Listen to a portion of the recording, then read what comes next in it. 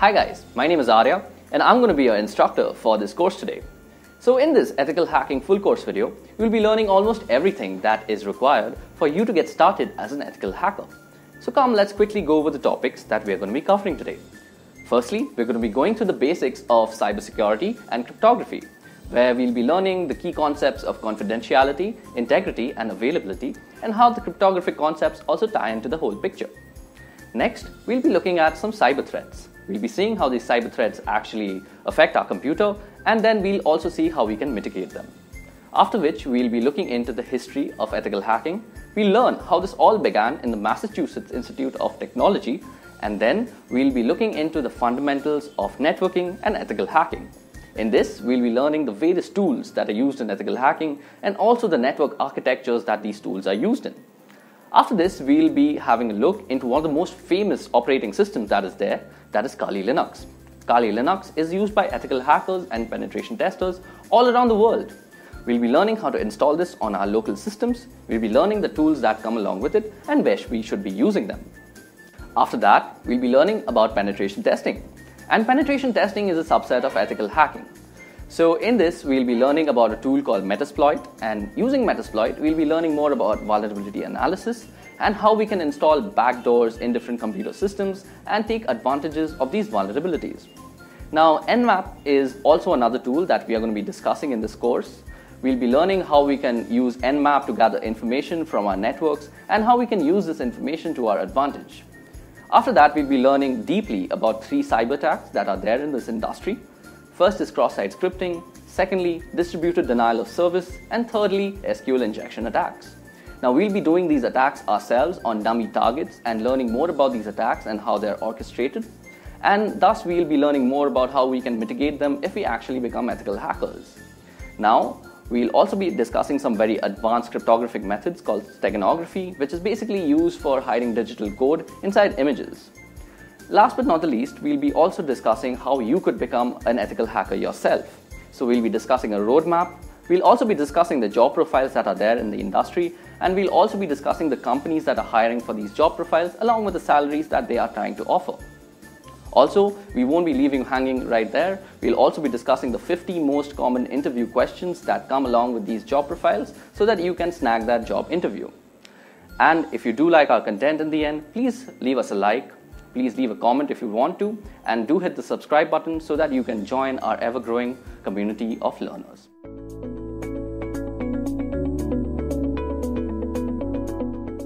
It can be rightfully said that today's generation lives on the internet, and we general users are almost ignorant as to how those random bits of ones and zeros reach securely to our computer.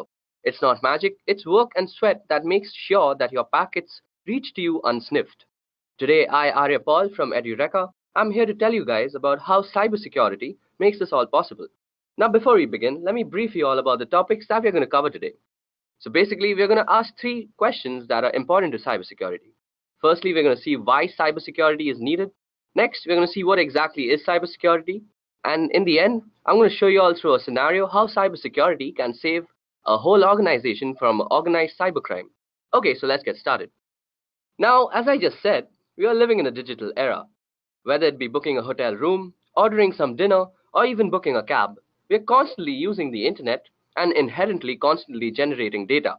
This data is generally stored on the cloud, which is basically a huge data server or data center that you can access online. Also, we use an array of devices to access this data. Now, for a hacker, it's a golden age. With so many access points, public IP addresses, and constant traffic and tons of data to exploit, black hat hackers are having one hell of a time exploiting vulnerabilities and creating malicious software for the same. Above that, cyber attacks are evolving by the day.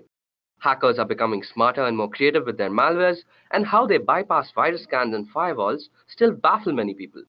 Let's go through some of the most common types of cyber attacks now. So as you guys can see, I've listed out 8 cyber attacks that have plagued us since the beginning of the internet. Let's go through them briefly. So first on the list, we have general malwares.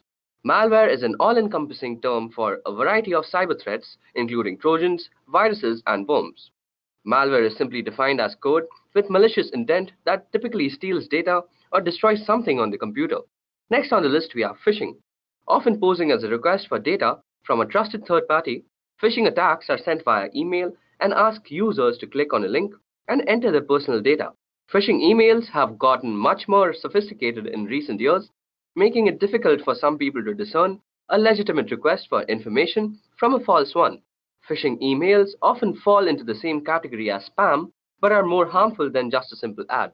Next on the list, we have password attacks. A password attack is exactly what it sounds like: a third party trying to gain access to your system by cracking a user's password.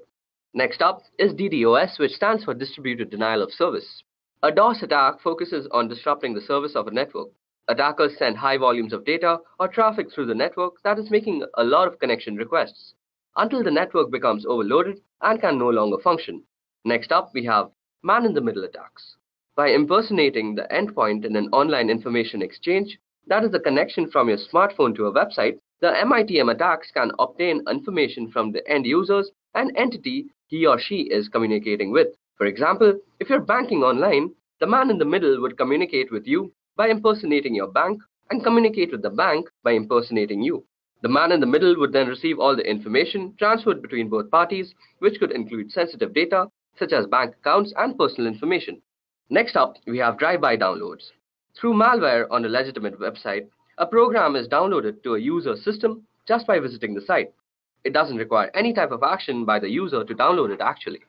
Next up, we have maladvertising, which is a way to compromise your computer with malicious code that is downloaded to your system when you click on an affected ad. Lastly, we have rogue softwares, which are basically malwares that are masquerading as legitimate and necessary security software that will keep your system safe. So as you guys can see now, the internet sure isn't a safe place as we might think it is. This not only applies for us as individuals, but also large organizations. There have been multiple cyber breaches in the past that has compromised the privacy and confidentiality of our data. If we head over to the site called Information is Beautiful, we can see all the major cyber breaches that have been committed. So as you guys can see, even big companies like eBay, AOL, Evernote, Adobe have actually gone through major cyber breaches, even though they have a lot of security measures taken to protect the data that they contain. So it's not only that small individuals are targeted by hackers and other people, but even bigger organizations are constantly being targeted by these guys. So after looking at all sorts of cyber attacks possible, the breaches of the past, and the sheer amount of data available, we must be thinking that there must be some sort of mechanism and protocol to actually protect us from all these sorts of cyber attacks. And indeed, there is a way, and this is called cybersecurity. In a computing context, security comprises of cybersecurity and physical security. Both are used by enterprises to protect against unauthorized access to data centers and other computerized systems. Information security, which is designed to maintain the confidentiality, integrity, and availability of data, is a subset of cybersecurity. The use of cybersecurity can help prevent against cyber attacks, data breaches, identity theft, and can aid in risk management. So when an organization has a strong sense of network security and an effective incident response plan, it is better able to prevent and mitigate these attacks. For example, end-user protection defends information and guards against loss of theft, while also scanning computers for malicious code. Now, when talking about cybersecurity, there are three main activities that we are trying to protect ourselves against, and they are unauthorized modification, unauthorized deletion, and unauthorized access. These three terms are very synonymous to the very commonly known CIA triad, which stands for confidentiality, integrity, and availability. The CIA triad is also commonly referred to as the three pillars of security, and most security policies of bigger organizations and even smaller companies are based on these three principles. So let's go through them one by one. So first on the list, we have confidentiality. Confidentiality is roughly equivalent to privacy. Measures undertaken to ensure confidentiality are designed to prevent sensitive information from reaching the wrong people, while making sure that the right people can in fact get it. Access must be restricted to those authorized to view the data in question. It is common as well for data to be categorized according to the amount and type of damage that could be done should it fall into unintended hands. More or less, stringent measures can then be implemented across to those categories. Sometimes safeguarding data confidentiality may involve special training for those privy to such documents. Such training would typically include security risks that could threaten this information. Training can help familiarize authorized people with risk factors and how to guard against them. Further aspects of training can include strong password and password-related best practices and information about social engineering methods to prevent them from bending data handling rules with good intention and potentially disastrous results. Next on the list, we have integrity. Integrity involves maintaining the consistency, accuracy, and trustworthiness of data over its entire life cycle. Data must not be changed in transit, and steps must be taken to ensure that data cannot be altered by unauthorized people, for example, in a breach of confidentiality. These measures include file permissions and user access controls. Version control may be used to prevent erroneous changes or accidental deletion by authorized users becoming a problem. In addition, some means must be in place to detect any changes in data that might occur as a result of non-human caused events, such as electromagnetic pulses or server crash. Some data might include checksums, even cryptographic checksums for verification of integrity. Backup or redundancies must be available to restore the affected data to its correct state. Last but not the least is availability. Availability is best ensured by rigorous maintaining of all hardware, performing hardware repairs immediately when needed, and maintaining a correctly functional operating system environment that is free of software conflicts. It's also important to keep current with all necessary system upgrades. Providing adequate communication bandwidth and preventing the occurrences of bottlenecks are equally important. Redundancy, failover, and even high availability clusters can mitigate serious consequences when hardware issues do occur. Fast and adaptive disaster recovery is essential for the worst-case scenarios. That capacity is reliant on the existence of a comprehensive disaster recovery plan.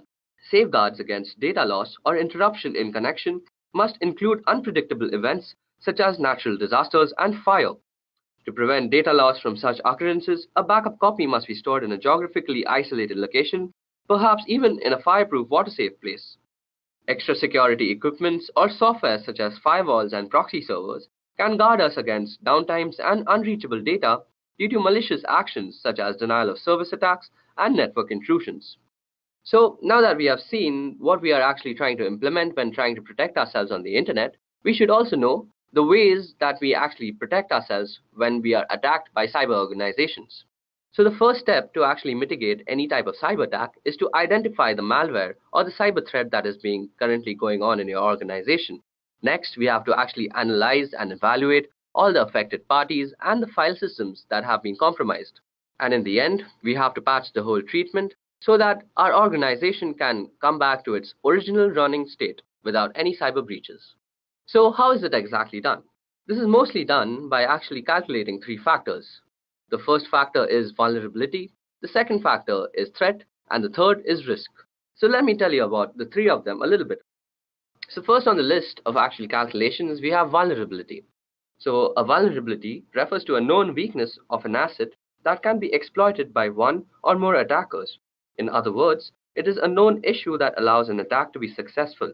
For example, when a team member resigns and you forget to disable their access to external accounts, change logins, or remove their names from the company credit cards, this leaves your business open to both unintentional and intentional threats. However, most vulnerabilities are exploited by automated attackers and not a human typing on the other side of the network. Next, testing for vulnerabilities is critical to ensuring the continued security of your systems by identifying weak points and developing a strategy to respond quickly. Here are some questions that you ask when determining your security vulnerabilities. So you have questions like, is your data backed up and stored in a secure offsite location? Is your data stored in the cloud? If yes, how exactly is it being protected from cloud vulnerabilities? What kind of security do you have to determine who can access, modify, or delete information from within your organization? Next, you could ask questions like, what kind of antivirus protection is in use? What are the license currents? Are the license current? And is it running as often as needed? Also, do you have a data recovery plan in the event of vulnerability being exploited? So these are the normal questions that one asks when actually checking their vulnerability. Next up is threat.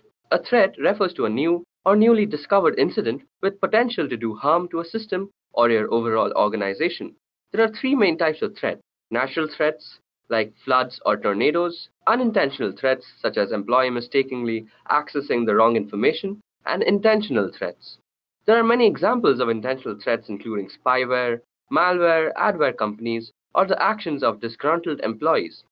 In addition, worms and viruses are categorized as threats because they could potentially cause harm to your organization through exposure to an automated attack, as opposed to one perpetrated by human beings. Although these threats are generally outside of one's control and difficult to identify in advance, it is essential to take appropriate measures to assess threats regularly. Here are some ways to do so. Ensure that your team members are staying informed of current trends in cybersecurity so they can quickly identify new threats. They should subscribe to blogs like Wired and podcasts like the TechGenics Extreme IT that covers these issues, as well as join professional associations so they can benefit from breaking news feeds, conferences, and webinars. You should also perform regular threat assessment to determine the best approaches to protecting a system against a specific threat, along with assessing different types of threat. In addition, penetration testing involves modeling real-world threats in order to discover vulnerabilities. Next on the list, we have risk. So risk refers to the potential for loss or damage when a threat exploits a vulnerability. Examples of risks include financial losses as a result of business disruption, loss of privacy, reputational damage, legal implications, and can even include loss of life. Risk can also be defined as follows, which is basically threat multiplied by the vulnerability. You can reduce the potential for risk by creating and implementing a risk management plan, and here are the key aspects to consider when developing your risk management strategy. Firstly, we need to assess risk and determine needs. When it comes to designing and implementing a risk assessment framework, it is critical to prioritize the most important breaches that need to be addressed. Although frequency may differ in each organization, this level of assessment must be done on a regular, recurring basis. Next, we also have to include a total stakeholder perspective. Stakeholders include the business owners as well as employees, customers, and even vendors. All of these players have the potential to negatively impact the organization, but at the same time they can be assets in helping to mitigate risk. So as we see, risk management is the key to cybersecurity. So now let us go through a scenario to actually understand how cybersecurity actually defends an organization against very manipulative cybercrime. So cybercrime, as we all know, is a global problem that's been dominating the news cycle.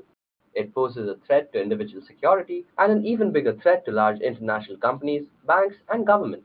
Today's organized cybercrime far outshadows lone hackers of the past, and now large organized crime rings function like startups and often employ highly trained developers who are constantly innovating new online attacks. Most companies have preventative security software to stop these types of attacks, but no matter how secure we are, cybercrime is going to happen. So meet Bob. He is the chief security officer for a company that makes a mobile app to help customers track and manage their finances. So security is a top priority. So Bob's company has an activity response platform in place that automates the entire cybersecurity process. The ARP software integrates all the security and IT software needed to keep a large company like Bob's secure into a single dashboard and acts as a hub for the people, processes, and technology needed to respond to and contain cyber attacks. Let's see how this platform works in the case of a security breach. While Bob is out on a business trip, irregular activity occurs on his account as a user behavior analytics engine that monitors account activity, recognizes suspicious behavior involving late-night logins and unusual amounts of data being downloaded. This piece of software is the first signal that something is wrong. An alert is sent to the next piece of software in the chain, which is the security information and event management system. Now, the ARP can orchestrate a chain of events that ultimately prevents the company from encountering a serious security disaster. The ARP connects to a user directory software that Bob's company uses, which immediately recognizes the user accounts belong to an executive who is out on a business trip, and then proceeds to lock his account. The ARP sends the incident IP address to a threat intelligence software, which identifies the address as a suspected malware server.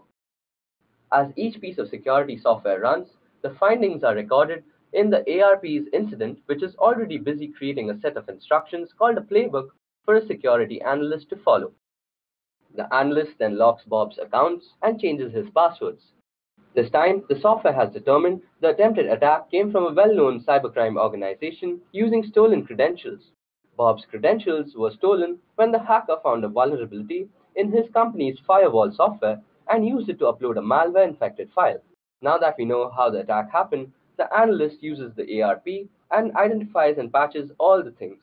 The ARP uses information from Endpoint Tool to determine which machines need to be patched, recommends how to patch them, and then allows the analyst to push the patches to all the computers and mobile devices instantly. Meanwhile, Bob has to alert the legal departments of the breach, and the ARP instantly notifies the correct person of the situation and the status of the incident after the attack is contained. And Bob's account is secured. The analyst then communicates which data may have been stolen or compromised during the incident.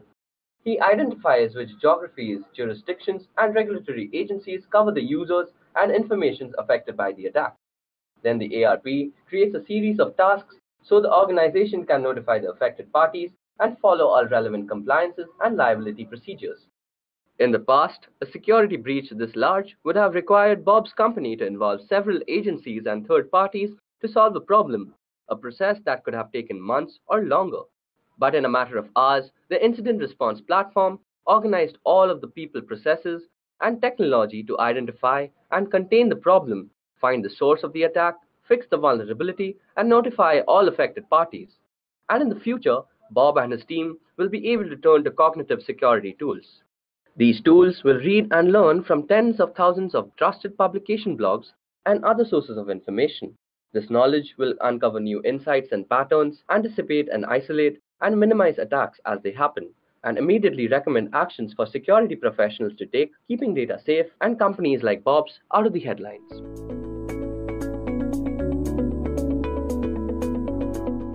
Cryptography is essentially important because it allows you to securely protect data that you don't want anyone else to have access to. It is used to protect corporate secrets, secure classified information, and to protect personal information to guard against things like identity theft. And today's video is basically going to be about cryptography. Now, before we actually jump into the session, let me give you guys a brief on the topics that we're going to cover today. So first of all, we're going to cover what is cryptography through the help of a very simplistic scenario. Then we are going to go through the classifications of cryptography and how the different classificative algorithm works.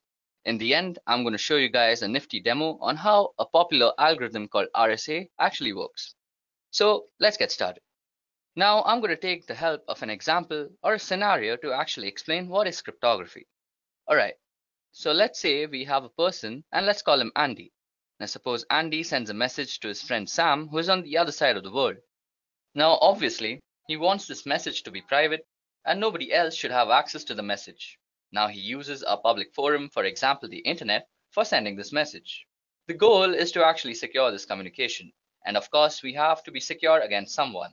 Now let's say there is a smart guy called Eve who has secretly got access to your communication channel. Since this guy has access to your communication, he can do much more than just eavesdrop. For example, he can try to change the message in itself. Now this is just a small example. What if Eve actually gets access to your private information? Well, that could actually result in a big catastrophe.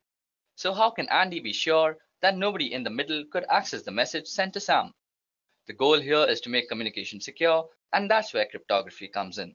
So what exactly is cryptography? Well, cryptography is the practice and the study of techniques for securing communication and data in the presence of adversaries. So let me take a moment to explain how that actually happens. Well, first of all, we have a message. This message is firstly converted into a numeric form, and then this numeric form is applied with a key called an encryption key, and this encryption key is used in an encryption algorithm. So once the numeric message and the encryption key has been applied in an encryption algorithm, what we get is called a ciphertext. Now this ciphertext is sent over the network to the other side of the world, where the other person who the message is intended for will actually use a decryption key and use the ciphertext as a parameter of a decryption algorithm, and then he'll get what we actually sent as a message. And if some error had actually occurred, he'd get an error. So let's see how cryptography can help secure the connection between Andy and Sam. So to protect his message, Andy first converts his readable message to an unreadable form. Here he converts the message to some random numbers, and after that he uses a key to encrypt his message. After applying this key to the numerical form of his message, he gets a new value. In cryptography, we call this ciphertext. So now if Andy sends the ciphertext or encrypted message over communication channel, he won't have to worry about somebody in the middle of discovering the private message. Even if somebody manages to discover the message, he won't be able to decrypt the message without having a proper key to unlock this message. So suppose Eve here discovers the message and he somehow manages to tamper with the message and message finally reaches Sam. Sam would need a key to decrypt the message to recover the original plaintext. So using the key, he would convert a ciphertext to numerical value corresponding to the plaintext. Now after using the key for decryption, what will come out is the original plaintext message or an error. Now this error is very important. It is the way Sam knows that message sent by Andy is not the same as the message that he received. So the error in a sense tells us that Eve has tampered with the message. Now the important thing to note here is that in modern cryptography, the security of the system purely relies on keeping the encryption and decryption keys secret. Based on the type of keys and encryption algorithms, cryptography is classified under the following categories.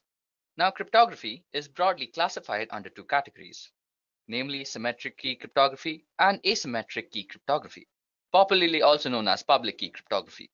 Now symmetric key cryptography is further classified as classical cryptography and modern cryptography. Further drilling down, classical cryptography is divided into two, which is transposition cipher and substitution cipher. On the other hand, modern cryptography is divided into stream cipher and block cipher.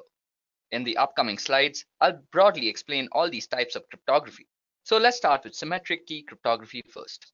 So symmetric key algorithms are algorithms for cryptography that use the same cryptographic keys for both encryption of plaintext and decryption of ciphertext. The keys may be identical, or there may be some simple transformation to go between the two keys. The keys in practice represent a shared secret between two or more parties that can be used to maintain a private information link.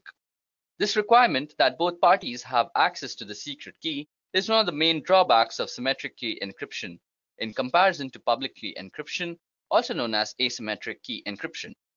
Now, symmetric key cryptography is sometimes also called secret key cryptography, and the most popular symmetric key system is the Data Encryption Standards, which also stands for DES.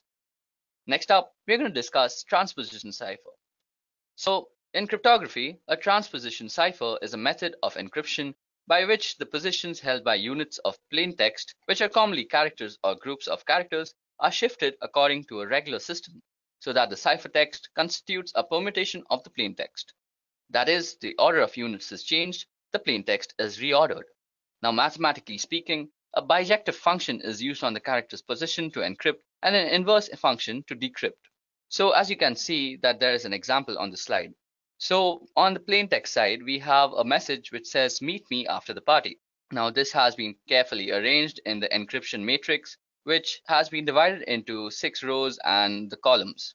So next we have a key which is basically 421635, and then we rearrange by looking at the plain text matrix, and then we get the ciphertext, which basically is some unreadable gibberish at this moment. So that's how this whole algorithm works. On the other hand, when the ciphertext is being converted into the plaintext, the plaintext matrix is going to be referred, and it can be done very easily. Moving on, we are going to discuss substitution cipher. So substitution of single letters separately, simple substitution can be demonstrated by writing out the alphabets in some order to represent the substitution. This is termed as substitution alphabet. The cipher alphabet may be shifted or reversed, creating the Caesar and Abstash cipher respectively, or scrambled in a more complex fashion, in which case it is called a mixed alphabet or deranged alphabet. Traditionally, mixed alphabets may be created by first writing out keyword, removing repeated letters in it, then writing all the remaining letters in the alphabet in the usual order. Now consider this example shown on the slide. Using the system we just discussed, the keyword zebras gives us the following alphabets from the plaintext alphabet, which is A to Z. So the ciphertext alphabet is basically zebras, then followed by all the alphabets we have missed out in the zebra word.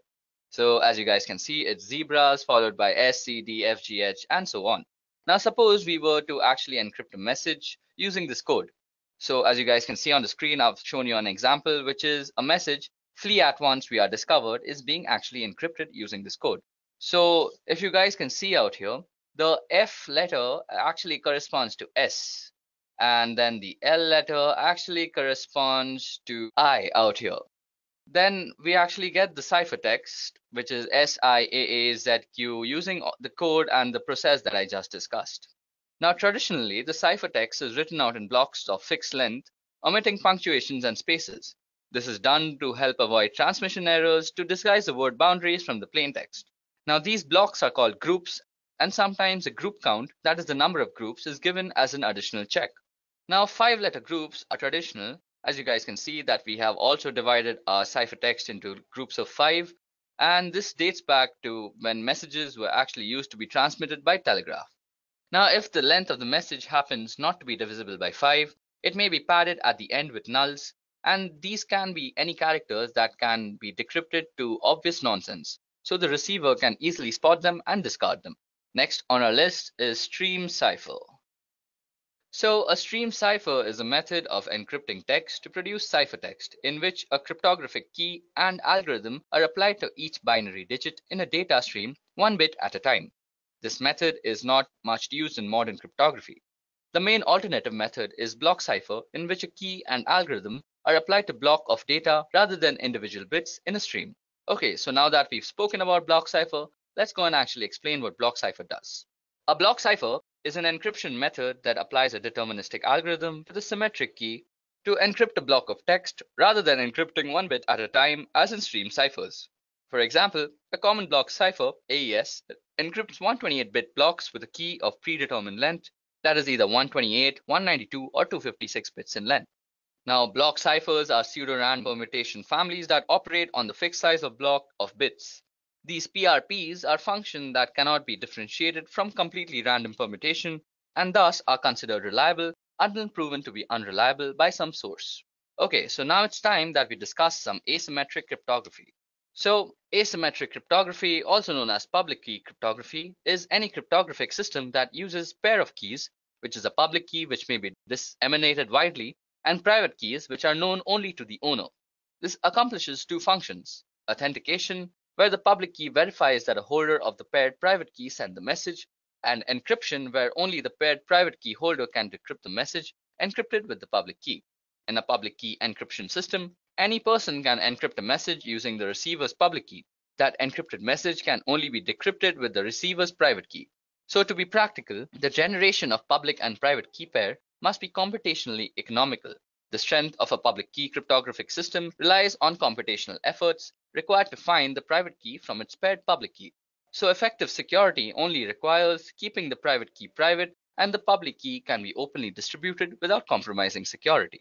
Okay, so now that I've actually shown you guys how cryptography actually works and how the different classifications are actually applied, let's go and do something interesting. So you guys are actually watching this video on YouTube right now. So if you guys actually go and click on the secure part besides the URL, you can actually go and view the digital certificates that are actually used out here. So click on certificates and you'll see the details in the details tab. Now, as you guys can see, the signature algorithm that is used for actually securing YouTube is being SHA-256 with RSA. And RSA is a very common encryption algorithm that is used throughout the internet. Then the signature hash algorithm that is being used is SHA-256. And the issuer is Google Internet Authority. And you can get a lot of information about sites and all their authority key identifiers, their certificate policies, the key usage, and a lot of things about security just from this small little button out here. Also, let me show you a little how public key encryption actually works. So on the site, which is basically cobwebs.cs.uga.edu, you can actually demo out public key encryption. So suppose we had to send a message. First, we would need to generate keys. So as you can see, I just click generate keys and it got me two keys, which is one is the public key, which I will distribute throughout the network, and one the private key, which I will actually keep secret to myself. Now I want to send a message saying, hi there, when is the exam tomorrow? So now we are going to encrypt it using the public key because that's exactly what's distributed. So now as you can see, we have got our ciphertext.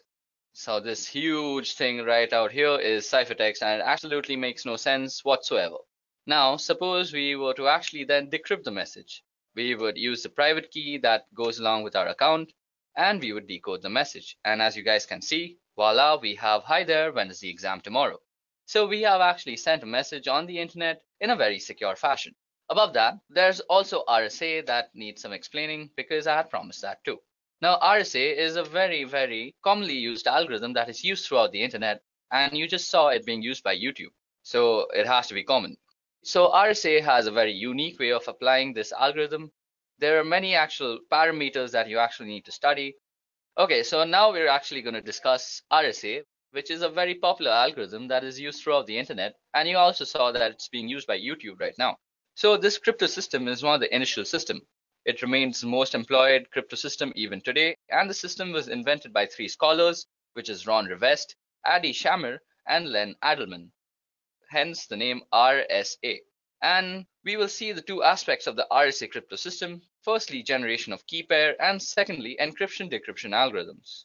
So each person or a party who desires to participate in communication using encryption needs to generate a pair of keys, namely public key and private key. So the process followed in the generation of keys is as follows. First, we have to actually calculate n. Now n is actually given by multiplying p and q, as you guys can see out here. So p and q are supposed to be very large prime numbers.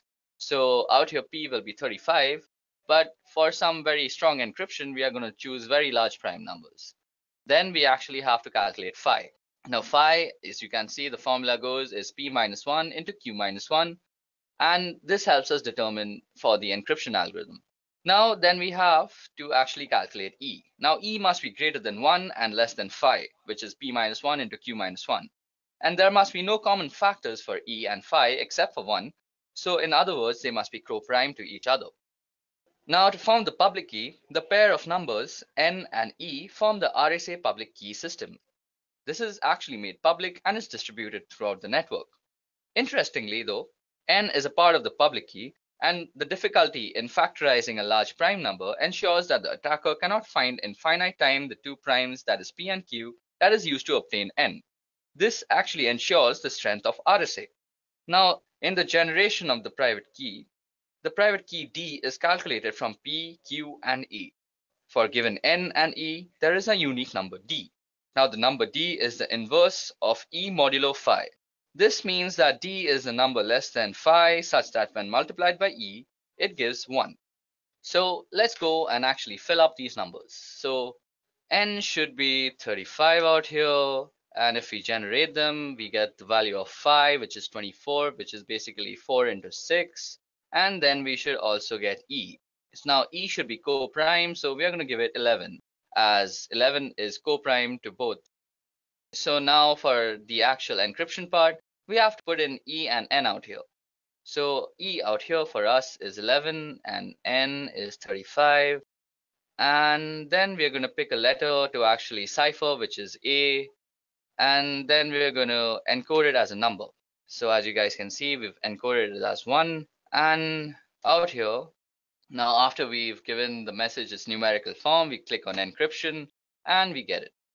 Now to actually decrypt the message, we are going to need D and N.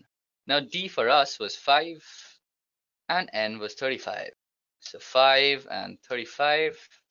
And then we're going to take encrypted message from above and we're going to decrypt this message. So after you decrypt it, we have the numerical form of the plain text, and to then decode the message, just click here, decode message, and as you guys can see, we have decoded a message using RSA. So guys, that's how RSA works. I explained all the factors that we actually use in RSA, from N to 5 to E to D, and I hope you understood a part of it. If y'all are still more interested, y'all can actually research a lot on RSA. It's a very in-depth cryptographic system. D and N. Now D for us was 5 and N was 35. So 5 and 35. And then we're going to take encrypted message from above and we're going to decrypt this message. So after you decrypt it, we have the numerical form of the plain text, and to then decode the message, just click here, decode message, and as you guys can see, we have decoded a message using RSA. So guys, that's how RSA works. I explained all the factors that we actually use in RSA, from N to 5 to E to D, and I hope you understood a part of it. If y'all are still more interested, y'all can actually research a lot on RSA. It's a very in-depth cryptographic system.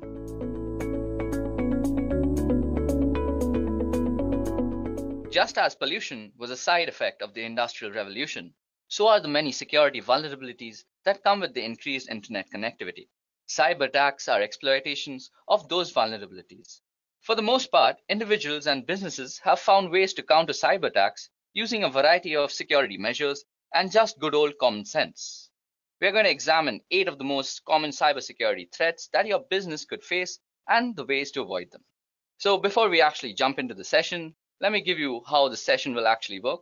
We are going to discuss the most 8 common cyber threats. We're going to discuss in particular what they are, how the threat works, and how to protect yourself. Okay, so now let's jump in. Now, cyber attacks are taking place all the time. Even as we speak, the security of some organization, big or small, is being compromised. For example, if you visit this site out here, that is ThreatCloud, you can actually view all the cyber attacks that are actually happening right now. Let me just give you a quick demonstration of how that looks like. Okay, so as you guys can see out here, these are all the places that are being compromised right now. The red parts actually show us the part that is being compromised, and the yellow places actually show us from where it's being compromised from. Okay, as you guys can see now that someone from the Netherlands is actually attacking this place and someone from USA was attacking Mexico. It's a pretty interesting site and actually gives you a scale of how many cyber attacks are actually happening all the time in the world. Okay, now getting back, I think looking at all these types of cyber attacks, it's only necessary that we educate ourselves about all the types of cyber threats that we have. So these are the 8 cyber threats that we're going to be discussing today. Firstly, we're going to start with malware. So malware is an all-encompassing term for a variety of cyber attacks, including Trojans, viruses, and worms. Malware is simply defined as code with malicious intent that typically steals data or destroys something on the computer. The way malware goes about doing its damage can be helpful in categorizing what kind of malware you're dealing with. So let's discuss it. So first of all, viruses. Like their biological namesakes, viruses attach themselves to clean files and infect other clean files, and they can spread uncontrollably, damaging a system's core functionality and deleting or corrupting files.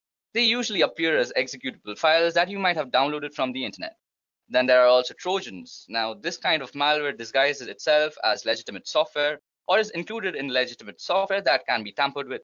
It tends to act discreetly and creates backdoors in your security to let other malwares in. Then we have worms. Worms infect entire networks of devices, either local or across the internet, by using the network's interfaces. It uses each consecutive infected machine to infect more. And then we have botnets and such, where botnets are networks of infected computers that are made to work together under the controller of an attacker. So basically, you can encounter malware if you have some OS vulnerabilities, or if you download some illegitimate software from somewhere, or you have some other email attachment that was compromised with. Okay, so how exactly do you remove malware, or how exactly do you fight against it?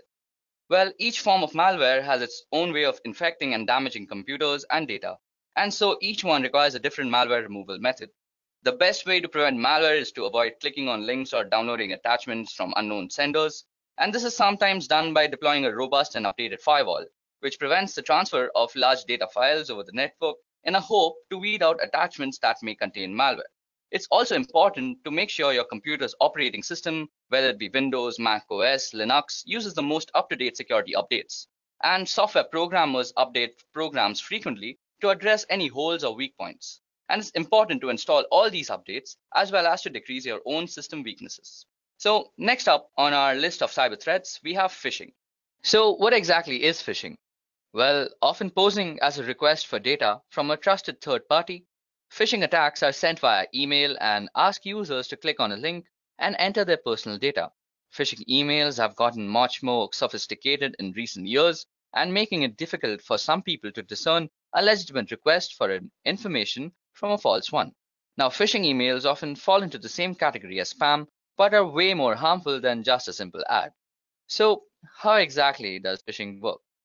Well, most people associate phishing with email messages that spoof or mimic bank, credit card companies, or other businesses like Amazon, eBay, and Facebook. These messages look authentic and attempt to get victims to reveal their personal information. But email messages are only one small piece of a phishing scam. From beginning to end, the process involves 5 steps. The first step is planning. The phisher must decide which business to target and determine how to get email addresses for the customers of that business. Then they must go through the setup phase.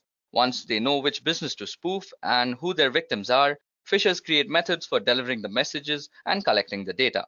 Then they have to execute the attack, and this is the step most people are familiar with. That is, the phisher sends a phony message that appears to be from a reputable source. After that, the phisher records the information the victims enter into the web page or pop-up windows. And in the last step, which is basically identity theft and fraud, the phishers use the information they've gathered to make illegal purchases or otherwise commit fraud. And as many as a fourth of the victims never fully recover. So how exactly can you be actually preventing yourself from getting phished? Well, the only thing that you can do is being aware of how phishing emails actually work. So first of all, a phishing email has some very specific properties. So firstly, you will have something like a very generalized way of addressing someone, like dear client. Then your message will not be actually from a very reputable source. So out here, as you can see, it's written as Amazon on the label, but if you actually inspect the email address that it came from, it's from management@maisoncanada.ca, which is not exactly a legitimate Amazon address. Third, you can actually hover over the redirect links and see where they actually redirect you to. Now, this redirects me to www.fakeamazon.com, as you can see out here. So basically, you know this is actually a phishing email, and you should actually report this email to your administrators or anybody else that you think is supposed to be concerned with this. Also, let me give you guys a quick demonstration on how phishing actually works from the perspective of an attacker. So first of all, I have actually created a phishing website for harvesting Facebook credentials. I simply just took the source code of the Facebook login page and pasted it, and then made a backend code in PHP which makes a log file of all the Facebook passwords that get actually entered onto the phishing page. Now, I've also sent myself an email as to make sure this looks legitimate, but this is only for spreading awareness, so please don't use this method for actually harvesting credentials. That's actually a very illegal thing to do. So let's get started. First of all, you'll go to your email and see that you'll get some email saying your Facebook credentials have been compromised. So when you open it, it looks pretty legit. Well, I haven't made it look all that legit. It should look legit, but the point out here is to actually make you aware of how this works. So as you guys can see, it says, "Dear client, we have strong reasons to believe that your credentials may have been compromised and might have been used by someone else. We have locked your Facebook account. Please click here to unlock. Sincerely, Facebook Associate Team." So if we actually click here, we are actually redirected to a nice looking Facebook page, which is exactly how Facebook looks like when you're logging in. Now, suppose I were to actually log into my Facebook account, which I won't. I'll just use some random ID, like this is an email @gmail.com, and let's put password as admin123, and we click login. Now, since my Facebook is actually already logged in, it'll just redirect to facebook.com, and you might just see me logged in. But on a normal computer, it'll just redirect you to www.facebook.com, which should just show this site again. Okay, so once I click login out here, all that the backend code that I've written in PHP out here will do is that it's going to take all the parameters that I've entered into this website, that is my email address and the password, and just generate a log file about it. So let's just hit login and see what happens. So as you guys can see, I've been redirected to the original Facebook page that is not meant for phishing. And on my system out here, I have a log file, and this log file will show exactly. As you can see, I've fished out the email address. This is an email @gmail.com, and it's also showed the password, that is admin123. So this is how exactly phishing works. You enter an email address, and you're entering the email address on a phishing website, and then it just redirects you to the original site. But by this time, you've already compromised your credentials. So always be careful when dealing with such emails. So now jumping back to our session, the next type of cyber attacks we're going to discuss is password attacks. So an attempt to obtain or decrypt a user's password for illegal use is exactly what a password attack is. Hackers can use cracking programs, dictionary attacks, and password sniffers in password attacks. Password cracking refers to various measures used to discover computer passwords. This is usually accomplished by recovering passwords from data stored in or transported from a computer system. Password cracking is done by either repeatedly guessing the password, usually through a computer algorithm in which the computer tries numerous combinations until the password is successfully discovered. Now, password attacks can be done for several reasons. but the most malicious reason is in order to gain unauthorized access to a computer with the computer's owner's awareness not being in place. Now, this results in cybercrime, such as stealing passwords for the purpose of accessing bank information. Now, today, there are three common methods used to break into a password-protected system. The first is a brute force attack. A hacker uses a computer program or script to try to log in with possible password combinations, usually starting with the easiest to guess password. So just think, if a hacker has a company list, he or she can easily guess usernames. If even one of the users has a password 123, he will quickly be able to get in. The next are dictionary attacks. Now, a hacker uses a program or script to try to log in by cycling through the combinations of common words. In contrast with brute force attacks where a large proportion key space is searched systematically, a dictionary attack tries only those possibilities which are most likely to succeed, typically derived from a list of words, for example, a dictionary. Generally, dictionary attacks succeed because most people have a tendency to choose passwords which are short or such as single words found in the dictionaries or simple, easy predicted variations on words such as appending a digit or so. Now, the last kind of password attacks are used by keylogger attacks. A hacker uses a program to track all of the user's keystrokes. So at the end of the day, everything the user has typed, including the login IDs and passwords, have been recorded. A keylogger attack is different than a brute force or dictionary attack in many ways, not the least of which the key logging program used is a malware that must first make it onto the user's device. And the keylogger attacks are also different because stronger passwords don't provide much protection against them, which is one reason that multi-factor authentication is becoming a must-have for all businesses and organizations. Now, the only way to stop yourself from getting killed in the whole password attack conundrum is by actually practicing the best practices that are being discussed in the whole industry about passwords. So basically, you should update your password regularly. You should use alphanumerics in your password. And you should never use words that are actually in the dictionary. It's always advisable to use garbage words that make no sense for passwords, as they just increase your security. So moving on, we're going to discuss DDoS attacks. So what exactly is a DDoS or a DOS attack? Well, first of all, it stands for Distributed Denial of Service, and a DOS attack focuses on disrupting the service to a network, as the name suggests. Attackers send high volume of data of traffic through the network until the network becomes overloaded and can no longer function. So there are a few different ways attackers can achieve DOS attack, but the most common is the Distributed Denial of Service attack. This involves the attacker using multiple computers to send the traffic or data that will overload the system. In many instances, a person may not even realize that his or her computer has been hijacked and is contributing to the DOS attack.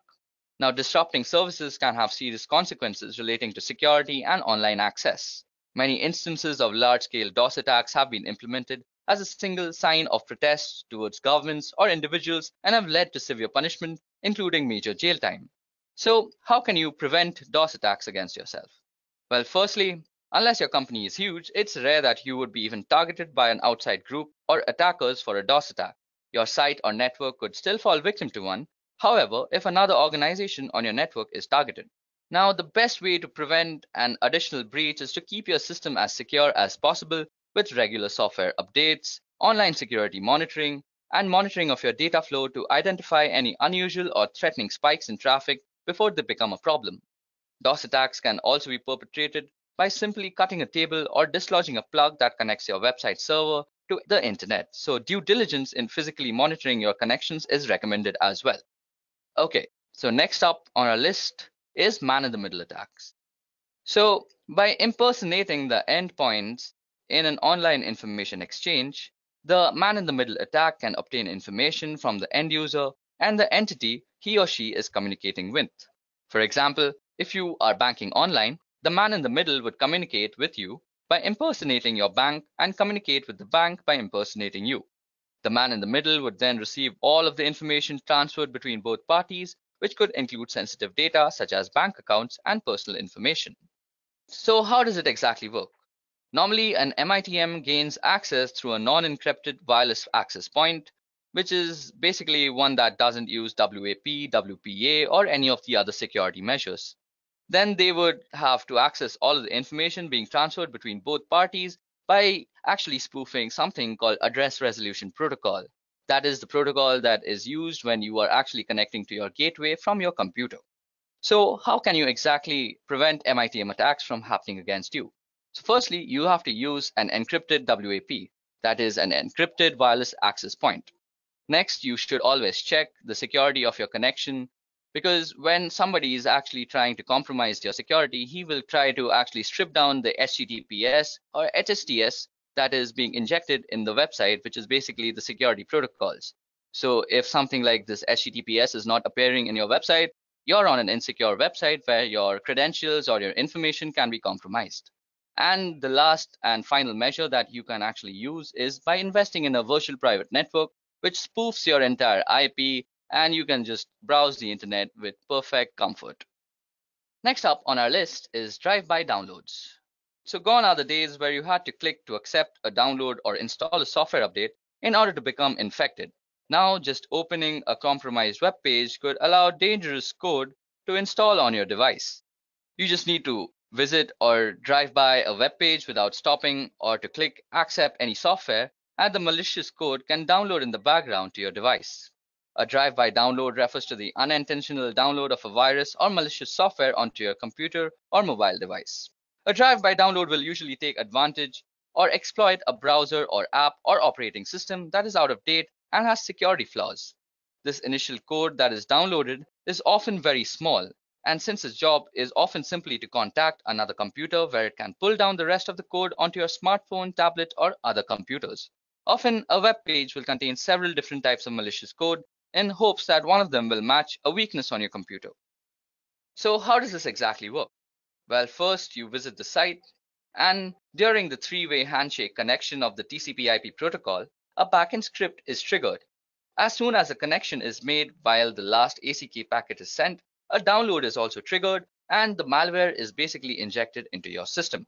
Now, the best advice I can share about avoiding drive-by downloads is to avoid visiting websites that could be considered dangerous or malicious. This includes adult content, file-sharing websites, or anything that offers you a free trip to the Bahamas. Now, some other tips to stay protected include keep your internet browser and operating system up to date, use a safe search protocol that warns you when to navigate to a malicious site, and use comprehensive security software on all your devices like McAfee All Access and keeping it up to date. Okay, so that was it about drive-by downloads. Next up is maladvertising or malvertising. So malvertising is the name we in the security industry give to criminally controlled advertisements which intentionally infect people and businesses. These can be any ad on any site, often ones which you use as a part of your everyday internet usage, and it is a growing problem, as is evident by a recent US Senate report and the establishment of bodies like Trust in Ads. Now, whilst the technology being used in the background is very advanced, the way it presents to the person being infected is simple. To all intents and purposes, the advertisement looks the same as any other, but has been placed by a criminal. Like you can see the Mint ad out here, it's really out of place, so you could say it's been made by a criminal. Now, without your knowledge, a tiny piece of code hidden deep in the advertisement is making your computer go to the criminal servers. These then catalog details about your computer and its location before choosing which piece of malware to send you, and this doesn't need a new browser window and you won't know about it. So basically, you're redirected to some criminal server, the malware injection takes place, and voila, you're infected. It's a pretty dangerous thing to be in. So how exactly can you stop malvertising? Well, first of all, you need to use an ad blocker, which is a very must in this day and age. You can have ad blocker extensions installed on your browser, whether it be Chrome, Safari, or Mozilla. Also, regular software updates of your browser and other softwares that work peripheral to your browser always help. And next is some common sense. Any advertisement that is about a lottery that's offering you free money is probably going to scam you and inject a malware too. So never click on those ads. So the last kind of cyber attacks we are going to discover today and discuss about is rogue software. So rogue security software is a form of malicious software and internet fraud that misleads users into believing that there is a virus on their computer and manipulates them into paying money for a fake malware removal tool. It is a form of scareware that manipulates users through fear and a form of ransomware. Rogue security software has been a serious security threat in desktop computing since 2008. So now, how does a rogue security software work? These scams manipulating users into download the program through a variety of techniques. Some of these methods include ads offering free or trial versions of security programs, often pricey upgrades, or encouraging the purchase of the deluxe versions. Then also pop-ups warning that your computer is infected with a virus, which encourages you to clean it by clicking on the program. And then manipulated SEO rankings that put infected website as the top hits when you search. These links then redirect you to a landing page that claims your machine is infected and encourages you a free trial of the rogue security program. Now, once the scareware is installed, it can steal all your information, slow your computer, corrupt your files, disable updates for legitimate antivirus softwares, or even prevent you from visiting legitimate security software vendor sites. Well, talking about prevention, the best defense is a good offense. And in this case, an updated firewall makes sure that you have a working one in your office that protects you and your employees from these type of attacks. It is also a good idea to install a trusted antivirus or anti-spyware software program that can detect threats like these. And also a general level of distrust on the internet and not actually believing anything right off the bat is the way to go. Machine is infected and encourages you a free trial of the rogue security program. Now, once the scareware is installed, it can steal all your information, slow your computer, corrupt your files, disable updates for legitimate antivirus softwares, or even prevent you from visiting legitimate security software vendor sites. Well, talking about prevention, the best defense is a good offense. And in this case, an updated firewall makes sure that you have a working one in your office that protects you and your employees from these type of attacks. It is also a good idea to install a trusted antivirus or anti-spyware software program that can detect threats like these. And also a general level of distrust on the internet and not actually believing anything right off the bat is the way to go.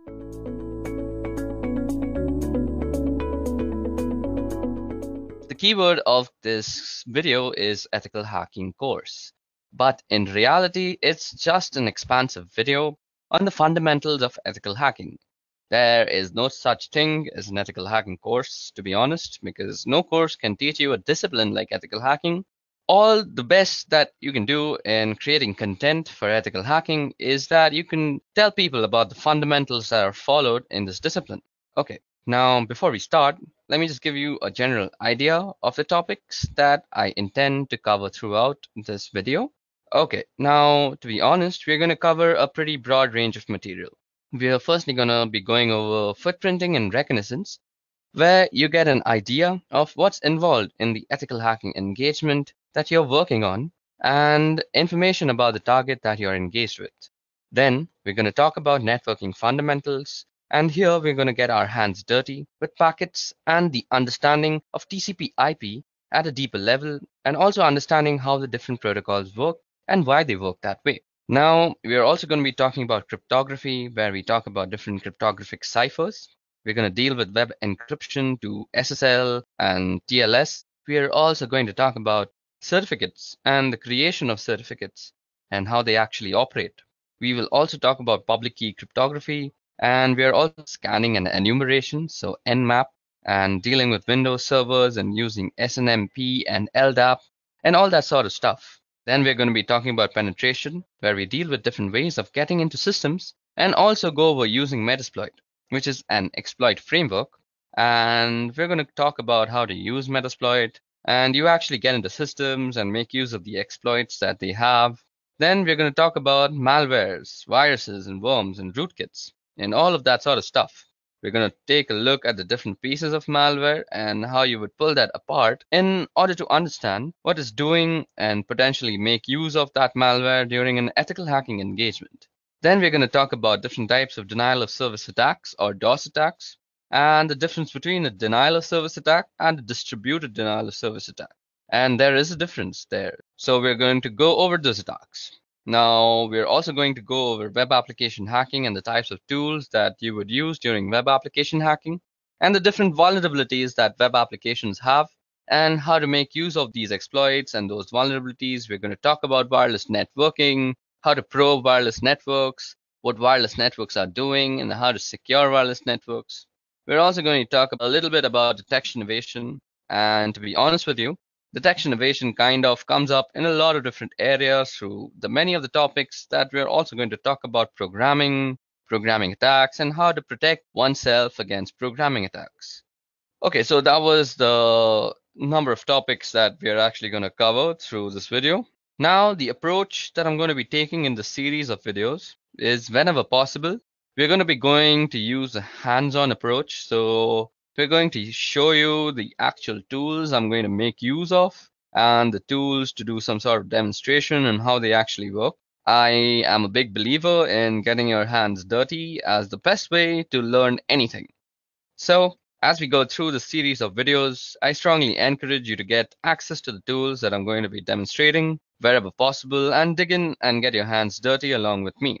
And there are places where we're going to be going over some theoretical material, and I'm not a big fan of PowerPoint slides. But sometimes they're a necessary evil in order to convey certain types of information. So wherever possible, I'm going to minimize their use, but you will run across places where they're just a necessity. And we're going to have to go through some slides where in order to get some particular points across, they are primarily of a theoretical nature. So that's the approach that we'll be taking through this video. And I hope you have fun as you go along the way. Okay, so let's begin. Now, the first topic that we're going to tackle is what is hacking?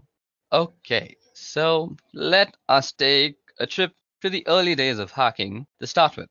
Now, the Internet Engineering Task Force is responsible for maintaining documentation about protocols and various specifications and processes and procedures regarding anything on the Internet.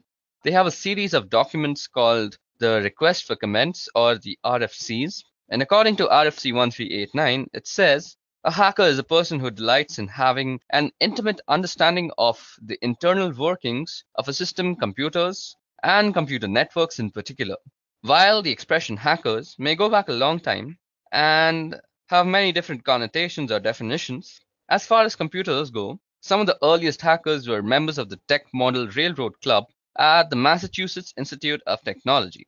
And what those people did and the various things that they did and were involved in are detailed in Stephen Levy's book called Hackers for Our Purposes. Now, for our purposes, we'll be talking about other types of hackers. Although the spirit of what we do goes back to those early days, now the definition of hacking or hackers has changed particularly in the 1980s, and in part as a result of a couple of people, namely Robert T. Morris, who was a Cornell graduate, who unleashed a piece of software that was called a worm on what was an early version of the internet worm, went on to cause a lot of damage and create a lot of downtime on systems across the country and across the world. Now, the Morris worm did end up resulting in something good, however. That is, the Computer Emergency Response Team at Carnegie Mellon was created primarily in response to the Morris worm. Now, there's also Kevin Mitnick, who is another well-known hacker who was responsible for various acts of computer crime over a couple of decades. He was the first convicted in 1988. So the definition of hacker or hacking moved from something benign to something far more sinister in popular culture. Now, we see hacking or hackers in all sorts of popular culture. We've seen them in hacker movies called war games, also the movie Hackers. Of course, you also see it in the Matrix movies, where you can see, if you look really closely, that they are using a tool called Nmap, which we will get into the use of in great detail later on as we go on. Now, also the movie Sneakers and the movie Swordfish. And on television, in addition to other places, you can see the agents at NCIS regularly doing things like cracking complex cryptography in just a matter of seconds or minutes. So, what is hacking really? Well, hacking is about a deep understanding of something particularly with relation to computers and computing. It's also about exploring and the joy of learning new things and understanding them very clearly and being able to manipulate those things in ways that maybe other people haven't before. It's also about digging into problems to find out solutions in creative and interesting ways, and sometimes finding problems where there weren't problems previously. And that's a little bit about what is hacking. Okay, so now that we have talked about what exactly is hacking and how the meaning and connotations of that word has changed over time, how it came into existence, how it was coined, let's go over the reasons that people normally hack. Now, you may want to hack just for fun. As discussed previously, hacking is a tradition that goes back several decades at MIT, even preceding the computer-related definition of hacking. Now, MIT has a long and storied history of hacking, and sometimes of a computer-related nature, which in this case happens to be true, and sometimes of a non-computer related nature instance. Now here you can see that MIT's homepage has been hacked, or you might even say defaced, to indicate that Disney is buying MIT. This was an April Fool's Day prank in 1998, and again, this is just the kind of hacking that you would do for fun rather. Now sometimes you might want to hack just to prove a political point, or any point for that matter. In this case again, Bill Gates had donated some money to the MIT, which allowed them to have a new building. And he was coming to MIT to visit and give a talk about Microsoft Windows and its systems. And as you can see, the Windows systems that were installed in the entryway at the building were hacked to be running Linux instead. And you can see here that Tux the Penguin is saying, "Welcome to the William H. Gates building." Again, that's some students who decided that they wanted to make a point about Linux and Microsoft and Windows to Bill Gates, and they thought hacking was the best way to go about it. Sometimes you hack just for the challenge. Here's an example again at MIT, where some students turned the facade of a building into a Tetris game board. Now, this was a reasonably difficult hack, and the students went after it just for the challenge of completing it. And it just so they could have some pride of ownership and to be able to say that they were able to pull this off. You know, the things that teenagers do to show off to other teenagers, it just increases with increase in scale. Now, in spite of its difficulties and its challenges and all the obstacles and planning that had to go into it, they were able to pull it off, and now they have those bragging rights.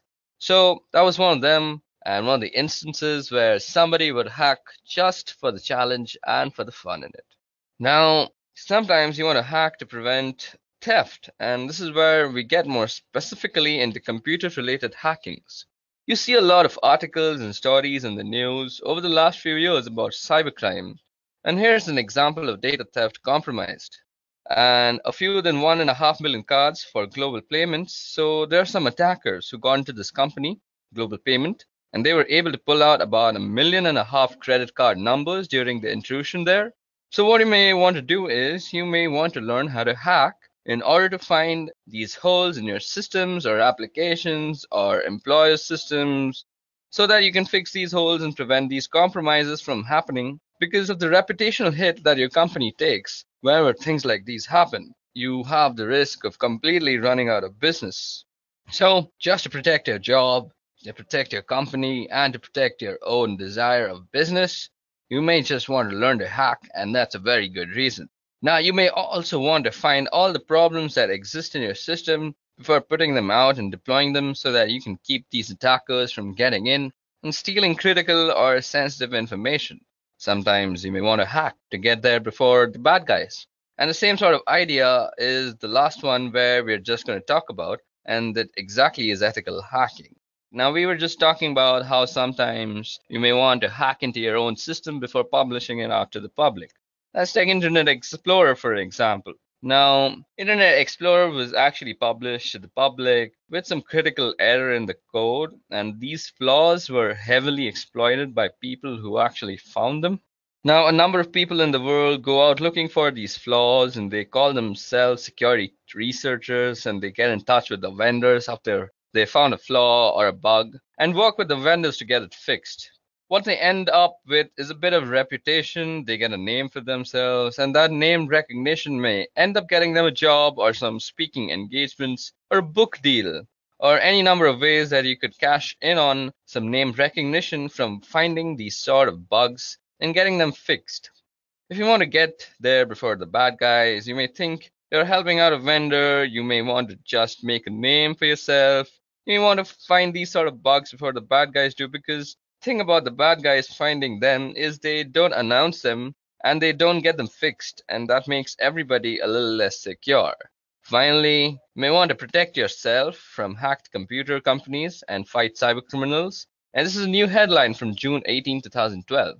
And we're starting to see these sort of news headlines show up as companies are starting to retaliate against attackers in order to retaliate against attackers. Now, in order to retaliate against attackers, you need to be able to have the same sort of skills and techniques and knowledge and experience that those attackers have. And where your company may want you to learn to hack, or the company may want to bring in people who are skilled at these sort of activities so that they can attack the attackers, and hopefully you end up with more steely exterior and you get a reputation for not being a company that people wanted to go after. Those are several reasons, and there we go. I gave you around a bunch of reasons as to why you may want to hack: for fun, to prove a point, to protect yourself, to protect the company, to not run out of business, and along with another bunch of reasons. Okay, so now that we have talked about why you would want to hack, let's move on to the types of hackers that exist.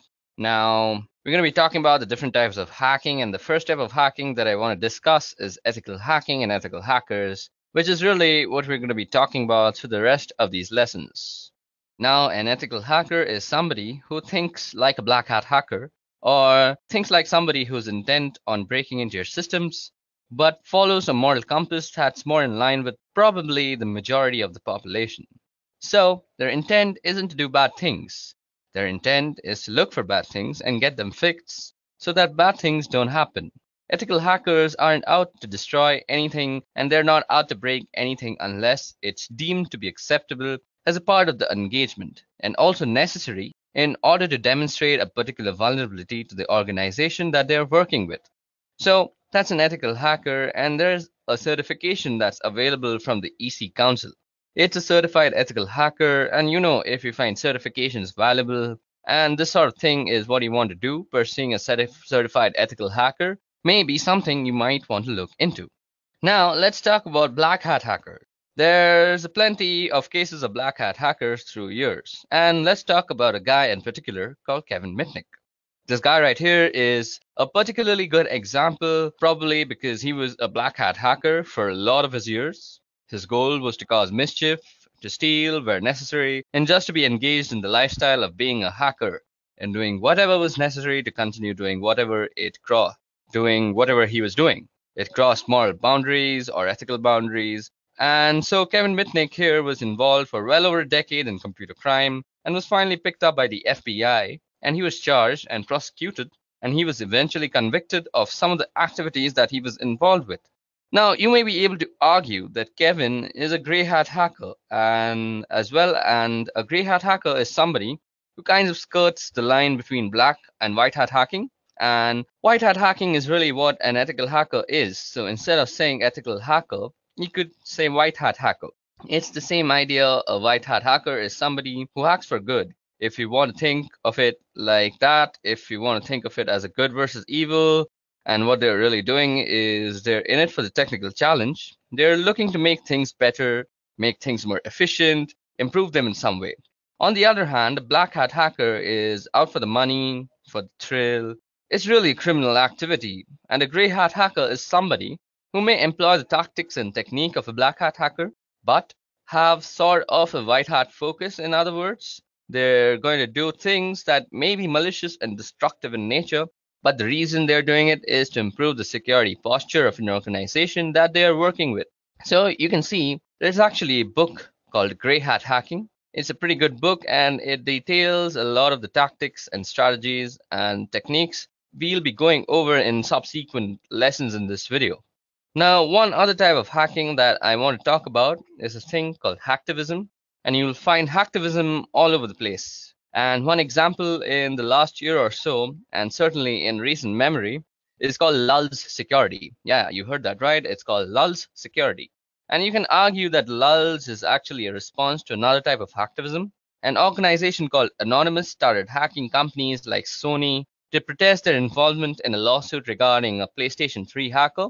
Now, Lulz Security was supposedly protesting the treatment of Anonymous, or was hacking in support of this group, Anonymous. So they hacked a number of companies and did things like pulled information, usernames, and passwords from the databases at these companies. And they said that the reason was to shine a light on the security of these companies, and also theoretically to embarrass the companies with their weak or poor security postures. And the problem with that they were doing this were posting information that they had found online. And that information often included details about customers for these particular corporations. And for an ethical hacker, a white hat hacker, that would cross the boundary of causing harm. So there's no reason for me as an ethical hacker to post information in a public forum about somebody, because I could be doing damage to them. But in this case, Lal Security and Anonymous, specifically Lal Security, were engaged in a form of hacktivism, and what they were doing was not only damaging to the corporation, that certainly was detrimental to those people. So different types of hackers and different types of hacking. We've got ethical or white hat hacking, we've got black hat, gray hat, and then we've finally got hacktivism. It's really the goal and the means that vary from one to the other. Okay, so now that we've discussed the types of hackers, let's also discuss the skills necessary to become one. So, what we're going to discuss in this part are the different skills that are required or will be learned as a part of this video. So, initially, just for basic computing, you need a basic understanding of operating systems and how to work them. There are going to be several fundamental types of tasks that I won't be going into any detail at all, and you'll need to know how to run programs and do things like open up a command prompt without me walking you through and how to do that. So I am going to assume that you have some basic understanding of how to do these sorts of tasks. Also, you need an understanding of the basic system software, and you'll need a basic understanding of how to use command line utilities. There are a number of tools and programs that we're going to be going through this video, and many of them use the command line. Now, whether it's on Windows or Linux, you'll need to be familiar with typing and being able to run programs from the command line and the various command line switches and parameters that those programs or types of programs are going to use.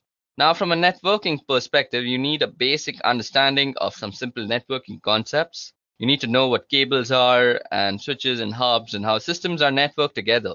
You don't really need a deep level of understanding. I'll be going through some protocols at a reasonably deep level because I think it's important as an ethical hacker to understand what's going on at the protocol level, so that you can know better what you are doing and how to achieve the goals and tasks that you have before you. So we're going to be going over some protocols. So just understanding what protocols are and how they go together, those sort of things are necessary from a networking perspective. Now, we're going to also be learning a bunch of life skills. Yes, there are some life skills that it's important to have. I think the most important one is the ability to accept failure and persevere. And by that, I mean you're going to be just running across several things that just don't work the first time around. And it's going to take a little bit of time and stick-to-itiveness to plug away and keep going until you get something to work. And the way that you get things to work is having an ability to problem solve. And sometimes solving problems requires being a little creative. Sometimes you need to think out of the box and come at a problem from a different perspective in order to find a solution. Throughout the course of this video, you're going to run across a lot of sticky problems through the course of learning about being an ethical hacker and just doing the work, because it's not as simple. So here's a little recipe for how to do this. Now go follow this recipe every time and you're going to be successful. Every situation is different, every system is different. You're going to run across some pretty sticky problems, and you're going to have to just wait and get your hands dirty and keep failing and failing and failing and failing until you find a way to succeed. So I think those skills are very necessary to learn how to be an ethical hacker. Digging through some of the material that we'll be going over in this video, as far as what you're going to be learning, you're going to be learning about how to use a lot of tools. You're going to learn networking, and by that I mean we're going to be talking about different protocols that are involved in networking systems together. You're going to learn about security and security postures. Security is the heart and soul of ethical hacking. It's why we do ethical hacking, in order to make systems and networks more secure than they were previously. That's the goal from a networking perspective. We're going to be talking about how to read packets from network captures. We're going to be going into TCP/IP related protocols in a fairly significant amount of detail. And you're going to understand how protocols interact with one another. So we're going to do all that, and the reading packets is going to be really important. And we're going to do a fair amount of that in addition to just a fundamental approach to learning how to read packets in several lessons. We're going to read packets as a way of understanding the different tools that we're using and how they're going to learn tactics and methodologies. And you get to learn to use the information you've gathered in order to get more information. And information is really what is this all about. You can't do anything without information. And sometimes it takes a fair bit of digging in order to find that information. And what you're going to learn is the entry points and the stepping stones to get the information that you need. And then once you have that information, you're going to be learning about ways to exploit it in order to get deeper into the target. You're going to learn security awareness. We're going to talk about risk and understanding risks and vulnerabilities. primarily recognize the difference between a vulnerability and an exploit, and there's a significant difference. There's security awareness and understanding what a risk is and how that impacts your target, and it's going to be key to a lot of things that we talked about. So it sounds like a lot. We're going to cover a fair bit of ground, not all of it at a deep level. Sometimes we're going to skim the surface, but there's an awful lot of material to be covered. So let's get started into talking about the different skills that are required or will be learned as a part of the series of video. So initially, just for basic computing, you need a basic understanding of operating systems. So it sounds like a lot that we're going to cover, and a fair bit of it is going to be at a very deep level, and sometimes we're just going to skip the surface. But there's an awful lot of material to cover, so let's get started. Okay, so that was all about the skills that we're going to develop throughout this video, and that might be necessary for you to become an ethical hacker. Now let's talk about the types of attacks that you might be dealing with as ethical hacker yourself. So now we're going to be talking about the types of attacks. Now, one type of attack that you'll find common, particularly in cases of hacktivism, for example, or cases where people are trying to make a particular point or just be a general pain, is this idea of defacing. Now, defacing goes back for quite a while. It's the idea of sort of digital graffiti, where you've left your mark or your imprint behind so that everybody knows you were there. Primarily a website thing, and it's really just making alterations to something that used to be pretty common a long time ago. Now, it's very particular for businesses or people or just organizations in general to have their homepages be replaced by this other thing that was along the lines of, hey, I was here and I took over your web page. We also have a pretty common one, or certainly has been common over the years, and it's a pretty good path towards quality exploits and high-profile vulnerabilities, and that's buffer overflow. Now, a buffer overflow is a result of the way programs are stored in memory. When programs are running, they make use of a chunk of memory called a stack. And it's just like a stack of plates. When you put a bunch of plates down, when you pull a plate off, you're going to pull the top plate. You're not going to pull the oldest plate, you're going to pull the one that was on top. So the same thing with the stack here. We're accessing memory, and this has to do with the way functions are called in memory. When you call a function, a chunk of memory gets thrown on top of the stack, and that's the chunk of memory that gets accessed. And you've got a piece of data in memory within that stack, and that's called a buffer. And when too much data is sent and tried to put into the buffer, it can overflow. Now, the bounds of the configured area for that particular buffer, it can overflow the bounds of the configured area for that particular buffer. Now, the way stacks are put together, we end up with a part of the stack where the return address from the function is stored. So when you overflow the buffer, you have the ability to potentially override that return. At which point you can control the flow of execution of programs, and if you can control the flow of execution of the program, you can insert code into that memory that could be executed. And that's where we get buffer overflow.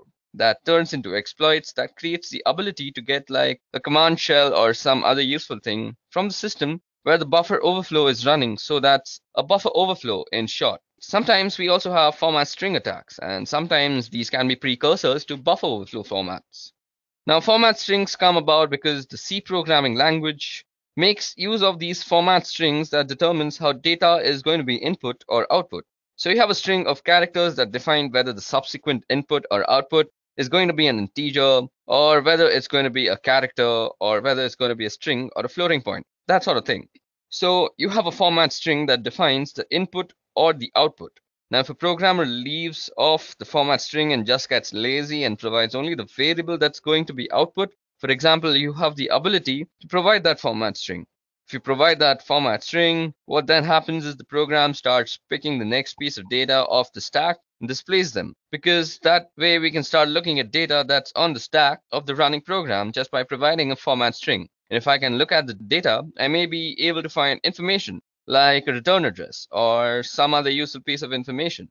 There is also a possibility of being able to inject data into the stack. I may be able to find some information like a return address or some other useful piece of information. There is also a possibility of being able to inject data into the stack. I may be able to find some information like a return address or some other useful piece of information. There is also a possibility of being able to inject data into the stack using this particular type of attack. Now, moving on to our next type of attack is a denial of service. A denial of service, this is a pretty common one and you'll hear about this a lot. This is not to be confused though with the one that I'll be talking about after this, and that is a distributed denial of service. So this one that you see is a denial of service attack. And a denial of service is any attack or action that prevents a service from being available to its legitimate or authorized users. So you hear about a ping flood or a SYN flood, that is basically a SYN packet being sent to your machine constantly, or a Smurf attack. And the Smurf attack has to do something with ICMP echo requests and responses using broadcast addresses. That one's been pretty well shut down over the last several years. You can also get a denial of service simply from a malformed packet or a piece of data, where a piece of data is malformed and sent into a program. Now, if the program doesn't handle it correctly, if it crashes, suddenly you're not able to use that program anymore. So therefore, you are denied the service of the program and thus the denial of service. Now, as I said, a denial of service is not to be confused with a distributed denial of service. And I know it's pretty trendy, particularly in the media, to call it any denial of service a DDoS or any denial of service a DDoS. Now, it's important to note that any denial of service is not a DDoS. A DDoS, or as you might know, a distributed denial of service, is a very specific thing. A distributed denial of service is a coordinated denial of service making use of several hosts in several locations. So, if you think about a botnet as an example, a botnet could be used to trigger a distributed denial of service, where I've got a lot of bots that I'm controlling from a remote location, and I'm using all these bots to do something like sending a lot of data to a particular server. When I've got a lot of systems sending even small amounts of data, all of that data can overwhelm the server that I'm sending it to. So the idea behind a distributed denial of service attack is to overwhelm resources on a particular server in order to cause that server not to be able to respond.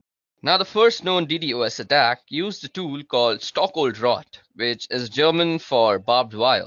Now, Stockholrot came out of some work that a guy by the name of Mixter was doing in 1999. He wrote a proof of concept piece of code called TFN, which was the Tribe Flood Network. Let me just show that for you. So you can see on the Wikipedia page that the Tribe Flood Network, or TFN, is a set of computer programs that is used to conduct various DDoS attacks such as ICMP floods, SYN floods, UDP floods, and Smurf attacks. Now, I know many people don't really consider Wikipedia a really good source of any sort of knowledge, but it's a good place to start off. So if you want to read about all these types of attacks like ICMP floods and what exactly is a SYN flood, you can always do that from Wikipedia. It's not that bad a place. Of course, you shouldn't use Wikipedia as your final Rosetta Stone. Moving on. So this program called OldRod, which was used to attack servers like eBay and Yahoo back in February of 2000. So that attack in February of 2000 was really the first known distributed denial of service attack, which is not to say that there weren't denial of service attacks previously.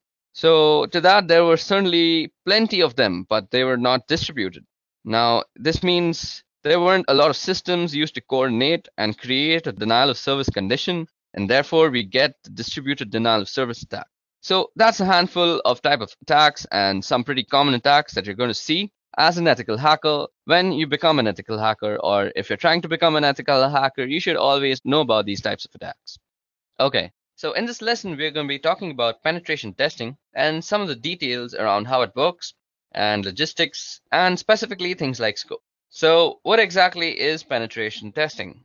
So, well, not surprisingly, it's testing to see if you can penetrate something, which means you're going to check to see whether you can break into a particular thing, whether it's a server or in applications, depending on the type of engagement you've got. You may have the ability to try to break in physically to a location, but primarily what you're going to be doing with penetration testing is you're going to be trying to break into systems and networks and applications, and that's the kind of what it's all about. And this may actually involve social engineering attacks. So it may require you to make a phone call to somebody and get them to give you their username and password, or some other type of social engineering attack, where maybe you send a URL via a crafted email. Sometimes it's just strictly a technical approach where you're running scans and you're running Metasploit and you're gaining access.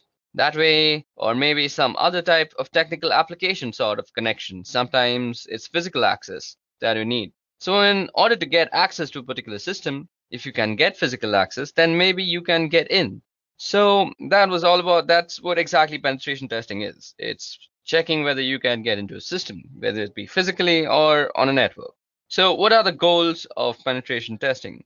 The goals would be to assess weakness in an organization's security postures. You want to figure out what they're vulnerable so that they can go and fix these problems. You want to help them understand their risk positions better and what they can or may be able to do to mitigate those risks. And ultimately, you want to be able to access systems in a particular way to find weaknesses. So those are really sort of the goals of penetration testing. Now, from a results standpoint, when you're done your testing, what you are going to do, well, you're probably going to generate a report. And by that, I don't mean you're going to run some automated tool and you're going to get it to generate a report for you. You're actually going to give that to the client. You're actually going to give your report to the client. And then they're going to write you a really large check. So that's not really how it works. You're going to write a report detailing the findings in a detailed way so that it includes what did you do to find out what you actually found out and how you can actually mitigate that particular risk.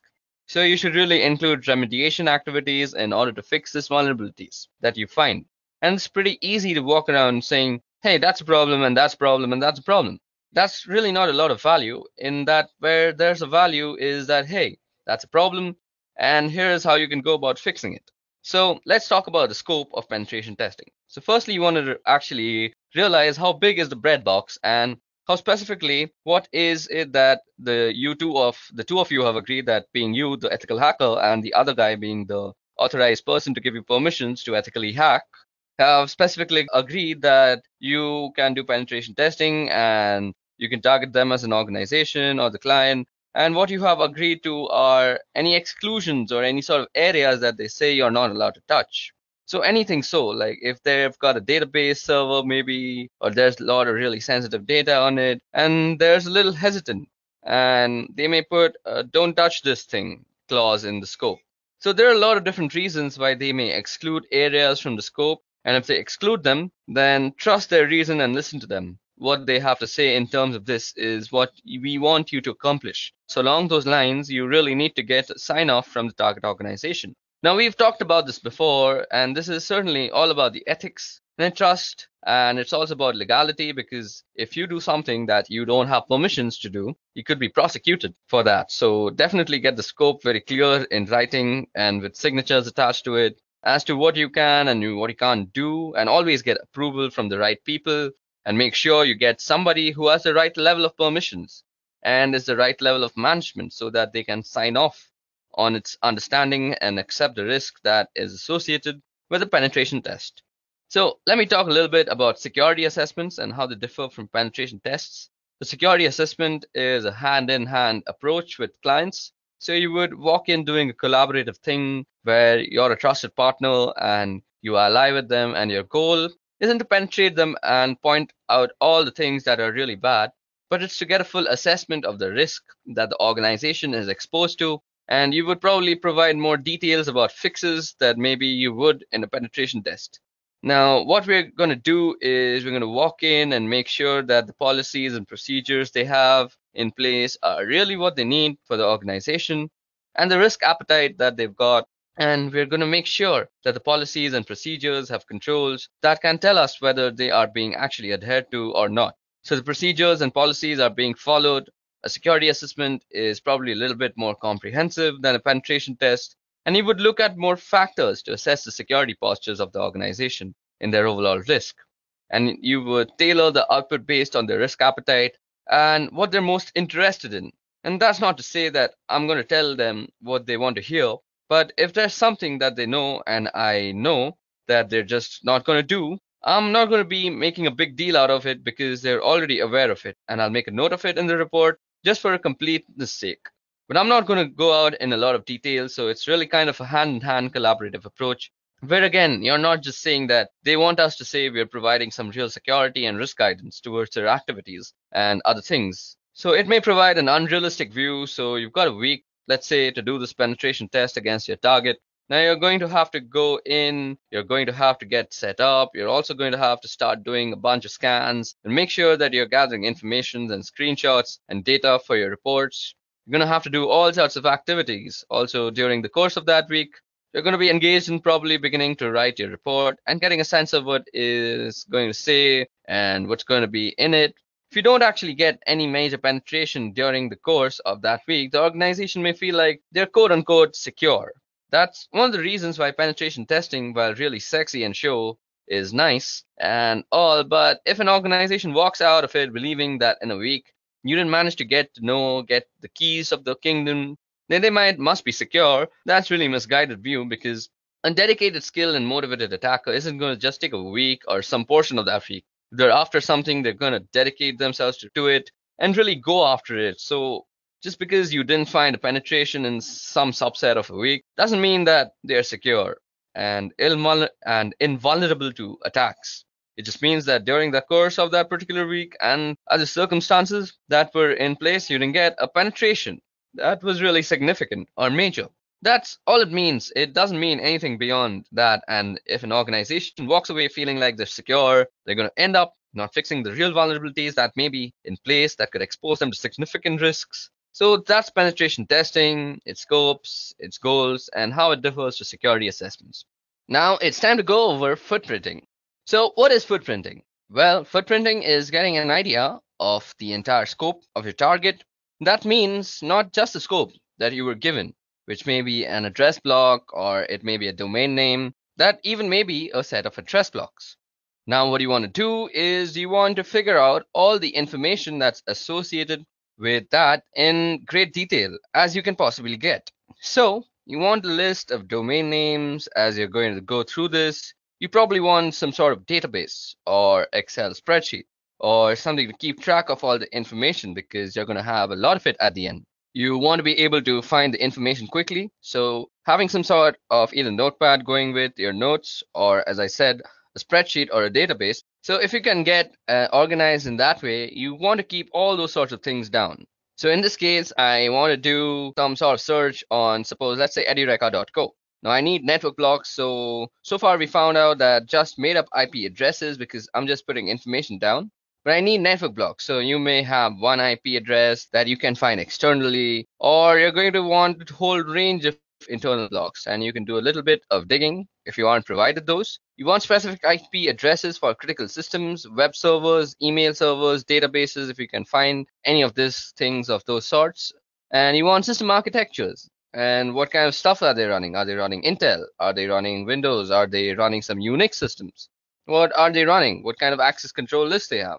These are going to be hard to get, but you may be able to guess them. And you can guess these by doing port scans. So what sort of responses you get back from the port scans with the filters, and or what you don't get back will tell you about if there's an IDS around, or you want to do a system enumeration, or you can get access to a system somehow. You want to know usernames, group names, so on. So the basic idea of footprinting is gathering information. Now, if you can get access to systems somehow, you want to know usernames, group names. So you want system banners, routine tables, SNMP information if you can get it, DNS host names if you can get those. So now this is for both internal and external on the side. If you're doing an internal penetration test or ethical hacking engagement, you want to know the networking protocols that are there. Are they using TCP/IP, or are they using some UDP, or are they on IPX or SPX? Are they using DECnet or AppleTalk? Or are they using some sort of split DNS? In other words, do they have internal DNS servers that give different form for their external? And will it give different information if you want to check for remote access possibilities? Now, in the footprinting process, you want to be very exhaustive. You might want to try and take out email addresses, server, domain name services, IP addresses, or even contact numbers. And you want to be very exhaustive with your approach. You don't want to miss anything out. Because if you do that, you can continue and also provide some launching points for additional attacks or tests that you may be able to do. But this is definitely a starting point of the types of information that you need to have as you go about footprinting your target. Now, next thing that we are going to see is very interesting. This is one of the many common tools that are out there on the internet, and that is the Wayback Machine, or also known as archive.org. Now, while it might not give you all the information that you need, but it certainly gives you a starting point. And what we're talking about out here is the Wayback Machine, or archive.org. So let me just give you a quick look at what archive.org looks like. Okay, I already have it open out here. So out here, what you can see is how a website looked like around some time ago. So for example, if you want to look at what Google looked like, so you just have to search for Google out here and wait for results to come back. Okay, so we see that Google goes way back to 1998. So that was the last capture, or the first capture rather. It was the first capture by the Wayback Machine, and we can see that it has a screenshot of November 11th and how Google looked. So let's see what Google looked like in November 11th of 1998. So this is what Google looked like. There was actually nothing to it. It just said, "Welcome to Google, Google search engine prototypes," and it has some link. So yeah, this is what the Google search engine looked like. It had a Stanford search, it had a Linux search, and you could do all sorts of stuff. You could just put the results. Now, what I'm trying to tell y'all is you can see the evolution of a website through time through the Wayback Machine. And this gives you rather informative look into how website has actually evolved. Okay, now that we know what footprinting is and how it falls into the whole reconnaissance process, so let's go over a couple of websites to do a little bit of historical digging about companies and the types of infrastructure that they may be using. And this information, of course, is useful so that we can narrow down our focus in terms of what we want to target against them for attacks. Now, over time, we've improved our awareness about what sorts of information we may want to divulge. So several years ago, you may have gone to a company's website and discovered that you could get email addresses and names of people in positions that you may find relevant. And there were all sorts of bits of information that could be used against the company. And over time, we have discovered that those sorts of pieces of information probably don't belong on a website where they can be used against a company, and so they've been pulled off. Now, it used to be also that Google had the ability to pull up information that it had cached so far. For example, if a website was no longer available, or if it was temporarily down and offline, there was a little cache button that you could click when you did, and a Google search, and you could pull up that cached information. So even though the website wasn't available, you could still get information from Google's servers. Now, Google's removed that, so we don't have that ability any longer. However, there is an internet archive that we can use. So this thing is called the Wayback Machine, and I have it open out here. So it's archive.org/web. So archive.org is a website that gives us information about other websites and how they looked like in years ago. And by so, I'm going to go to the Wayback Machine, which you can see is at the archive.org, and I'm going to go and try and search for edureka.co. So now we're going to take a historical look at edureka.co's website. And you can see we've got some years and they've got information going back up to 2013. So let's look at what this website looked like when it was just 2013. Okay, there don't seem to be any snapshots out here. I wonder what's going on. Okay, so let's go to 2014. And the first snapshot seems to be on the September 12th of 2014. Actually, it's on May 17th too. So let's see what that looked like. Okay, so this is what Edureka looked like back in 2013, or rather 2014, September 12th, 2014 to be actually exact.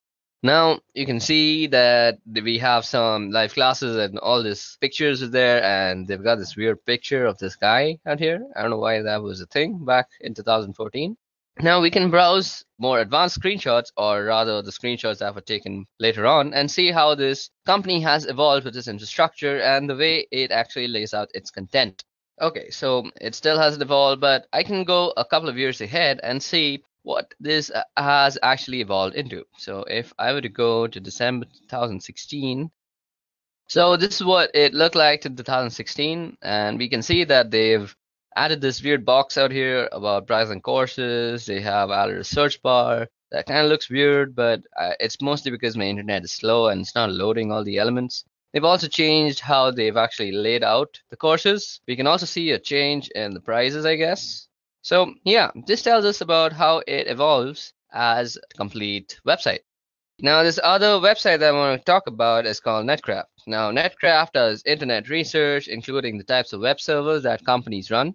And they have a web server surveys. You can see here as we scroll that Apache Web Services has 64.3% of the internet market, of course, and that's followed by Microsoft with 13%. Interesting information, maybe useful information, but even more useful than that is looking at what different companies run for their websites. And you can see here. Okay, so let's try and search for edureka.co out here. So let's just put in the website URL.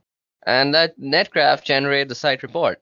So as you can see that some of the stuff is not available. We know that the NetBlock owner is by Amazon Technologies. The name server is this thing right here. The DNS admin is AWS DNS host master. We also have the IP address. We can go for a virus, look up the IP on VirusTotal. We can do that. There is no IPv6 present, so that's some information that we can see. So we can obviously opt out to not target IPv6 ranges. Then there's also reverse DNS. Then we also have a bunch of hosting history. So this is a history of it. And we know that it's hosted on a Linux system with an Apache web server. And it was last seen, and this was when it was last updated. So this is some very useful information. You can also get information on stuff like Netflix. So if you just type, okay, I just spelled that wrong. So let me just change it from the URL out here. So if you go and type for netflix.com, and you'll see that it'll show you all sorts of information. So as you see that it's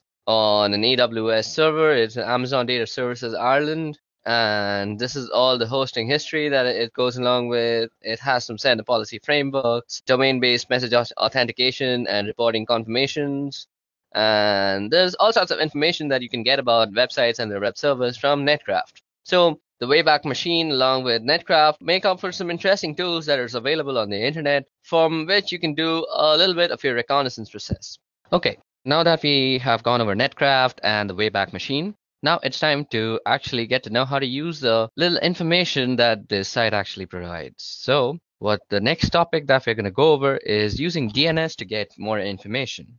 Now, we're going to be going over a tool, and this is called Whois, and it is a utility that is used to query the various regional internet registries to store information about domain names and IP addresses. And let me just show it to you about all the internet registries that are there. So I have aaron.net open out here, and these are the internet registries that provides the ISPs and looks over the internet control as a whole. So out here we have Afrinic, we have Apnic, we have Aaron, we have Lacnic, and we have RIPE NCC. So these are all the regions and all the different types of stuff that they support, all the different countries. You can look at the map that it is supporting out here by just hovering over the providers. So as you can see, all these brown region out here is Africa, Afrinic. Then we have Apnic, which is this black or grayish thing, which is India and Australia and quite a lot of Asia. Then we have Aaron, which is a lot of North America and the United States mostly. Then is Lacnic, which is mostly the Latino side, which is the South American part. Then we have the rest of Europe, which is RIPE NCC, and this is the part that RIPE NCC is providing internet to. Okay, so that was all about the internet registries. Now let's get back to the topic, and that is using DNS to get more information. Now for this, we're going to be using a Linux-based system. So I have Ubuntu running on my virtual machine out here, and let me just log into it. So firstly, we are going to be using this query called Whois that looks up these internet registries that I just showed you. Let me just quickly remove this. Okay. So for querying information from the regional internet registries that I just talked about, you can use Whois to get information about who owns a particular IP address. So for example, I could do Whois, and let's see, I could do Whois Google, or rather Netflix.com, and we can get all sorts of information about Netflix. So we can see that we have the visit mark monitor. Then let's see, let's go up and look for all sorts of information that is being given to us by this Whois query. So as you guys can see, I just went a little bit too much. Okay, so registry domain ID. We have the domain ID where it is registered. The registered URL is mark monitor. Okay, so this is for marking actually. Now the creation date is 1997. So if you haven't realized, Netflix been around for a long time and it's been updated on 2015. And the registry expiry date, as we see, is 2019. So it's going to actually go off this year. Then this is all useful information. So we can see all sorts of domain status, the name server, the URL, the DNSSEC that it says unsigned. This is very useful information that is being provided by a very simple query. Now, if you want to know who owns a particular IP address, so let's see. Did we get back the IP address out there? We should have got back the IP address, but it's kind of lost on me. So to get back the IP address also for a domain name service that you know, so you could use this command called dig. So you dig netflix.com. Now, as you guys can see, that it has returned a bunch of multiple IP addresses. These are all the IP addresses that Netflix is. So I could do something like if I was trying to check out who owns a certain IP address, and for example, I have got one of these IP addresses, but let's just assume I don't know that it actually belongs to Netflix. So I can go who is 54.77.108.2, and it'll give me some information. So as you guys can see, it is giving us a bunch of information as to who this is and how it is happening. So we see that it is from Aaron.net, and so we can very smartly assume that it's from the North American part. Now, we can also see that it's in Seattle, so our guess was completely right. So it also gives us a range. So this is something very useful. So if you see, we now have the range of the IPs that might be being used by this guy. So we indeed have 54, and it says it goes up to the 54. There's also 34. Now let's check that out and see what information we get. So who is, and let's check it out. What was the IP that we were just seeing? It's 34.249.125.167. So 34.249.165. I don't know. Let's see. You can also put in a random IP address. It doesn't really matter, and it'll give you the information. So let's see. Is this in some IP address? Even this seems to be an Aaron IP address, and it's also based in Seattle. And we get a bunch of information. So that's how you can use the whois query and the dig query to actually get all sorts of information about a domain name service and get information from a DNS basically. So now let's go over some theoretical part that is for DNS. So using DNS to get information. So firstly, what is a domain name service and why do we need it? So a domain name service is a name given to an IP address so that it's easy to remember. Of course, it's easy to remember names and mnemonics rather than a bunch of random weird numbers. Now, this was mainly so that we can map names to IP addresses and we can get a bunch of information from the hostname resolution. So that's the purpose of IP addresses. Now, we will also be looking at how to find network ranges. Okay, now before we get on to actually moving on to how to find out the network ranges, let me just show you how you can also use whois. So whois, suppose you want to know the domains with the word foo in it. So you could go whois foo. And this will give you a whole bunch of things about how foo exists and all the sorts of foos that there is on the internet. So that was one interesting flag. And if you want to know how to use more about whois, you could just go -- help, I guess. Yeah, so this is all the types of stuff that we can do with whois. So we can set the host, we can set the port that we want to search for, then we can set with the L flag, we can find one level less specific match, and we can do an exact match, do an inverse lookup for specified attributes. Then we can also set the source, we can set verbose type, and we can choose for a request template. There's a bunch of stuff they can do. So you could suppose say whois verbose and suppose edureka.co. And it'll give you a verbose version of this is a RIPE database query service. The objects are in RPSL format. The RIPE database is subject to. So, okay, let's try something else like whois netflix.com. Okay, I'm sorry. I was supposed to do verbose and I kept doing H. Silly me. So you do V and it'll give you a much more. Like this is a RIPE database. Again, I think I'm doing something wrong. Okay, just for that thing. Okay, V and type. Okay. Or let's just see. Let me just show you how to use it. Primary keys are returned. Only primary keys. Okay, let's see. Let's try that out. Okay, so it seems to be that this is a RIPE database query service, and the objects are in RPSL format, so it won't really work for that thing. And it also says that no entries found because of this error, so this is for some later lesson. So for now, I hope I gave you a good idea of how to use whois. Like you could just go whois and some IP address, like 192.168.101, or some gateway address like that. Or you could just go for a domain name service like Facebook, and get all sorts of information about Facebook when the query actually returns you something. Okay, so let's move on to network ranges now. Now, in this part of the video, we're going to be going over the utility called whois, which is used for getting information from the DNS. Now, let me just show you a website out here. So this is the regional internet registries. So the internet registries are used to store information about domain names and IP addresses, and there are 5 regional internet registries. First is ARIN, which is responsible for North America, so that would be the US and Canada. Then we have LACNIC, which is responsible for Latin America and portions of the Caribbean. Then there's RIPE, that's responsible for Europe and Middle East and Central Asia. There's AFRINIC, which is responsible for Africa. And finally, we have APNIC, which is responsible for Asia Pacific Rim. So that's the regional internet registries. And as I said, WHOIS is responsible for acquiring information from the various regional internet registries, as you can use WHOIS to get information about who owns a particular IP address. So for example, let me just open up my Ubuntu system. Let me clear this out first. So as I was just saying, for example, you could go whoisfacebook.com.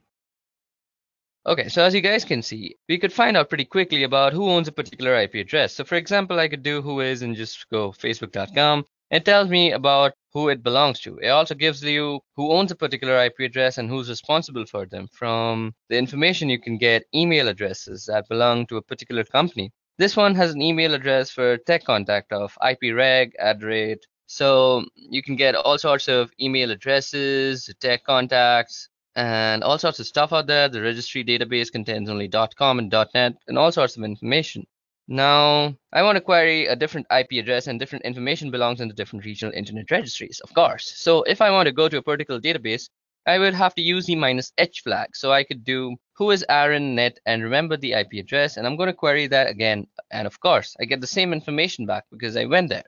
So you could just go whois h and then follow it with an IP address. So something like 34.205.176.98. So that's just some random IP address I just made up. And it says that whois option. Okay, so it's a capital H.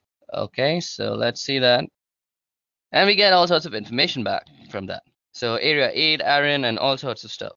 Now I can get information about domains as well. So if I can query something like netflix.com, and I can find out that this is actually Netflix, and there's an administrative contact and a technical contact, and you can see the different domain servers. So the servers that would have authority of information about the DNS entries for that particular domain. You can also see other information like when the record was created, and a whole bunch of different phone numbers that you can contact. And additional to storing information about IP addresses and domain names, sometimes it will store information about particular host names. And there may be other reasons why you would store a host name or particular information about a host name on a system, whether one of the RIRS. Now, if I wanted to look up something specifically, once I had found that, I could now do a lookup on whois, suppose, let's say, something like whois foo. So let's say whois foo. Now, if you already don't have whois installed, you can easily install it by just going apt install whois on your Unix system, and that should do the trick. And then you can use this really nifty tool. Okay, so that was all about using whois. Now let's get on to actually using how to find out network ranges for a domain. Okay, so now let's talk about how we are going to be going over and finding network ranges. So suppose you've got an engagement and you only know the domain name and you don't know much beyond that, and you're expected to figure out where everything is and what everything is. So how do you go about doing that? Well, you use some of the tools that we either have been talking about or will soon be talking about in more detail. And the first thing I'm going to do is I'm going to use the domain name edureka.co, and I'm going to look up edureka.co and see if I get an IP address back. So let's just head over there and go whois edureka.co, or we could use the host keyword. So as you see, we get an IP address back, and that is 34.210.230.35, and that is the IP address. And you see that I've got back an IP address. So here's just an IP address, and I don't know what that IP address belongs to. I also don't know how big the network range or network block is that's associated with. So what I'm going to do is whois, and I'm going to look up with ARIN who owns that IP address. So you can basically go whois 34.210.230.35. So as you guys can see, that gives us a bunch of information and whois. Now, this doesn't seem to have a very big network range, but unlike something like Netflix, so suppose we were to do something like host netflix.com and see, now we have a bunch of IP addresses. So suppose we were to do whois let's see, who is 52.19.40.147. Now, I'm expecting Netflix to be a much larger company and have a better, yeah, now see, we get net range. So this is the network range that we're talking about. So we had a random IP address, and now we have found the network range. So that's how you find network ranges, and this can be very useful. So this gives me evidence that Netflix.com has a presence on different addresses. The one I have also located by looking up that particular host name. So I've got one address here that I can look at, and let's take a look at the website because that may be a different address. Now, if I didn't have that, I could also go and do something like an MX flag. So let's see. I could go dig, and this will give us all the mails. So dig MX, and let's see what MX does actually. You go help. So we could do dig-h for a list of options. So these are all the options that we have, and the one that we're going to use is something like this. So dig mx, and we say something like netflix.com. So these are all the mailings and MXs that we have gotten from Netflix, and this is information regarding it's still producing information. That's a big thing to produce. Okay, so as I was just saying, you can use the MX flag, and I could get back all the mail handlers in this case, and their mail is being handled by Google. And let's see, wait, let's go on to then it's going to tell me that Google's not particularly surprising, and other things that you can do is check for different host names, since I'm assuming DNS probably doesn't allow zone transfers, since most DNS servers don't anymore. Although they used to, you may have to start guessing, so I could do something like webmails that we find out here. So this shows us a dump of all the outstanding memory stuff. Okay, so that was all about finding network ranges. Now, moving on to our next topic is using Google for reconnaissance. Now, some people also call this Google hacking. Now, if you know how to use Google to exactly target and find what you are looking for, Google is an excellent tool for reconnaissance purposes. And today I'm going to show you how you could use Google exactly for your searches. So first of all, let's open a tab of Google. Let's open up here. So let's go to google.com. Okay, so now we're going to be talking about how we can use Google to actually gain some information or some targeted information. So this is in general called Google hacking. Now, when I say Google hacking, I'm not meaning by breaking into Google to steal information. I'm talking about making use of specific keywords that Google uses to get the most out of the queries that you submit. So for example, a pretty basic one is the use of quotations. You quote things in order to use specific phrases. Otherwise, Google will find pages that have instances of all those words, rather than the words specifically together in particular order. So I'm going to pull this query up, and this shows a list of, let me just show it to you. So if you go index of, now this is showing us an index of all the films. Now this is basically all those index of sites that you want.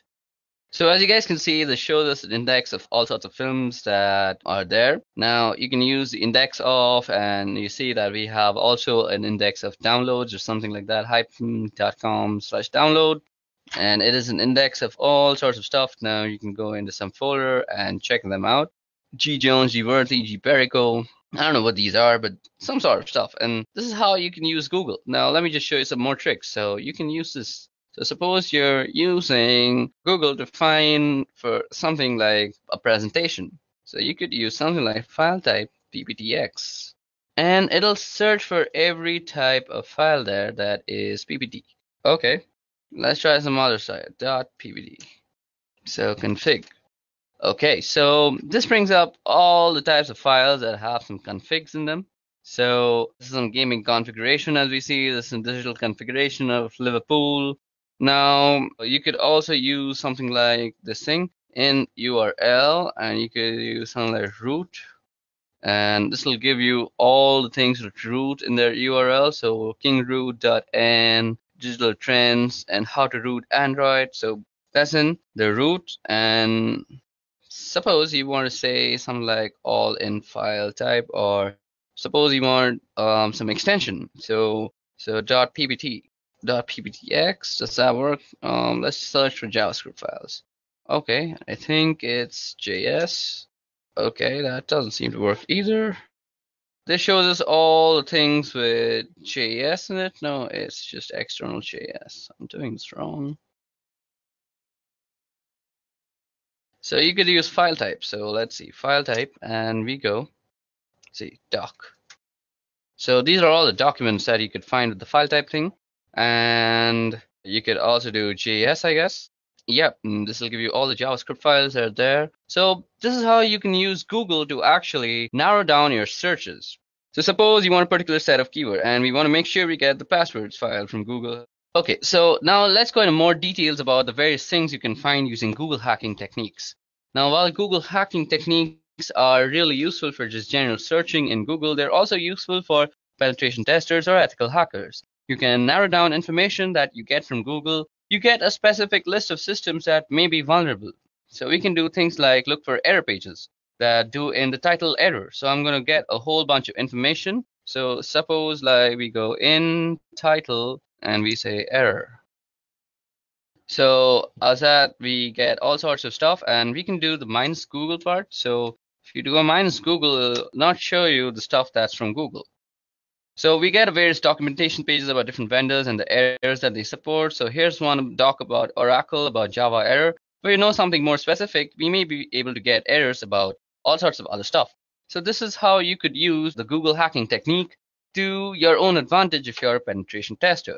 Now, let's also show you something called the Google hacking database.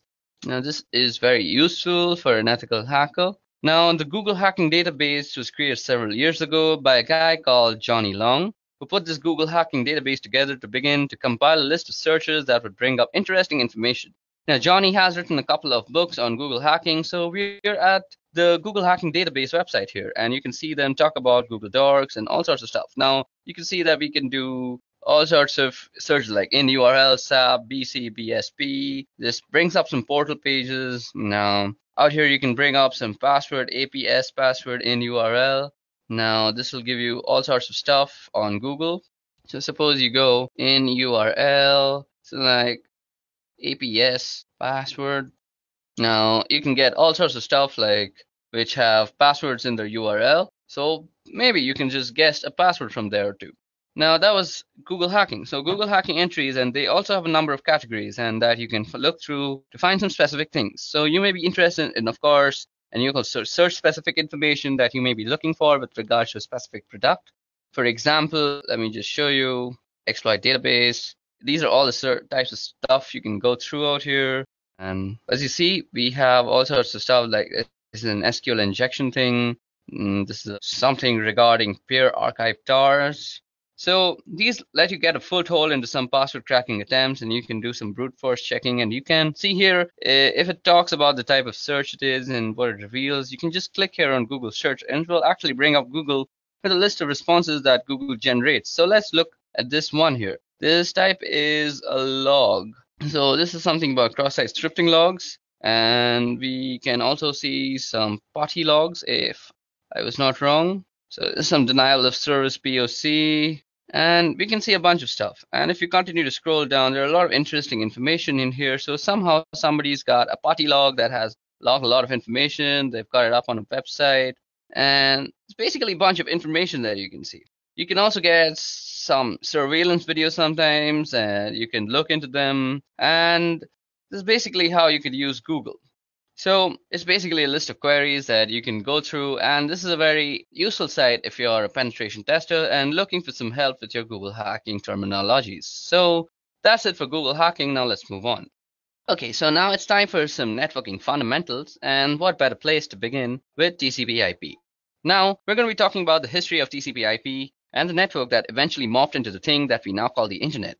So this thing began in 1969, and it spun out of this government organization called ARPA, which Advanced Research Projects Agency, and they had an idea to create a computer network that was resilient to a certain type of military attacks. And the idea was to have this network that could survive certain types of war and warlike conditions. So ARPA sent out this request for proposals to BBN, which is Bolt, Beranek, and Newman, and they were previously an acoustical consulting company, and they won the contract to build what was called the ARPANET.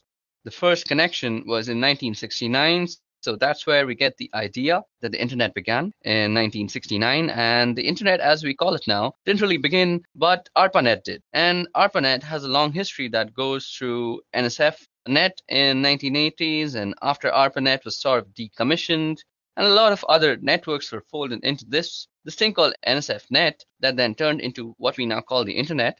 And once a lot of other networks were connected into its first protocol on the ARPANET, initially there were 18 to 22 protocols, which was very first protocol defining communication on ARPANET. And it was called 1822 protocol because BBN report 1822, which describes how it worked shortly. And after that, there was this thing called the Network Control Program. And the Network Control Program consisted of ARPANET's host-to-host protocol and an initial control protocol. Now, there's certainly not a direct correlation or an analogy here, but if you want to think about it in particular, where you could say that the ARPANET host-to-host protocol is kind of like UDP, and the Initial Connection Protocol, or ICP, is kind of like TCP. So the host-to-host protocol provided a unidirectional flow control stream between hosts, which sounded a little bit like UDP, and ICP provided a bidirectional pair of streams between two hosts. And again, these aren't perfect analogies, but the host-to-host protocol is a little bit like UDP, and ICP is a little bit like TCP now. Now, the first router was called an Interface Message Processor, and that was developed by BBN. It was actually a ruggedized Honeywell computer that had special interfaces and software. So the first router wasn't a ground-up built piece of hardware, but it was actually an existing piece of hardware that was specially purposed for this particular application.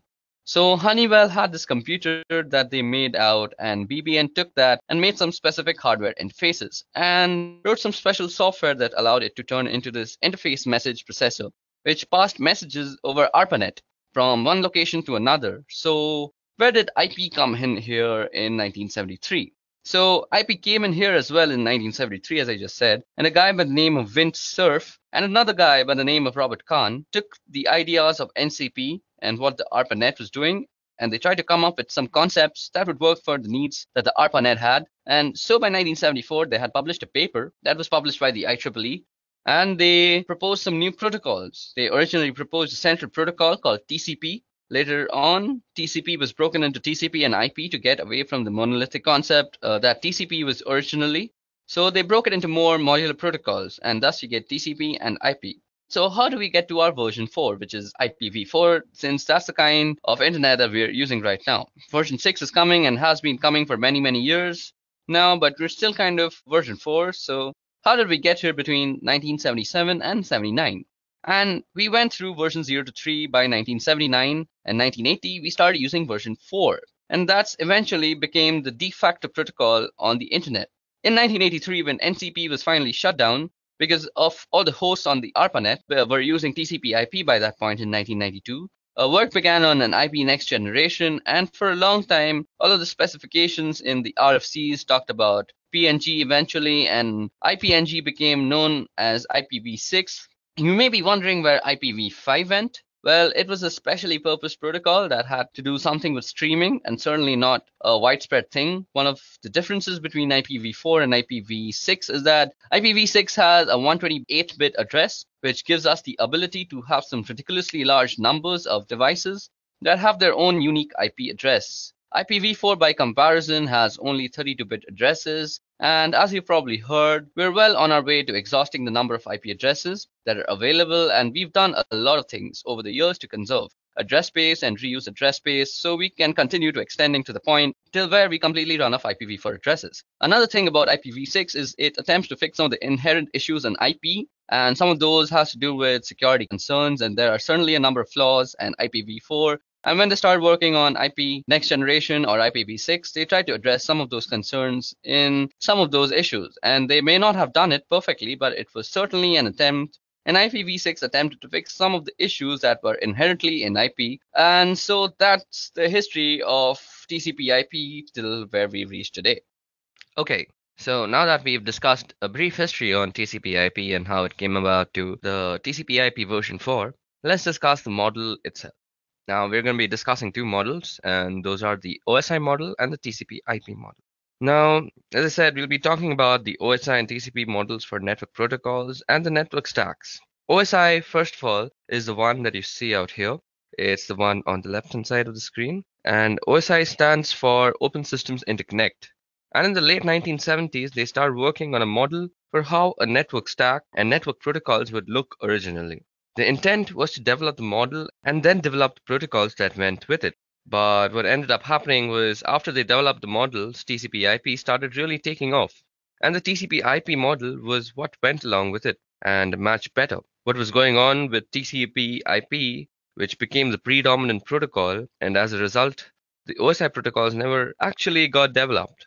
However, we still use the OSI model for a teaching tool, as well as a way of describing what's going on within the network stack. And in networked applications, you'll often hear people talking about different layers, like that's a layer 2 problem, or we're under a layer 3 space. Now, continuing through these lessons, I'll refer occasionally to the different layers, and when I do that, I'm referring to the OSI model. So let's take a look at the OSI model. Starting from the bottom, we have the physical layer, which is where all the physical stuff lives. The wires and cables and network interfaces and hubs, repeaters, switches, and all that sort of stuff. So all that sort of physical stuff is sitting in the physical layer. Now sitting above this is the data link layer, and that's where the Ethernet protocol, ATM protocol, frame relay, those sort of things live. Now I mentioned the switch below the physical, the switch lives at layer 1, but it operates at layer 2. And the reason it operates at layer 2 is because it looks at the data link address and the layer 2 or physical address, and that's not to be confused within the physical layer.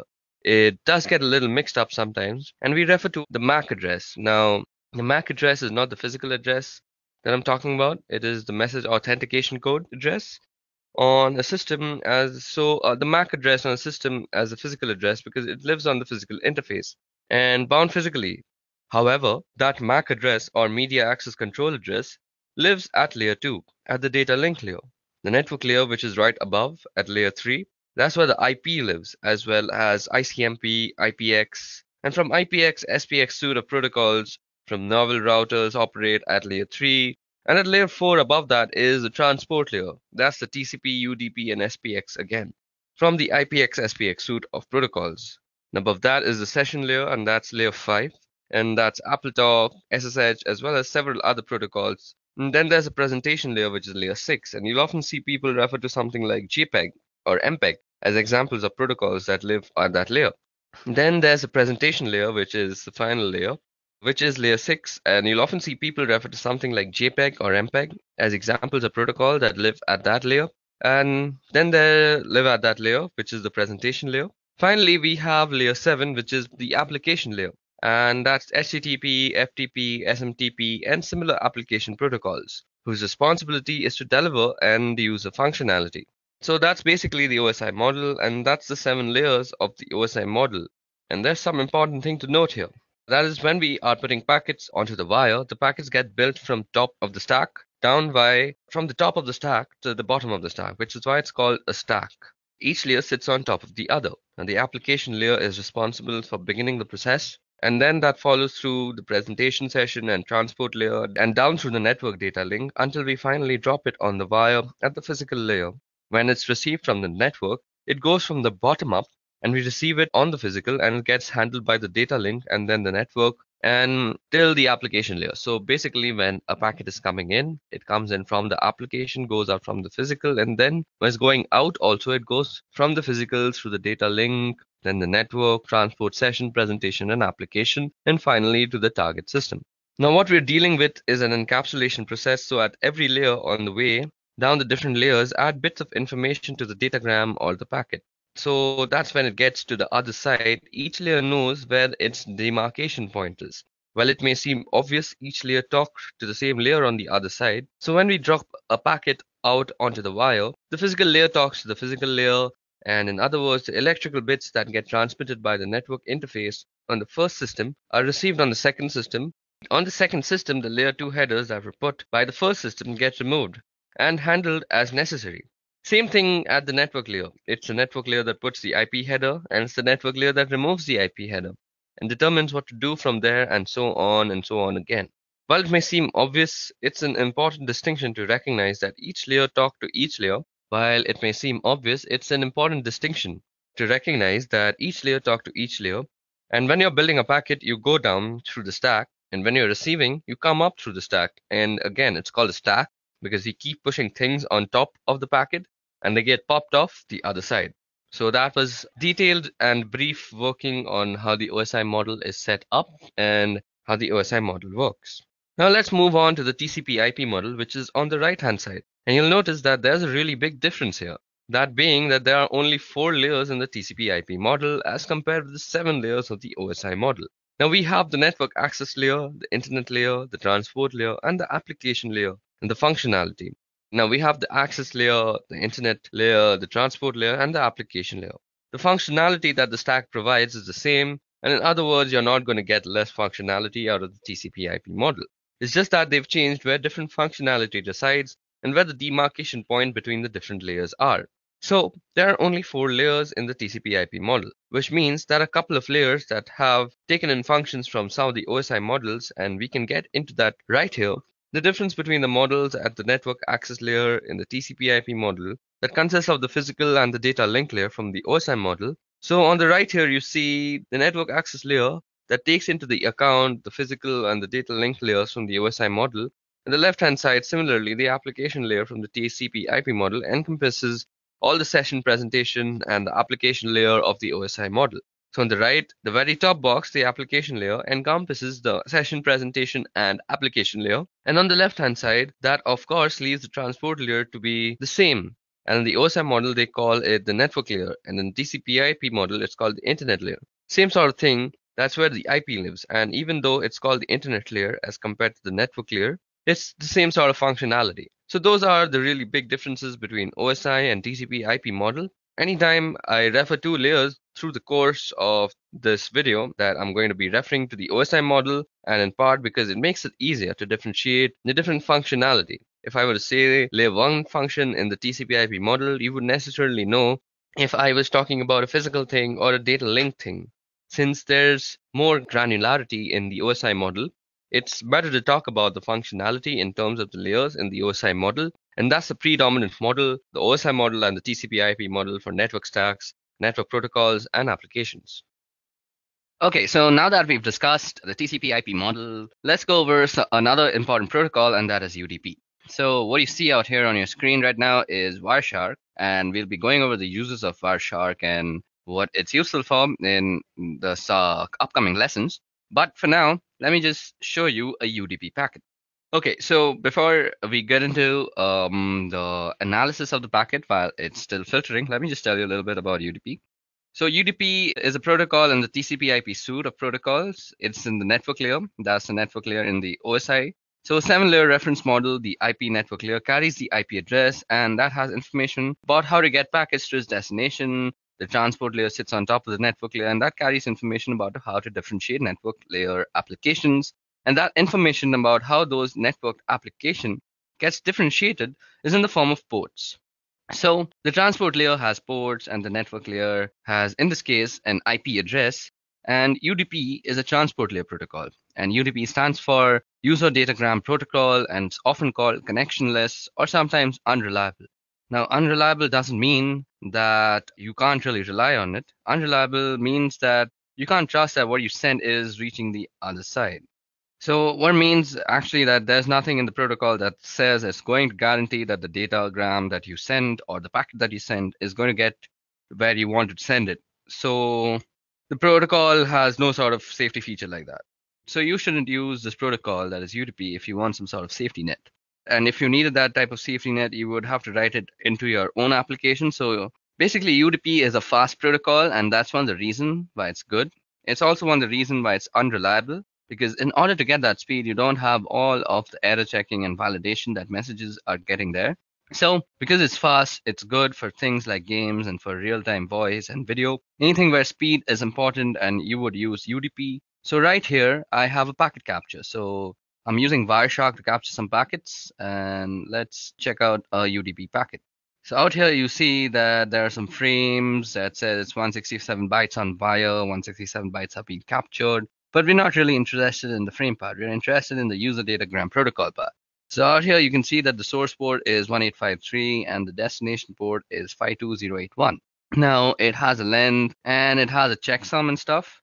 So as you guys see out here, well, we don't really see a bunch of information. What you only see is the source port and the destination port, the length, and there's also a checksum. So UDP doesn't come with an awful lot of headers because it doesn't need any of the things that you see in the other packet headers. The only thing it needs is to tell you how to get the application on the receiving host, and that's where the destination port comes in. And once the message gets to the destination needs to know how to communicate back to the originator, and that would be through the source port or a return message. So a return message would convert the source port to a destination port and send back to that port in order to communicate with the originator. So we have a source port and destination port, and the length is a minimal amount of checking, and to make sure that if the packet that you received is different from the length that's specified in the UDP header, then there may have been something wrong. So you may want to discard the message to check for more messages. So the checksum also makes sure that nothing in the middle was tampered with, although if there's some sort of man-in-the-middle attack or something like that, a checksum is pretty easy to manufacture after you've altered the packet. So you can see here in the message that there's a number of UDP packets. Some of them just say UDP. The one I look at happens to be from some Skype application, I guess. So talking to Skype servers, and we've already got the DNS. Now, DNS also needs some fast response times because you don't want to spend a lot of time looking up information about servers that you're going to before, because just to go to them. So DNS servers throw out their queries onto the wire using UDP hopping to get fast sponsors. They don't want to spend a lot of time setting up connections and doing all the negotiating that comes with a protocol like TCP, for example. So here you see that the DNS is using UDP, and what we've got here is another UDP packet with port destination and all sorts of stuff. So you can see it out here. So you can see the checksum, it's unverified checksum status. So you can check out all sorts of stuff using Wireshark. So that was about UDP, or the user datagram protocol. Okay, so now that we're done with the user datagram protocol, let's talk about addressing modes. So addressing modes is how you address a packet to your different destinations. So there are three kinds of addressing modes. The first kind of addressing mode is unicast. This is a pretty simple one to understand. So there is one destination and one source, and the source sends the packet to the destination. And it depends on the protocol that you're using to actually address. So if it's something like TCP/IP, you're probably using a bidirectional stream, so the blue computer can talk to the red computer and the red computer can talk back to the blue computer. But you can also use a UDP stream, which is like one directional stream. So I'm not sure if I'm using the correct word. So it's a stream that's in one direction. I guess I'm driving home the point here. So if it's a UDP, only blue is talking, and when blue stops talking, then red can talk. But if it's TCP/IP, blue and red can talk simultaneously at the same time. Now, moving on, there's also broadcast. Now, broadcast means that you are sending your packet to everybody on the network. So broadcast messages are very common from mobile network providers. So when you get those advertisements saying something like you have a new postpaid plan from Vodafone or Airtel or something like that, those are broadcast messages. So it's one server that is sending out one single message to all the other systems. Now there's also multicast. Now multicast is like broadcast but selective. Now multicast is used for actually casting your screen to multiple people. So something like screen share, when you're doing it with multiple people, is multicast because you have the option to not show a particular computer what you are actually sharing. So those are the three modes of addressing: unicast, broadcast, and multicast. Okay, now moving on. Let's look into the tool that we just used to understand UDP, that is Wireshark. So what exactly is Wireshark? So this utility called Wireshark is a packet capture utility, meaning that it grabs data that's either going out or coming in of a specific network. And there are a number of reasons why this may be useful or important. One of the reasons why it's really important is what's going on in the network is always accurate.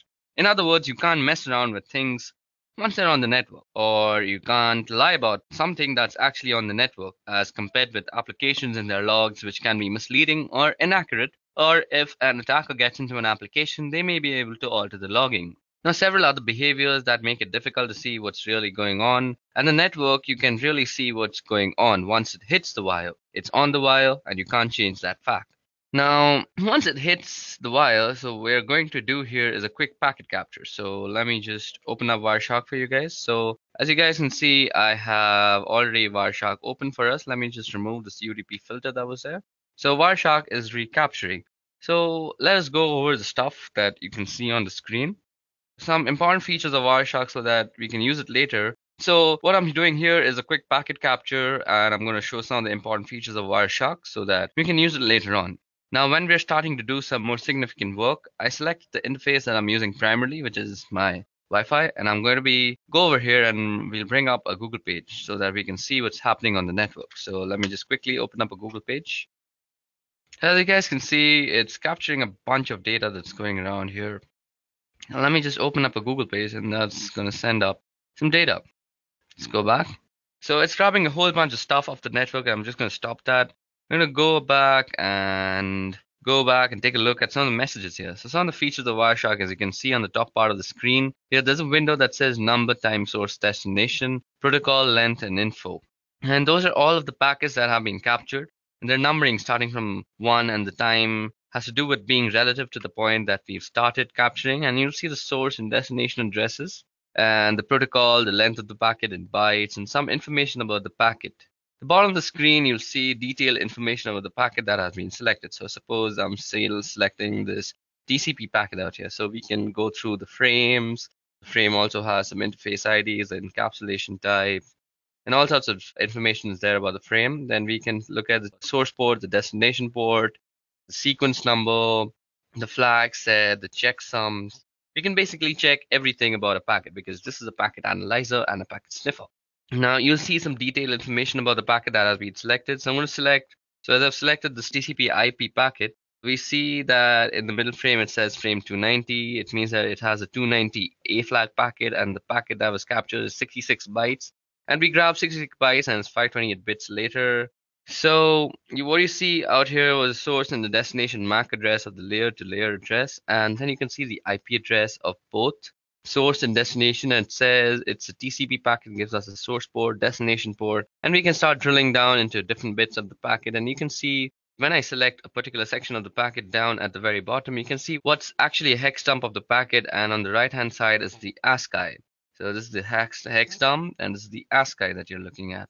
What's really cool about Wireshark it really pulls the packet into its different layers that we have spoken about, the different layers of the OSI and the TCP IP model. And the packets are put into different layers, and there's a couple of different models that we can talk about with that. What Wireshark does really nicely is it demonstrates those layers for us, as we can see here. It is actually 4 layers, and in this particular packet here, we can also do something. So I've got a Google web request. So what I want to do here is I want to filter based on HTTP. So I find a filter. So let's see. We can do an HTTP. And what I see here is it gets text input and it's going to get an image. So that's a PNG image. And this is a request to get the icon that's going to be displayed in the address bar. So you also see something called ARP out here, which I'll be talking about very soon. So let just the filtering be done. Now in the web browser, it's a favicon.ico that I can do here. I can select, analyze, and follow TCP streams. You can see all the requests related to this particular request, and it breaks them down very nicely. So you can see we've sent some requests to Spotify because I've been using Spotify to actually listen to some music. Then you can see all sorts of stuff like this was something to some not found place. So let's just take the Spotify one, and you can see that we get a bunch of information from the Spotify thing at least. You can see the destination, the source, it's an Intel Core machine. So the first part of the MAC address, the first few digits lets you tell if it's what is the vendor ID. So Intel has its own vendor ID. So F496 probably tells us that that's an Intel Core. So Wireshark does this very neat little thing that it also tells us from the MAC address what type of machine you're sending your packets to from the MAC address itself. So it's coming from a Sophos 4C and going to an Intel Core, and the type is IPv4. So that was all about Wireshark. You can use it extraneously for packet sniffing and packet analysis. Packet analysis comes very handy when you're trying to actually figure out how to do some stuff like IDS evasion, where you want to craft your own packets and you want to analyze the packets that are going into the IDS system to see which packets are actually getting detected as some intrusion. So you can craft your packet in a relative manner so that it doesn't get actually detected by the IDS system. So this is a very nifty little tool. We'll be talking about how you can craft your own packets just in a little while, but for now, let's move ahead. Okay, so now that we are done with our small little introduction and a brief use and history of Wireshark, now let's move on to our next topic for the video, that is DHCP.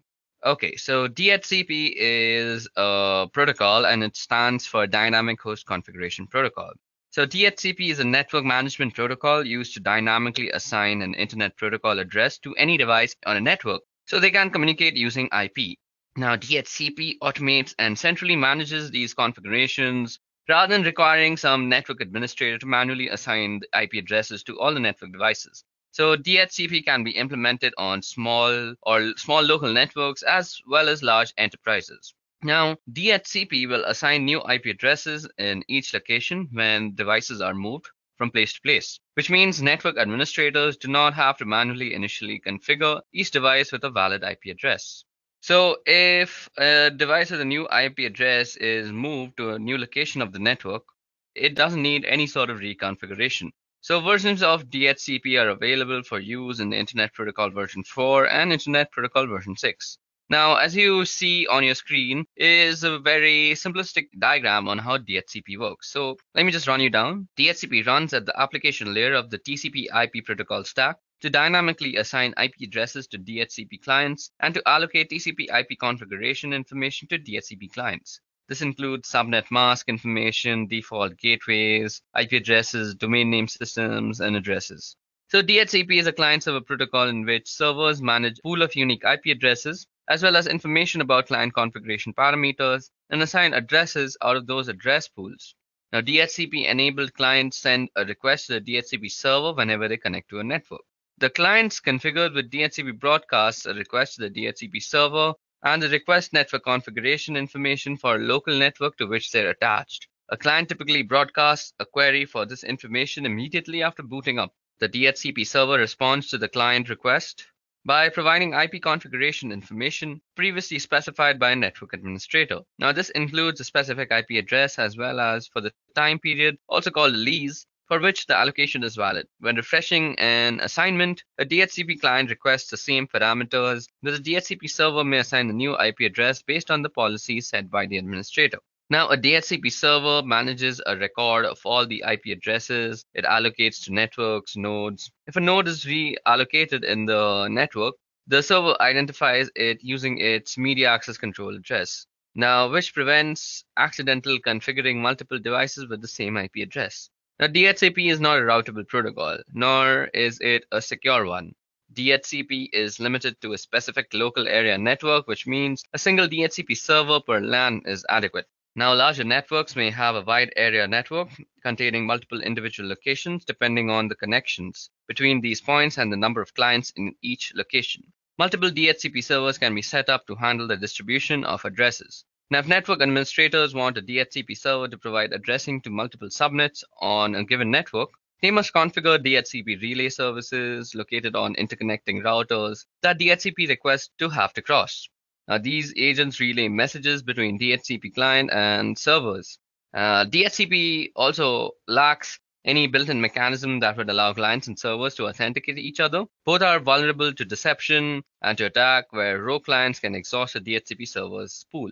Okay, so let's move on to our next topic, and that is why use DHCP. So I just told you that DHCP doesn't really have any sort of authentication, so it can be fooled really easily.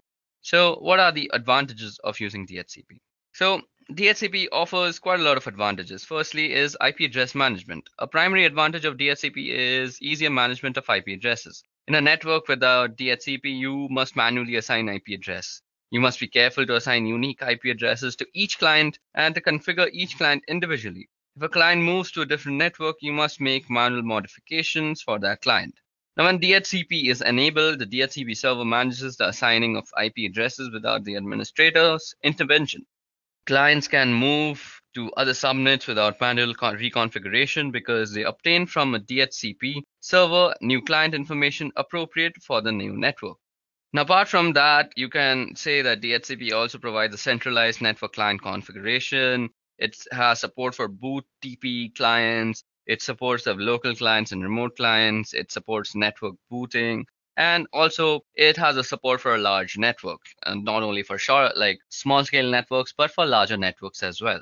So that way you see DHCP has a wide array of advantages, even though it doesn't really have some authentication. So because of these advantages, DHCP finds widespread use in a lot of organizations. Okay, so that winds up DHCP for us. So let us go into the history of cryptography now.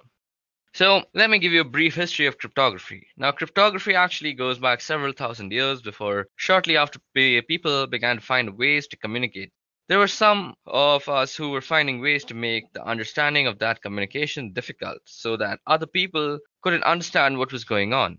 And this led to the development of Caesar cipher that was developed by Julius Caesar. And it's a simple rotation cipher. And by that, I mean that you rotate a portion of the key in order to generate the algorithm. So here's an example. We've got two rows of letters and that are alphabetical in order, and means we basically written the alphabets down and the second row is shifted by three letters.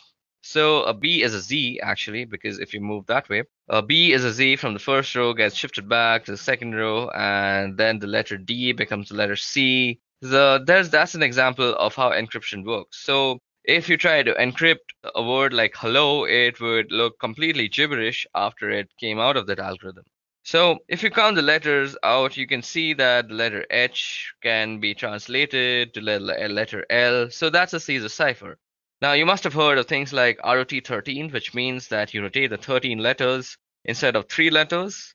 That's what we can do here again. And this is just a simple rotation cipher or Caesar cipher. That's what, of course, the ROT stands for. It's rotate or rotation. Now, coming forward a couple thousand years, we have the Enigma cipher. Now, it's important to note that the Enigma is not the word given to this particular cipher by the people who developed it. It's actually the word given to it by the people who were trying to crack it. The Enigma cipher is a German cipher. They developed this cipher and a machine that was capable of encrypting and decrypting messages so that they could messages to and from different battlefields and war fronts, which is similar to the Caesar cipher. Caesar used it to communicate with his battlefield generals, and the same thing with the Germans. You've got to get messages from headquarters down to where the people are actually fighting, and you don't want it to get intercepted in between by the enemy. So therefore you use encryption. And lots of energy was spent by the Allies, in particular the British, trying to decrypt the messages. One of the first instances that we are aware of where a machine was used to do the actual encryption, and we're going to come ahead a few decades now into the 1970s, where it was felt that there was a need for a digital encryption standard. Now, the National Institute of Standards and Technology is responsible for that sort of thing, so they put out a proposal for this digital encryption standard. And an encryption algorithm, what ended up happening was IBM came up with this encryption algorithm that was based on the Lucifer cipher. That was one their people had been working on a couple of years previously in 1974. And they put this proposal together based on the Lucifer cipher, and in 1977 that proposal for an encryption algorithm was the one that was chosen to be the digital encryption standard, and so that came to be known as DES over time. And it became apparent that there was a problem with DES, and that was it only had a 56-bit key size, and while in the 1970s that was considered adequate to defend against brute forcing and breaking of code, by 1990s it was no longer considered adequate, and there was a need for something more, and it took time to develop. Something that would last long for some long period of time, and so in the meantime a stopgap was developed, and this stopgap is what we call the triple DES. The reason it's called triple DES is you apply the DES algorithm 3 times in different ways, and you use 3 different keys in order to do that. So here's how triple DES works. Your first 56-bit key is used to encrypt the plain text, just like you would do with the standard digital encryption standard algorithm, where it changes, and you take that ciphertext that's returned from the first round of encryption, and you apply the decryption algorithm to the ciphertext. However, the key thing to note is that you don't use the key that you use to encrypt. You don't use the first key to decrypt it, because otherwise you'll get the plain text back. So what you do is you use a second key with the decryption algorithm against the ciphertext from the first round. So now you've got some ciphertext that has been encrypted with one key and decrypted with the second key, and we take the ciphertext from that and we apply a third key using the encryption portion of the algorithm to that cipher. Encryption portion of the algorithm to that ciphertext to receive a whole new set of ciphertext, obviously. To do the decryption, you do the third key and decrypt it. With the second key, you encrypt it. And then with the first key, you decrypt it. And so you do reverse order and the reverse algorithm at each step to apply triple DES. So we get an effective key size of about 168 bits, but it's still only 56 bits at a time. Now I said triple DES was only a stopgap. What we were really looking for was the advanced encryption standard once again. And NIST requested proposals so that they could replace the digital encryption standard in 2001. After several thousands of looking for algorithms and looking them over, getting them evaluated and getting them looked into, NIST selected an algorithm and it was put together by a couple of mathematicians. The algorithm was called Reindoll and that became the Advanced Encryption Standard, or AES. It's one of the most advantages of AES is it supports multiple key lengths.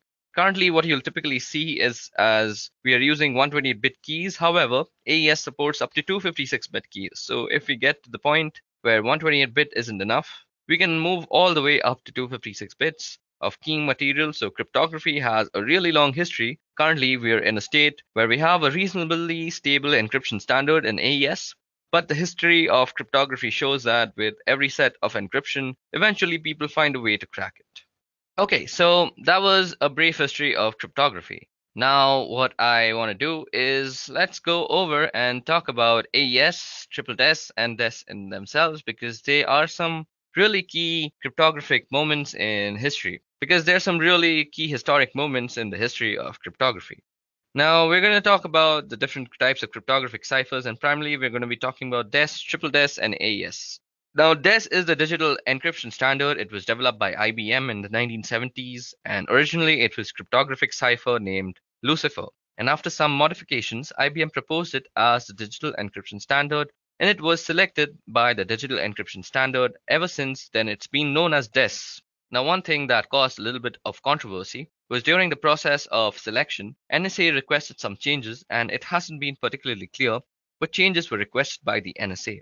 There has been some speculation that wondered if the NSA was requesting a backdoor into this digital encryption standard, which would allow them to look at encrypted messages in the clear. So basically, it would always give the NSA the ability to decrypt DES encrypted messages. It remained the encryption standard for the next couple of decades or so. So what is DES and how does it work? Basically, it uses 56-bit keys rather than a stream cipher. It's a block cipher and it uses 64-bit blocks. And in 1998, DES was effectively broken. When a DES encrypted message was cracked in 3 days, a year later, a network of 10,000 systems around the world cracked the DES encrypted message in less than a day.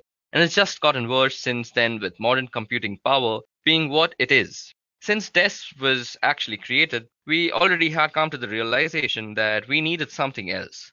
So along came triple DES. Now, triple DES isn't 3 times the strength of DES necessarily. It applies DES just 3 times. And what I mean by that is what we do is we take a plain text message, then let's call that P, and we're going to use a key called K1, and we're going to use that key to encrypt the message. And use a key that we will call K1, and we're going to use that to encrypt the message. And that's going to result in the ciphertext, and we'll call this C1. So C1, the output of the first round of encryption, we're going to apply a second key, and we'll call that K2 with that second key. And we're going to go through a decryption process on C1.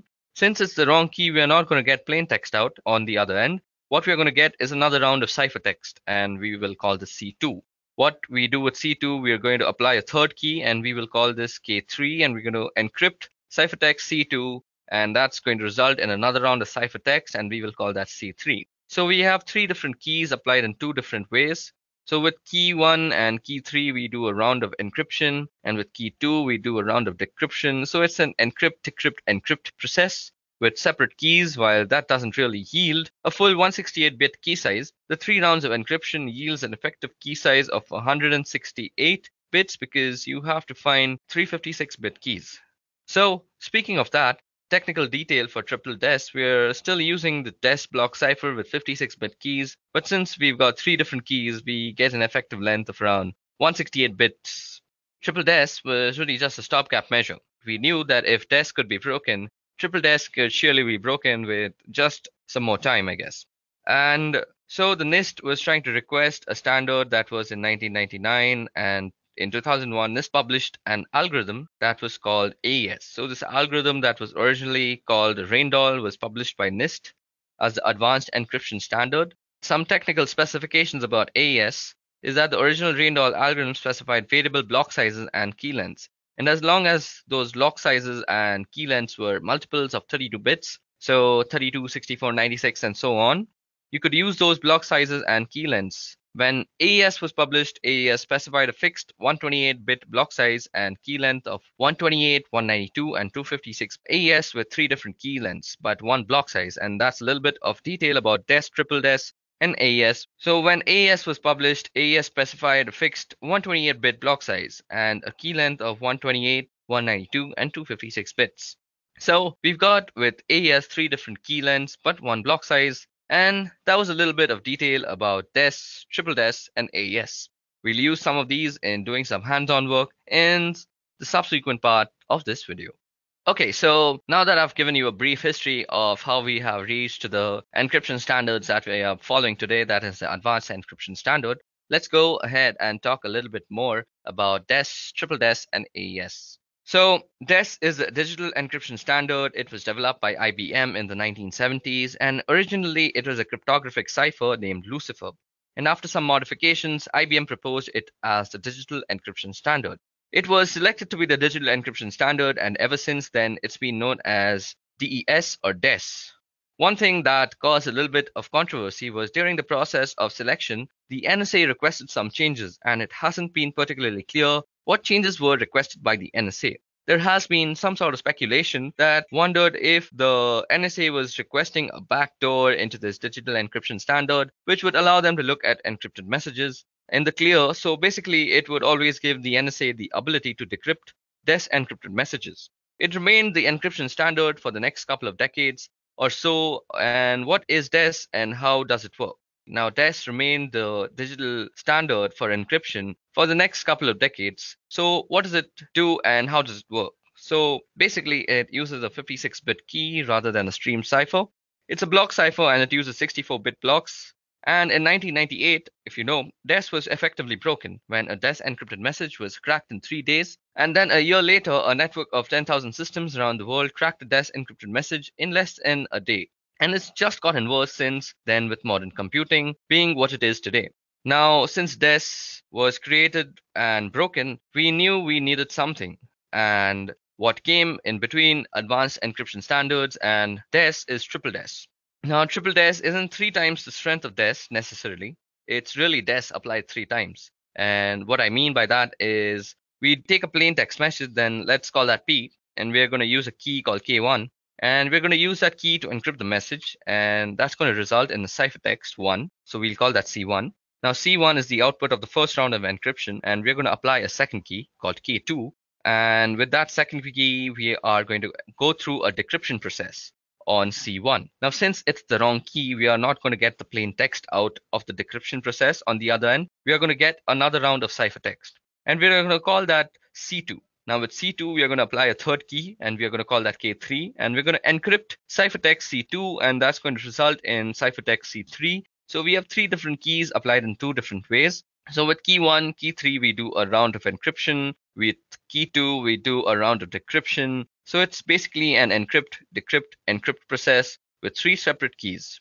But what it does really is it doesn't really yield a 168-bit key size, because in effectiveness, it's basically 56-bit keys that are being used thrice, whether it be 3 different keys. So in effectiveness, you could say that it's a 168-bit key, but it is not the same strength, because people realize that triple DES can be easily broken, because if DES is broken, you can do the same thing with 3 different ways with whatever key that you use. So it just takes longer time to decrypt if you don't know the key, and if you are just using a brute force attack, you know that triple DES can be broken if DES can be broken. So triple DES was literally a stopgap between DES and AES, because people knew that we needed something more than triple DES. And for this, the NIST, or the National Institute of Standards and Technology, in 2001, they chose AES as the algorithm that is now called the Advanced Encryption Algorithm. So it was originally called the Randall algorithm. And the main thing about the Randall algorithm and the Advanced Encryption Standard algorithm is that the Randall algorithm specifically states in its papers that it has a variable block size and a variable key size as long as they are in multiples of 32. So 32, 64, 96, like that. But what AES does differently is that it gives you one block size, that is 128 bits, and gives you three different key sizes, that is 128, 192, and 256. So with AES, three different key lengths, but one block size. Okay, so that was a little bit more information on AES, DES, and triple DES, and we are going to be using this information in some subsequent lessons. Okay, now moving on. Okay, so now that we've discussed the different history of cryptography and the more important cryptographic algorithms, let's discuss the different types of cryptography. Now, the first type of cryptography I'm going to talk about is symmetric cryptography. And by symmetric cryptography, I mean that the key is the same for encrypting or decrypting. So I use the same key whether I am encrypting the data or decrypting the data. One of the things about symmetric key cryptography is that they use a shorter key length than for asymmetric cryptography, which I'll get into a couple of minutes. It's also faster than asymmetric, and you can use algorithms like DES or AES, as those are both symmetric key cryptography algorithms, and you can use a utility like AES script. Let me just demonstrate how symmetric key cryptography works. So for this, we can use a tool called AES script. So in AES script is actually available for Linux and Windows and Mac, all the systems. So I'm using it on the Windows one, and I'm using the console version. So first of all, I have a text file called text.txt. So let me just show that to you. So as you guys can see, I have this thing called text.txt. Now to do text.txt, let me just show what text.txt contains. So as you guys can see, it has a sentence called "The quick brown fox jumped over the lazy dog." So that's the sentence that has all the alphabets in the English language, rather. So now we are going to try and encrypt it. So we can use something like AES or DES because both of them are symmetric key ciphers, symmetric key algorithms, rather. So we are using AES in this case. So what we're going to do is say AES script. We're going to encrypt it, and we're going to use a password of, let's say, Pokemon. So we're going to call it Pokemon, and we're going to do text.txt. We're going to encrypt that file. So now we have encrypted that file. Now let's go see. We must be having a new file. So this is called text.txt.aes. So that is our encrypted file, and this is what we would generally send over the network if we are sending it to anybody. So let's assume the person who's received it also knows our encryption algorithm. I mean, encryption algorithm and the key that goes along with it. So let's try to decrypt it now. Now, before I decrypt it, let me just show you what an encrypted message looks like. So this is what the ciphertext looks like. Type text.txt.aes. So yeah, as you guys can see, the Windows console can't really read everything, but if I were to go here, if I were to just go into the file and just edit Notepad++, you'll see that it's a bunch of crap. You really can't make out anything. What is being made here, we can't really decipher much. So that's the point of using encryption. Now, if you were to decrypt it, all we have to do is AES script. We're trying to decrypt. We're trying to give the password is going to be, what was the password? Pokemon. Okay, so, and we're going to try and decrypt text.txt.aes. Now let's dir that again.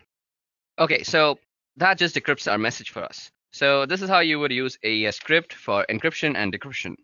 So that just decrypts it, and that's how you would use symmetric key encryption to encrypt a file for this example. Symmetric key uses either a stream cipher or a block cipher, and the differences between stream or block ciphers is that block takes a block of bits at a time, and it's a fixed length. So for example, 64 bits, if I were to use a block cipher with 64 bits, I would need to take in 64 bits before I could start encrypting.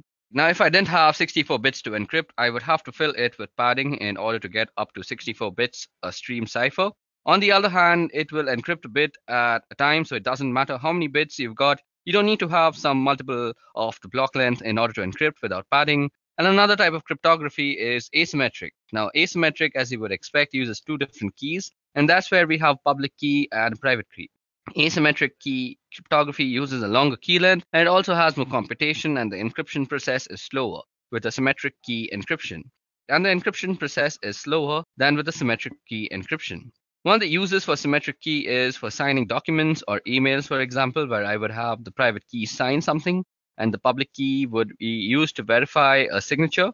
And another reason for using asymmetric key encryption is to ensure that you got it from who actually sent it. Since you've got two keys, you always know who the other end of the equation is. Where with symmetric key, since it's just one key, if you can intercept the key, you can decrypt and also encrypt messages. And so if somebody can figure out the key, you can break into a communication stream using symmetric key encryption. So asymmetric gives you the advantage of ensuring that the other end is who the other end says, and they are, since they're the only ones who should have the private key. And in this particular instance, in practice, however, hybrid encryption models tend to be used, and that's where you would use asymmetric encryption to encrypt asymmetric session keys. So basically, you encrypt the message that you are sending using symmetric key encryption, and then when you're exchanging the key with somebody else, you use asymmetric key encryption. So this is going to be a slower process. You probably won't want to use it for smaller files. In order to do that, fortunately, the file example that I have is a smaller one. So I'm going to try and generate a key right now. So for this, we have to head over to our Ubuntu system. So let's see. Let me show you how public key encryption actually works. And we are going to first create a key. So let me just clear this out for you. So first of all, let's create a file, and let's call that text.txt. Now, if you see, we are going to edit text.txt to have some file. So have some text in it. So there seems to be a warning with the GTK. I'll just use echo instead. So now let's see if that is in our file. Okay, so let me just show you how asymmetric key encryption or public key cryptography works. So first of all, we need a text file. So let me see. Do we have a text file? So there seems to be a text.txt. So let's see what this text.txt says. So it says that this is a random text file. Now, what we want to do is we want to create a public key first. So I'm going to use OpenSSL for doing this. So we go OpenSSL, and we are going to use it with RSA. So we're trying to generate a key, so gen RSA, and we're going to use des3 to use this, and we're going to output it into a file called private.key. So we are also going to be using a 4096 bit. So this is going to be our private key. So this will create a private key using RSA algorithm. So let it work its way out. So first of all, it's asking me for a passphrase now. So since you can protect your keys with a passphrase, so I'm just going to use my name. Okay, so now we see if we ls, and we have a private.key, I guess. Yep. So we have this private.key. Now, we're using this private key, we are going to generate a public key. So for this, I'm again going to be using OpenSSL. And OpenSSL is a Unix based, so you will need a Unix system. So you go RSA-UTL, that's RSA utility, and what we want to do is encrypt, and we want the public key in key, and we want to use the public key that we just generated. I'm sorry, guys. So we are going to be using RSA. So first of all, we need to generate a public key. So for that, we use the private key. So we will give the private key as an argument after the in flag. So private.key, and we are trying to get out a public key. So pub out, and we're going to call it public.key. Okay, so there seems to be, okay, I messed it up a little. I forgot to give the output. So you go out, and then you use public.key. So it's asking me for a passphrase, and now it's writing the RSA key, and since the password was correct, we have a public key too. So if you see, now we have a public key and a private key. So we are going to encrypt our file using the public key. So we go OpenSSL, and we go RSA-UTL, and we go encrypt, and we can do pub in. So we are going to use the public key, and we want to put the text.txt as the file to be encrypted. So text.txt, and what we want to output is an encrypted file. So encrypted.txt. Okay, I called it OpenSSL. I need to go and edit that out now. Yeah, so that makes it a correct command. And now we have an encrypted file. So let's see, ls, and yep, encrypted.txt. So if we just cut that out, so we see it's a bunch of garbage, and we really can't read it unless we decrypt it. So for decrypting the key, all we have to do is again use OpenSSL. Let's clear this out first. So OpenSSL, And we are going to be using the RSA utility again. So RSA UTL, we're going to decrypt this time. So we go with the decrypt flag. And then we are going to be giving the N key, and that is going to be the private key. And what we want to decrypt is encrypted.txt. And what we want to output it is as, let's say, plaintext.txt. So it's going to ask me for my passphrase, which is my name, and I've entered the passphrase, and now we have a plaintext.txt. Now, if we are to go and ls, we see that we have a plaintext.txt out here, just beside info.txt. Now let me just cat that out. So plaintext.txt. So this is a random text file. And if we go up, we see that it was a bunch of garbage, and before that, it was a random text file. Now, you can also run this command called diff plaintext.txt text.txt. So this will give you a difference in the text strings. So it's 0, so it gives you, that's the difference. So both the files are the same, and that's how public key cryptography works and how symmetric key cryptography works. Okay, now moving ahead of cryptography, let's talk about certificates. Okay, so now that we're done with cryptography, let's talk about digital certificates. So what is a digital certificate? Well, a digital certificate is an electronic password that allows a person, organization to exchange data securely over the internet using public key infrastructure. So digital certificate is also known as a public key certificate or an identity certificate. Now, digital certificates are a means by which consumers and businesses can utilize the security application of public key infrastructure. Public key infrastructure comprises of the technology to enable secure e-commerce and internet-based communication. So what kind of security does a certificate provide? So firstly, it provides identification and authentication. The person or entities with whom we are communicating are really who they say they are. So that is proved by certificates. So then we have confidentiality. The information within the message or transaction is kept confidential. It may only be read and understood by the intended sender. Then there's integrity, there's non-repudiation. The sender cannot deny sending the message or transaction. The receiver, we'll get to non-repudiation, and I'll explain how non-repudiation comes into digital certificates. So digital certificates are actually issued by authorities who are business, who make it their business to actually certify people and their organization with digital certificates. Now, you can see these on Google Chrome. Now, let me just open Chrome for you guys, and you can see it out here. You can see certificates, and you can go into the issuer statements, and you can go into all sorts of stuff. So you can see it's issued by Encrypt Authority X3. So that's an issuing authority for digital certificates. Now, that was all about the theory of certificates. Let's go and see how you can create one.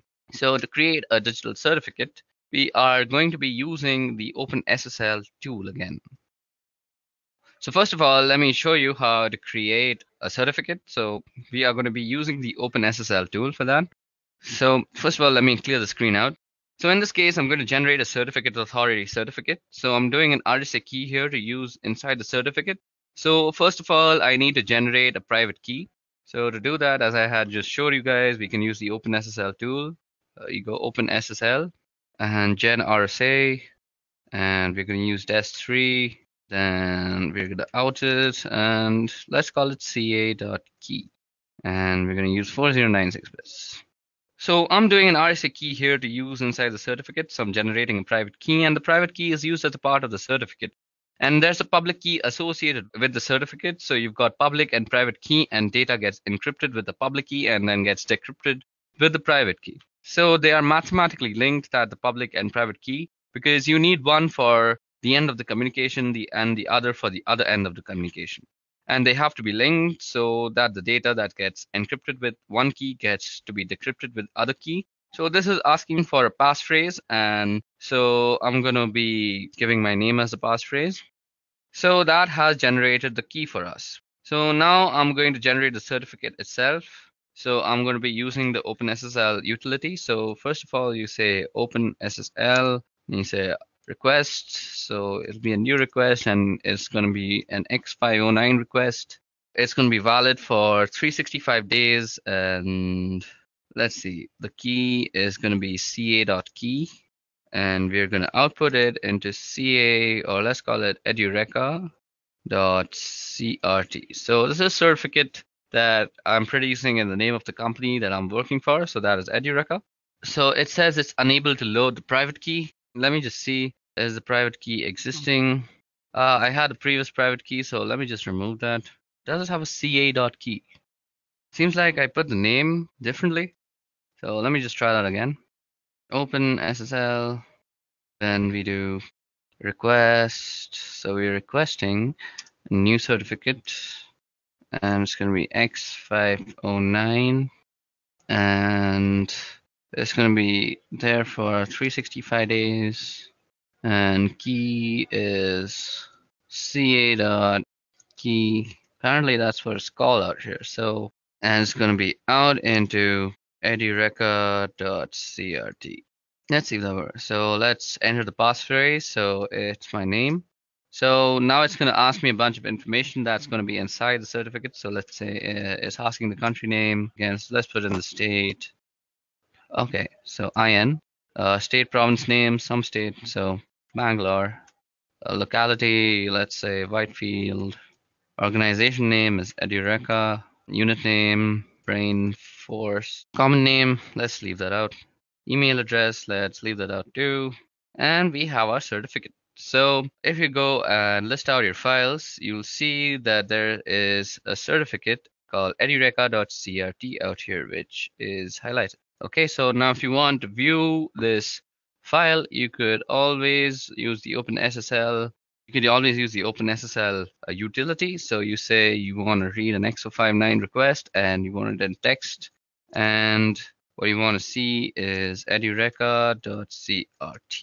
Okay, so that is the certificate. So you see that it has all the signature, it has signature algorithm, it has all the information about the certificate, and it says signature issuer is CIN in state Bangalore, in location Whitefield, Edureka Brainforce, validity. It has all sorts of information. So that was all about digital certificates, who issues digital certificates, where are they useful. So this is basically non-repudiation. So nobody can say with this certificate that if this certificate is included in some sort of a website and that website tends to be suppose malicious and there's a complaint. Now the website can't go to a court of law and say they didn't know about this because the certificate that was included had their private key and the private key was only supposed to be known to the company. So that is non-repudiation. You just can't deny that you didn't do it. Okay, so that was all about certificates. Now moving on. Okay, so moving on, we are going to be talking about cryptographic hashing. Now, while the word cryptographic is in the term cryptographic hashing, and it does lead you to believe that there is encryption involved, there is no encryption involved in a cryptographic hash. There is a significant difference between hashing and any sort of encryption, and that is primarily that encryption is a two-way process.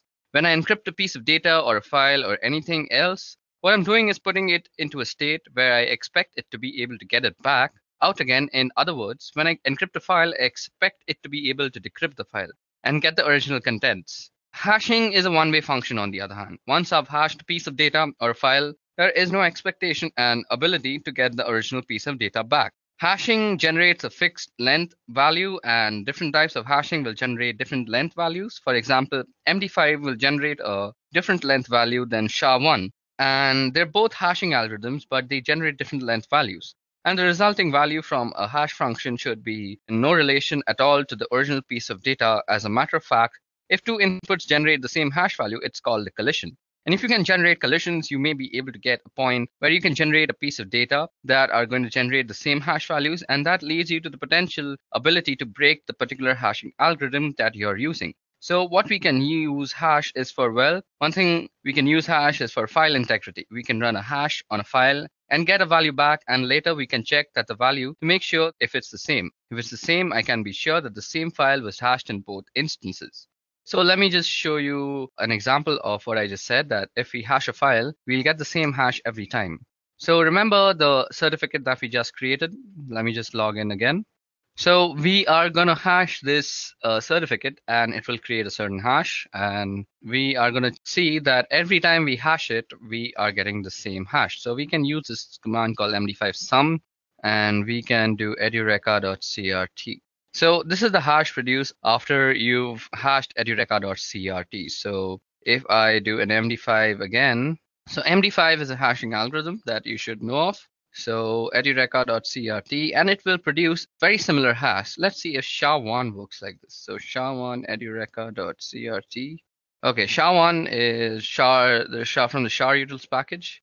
Okay, so I've proved my point that with MD5, which is a cryptographic hashing algorithm, we are getting the same hash back. So if you are able to produce the same hash, that means you have broken the algorithm in itself.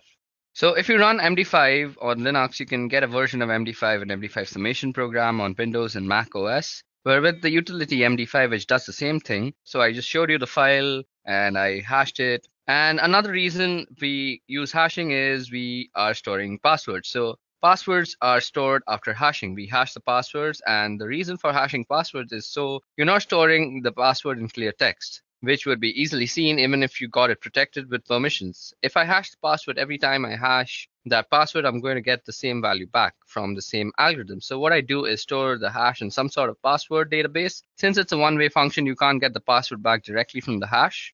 Now, what you can do with most password cracking programs, do some variation of this, and you just generate hashes against a list of words, and you'll get a hash value that matches the one in the password. Once you get the hash that matches the one in the password, you know what password is there and here. And we come back to the idea of collisions. If I can take two different strings of characters and get the same values back, then it's easier to crack the password, because I may not necessarily get the password, but if the hash that I get back from a particular string of data is the same as that I get from the original password, then it doesn't matter whether I know the password, because the string of data that I put in is going to generate the same hash value that you're going to compare when you log in. And this hash value will just give you that it's valid, and you'll be able to log in. So suppose the password that you chose while making your account is dog, and the dog word produces this hash value. And if I were to hash cat with the same algorithm, and if the algorithm was prone to collisions, it might produce the same hash value as dog. So with the password cat, I could open up your password.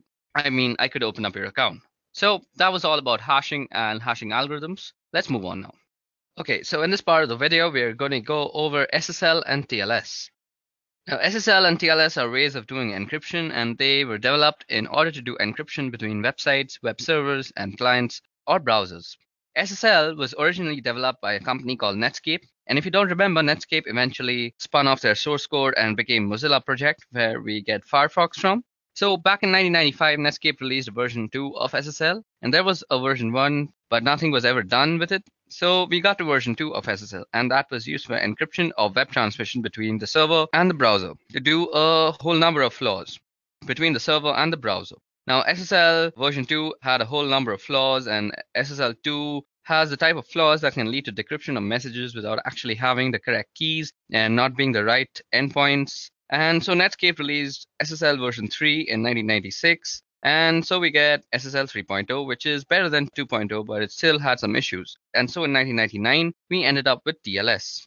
Now, SSL is secure socket layer and TLS is transport layer security. They both accomplish the same sort of thing, and they're designed for primarily doing encryption between web server and web browsers, because we want to be able to encrypt the type of traffic. So let me show you what kind of traffic looks like. So first of all, let me open Wireshark.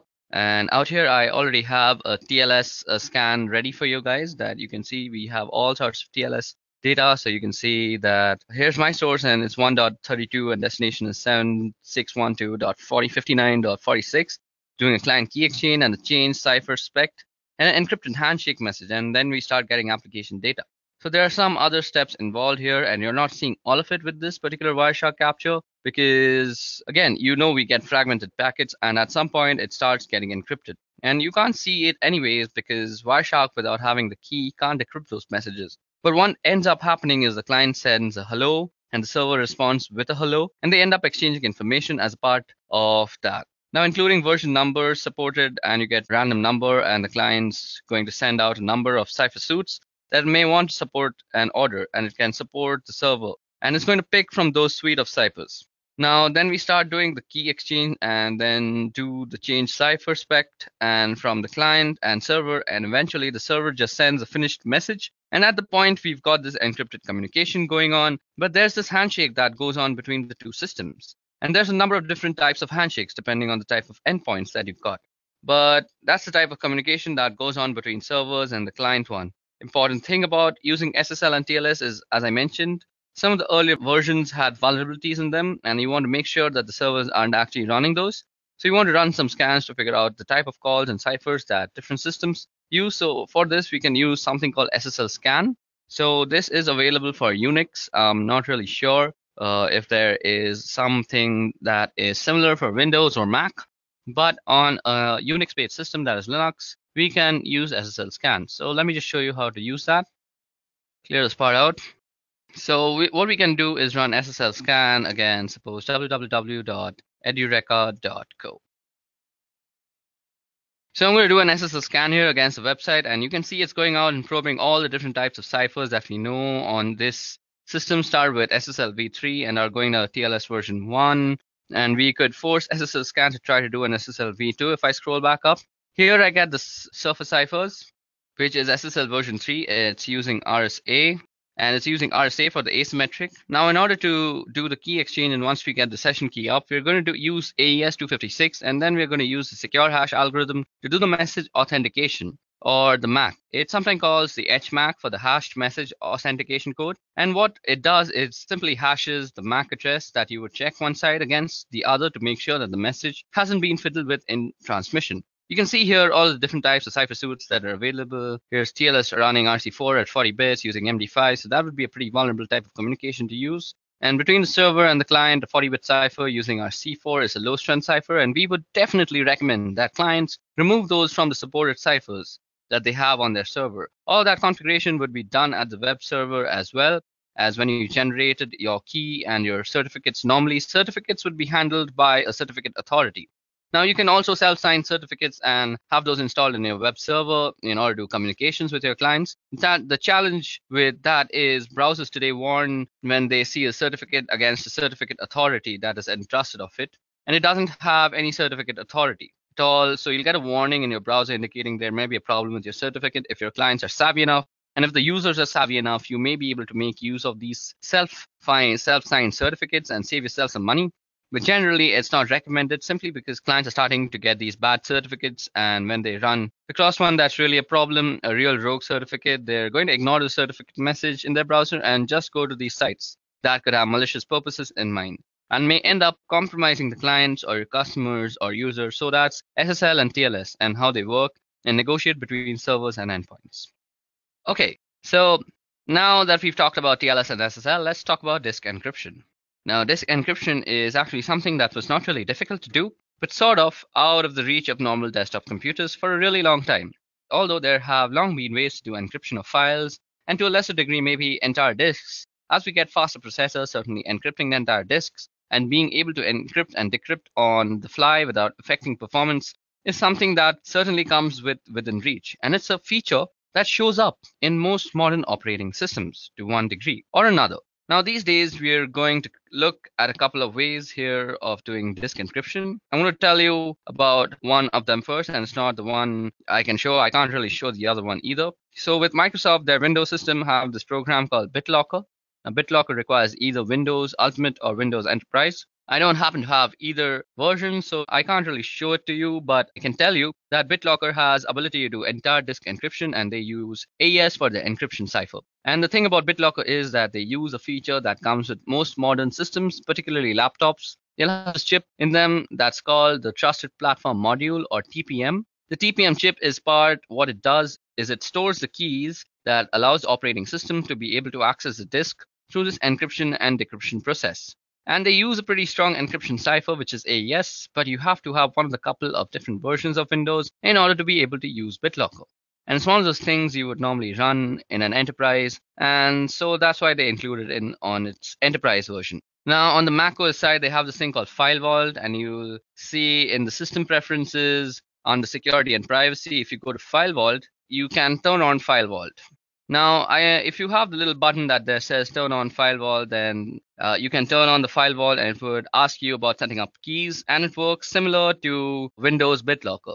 Now, PGP happens to have the ability to do disk encryption, and you can see that in the case of this, you've burned the system. They've got a package called GDE Crypt, which is a GUI that allows you to map and mount a created encrypted volume. So I could run GDE Crypt, and it would help me set up the process of encrypting the volumes that I've got on my system. Now, disk encryption is a really good idea because when you are working with clients, the data is normally very sensitive. So, as I mentioned, you can always use things like BitLocker and Windows Vault or other such softwares for disk encryption. So, what I mentioned before is now not only possible, it's very much a reality with current operating systems. Now, let's talk about scanning. Now, scanning refers to the use of computer networks to gather information regarding computer systems. And network scanning is mainly used for security assessment, system maintenance, and also for performing attacks by hackers. Now, the purpose of network scanning is as follows. It allows you to recognize available UDP and TCP network services running on a targeted host. It allows you to recognize filtering systems between the users and the targeted hosts. It allows you to determine the operating systems in use by assessing the IP responses. Then it also allows you to evaluate the target host TCP sequence numbers and predictability to determine the sequence prediction attacks and the TCP spoofing. Now, network scanning consists of network port scanning as well as vulnerability scanning. Network port scanning refers to the method of sending data packets via the network to a computer system specified service port. This is to identify the available network services on that particular system. This procedure is effective for troubleshooting systems issues or for tightening the system security.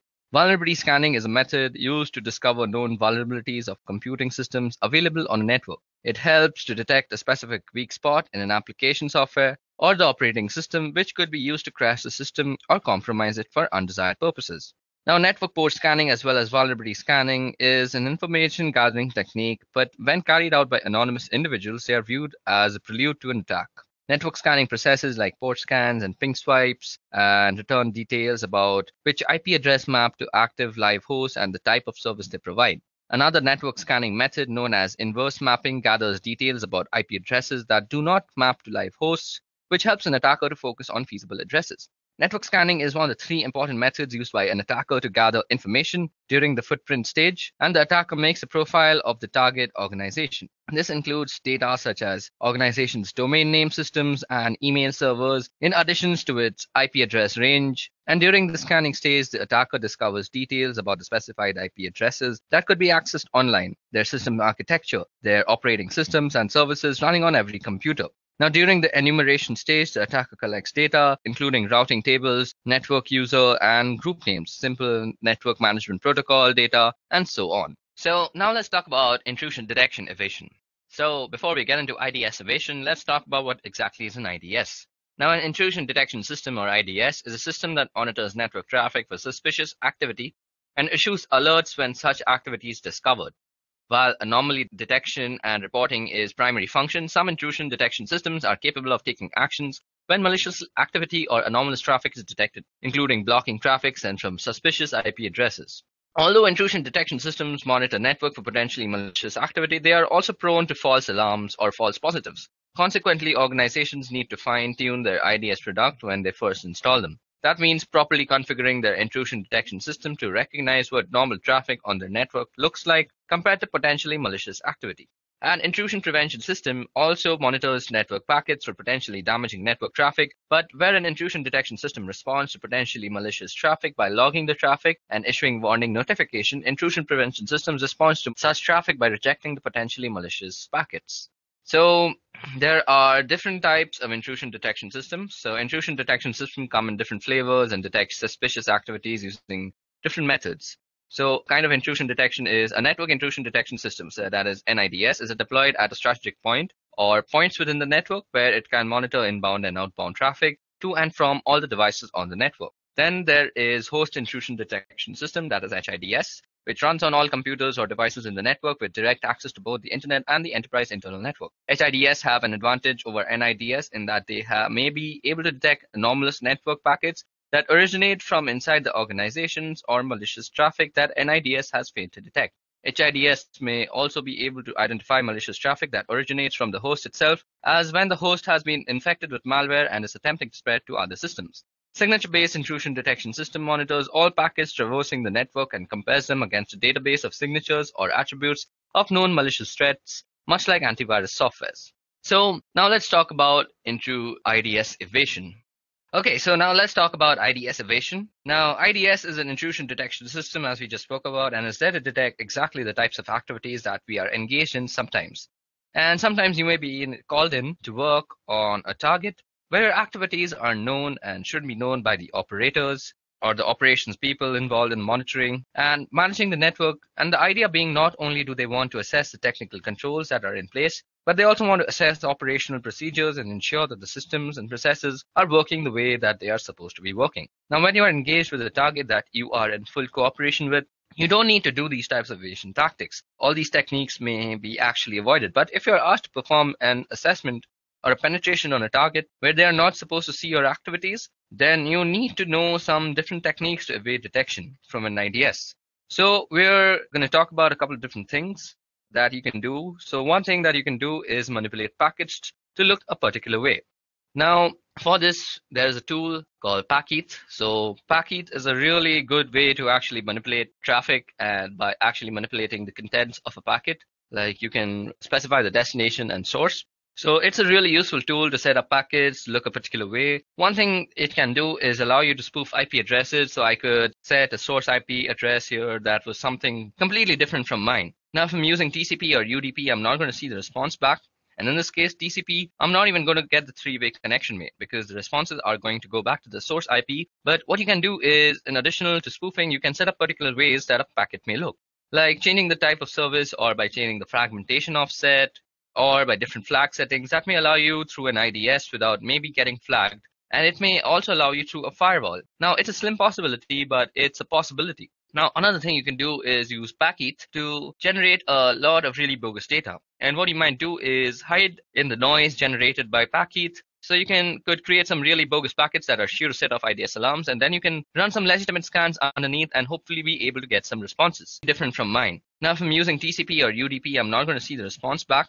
And in this case, TCP, I'm not even going to get the three-way connection made because the responses are going to go back to the source IP. But what you can do is, in addition to spoofing, you can set up particular ways that a packet may look, like changing the type of service, or by changing the fragmentation offset, or by different flag settings that may allow you through an IDS without maybe getting flagged.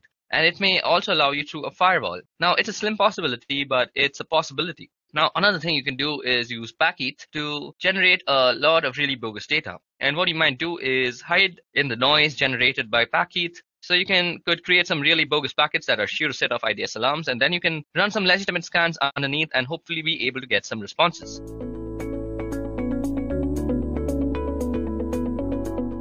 Kali Linux is the industry's leading Linux distribution in penetration testing and ethical hacking.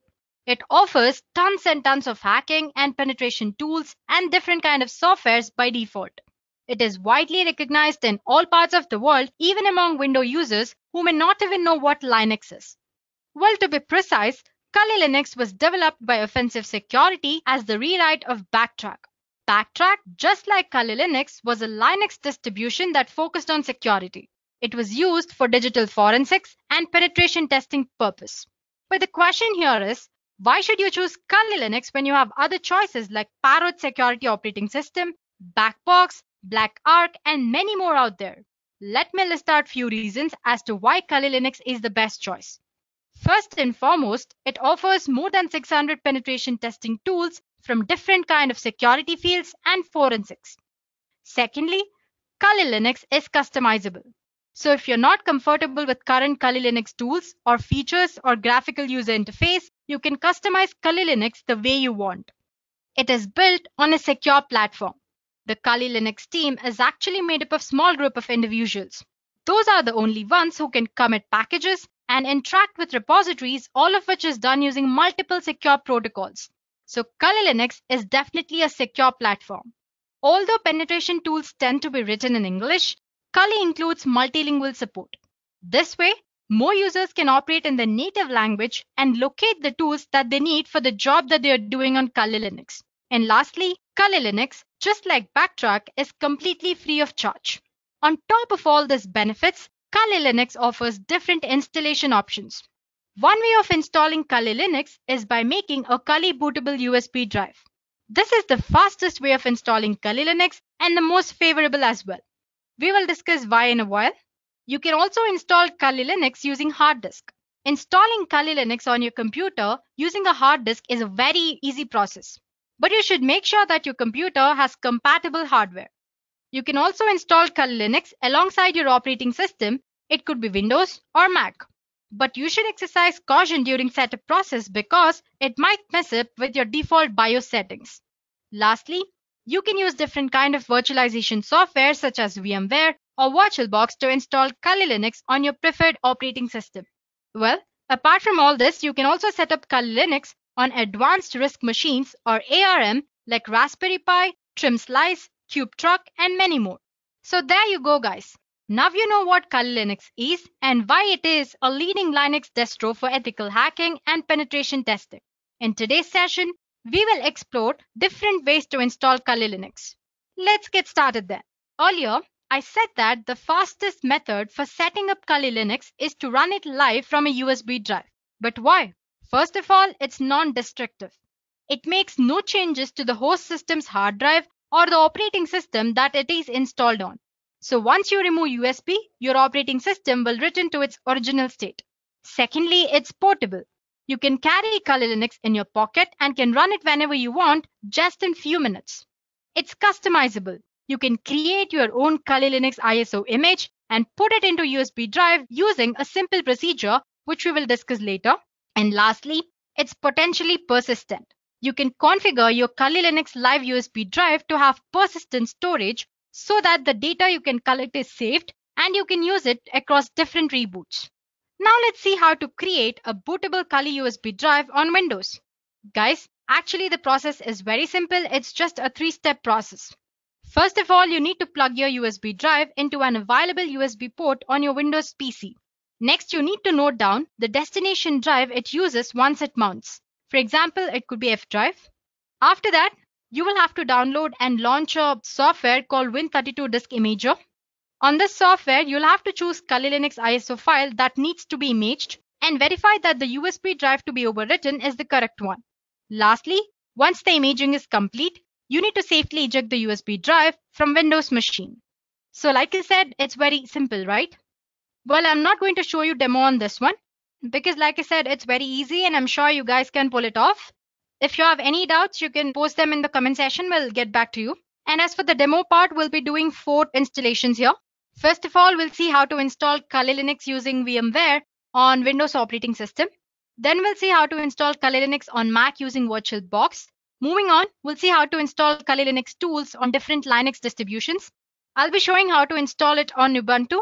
Well, the procedure is same for every other Linux distribution, so you can go ahead and use the same procedure for the Linux distribution that you're using.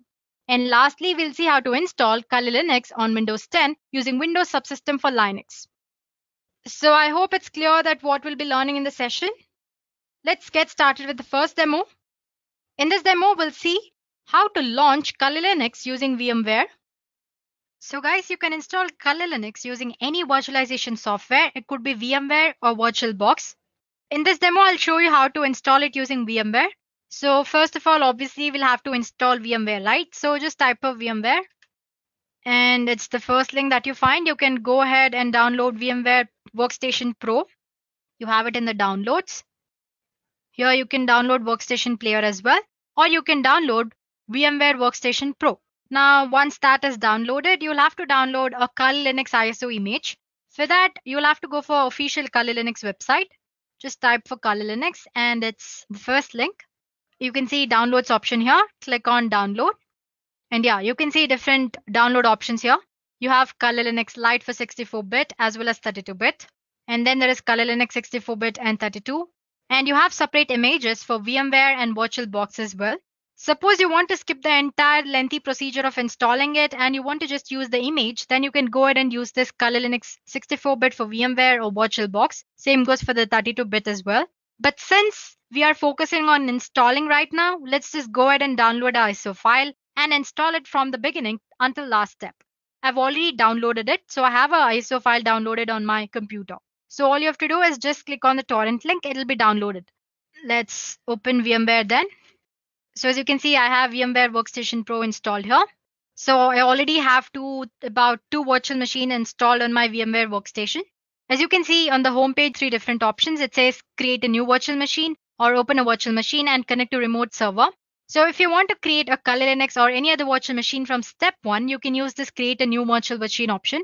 Well, if you have an image of a virtual machine already, and if you want to just use it and avoid installation procedure, then you can go ahead and use this open a virtual machine option. Well, just click on this create a new virtual machine and click on next. As you can see here, you have an option which says installer disk image file ISO file you'll have to attach here. So click on browse. Let's see where I've stored my Kali Linux. As you can see, I already have it here. And there's one file here. Let me click on that and open. So yeah, don't bother about this error. It usually shows that. And then click on next here. So it's asking which operating system will be installed on this virtual machine. I want it to be Linux. So make sure you select Linux 64-bit and click on next.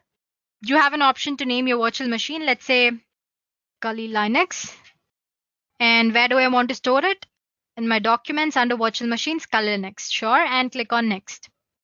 It says it already exists. Let me try this one then. Let's say Kali Linux 1 and next. Yeah. So basically your Kali Linux will need about a 20 GB. Let's assign some 40 GB here. That's the maximum disk size that you can allot. Well, you can allot more than that as well, but minimum it needs about 20 GB. And you have an option which says store virtual disk as a single file or multiple files. Let's just select store virtual disk as a single file to avoid complications and click on next here. So as you can see, you can review your virtual machine settings here. You have an option to make changes to the settings. You can make changes right now or you can do it later as well. Let's just go ahead and make changes now. Click on this customize hardware option here. Well, as for the memory for this virtual machine, it totally depends on what you're using virtual machine for. If you're not using it for heavy works, then you can assign least amount of memory. Let's say I want to assign about 2 GB. There we go. And as for the processors, number of processors 1. And the number of core processors, you can choose as many as you want. Let's say 2. This will increase the performance of your virtual machine. So, and again, it totally depends on whatever you want to choose. And yeah, we have already attached the image. Network adapter, you can set for NAT. USB controller and sound card, you can retain the default settings. And as for the display, click on accelerated 3D graphics since Kali Linux has a graphical user interface. And it says 768 MB is the recommended amount of memory that you can use for graphics. So let's go ahead and select that and click on close. Well, you can actually make all the settings after installing Kali Linux as well. No problem there. Once you've done that, click on finish here. As you can see, my Kali Linux image is ready for installation. You have two options to power up. As you can see, you have this option here. You can click on that to power on this virtual machine, or you can go ahead and click on this. Let me click on this. So once you click on that, you should be greeted with this Kali boot screen. As you can see, there are a lot of options here. We did discuss live option earlier, right? So if you don't want any trace of Kali Linux on your operating system, you can go ahead and use live option here. You have live USB persistence mode and live USB encrypted persistence as well. Suppose you want to store some data and save it for a later reboots, you can use live persistent option here. And most of the time people get confused with this install and graphical install.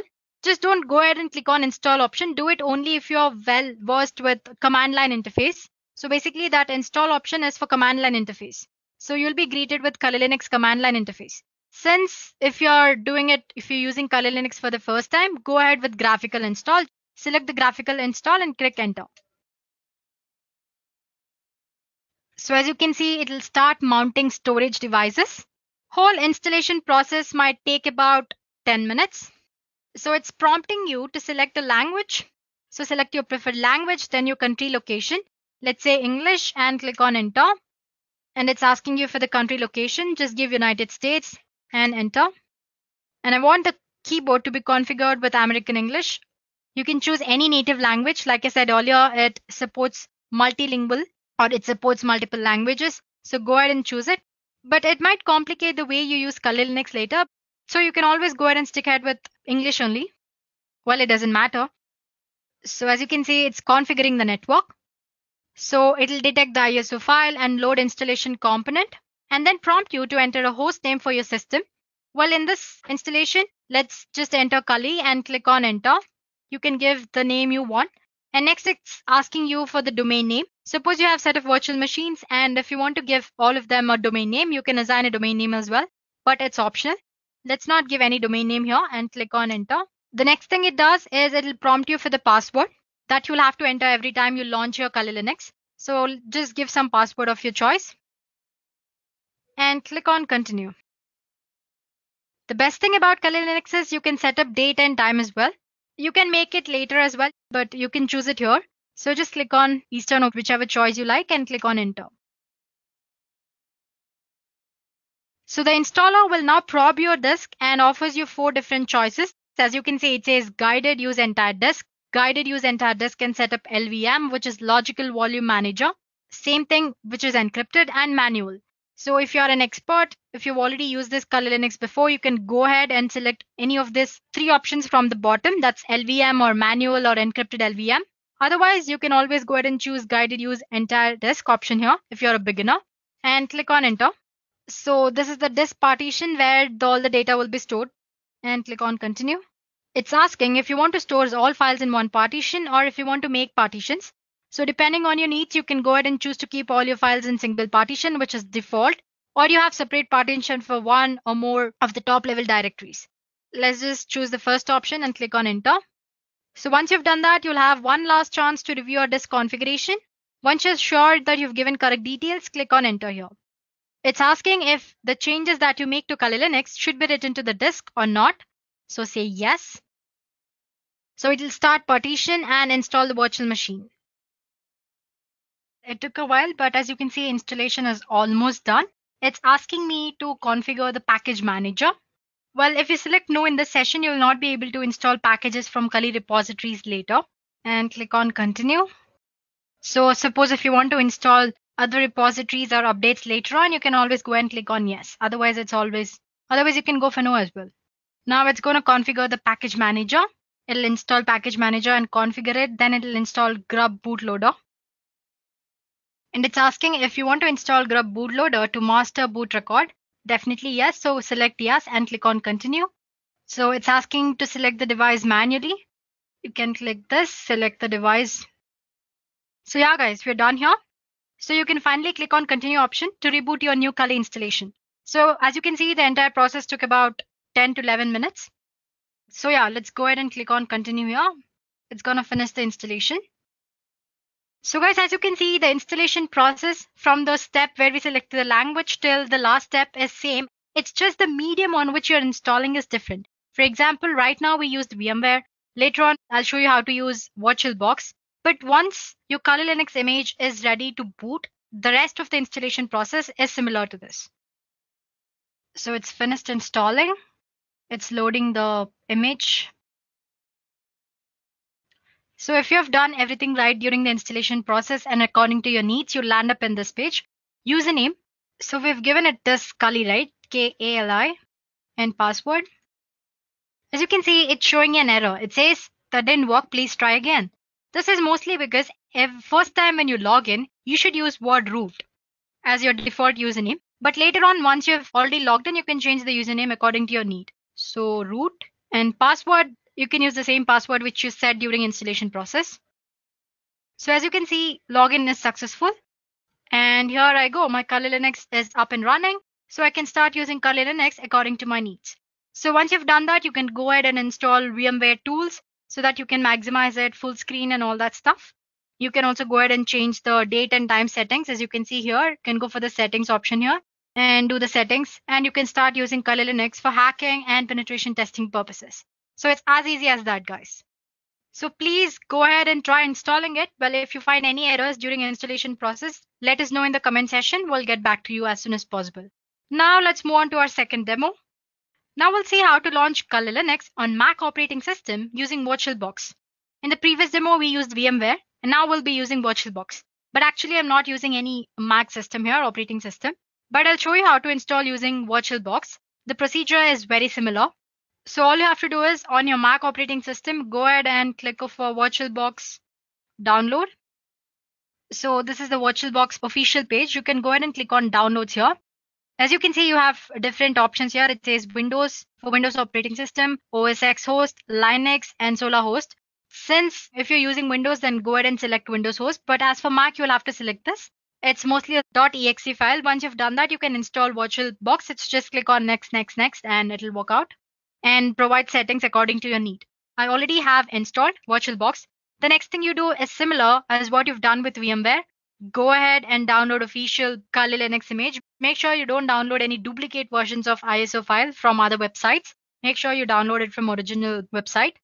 If you want to do it from the beginning, go ahead and install ISO file here, torrent, or you can just go ahead and download just the image for VirtualBox here for 64-bit, and you have option for 32-bit as well.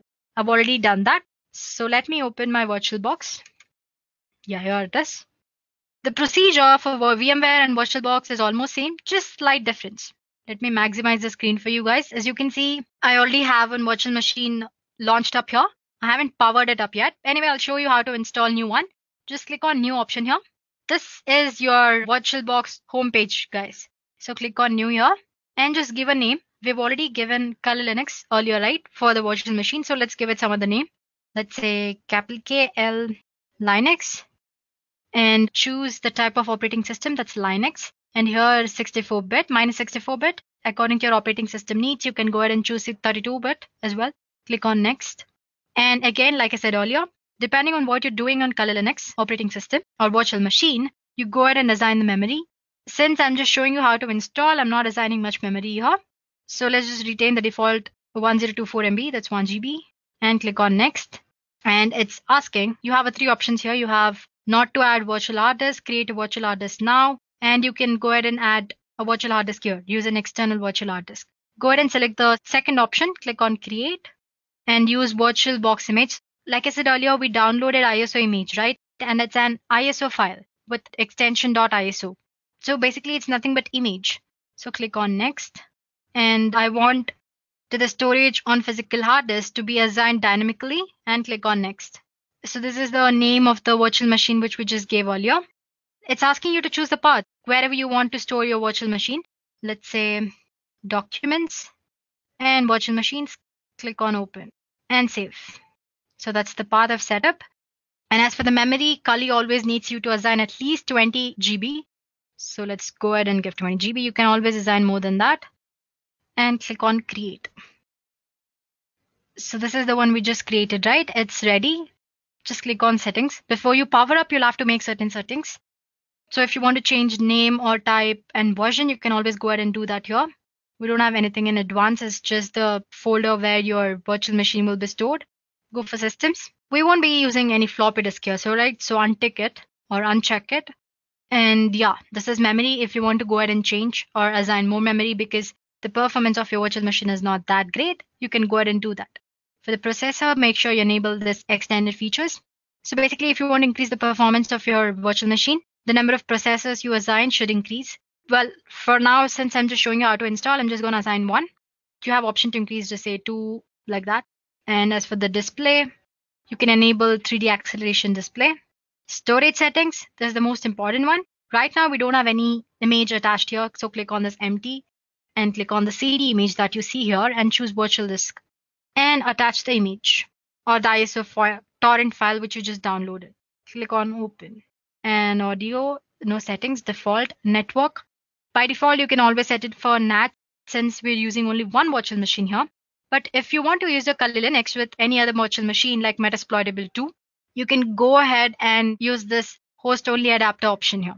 Because when you use NAT and when you have 2 virtual machines, both of them will be assigned with same IP address, which will definitely a problem because both of these virtual machines need to interact, right? So yeah, well, I'm just saying all this for the information. So you can go ahead and click on host only adapter if you're using 2 virtual machines and you want them to interact. As for now, I'm just retaining it NAT. And rest you don't have to make any changes. And click on OK. Once you've made all the settings, click on this. Or you can go ahead and click on start option here. You can right click on it and start. Again, like I said, the installation process from step 1 is very similar to that we did using VMware. So again, you'll be greeted with Kali boot screen and you have multiple options. Again, I'm not repeating the entire thing here. So go ahead and click on graphical install. And if you're a pro in using command line, you can always go for install option. And if you want to just use it for one time purpose, you can always go for live option here. That's all, guys. I'm sure you can catch up from here, right? Because it's almost similar for the ones we did using VMware. If you have any doubt, just go back and take a look at it. Yeah, well, like I said, I showed you on how to use VirtualBox to install Kali Linux on Windows operating system. Well, it's same for the Mac as well. You just have to download your stuff there instead of Windows. You have another option with this operating system. You can dual boot your Kali Linux with Windows or Mac. It's not as easy as these installation process because it will involve you setting the BIOS changes that you get to see when you power up your computer initially. So make sure you refer to Kali Linux official documentation and make sure you've done the installation properly so that you won't mess up your default settings.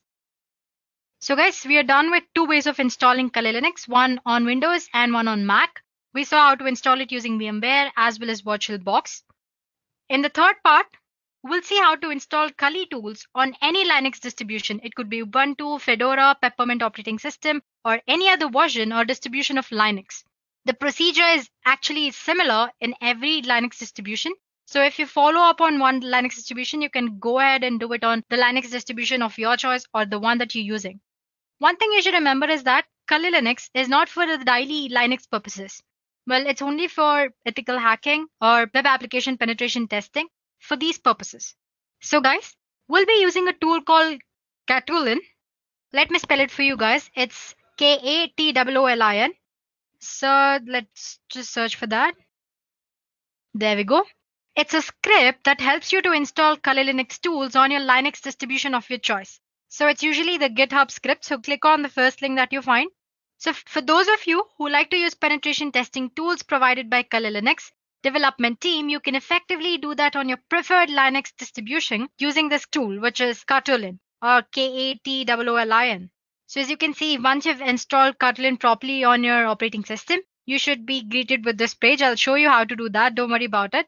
So the purpose of asking you to see this page is to take a look at prerequisites. So first thing, you need to have a Python of version 2.7 or above installed in your operating system. And you need a Linux distribution system. It could be Ubuntu or it could be Fedora or Peppermint, any other Linux distribution. I have Ubuntu here. I'll be using VMware Workstation Pro. It's already open, but let me just go back. All you have to do is search for Ubuntu and click on the first link. So as you can see, there are a lot of options to install Ubuntu.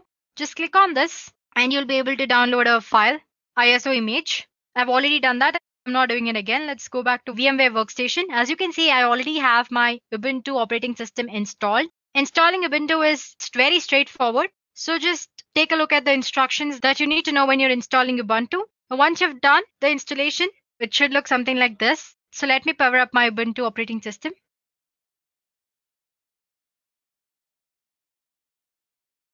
So as you can see, once you install, you'll land up on this page and it's asking for the password. You set up this username and password during the installation process, so don't worry about it. Click on enter. So let's say you are a Unix lover, you like using Unix platform. But right now you want to use certain tools for performing application penetration testing and ethical hacking. You just don't need all the tools, you need few tools. In that case, instead of installing Kali Linux on your operating system, installing only certain Kali Linux tools will be the best option, right? For that, like I said earlier, we'll be using Katulin. I have a set of 4 or 5 commands that you need to use to install Katulin. First of all, you need to have Git on your operating system. Let me check if I have it or not. Anyway, I have these 5 or 4 set of commands which we'll be using. I'm going to attach them in the description below. So if you want, you can use them. As you can see, install Git, first command. It says unable to use it because I have to log in as a root user. So let me it's asking for the password. Yeah, now I'm a root user. So let me try the command again. That's apt-get install Git. Yeah, installing Git. It's just going to take a few minutes. While this is happening, let's go ahead and explore Katulin tool. Let me go for Firefox here. Let's search for Katulin. So it's the first link, guys, like I said earlier. So let me scroll down. As we saw, this should be the home page, and we did take a look at the requirements. So let's just go back and see if it's done. It's still happening. So one thing, guys, make sure you have a Python of version 2.7 or above. Otherwise, the entire thing won't work at all. Yeah, guys, it's done.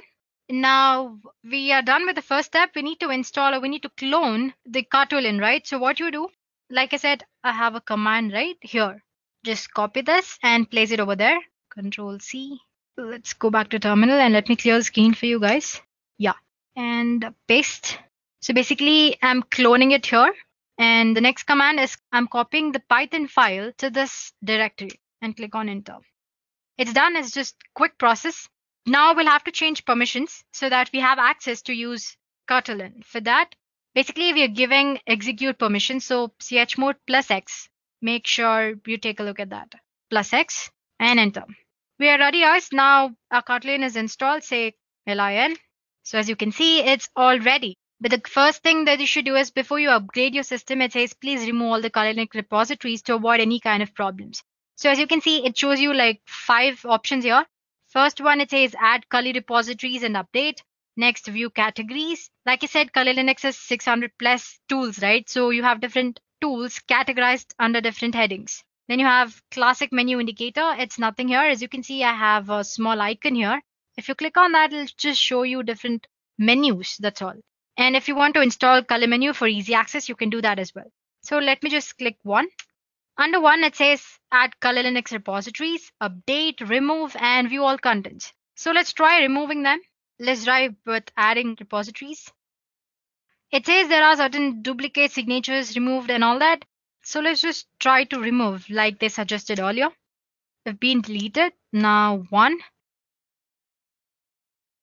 So if you guys want to go ahead and update the repositories, already existing ones, you can go ahead and do that. I'm not doing it now because it's going to take a while. So if you want to go back, just click back. It's as easy as that. Now let's say I want to view categories and install one tool of it. As you can see, there are like huge number of categories here. So I have web application penetration tools here. I have password attacks. I have exploitation tools. Well, if you are interested, there's an introduction video of what is Kali Linux by Edureka in the cybersecurity playlist. So go ahead and take a look at that. We have explained like about 5 to 6 popular tools in Kali Linux. Anyway, getting back to today's session, let me just say 4. As you can see, it lists all the web application tools. So if I want to install all tools, there's an option that's 0. But let's just say I want to install a tool called SQL Map. I'm sure you might have heard SQL Map. If not, it's okay. It's a tool which you use for checking out vulnerabilities that are present in application database system. So anyway, it asks insert the number of the tool that you want to install. Let's say 27. So as you can see, it's installing. So it's as easy as that, guys. So once you're done installing, I'll get back to you. Any tool, I just showed you how to install SQL Map, which is there in web application tools. You can go ahead and do that for other different types of tools as well. Suppose you want to install all the tools, you can go for 0, as in click on 0 option. So there you go, guys. I just showed you how to install one tool. So you can go ahead and do that for any kind of tool under any category. So if you just want to go back, click back and go for other types of tools. Let's say 8. There you can see. So whatever different type of exploitation tools you want, you can go ahead and install them. Let me just click back and the back. Sometimes when you try to install all the tools, you might get an error saying that the file doesn't exist or repository doesn't exist. All you have to do is go for first option here.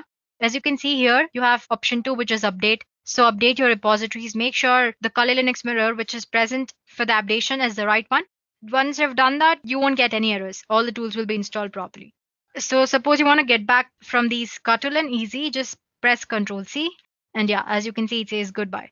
So that's as easy as it is to use Kali Linux tools on any kind of Linux distribution. While I've showed you on Ubuntu, the procedure is same on any other Linux distribution, guys. So there we go, guys. We're done with 3 things. First, we did on Windows using VMware, then on Mac using VirtualBox. And third, I showed you how to install Kali Linux tools on any kind of Linux distribution. And finally, there's one last demo. Here we'll see how to install Kali Linux on Windows operating system using Windows Subsystem for Linux feature. So let me get back to my operating system. We won't be needing VMware Workstation anymore. So guys, we'll be using a feature called Windows Subsystem for Linux, which is by default present in all the current versions of Windows 10. This is actually for those who prefer using Kali Linux command line interface. So make sure to listen to me properly. Or use this option only if you are a pro in using command line interface or if you have any experience using command line interface. Otherwise, just go ahead and use VMware or VirtualBox and install Kali Linux graphical user interface option. So yeah, this Windows Subsystem for Linux allows you to run Linux distributions as subsystem on your Windows operating system. This feature is really a new feature. It exists only in Windows 10.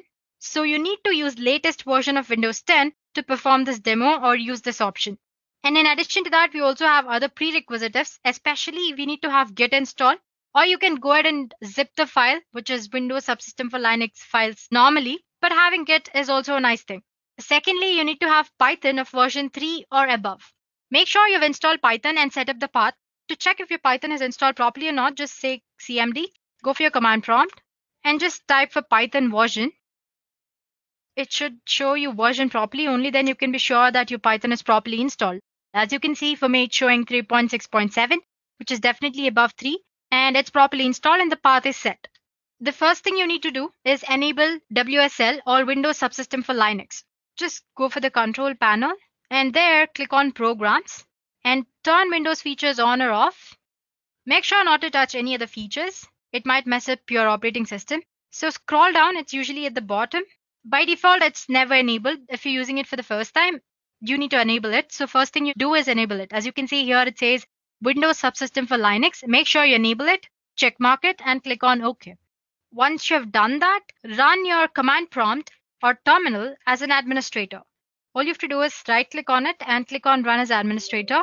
And yes. Now we'll be enabling base distribution. That is, like I said, Windows Subsystem for Linux allows you to run a Linux distribution as subsystem, right? But for that, we need to enable this base distribution. For that, you need to install the base distribution or any kind of Linux distribution that you need. So just use lx-run and install. So once you type that, this is the output which you get. It says it's the legacy Windows system for Linux distribution. So you can go ahead and install other Linux distribution which are available in Microsoft Store. But unfortunately, Kali Linux is not available, but it doesn't matter, right? We are anyway installing it using the procedure. Just click on Y here, saying yes. I've already installed, so it's showing legacy Windows system for Linux distribution is already installed on my system. For you, it might take a while. After installing, the most important thing is it'll ask for you to set up a password and username.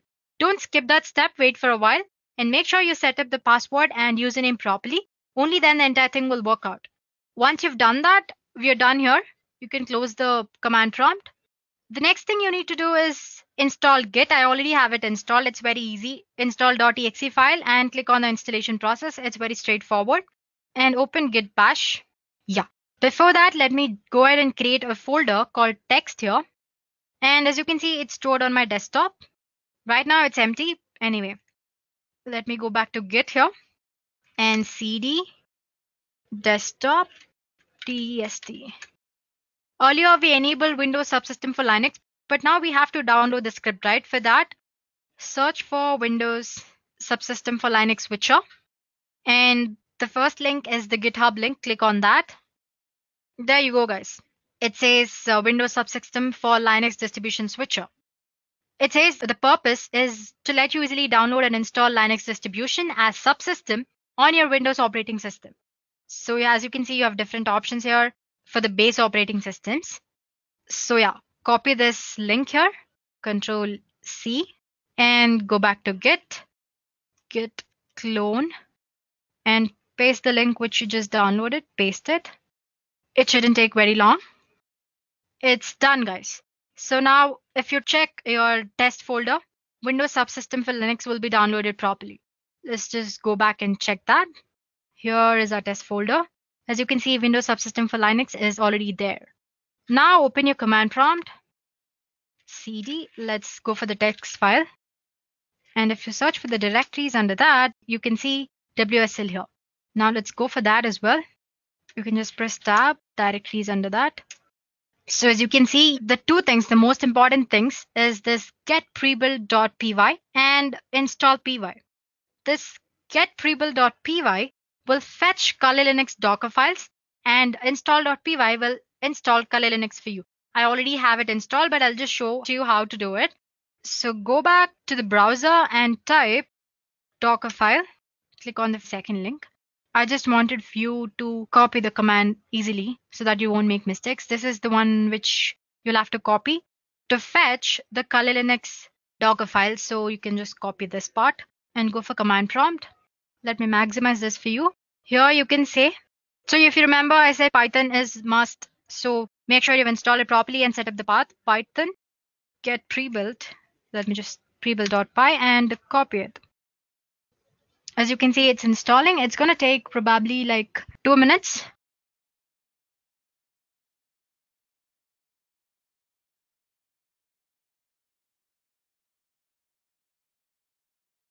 So it says it's done. It says it's saved to this file in the text folder. Let's go back and check if that's happened. Here is a test folder. Under WSL, you have Python. Yeah, as you can see, you have Python folder, a zip folder of Kali Linux installed or fetched. You'll have to install it now, right? So let me now just type Python. This is the command that you want to use. That's install.py, install.py, and copy this, or just type and enter tab, root fs tab, and click enter.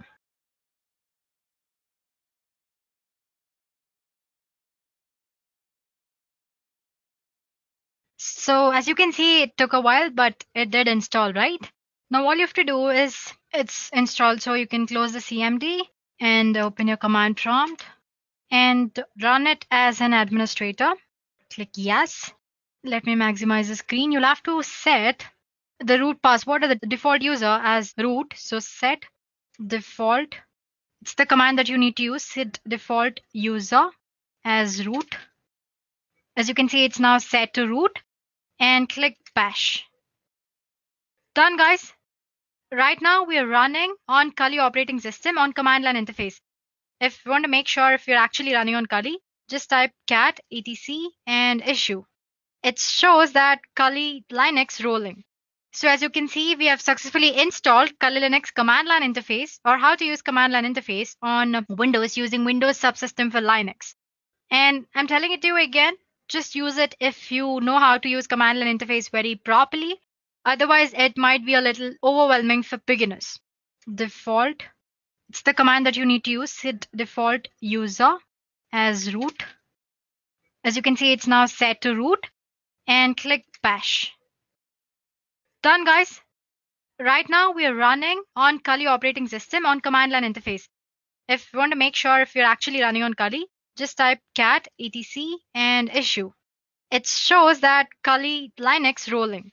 So as you can see, we have successfully installed Kali Linux command line interface, or how to use command line interface on Windows using Windows subsystem for Linux.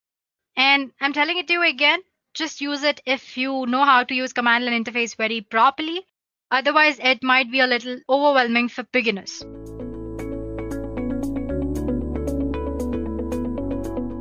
So now it's time that we go through the command line basics of any Linux terminal. Now the Linux terminal is a very powerful tool. It allows you to move around the whole operating system through the files and folders. It allows you to create files, change their permissions, change how they behave, and a bunch of other things. You can do filtering, you can grab stuff, the specific stuff from a specific file, and there's a bunch of interesting things that you can do. And as an ethical hacker, you will be working with a Linux distribution most of the time, whether it may be Kali Linux or some other thing like Parrot OS. But you will be working on Linux most of the time because it's a powerful tool for networking analysis and scanning and all sorts of stuff that you want to do as an ethical hacker. So the first essential step is to actually know how to use the tool that is available to you. And that is out here, which is the terminal. Now, as I'm running this on a virtual machine, you might find it that my execution times are much slower. And that is because I have a very, very slow laptop because my virtual machine is actually eating up a lot of my RAM. And I have a bunch of other processes that are also rendering. I do this on my free time. So let's go ahead and go through the commands that we are going to actually go through. Now, let me actually make a list of commands that I want to teach you guys. So let me see if LeafPad is available. Firstly, LeafPad is basically a text editor. So the first command that we are going to start off with is cd. Now, cd stands for change directory. Now, at this moment, we are in the root directory, as you guys can see. We can print the current working directory with this thing called pwd, and that is a current working directory. As you see, it's called root. And suppose we want to change our directory to the home directory. So all we have to do is cd, which stands for change directory, as I just said, and specify the path. Now cd/home. Okay, so once we're in home, I want to make a list of commands that are used on the CLI that I want to teach to you guys.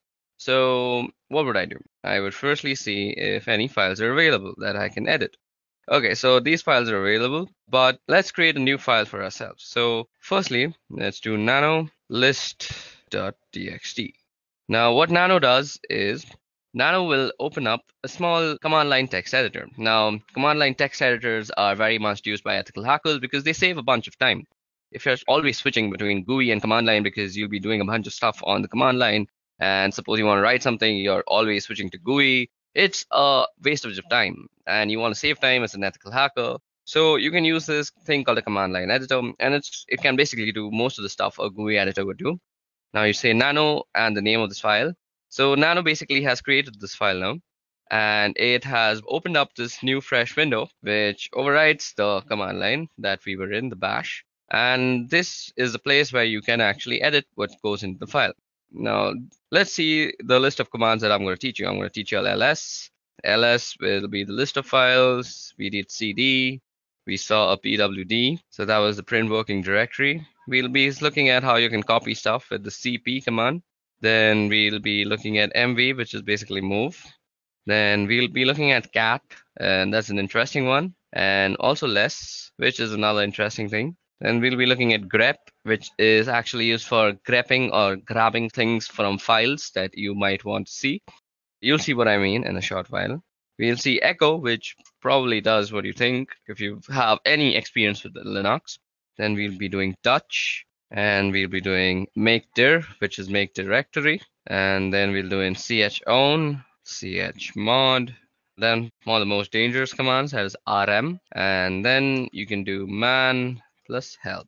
Okay, so these are the list of commands that we are going to go through in this part of the video. So suppose I was making this video and I wanted to save this somewhere. So if you see down here, there are a bunch of options that are shown to you. Now this caret sign might be not what you're thinking, that the shift 6 one, it's not shift 6. It's actually a control. So caret is control, and then G of course means G. So if you go control G, it will actually get help. Now what we want to do is save the file, and that is control O, and that is write out. So what we want to do is say control O, and now it's going to say if we want to name the file list.txt, and we want to name the file, and it says that we have written down 15 lines. So that's how you save a file. Now all we want to do is exit out of here.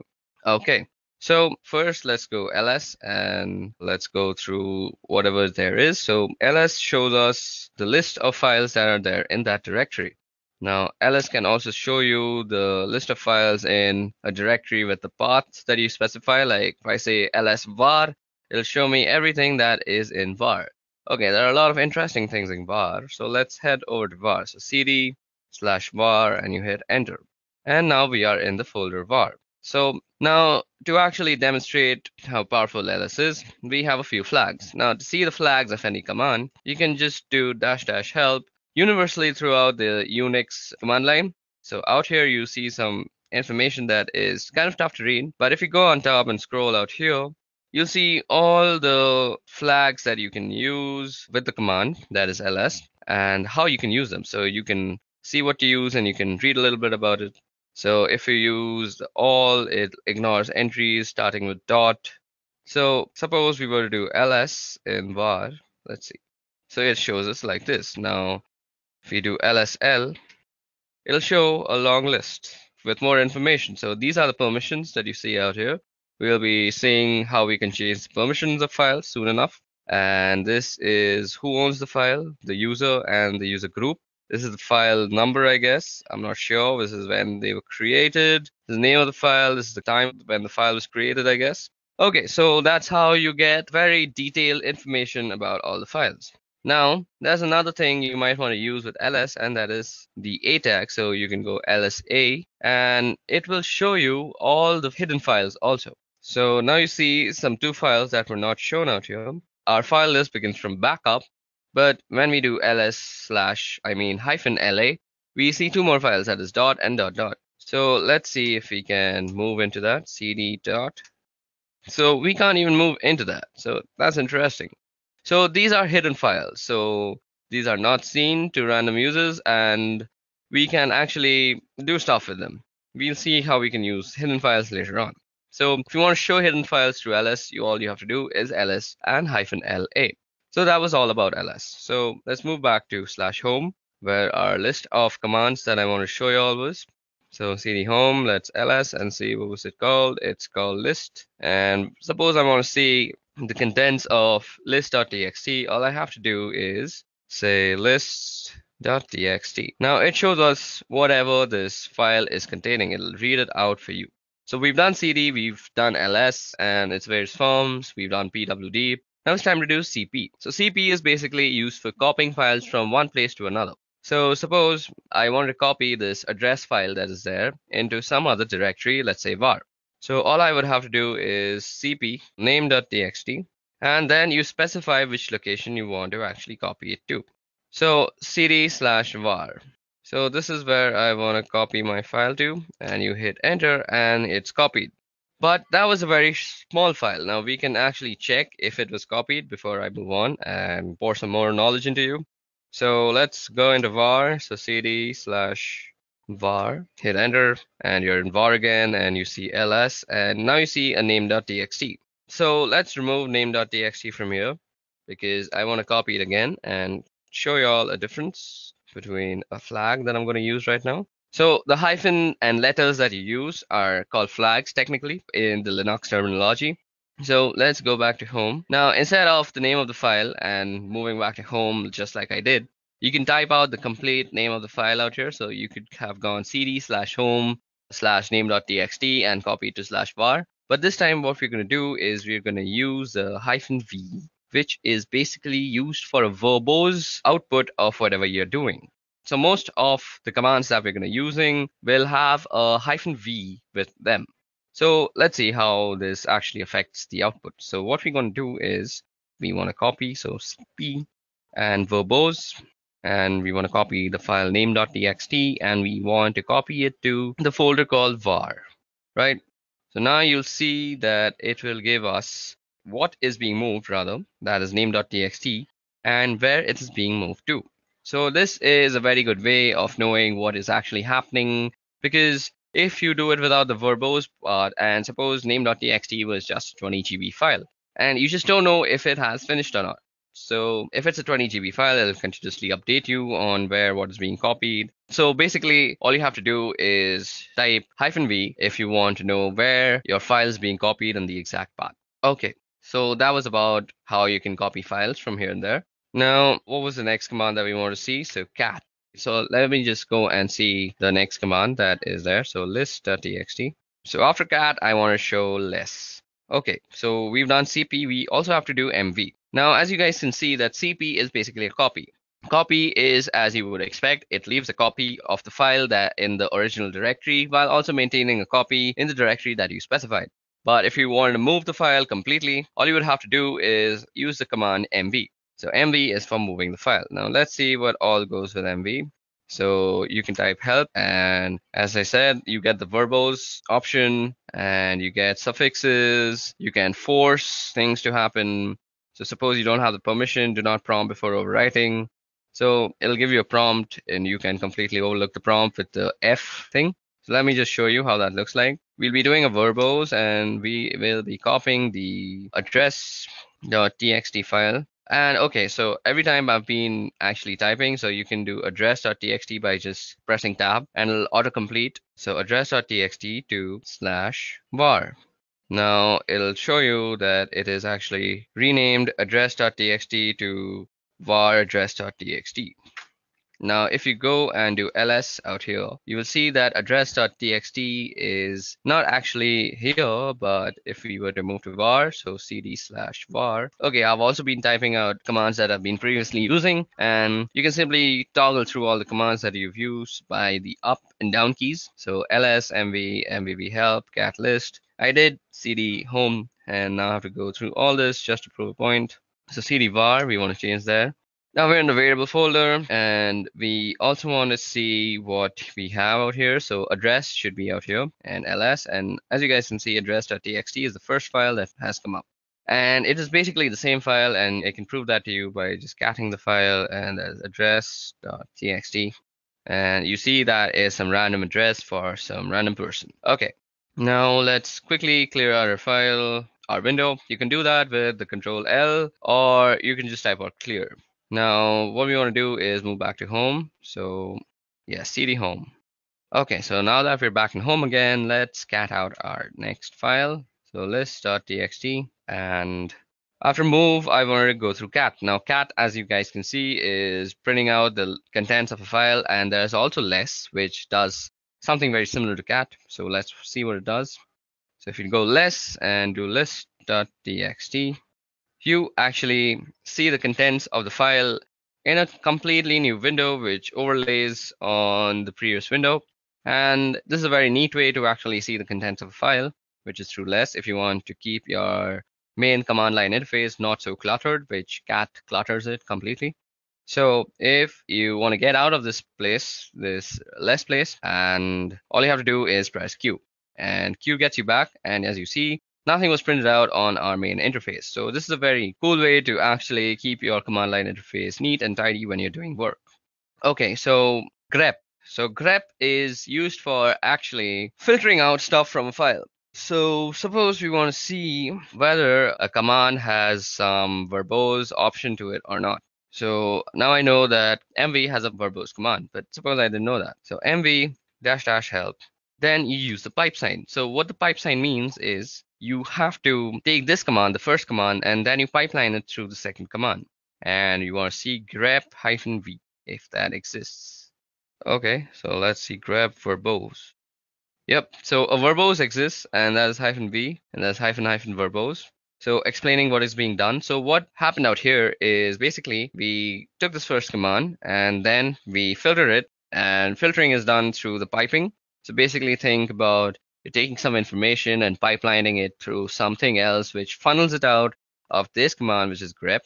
So you can use mv/help in conjunction with a bunch of other commands, just not grep. And I'll leave the creativity up to you. So grep is basically used for getting what you want from a file. And grep is used very, very much throughout this course of this video, through this Kali Linux tutorial that you're going to be watching. So that is a very easy way to see if you have a particular option, or let me do something else also. So cd/var. Now we're in the var folder, and let's ls. We actually have name.txt. Now let's also go into backup. So cd b and tab, and that brings us the backup folder, and we're now in the backup folder. Let's do an ls out here. Okay, so we have a bunch of files. Okay, we have some password.back. Now see, if you have cat and you go password.back, you can see the entire thing. Now what if you didn't want this entirety of it, or if you wanted something in particular? You want to be very neat. So you can do that same command. You can pipeline it, and you can say grep, and you want everything with no login. So we can see that there are a bunch of things that say no login, and we only want those. And these are all the things that say no login in them. And it's a much lesser list, and it gives us a very particular list that you are looking for. So that is how you use grep. So now let's head back to home. Okay, I typed that wrong. And again, let's see what the next command is. So now let's start txt. So we've done grep. We now have to do echo and then touch. Okay, let's go back. Q. We press Q and we get out of there. So what did I have to teach again? I'm such a dummy. We have to do echo. Okay, so what is echo used for? So suppose you were to say echo and open quote hello world. It would basically do what command says, and that is echo whatever you say. Now it'll say echo hello world, and that will basically echo whatever you typed out in the quotations, that is hello world, spelled very wrong. Okay, now suppose you want to actually put this into a file. So you could do echo hello world, let's spell it properly this time, and you want to insert it into a file. We had a phone number, I guess, phone number.txt, yep, and we can echo it into that thing. Now that was done. Now let's see what is phone number.txt. Phone number.txt, and it says hello world. So you can basically input text into a certain file with the echo command, and that's how you do it. Okay, now let's also see how you can make directories, and that is with the make directory command. So, okay, we also had to do touch before that. I forgot. Now, touch is used for quickly creating files. So, touch, you could say touch and then the file name. So, we can create a name file again, name.txt. Or that will create a name.txt. Let me just show it to you, lsl. And we have a name.txt. We can also create multiple files with touch. And we could say file 1, file 2, and file 3. So like this, you can create multiple files, and let me just ls that out and show it to you, lsl.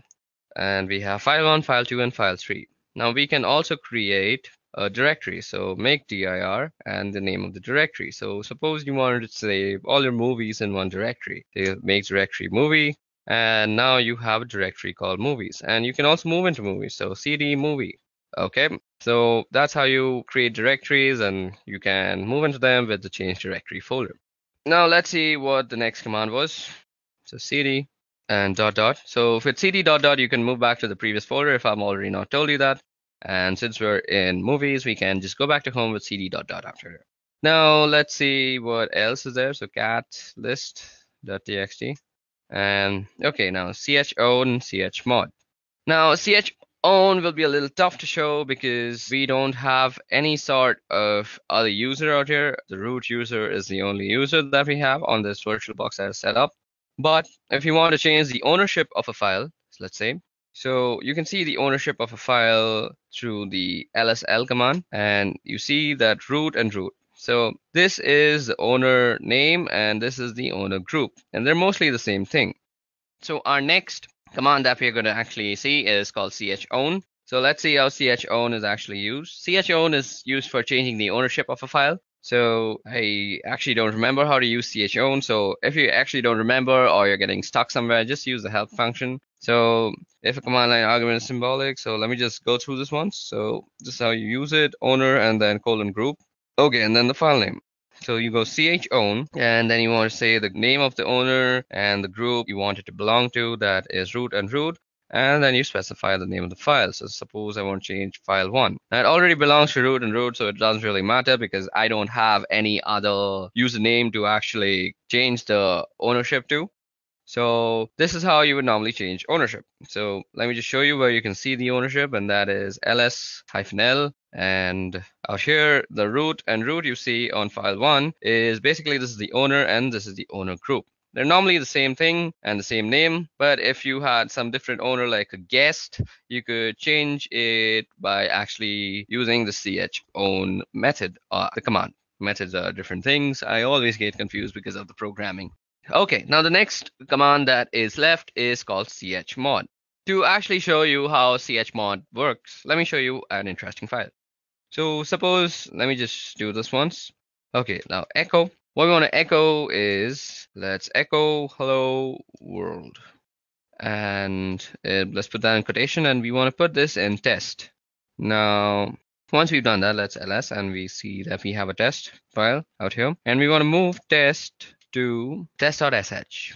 So test.sh is the executable file that is used in bash scripting. So we move test to test.sh, and the way you actually execute bash files on your command line is with the dot and the slash. So you say dot slash, and if I press T and I press tab, you see that there is no options that's coming up. That is because test.sh is not an executable file. So test.sh don't have the executable permission. So let me just show that to you. ls, and you see test.sh. It doesn't have the executable. Now you see movie, it is executable. I don't know why, it is a directory, so it is an executable. You can move into it. So it's blue in color. So the way you actually can make this an executable is by changing its permissions. So the way you do that is chmod, and basically you change it to an executable. So plus X, that is making an executable. If you do plus R, it'll make it readable. And if you do plus W, it'll make it writable also. So if you do plus X and do test.sh, and now you go and do lsl, you'll see that test.sh has become green because it is an executable file now. And now if you do dot slash and you press T, you get test.sh if I press tab. So now it is an executable file, and if I execute it, it presses out hello world onto my screen. So that's how you can use the chmod, or which is basically the change of permissions of files. and we'll be changing permissions of files throughout the course of this video. It'll be very useful for us, and you'll see as we go along with this video. Okay, so the next thing that I want to show you all, only two are left, and I remember those now, and it is RM. And RM is used for actually removing files. So you should be very careful while using RM or any sort of removing command on a Linux system, because once you remove something, it is very difficult to get it back, and it's almost near impossible. It's not like Windows, where it's basically just disappeared in front of your eyes, but it's still there in the memory, cluttering it all up.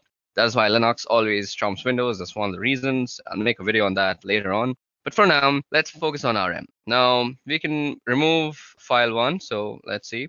So file 1 is going to be removed. So if we ls now, you see file 1 doesn't exist. But let me show you.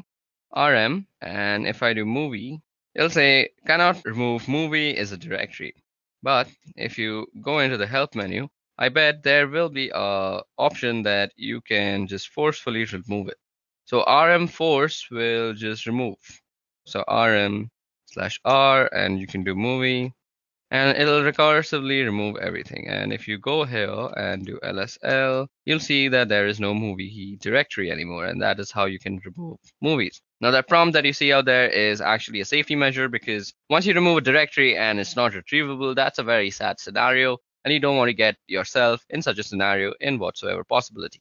Okay, moving on, so on and so forth. That was all about the RM folder. Now you can do RM and the address of anything. So RM, I know we moved an address.txt, so into the var folder, we can go rm var and address.txt. And that will remove address.txt from the folder of var. Let me just show you that worked. So cd var and ls, and you see that there is no address.txt out here. Okay, another way to get help for any command that you want is man, and suppose you want to see about rm. It'll show everything about RM that is there to show to you. It'll show you how to use it. It'll give you a description, synopsis, the name, remove files or directories. It's a very useful way. So out here you see this is a manual page. So that is what it means, man. And you can press line 1 or H, or you can press Q to quit. So that's very much helpful. Okay, guys, so that was all about the command line interface and how we can use it to go about the operating system and change file permissions, copy files, move files, and a bunch of other stuff. Now it's time to get on with the interesting stuff, and that is, firstly, we're going to be learning how you can actually stay anonymous with proxy chains. Okay, guys, so now that we are done with the command line basics, it's time that we move forward with proxy chains. So before we move forward with proxy chains, let us head back to our PowerPoint presentation and see what exactly proxy chains are. Okay, so proxy chains. Now, as the name suggests, proxy chains are basically a chain of proxies. Now, where is a proxy used? A proxy is used whenever you want to anonymize yourself on the wire or the network. You do not want to know, or you do not want your others to know what the source IP address was for your client system. And to do this, all you have to do is send your packets through a bunch of intermediary systems, and these intermediary systems carry the packet out and they transmit it to the target system. And this is much slower, and let's see how we can use this in Kali Linux now.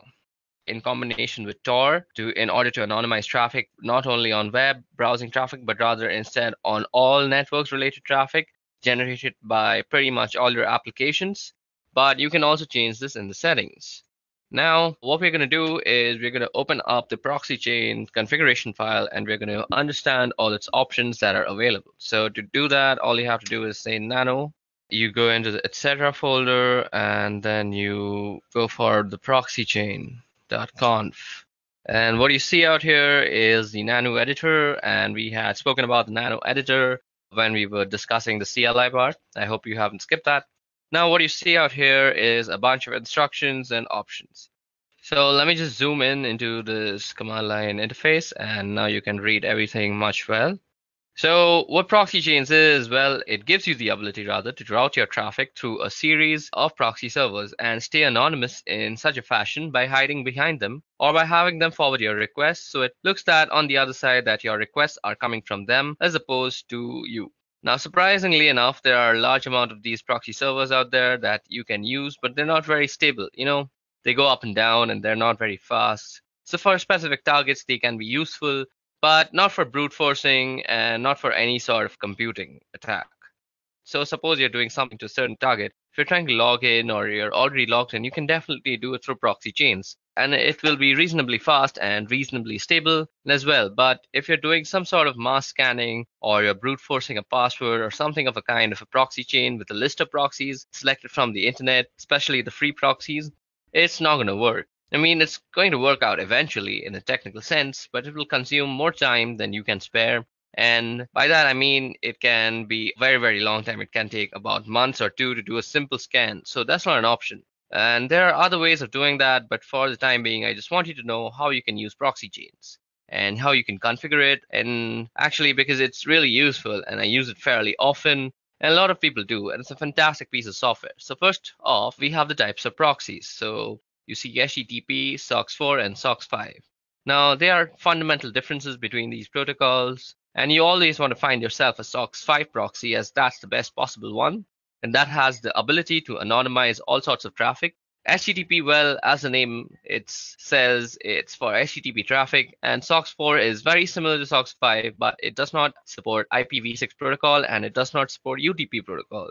So this can be SOCKS4 and it can be rather problematic. And you always want to make sure that you're using SOCKS5 wherever and however. Anyway, down below, you have these other options, which we will go over. So basically, how you enable these options is that you don't need to type some complex lines of code or anything of any kind. Basically, all you have to do is just delete the hash out here. Let me just show you. So suppose we wanted to actually activate dynamic chains option. So all we have to do is delete the hash. But let's put in the hash right now. So after you delete the hash, all you have to do is save the file and the option is enabled. This hash presents a commented outline, meaning that the system reading this will ignore if there is a hash, and if there isn't a hash, it will take it into consideration and interpret it accordingly. Anyway, what we have here are statements which allow us to specify how we want our traffic to be routed. So first off, we have dynamic chain. Now, dynamic chain is a sum and is an option which you will find people using the most. It is most commonly used option and a preferable one too at that. And honestly, I think it's the best one out there, primarily because it's the most stable one. And here's why. Now, suppose you have ABCD proxies. So those are some servers with IP addresses, with open ports. And if you have a strict chain policy, which is enabled on this computer right now, as you see, if you have a strict chain policy, we can only be able to access any site on the internet in general by going through ABCD. So you have to go through all of them, and you have to go through them in that specific order, that is ABCD. And that's not always a good thing. I mean, if you're paying for 5 proxies, that's not a problem because they will always be operational and they will always be up. And why not? That's not a bad idea or an option. But there are, however, people who use proxies for free and they don't tend to pay for them. Why would you pay for like 5 proxies for a simple scan or something of that kind? They're not free and they cost money and they're rather expensive also. But still, I mean, the act of paying itself identifies you and kind of diminishes the amount of anonymity you have on the internet. So some complex payment methods can still be used to actually anonymize yourself, but it's fairly simpler to just use a dynamic chain. So firstly, we're going to go ahead and uncomment the dynamic chain option, and we're going to comment out the strict chain option. So strict chain will no longer be used, and I will be using dynamic chains. And one more thing to note here is that if you want to use proxy chains in combination with Tor, if you want to route all your traffic through the Tor network, not just web traffic, you must be enabling dynamic chains. I mean, there's a chance that it will work with strict chains, but due to the instant instability of Tor nodes, it is highly unlikely you will need dynamic chains, and that is why I'm using them. Anyway, if you're using dynamic chains, just give you the ability to go from ABCD to your desired destination by not having to adhere to any order. So let's say C is down and you would go a B, D, and it would work with no problems. Even if B was down, you would go to a D and you would go and still reach the destination. So as long as one single proxy is functional, it's going to work and you don't require any specific order to do it down below. Now down below you have some other options too. So first is random chains. Now random chains in effect are basically the same thing as resetting your service. I mean, if you're resetting your Tor, you will be now assigned a new IP address. Tor assigns you a new IP address every 10 minutes or so.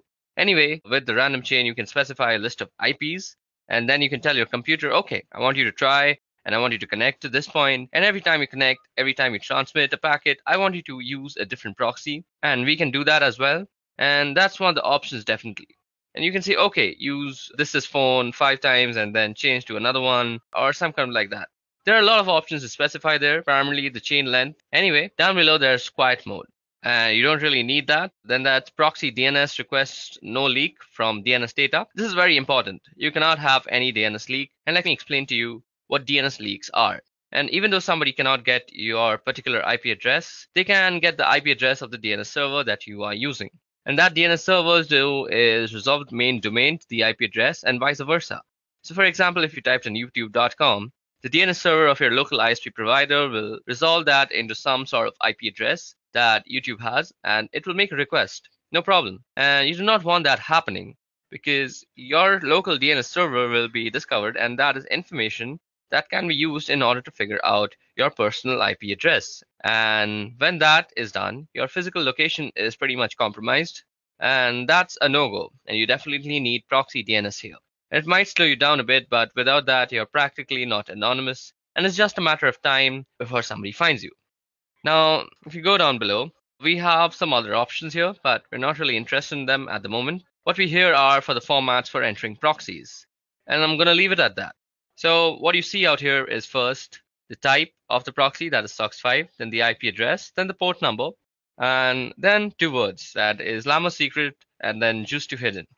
Okay, so now what you see out here, as I just said, is how you would actually write down your proxy chains. And now, as I had already also said, you always want to be using SOX5 and you don't want to be using HTTP because they're not really that safe. And SOX5 doesn't support a lot of options anyway. And this is the IP address of the proxy server that we will enter a few of them manually later on. And this here is the port number that you see on which the proxy server is listening. And that port is open over here. These 2 words now, what some proxy servers, especially paid ones, will always have a username and password. So you can just type them here in plain text. Unfortunately, it is assumed that only you and you alone have access to this computer besides this file.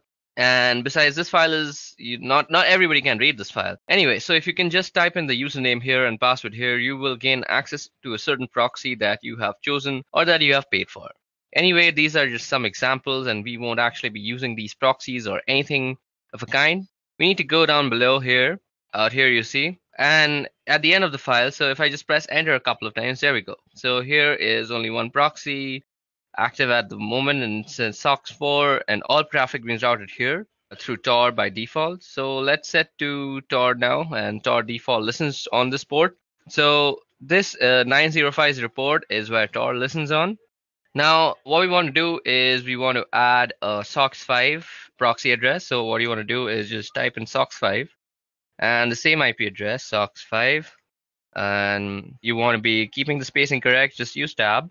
So 127.0.0.1, and then you want to specify the port number also, so 9050. So what you see out here, the 127.0.0.1, this is the loopback address of your computer. So this is for inter-device communication, and if you ping this address in, if you're pinging yourself basically, and usually people ping this address in order to make sure that the IP protocol is set up correctly, even though they don't have internet connectivity. So let's just type in 1.27.0.0.1 and the same port number and 9050. So now we have to press Control O to save our file, and we're going to save under the same name, and we wrote 65 lines of codes down, and that's written. And now you have to press Control X and you exit out. So let's press Control L and clear out our screen. Now we just edited our proxy chains configuration in a very neat environment. So to go ahead and type in our service door status. So we want to check the status of our Tor service. So service Tor status. So Tor service could not be found. So do we have the Tor service installed? Okay, so Tor service is not installed. Just give me a little moment. I'll quickly install it. Okay, so now that we have set up our proxy chains configuration file and we have put in a SOC5 proxy chain, giving it the Tor service. Now what we need to do first is start up our Tor service. Now to actually check if Tor is running or not, or if the Tor service is running or not, let me just clear that out. We need to go service Tor status. And you see it says it's inactive. So what you have to do is say service Tor start, and that will start the Tor service. It might take some time depending on the system that you're using, and voila, there it has started it for me. Now, what you have to do to actually use proxy chains before you go to any website. So all you have to do is say proxy chains. Then you specify the browser that you're using. So we're going to be using Firefox, and you could say something like www.duckduck.com. So now here you will see how your thing is being transmitted to DuckDuckGo.com. When I say thing, I mean your packets and your requests. I'm sorry for my vocabulary. So now your packets are going to be directed through a bunch of IP addresses, but we haven't actually put a bunch. We just have put the loopback for the Tor network. So we will let Tor do the rest of the things for us. Okay, so depending on your system, this might take a little bit of time to actually open up.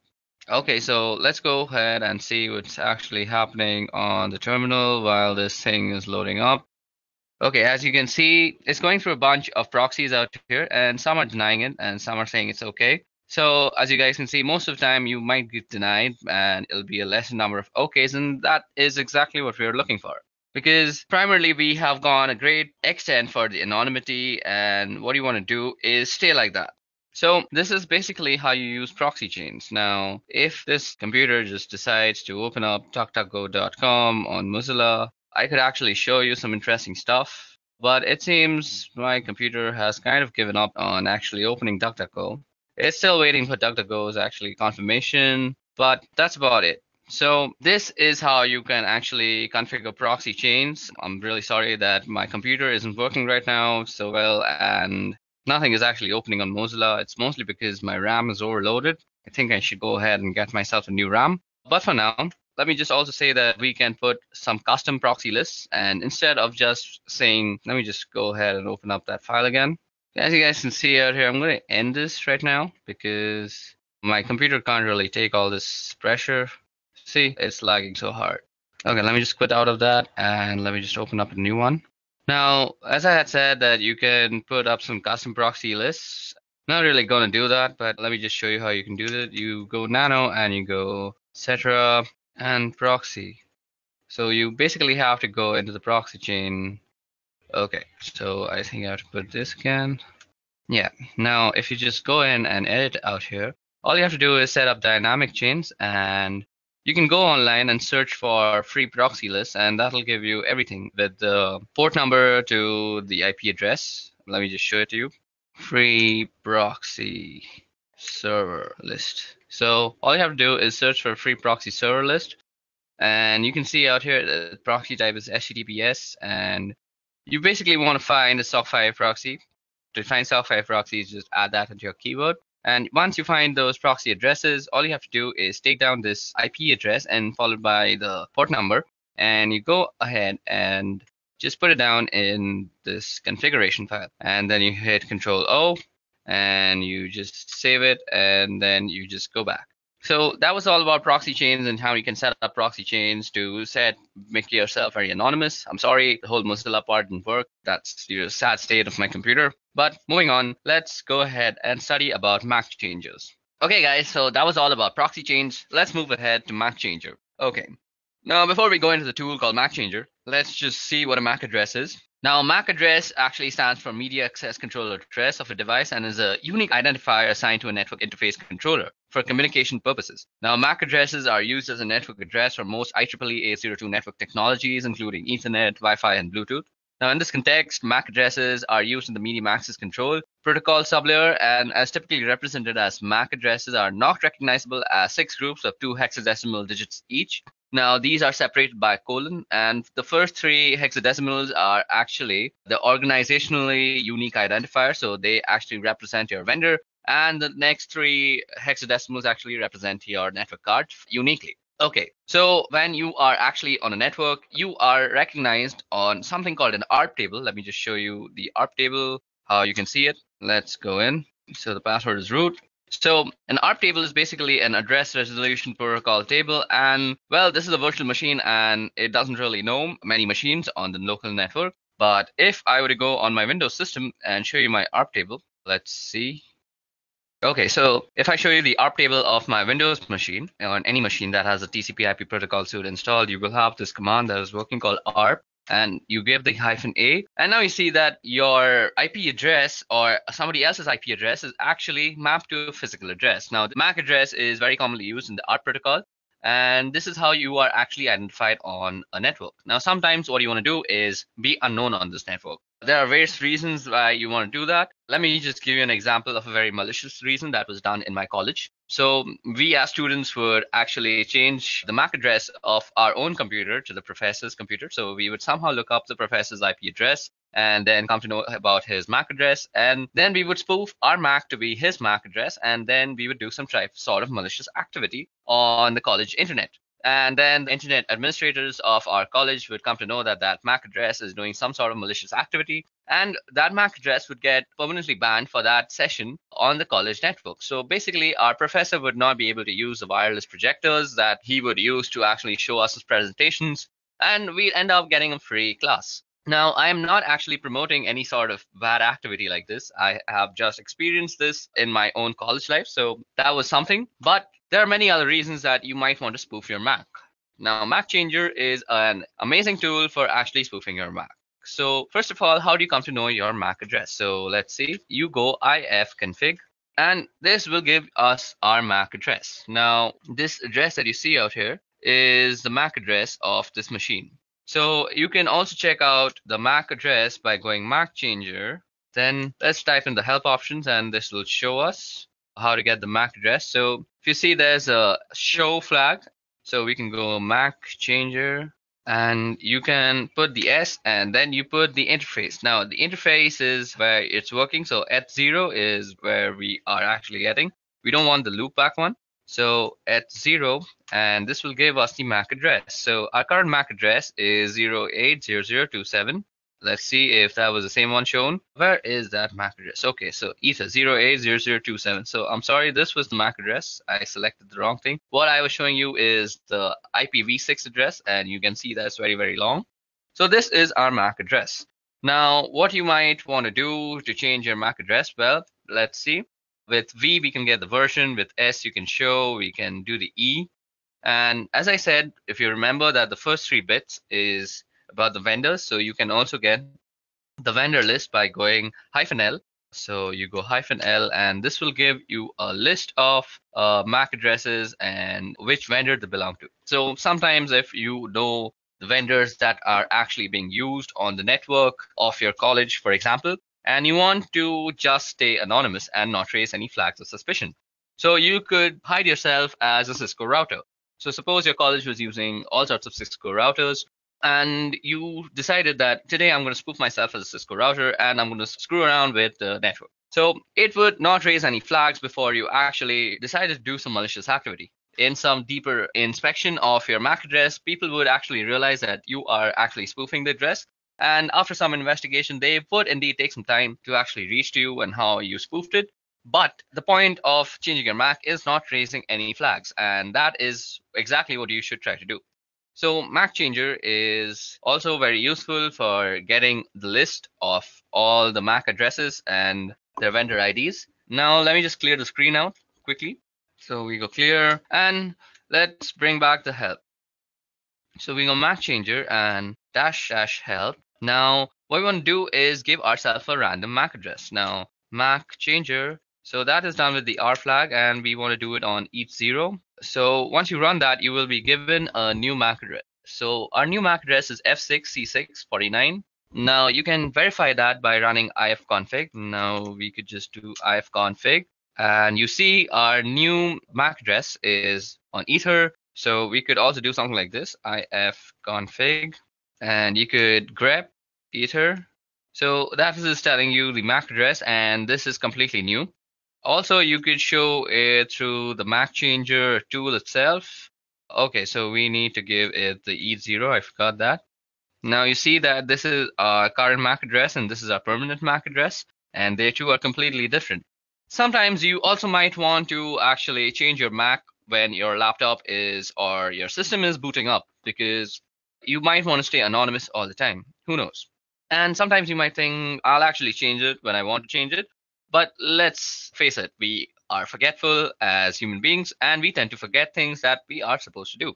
So what else is better than to actually automate the whole process yourself and forget about remembering all these stupid nitty-gritty stuff? So you can tell Linux or Kali Linux to actually change your MAC address on boot up is use this tool called crontab. Now crontab is actually used for scheduling tasks on Linux. So let me show you how to do that. Firstly, let's clear our screen and go crontab and go help. Now you see it's a pretty small menu. So first we start with the U flag, which user this file is going to work for. Then we got the E flag, which is for editing crontab users, the users crontab list. And you can see the list of users crontab. And let's see, so do we have any crontab lists? So there is no cron tab at this moment, so we can set up one for ourselves by going to the E. Then there's the R, which is delete users cron tab. And I want to tell you all, be very careful when deleting anything of that sort, because once you delete something from Linux, as I've already said, that it is very, very difficult to actually retrieve it back. You might get fragmented pieces of what you had actually deleted, and that will only leave you with sadness and devastation. Now, what you want to do is go through cron tab and press E, and this will bring us to select an editor. To change, later run select editor. So we'll do with nano. So what you have out here is the readme file of cron tab, and if you read this entire thing, you will get how to use cron tab completely. But if you have any sort of doubts even after reading it, you can leave them down in the comment section below. Now what you want to do is actually set up a cron tab so that you can change your MAC address whenever you reboot your computer. So all you have to do is say at reboot, what you want to run is MAC changer. And if you remember, we want a random MAC address and we want it on ETH0. So that's done. Now all you have to do is save this thing. So you go Control O, and that will write it out to cron tab. And you press enter and you have written down one line. Now you go Control X and you have exited out. So now let's us clear the screens by pressing Control L and enter. And let's go ahead and get our MAC address. So if we go ahead and run that, our MAC address is set to F6, C6, 49. So just remember the first few letters, F6, C6, and 49. Now let me just reboot my computer, and you will see after I reboot and run ifconfig again with grep ethop, we will see a different MAC address.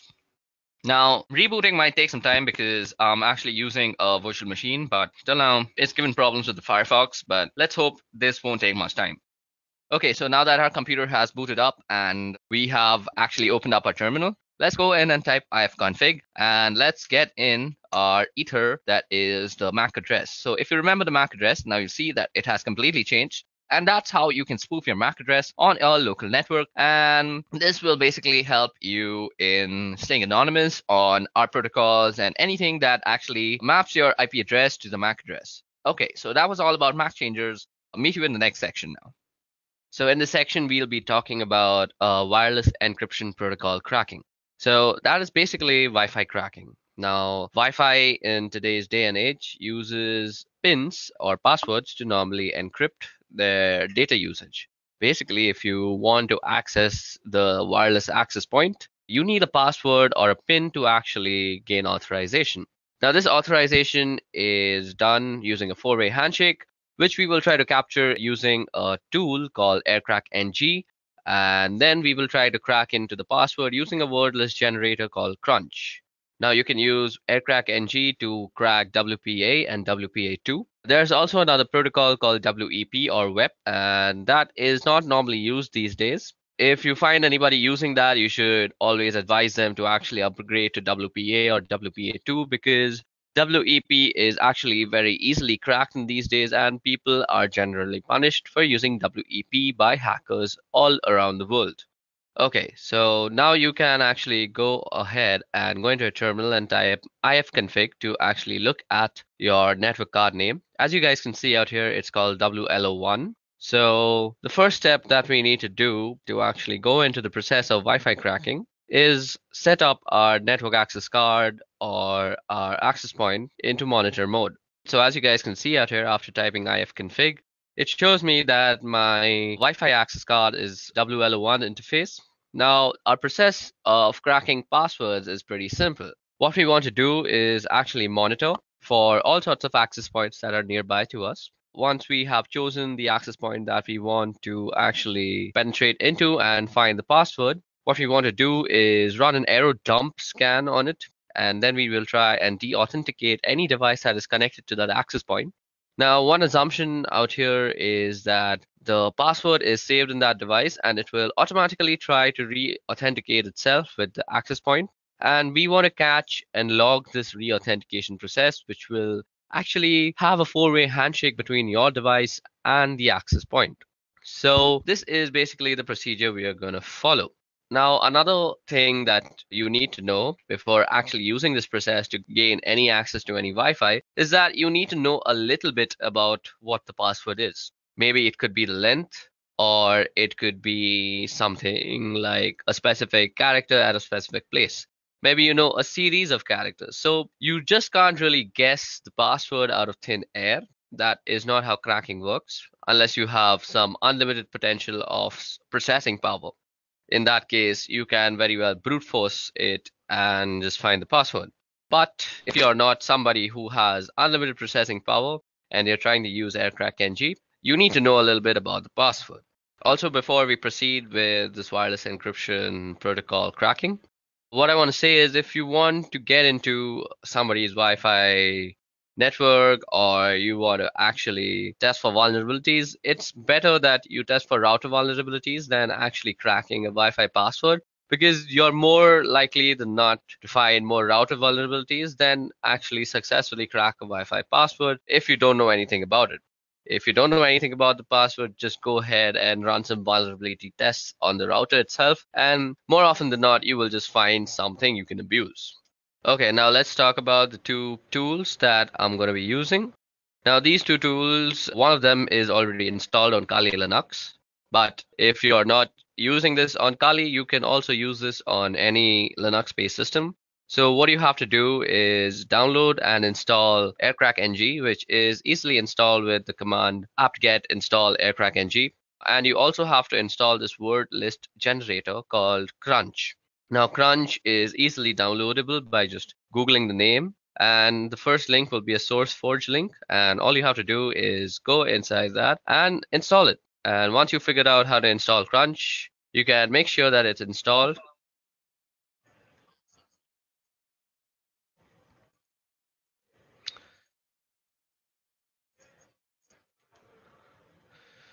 Now, once you have installed both the softwares, you can check out if the manual pages are opening up. Let me just open the manual page of AirCrackNG and show you that it has been properly installed. Now, as you guys can see, the manual page of AirCrackNG opened up, and the manual page of Crunch is also opening up. So that means both of our softwares have been successfully installed on our system. Now, before we go ahead, let me just show you how Crunch actually works. So Crunch is basically a word list generator. What you would do is you try and generate a word list with given characters. So what you can see out here is I've typed in Crunch 35. So that means the minimum length is 3 and the maximum length is 5. And I've given it a series of numbers, so it will use these numbers and generate all the words that are possible from length 3 to length 5. So the way we are going to use Crunch in conjunction with AirCrack is that we are going to use Crunch to generate the word list, and then we're going to pipe the word list through AirCrackNG when we are actually trying to capture and crack what we will capture in a certain log file. Now, what you want to do first is actually put your network interface card on a monitor mode. Now, you can do that by typing in ifconfig and then the interface name, which happens to be WLO1. And first, you have to put it down. So, ifconfig WLO1 down. Now, to put your interface card into monitor mode, you have to type in iwconfig and you go the name of the interface and then you go mode monitor. Okay, it seems I've spelled it wrong, so let me just do it once again. So that has put our network interface card into monitor mode. And what we need to do after that is we need to start up our network interface. So all we have to do is type in ifconfig WL1 up.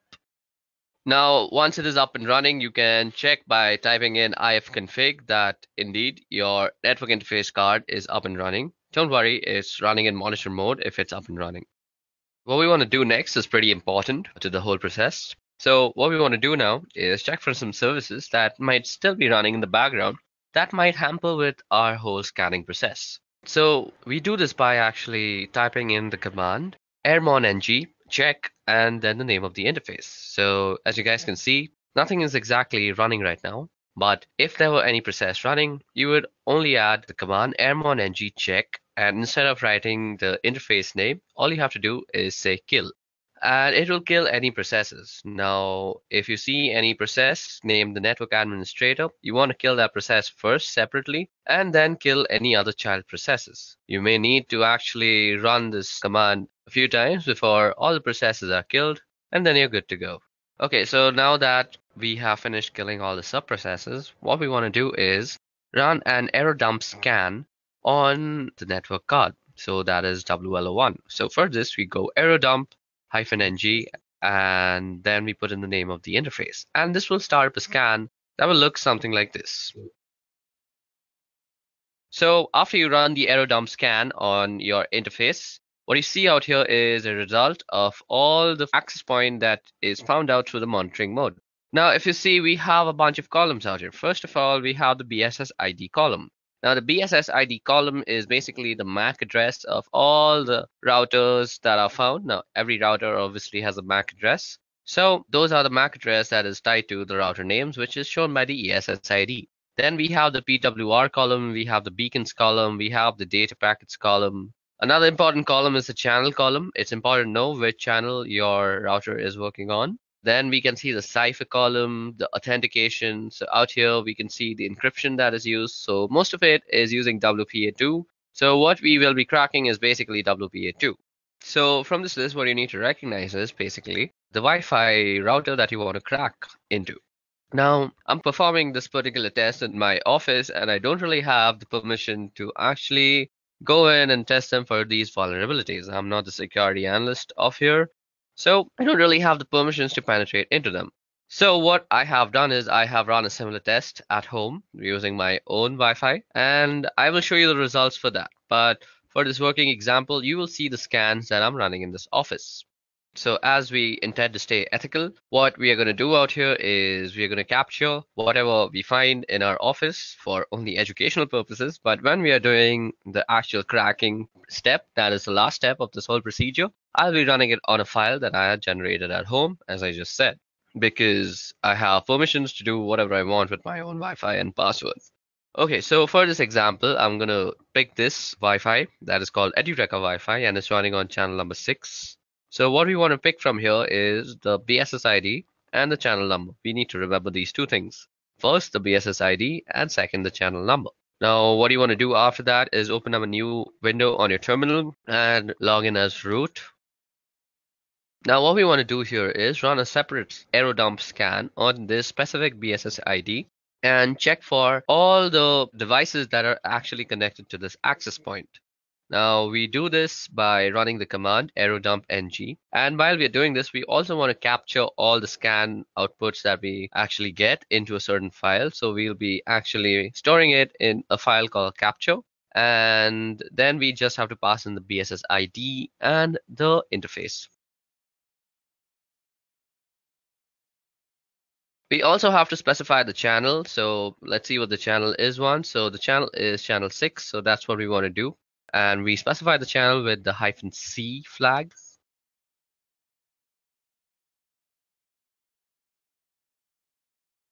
So after you have identified the MAC address, all you need to do is copy it down and place it after the BSS ID flag.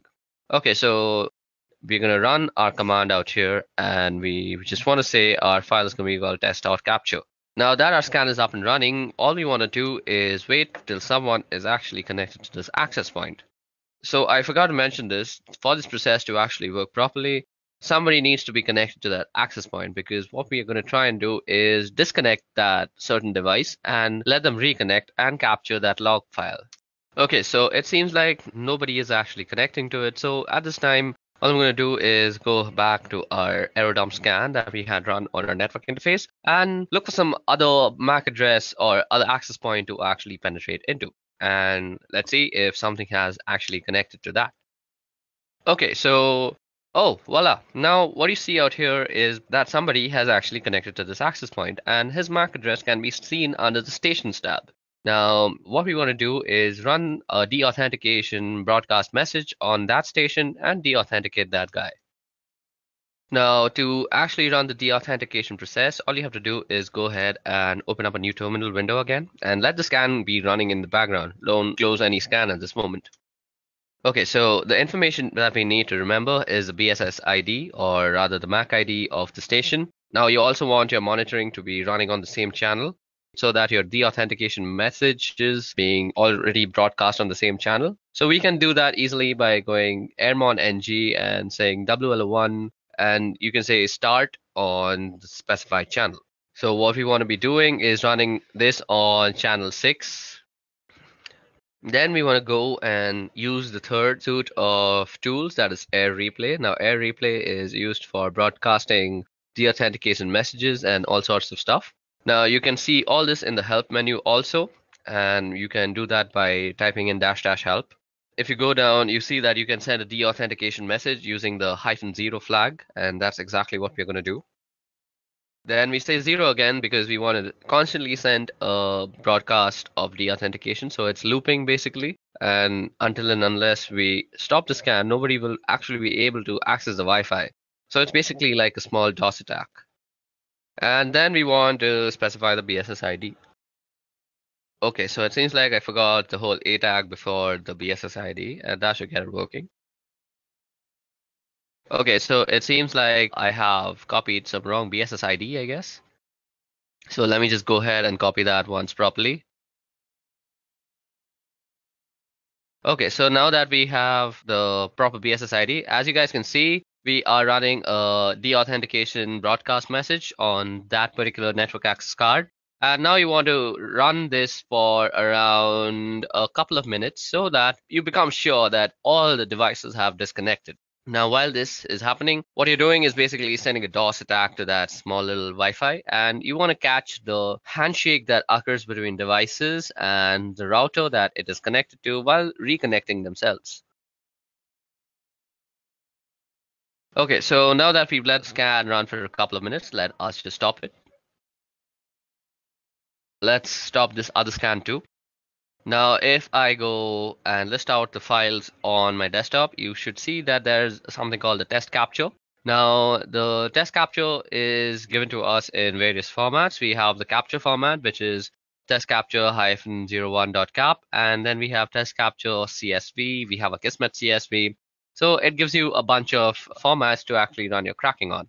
Now, if you remember, I had told y'all that I have already generated a similar file at home, basically, when I was trying to crack into my own home password.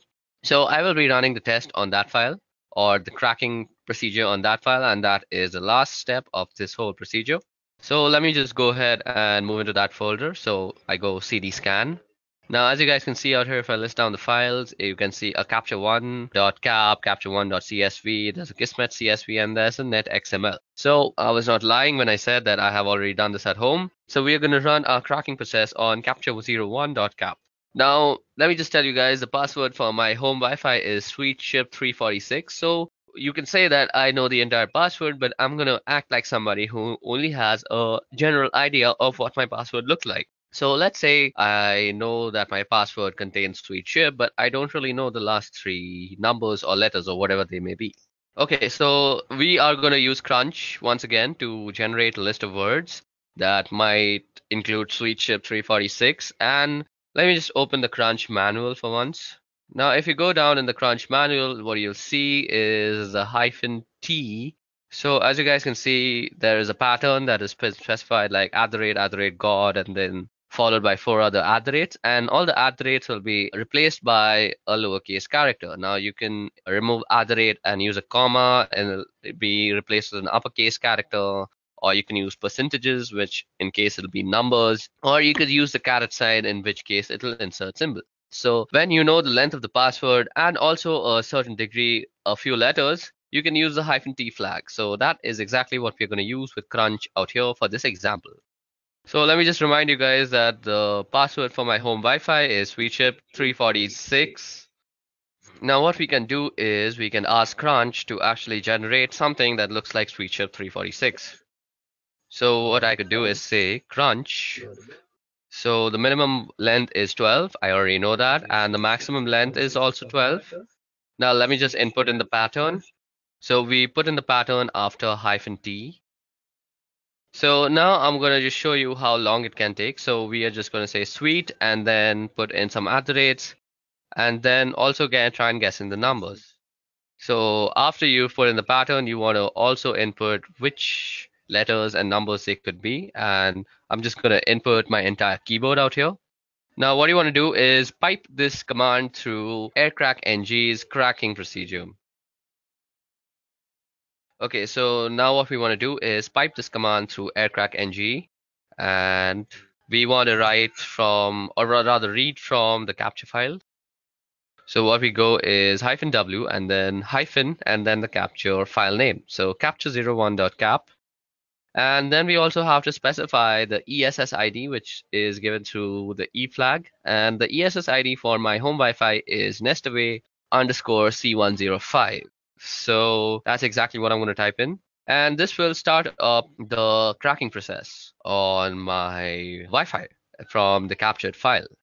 So as you guys can see, this is going to take a long time, and I'm not really actually going to complete it. So in this time, I'm actually just going to try and explain why this is not very feasible on a virtual network. So basically, this is not feasible because at this moment, my computer is using all 4 of its cores and all the memory that is possible. So what this means is, on a virtual box, this is not really possible. Your virtual box doesn't really have that much power. If you're using a 4-core processor computer, only 2 of its maximum cores can be actually allotted to your VirtualBox machine. Above that, you can't really give it the entire memory because that will make your computer crash. So if you want to do something like this, it's better that you install Kali Linux as a dual boot or as your own daily driver, and then you can do this. So this is why I have not done this on a virtual machine and instead done this on Deepin Linux, which is my daily driver operating system. Now, as you guys can see, it is constantly trying to actually guess the password by actually going through all the permutations and combinations. That is basically, it's taking in all the words generated from Crunch, piping it into the current command, that is the aircrackng command, and it's comparing everything.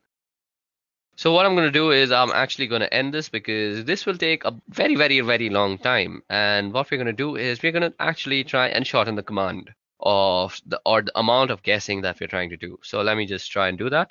So as you guys can see out here, I have reduced the number of alphabets that might be actually tested. But even in this case, this will take a humongous amount of time. And let me just show that to you. So as you guys can see, the test is running, and there's not really much you can do. You can just let this run, go out for a cup of coffee, and then come back. And you might still see that running. It really depends on what the password is and how much time it takes to crack it. And how much processing power you have directly affects how much time this will take. So let me just show you guys that this is taking a bunch of time.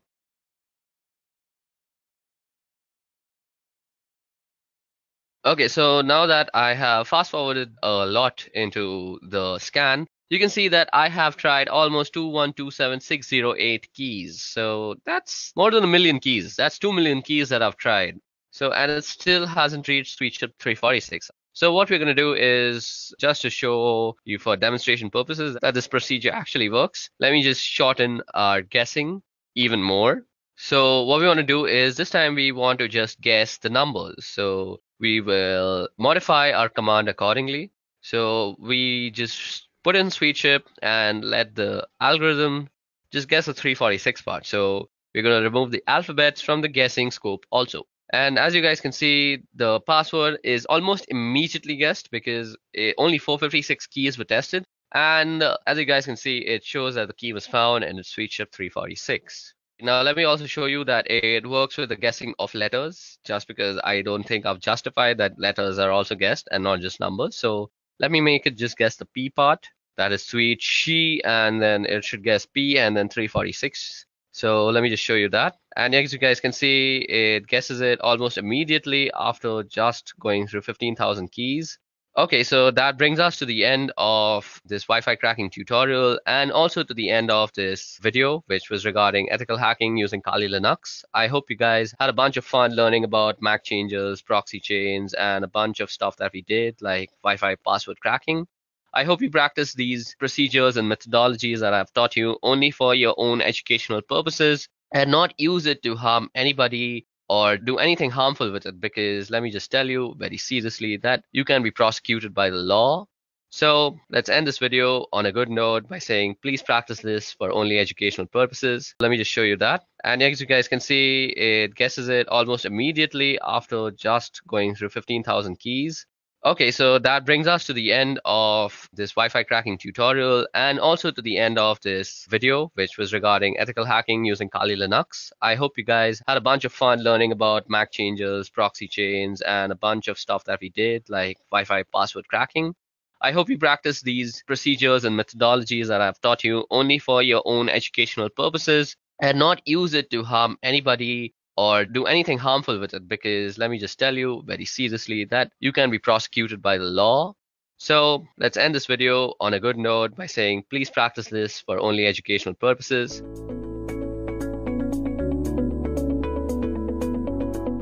If you are a hacker, pen tester, security researcher, or just another person who pings Google in front of friends to look cool, then it's likely that you must have already known about some Linux distros which are particularly made for them. Today, we are going to explore one such Linux distro, Parrot Security OS, one of the leading Linux distribution in penetration testing and ethical hacking. So let's quickly go through today's agenda first. We will begin by discussing how Linux distributions are suitable for ethical hacking and different type of Linux distros that are available for ethical hacking and penetration testing. Then, we will begin with our today's topic, which is Parrot Security OS. We will discuss its features, its history, if or not Parrot Security OS is suitable for you. Moving on, we will see how Parrot Security OS is different from Kali Linux. And then I'll show you how to install Parrot Security OS using VMware software. And finally, we'll end this session by taking a look at few popular Parrot Security OS tools. So I hope agenda was clear to you guys. Let's get started then. A security-focused operating system is a hacker's best friend, as it helps a hacker to detect the weaknesses in computer systems or computer networks. Whether you want to pursue a career in information security, or you are already working as a security professional, or if you are just interested in this specific field for fun, a decent Linux distro that suits your purpose is always a must. Now, if you're wondering what a Linux distro is, it is a Linux distribution that has been curated to perform security-related tasks. And most of the time, a Linux distro will have a Linux base of Ubuntu or Debian flavor, and they usually have some custom tools pre-installed in it as well. As you guys know, Linux is the best choice for security professionals for obvious reasons, and hence, most of the distros are usually built on it. A Linux distro can help you in performing analysis, ethical hacking, penetration testing, digital forensic tasks, and various other auditing purposes. But guys, apart from these distros, there are other open source tools as well that you can bundle and use as per custom requirements. But using these distros have a lot of advantages. Like first of all, they save a lot of time and effort that you need to spend when you are dealing with custom requirements. Secondly, they help beginners to easily start with security testing without having to get into the nitty-gritties of operating system. And lastly, the most popular reason is you have great pool of distros that you can choose from. Most of the time, Kali Linux is the obvious first choice of operating system for every new hacker. If you ask me why, the obvious answer would be because Kali Linux has a lot of cool things. It comes bundled with a curated collection of tools. Moreover, these tools are organized into easy to navigate menu and a live boot option that's very newbie user friendly. As in, it's very friendly to new ethical hacker. But guys, Kali Linux isn't the only distribution which is targeted at pen testers. There are many exciting alternatives that may better fit your use case. Anyway, let's begin our discussion with Kali Linux. It was developed by Offensive Security as a rewrite of Backtrack. Kali Linux distros tops the list of best operating system for ethical hacking purposes. And then there is Parrot Security OS, which is our today's discussion. It is a mixture of frozen box operating system and Kali Linux. It's the second most popular operating system for ethical hacking and penetration testing as well. And then you have Backbox Linux. It's a Ubuntu-based operating system with its focus mainly on security assessment and penetration testing. Then you have Pen2, an excellent hacking operating system with wide variety of tools that you can choose from. Apart from these, you have Deft Linux, Blackout Linux, Cyborg, Bucktrack, and many others. But as for today's session, we will be discussing about Parrot operating system. Parrot OS is the second most popular Linux distro for ethical hacking after Kali Linux. It is a comprehensive, portable security lab that you can use for cloud penetration testing, computer forensics, reverse engineering, hacking, cryptography, and many other security purposes. Now, a little bit about its history. The first release of Parrot OS appeared in April 10, 2013. Originally, it was developed as part of Frozen Box. Now it has grown to include a community of open source developers, professional security experts, advocates of digital rights, and Linux enthusiasts from all over the world. Well, compared to others, Parrot Security OS promises a lightweight operating system and it's highly efficient. Along with its plethora of legally recognized tools, you also get the opportunity to work and surf anonymously, which is like a granted wish to an ethical hacker or any penetration tester. We'll learn about other features in the later part of the session. So moving on, since its release in 2013, Parrot has grown rapidly and currently offers many different flavors targeted towards different use cases. For example, like I said, we have Parrot Security. It's the original Parrot OS and is designed with penetration testing, forensics, hacking, development, and privacy in mind. Then you also have Parrot Home, which is targeted towards desktop users. It strips out the penetration testing packages and presents a nicely configured Debian environment. Then you have Parrot Air. It's focused on wireless penetration testing. Parrot Studio. It's designed with multimedia creation in mind. Then you have Parrot Cloud, the most popular. It targets server applications, giving the user access to full suite of penetration testing tools included in Parrot Security. But it doesn't have a graphical front end like we do in Parrot Security. Moving on, we also have Parrot IoT. It's designed for low resources devices such as Orange Pi, Raspberry Pi, and you have Pine64 and many others. So it's true that Parrot Security OS doesn't have large community of users behind it as Kali Linux does, but the distribution has been gaining a lot of momentum recent years, so things could be very different just a year or two from now. So let me convince you more. Let's just discuss the features of Parrot Security OS. Let's start with the system requirements. It's based on Debian 9. It runs on a custom hardened Linux 4.5 kernel. It uses a made desktop and LightDM display manager. It requires a minimum of 256 MB RAM and works with both 32 and 64-bit systems as well as ARM compatible version.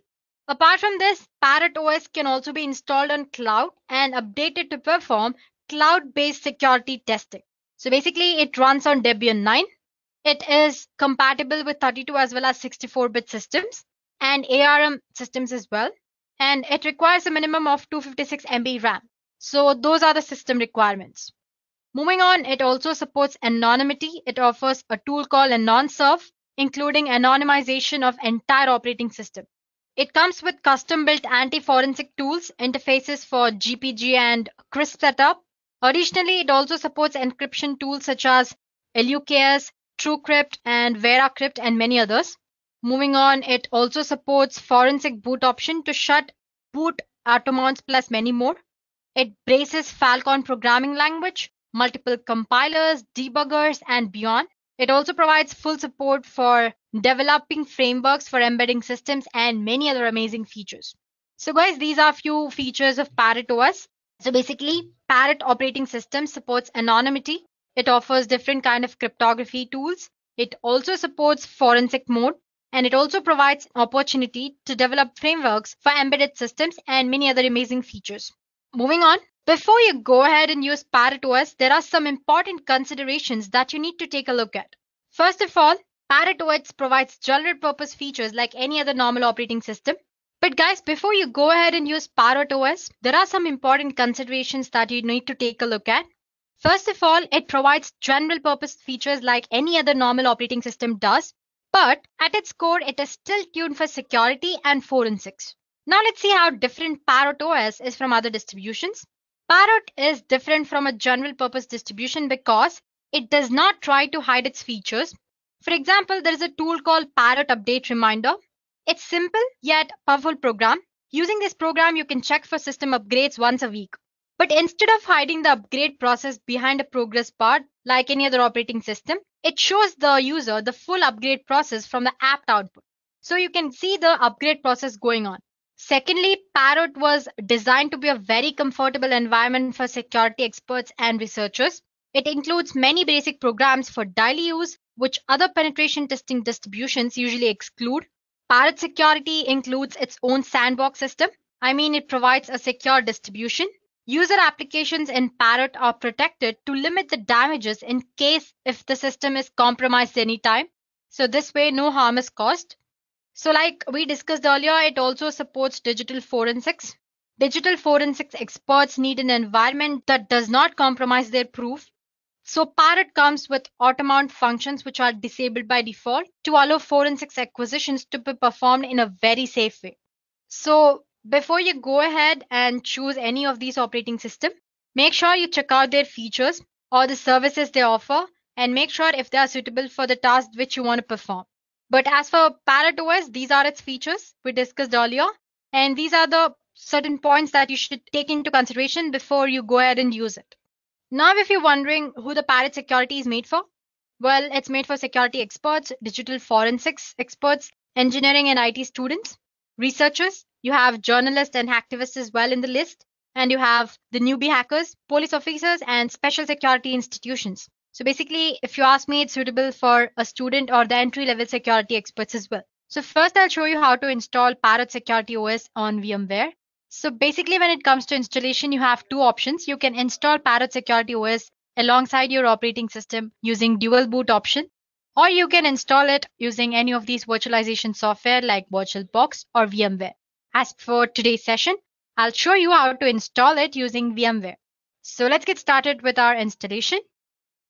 So guys, just search for the Parrot Security OS and it's most probably the first link that you find on the net. This is Parrot Security OS official website. As you can see, there's a little bit about its history, its features. It says it's based on Debian. It's designed for security development and privacy in mind. It also includes a laboratory for security and digital forensics experts. Along with that, it also focuses if you want to develop your own software and all that. And its project goals mostly are security, privacy, and development. This is the part which you should consider important development, unlike other operating systems. Its features, it's secure, lightweight when compared to Kali Linux or any other operating systems, and it's a free source. So go ahead and explore it. So as for the download options, you can go for Security Edition here. In the download menu here, you can see other options as well. It says Home Edition, Security, and other builds. We discussed few of the flavors of Parrot OS earlier. We discussed Parrot Home, Parrot Air, Parrot Studio, and many others. Anyway, today we're concerned with Parrot Security. 4.5.1 is the current version that's running. So you have two options here to download.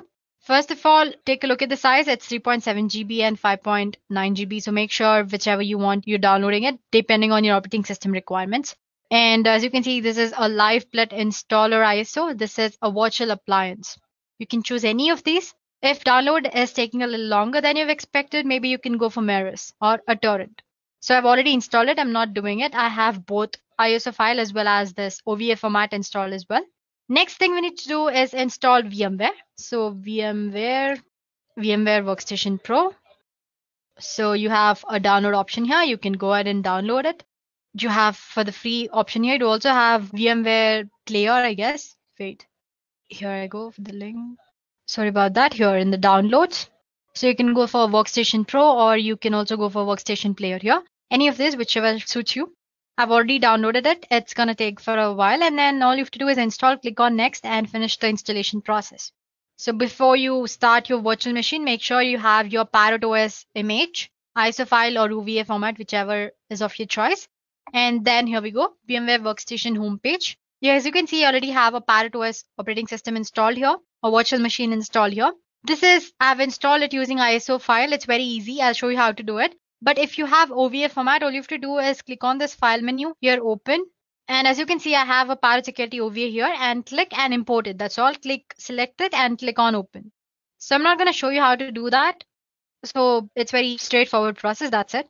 This is my ISO file. Let me show you again how to install it anyway. Click on file or you can just go for create a new virtual machine here. Click on next and attach the ISO file. browse. I have it in my local disk D. Here I have Parrot Security and open. Next, it's a Linux. It Debian, the latest version, which is 64-bit, and click on next. Give any suitable name for your virtual machine. Let's say Parrot Security. Okay, OS, and click on next. Let's assign about 40 GB. It again depends on what you want to do. If you're doing heavy tasks, maybe you can assign more disk. So as it asks, store virtual disk as a single file or split into multiple files. I'm going to choose single file. Click on next. And you can always go ahead and make this customize hardware settings earlier later, but you can do it now as well. Customize hardware. I have NAT connection as for network adapter, memory 512. Let's just say 2 GB. And NAT, yeah, we set processors. I'm just assigning one for now. Cool. And close. As you can see, the changes which you have made are displayed here. Once you're satisfied with your settings that you made, click on finish. You're good to go. Your security system is being displayed here. So like I said, you can always make settings later on. You have this edit virtual machine setting options here. Just click on this. Let me maximize the screen for you guys. So as you can see, the Parrot Security ISO is very flexible. There are quite a few options. You have live mode, you have terminal mode, you have RAM mode. So basically live mode is just a standard live USB boot option, just like you can see while you're installing Kali Linux. Suppose if you don't know how to install Kali Linux, there's a video on how to install it as well by Edureka. You can refer to that in the ethical hacking playlist. Okay, so coming back, sorry about that. You have persistence mode, encrypted persistence, forensics mode, and all that. Terminal mode, as you can see, is another live boot option, but without graphical user interface. But the most popular one among new hackers, or if you're the first time user, is install option with a graphical user interface. So it's almost familiar with Kali Linux users.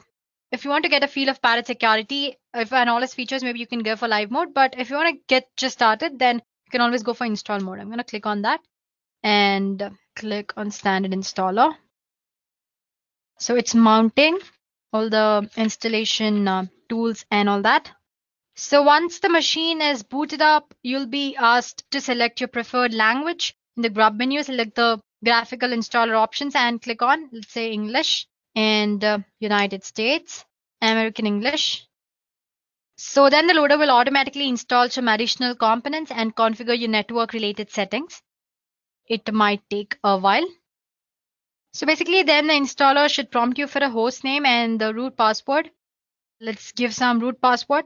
Give the password of your choice. Re-enter the password for verification. And now it's going to ask you to set up a user apart from the root user. So let's just say test user. Continue. I'm going to keep it as test. Continue and choose a password for the new user, which is different from the root user password that you'll have to remember. So just give this new user a password. Continue. Re-enter the password. Okay, let me just go back and my mistake. Let me try it again. Select your time zone. So basically, after you've set your password, it's asking you for the time zone. Let's say Central, Eastern. So now the installer will provide you 4 choices about the partition of the disk. The easiest option for you is to use guided use entire disk option, which is the first option here. Experienced users can always go for manual partitioning method for more granular configuration options. So yeah, guided partitioning, I'm going to select that. Guide use entire disk. This is the disk where I want to store. So it's asking if you want to store all files in one partition or different. Let's just say all files in one partition and hit on continue. So now we'll have to confirm all the changes to be made to the disk on the host machine. Be aware that continuing will erase the data on the disk. So after that, you can just click on finish partitioning and writing disk thing. It's asking if you want to write the changes to the disk. Obviously, yes. So click yes. So once on confirming the partition changes, the installer will run through the process of installing the files. Let it install the system automatically. This may take a while. So I'm going to meet you guys once the installation is done.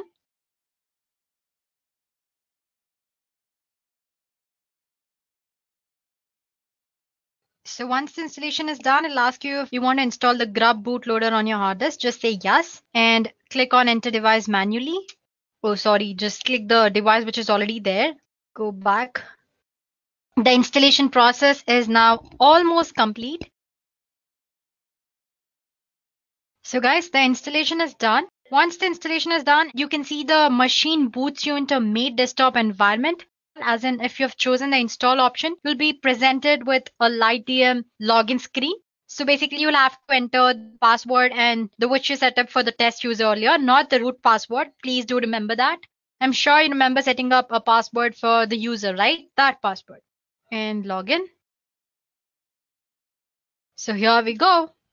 So guys, here we are. As you can see, the machine boots you into the Mate desktop environment. Let me pronounce it MATE. You can call it whatever you want, Mate or Mate desktop environment. So as you can see, it's very good looking. Apart from that, Parrot Security will automatically detect when updates are available and prompt you to update the system as soon as you install it. Here it's not showing it to me because I've already updated it. But otherwise, all you can do is just go to the terminal here. You can see a terminal option here, right? Go to terminal there and just say sudo apt-get update. It'll ask me for the password. Here we go. Might be I might have updated in another virtual machine anyway. I installed the other one as well. Maybe it's in that. Anyway, it'll update for you. So let me just minimize this. While it's updating, let's go ahead and do other things. Oh, it's almost done, I guess. Yeah, as you can see, it's almost updated. And it says 116 packages more can be upgraded.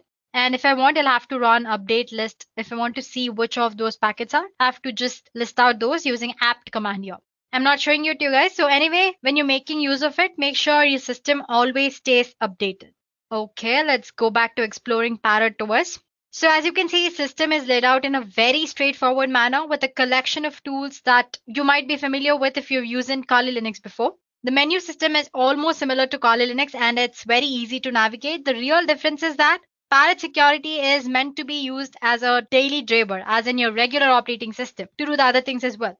To prove that, you can see you have sound and video options here, a lot of programming languages options as well. You have system tools and you have graphics included. You have office applications or softwares. You have base, you have math, writer and planner, just like any other normal operating system. So while you can use Kali Linux as a desktop workstation, it really is a penetration testing distribution first. I'm talking about Kali Linux. So with Kali, you need to build the system towards being a daily use system. As in, you start using Kali Linux, you need to modify or you need to customize it in such a way that you make it more plausible or easy for you to use for the daily purposes. But that's not the case with Parrot Security OS. Its interface and everything is so good, it almost appears like a normal operating system and it is like a very normal operating system. So you have your penetration testings which are there, and along with that you have your day-to-day applications are also there in this. Now talking about the system requirements, the default Parrot Security install uses about 313 MB of RAM. So as you can see here, you can see this quite little bar. It's like a task manager, which you can find it in your Windows. You can click on that, it'll show you all the progress that's going on. First of all, it says the Parrot GNU Linux system and the release and the kernel, all the information about your ISO file. And you have Mate desktop environment here and the hardware, which is this, and the processor it's based on, available space and all that. When you click on the processes, it shows all the processes which are currently running, sleeping, just like your task manager and your Windows operating system. So yeah, like I said, it requires about 313 MB of RAM, approximately around that. But of course, this is only system-related process running. When compared to Kali Linux, it's very lightweight. Kali Linux install requires about 604 MB of RAM, and that too only with system-related process running. So like I said, it's a very lightweight system. So yeah, the bar is a task manager. It lists all the processes that are running and all that. You obviously have a terminal, which I showed earlier. The cool thing with terminal is that it goes with their interface.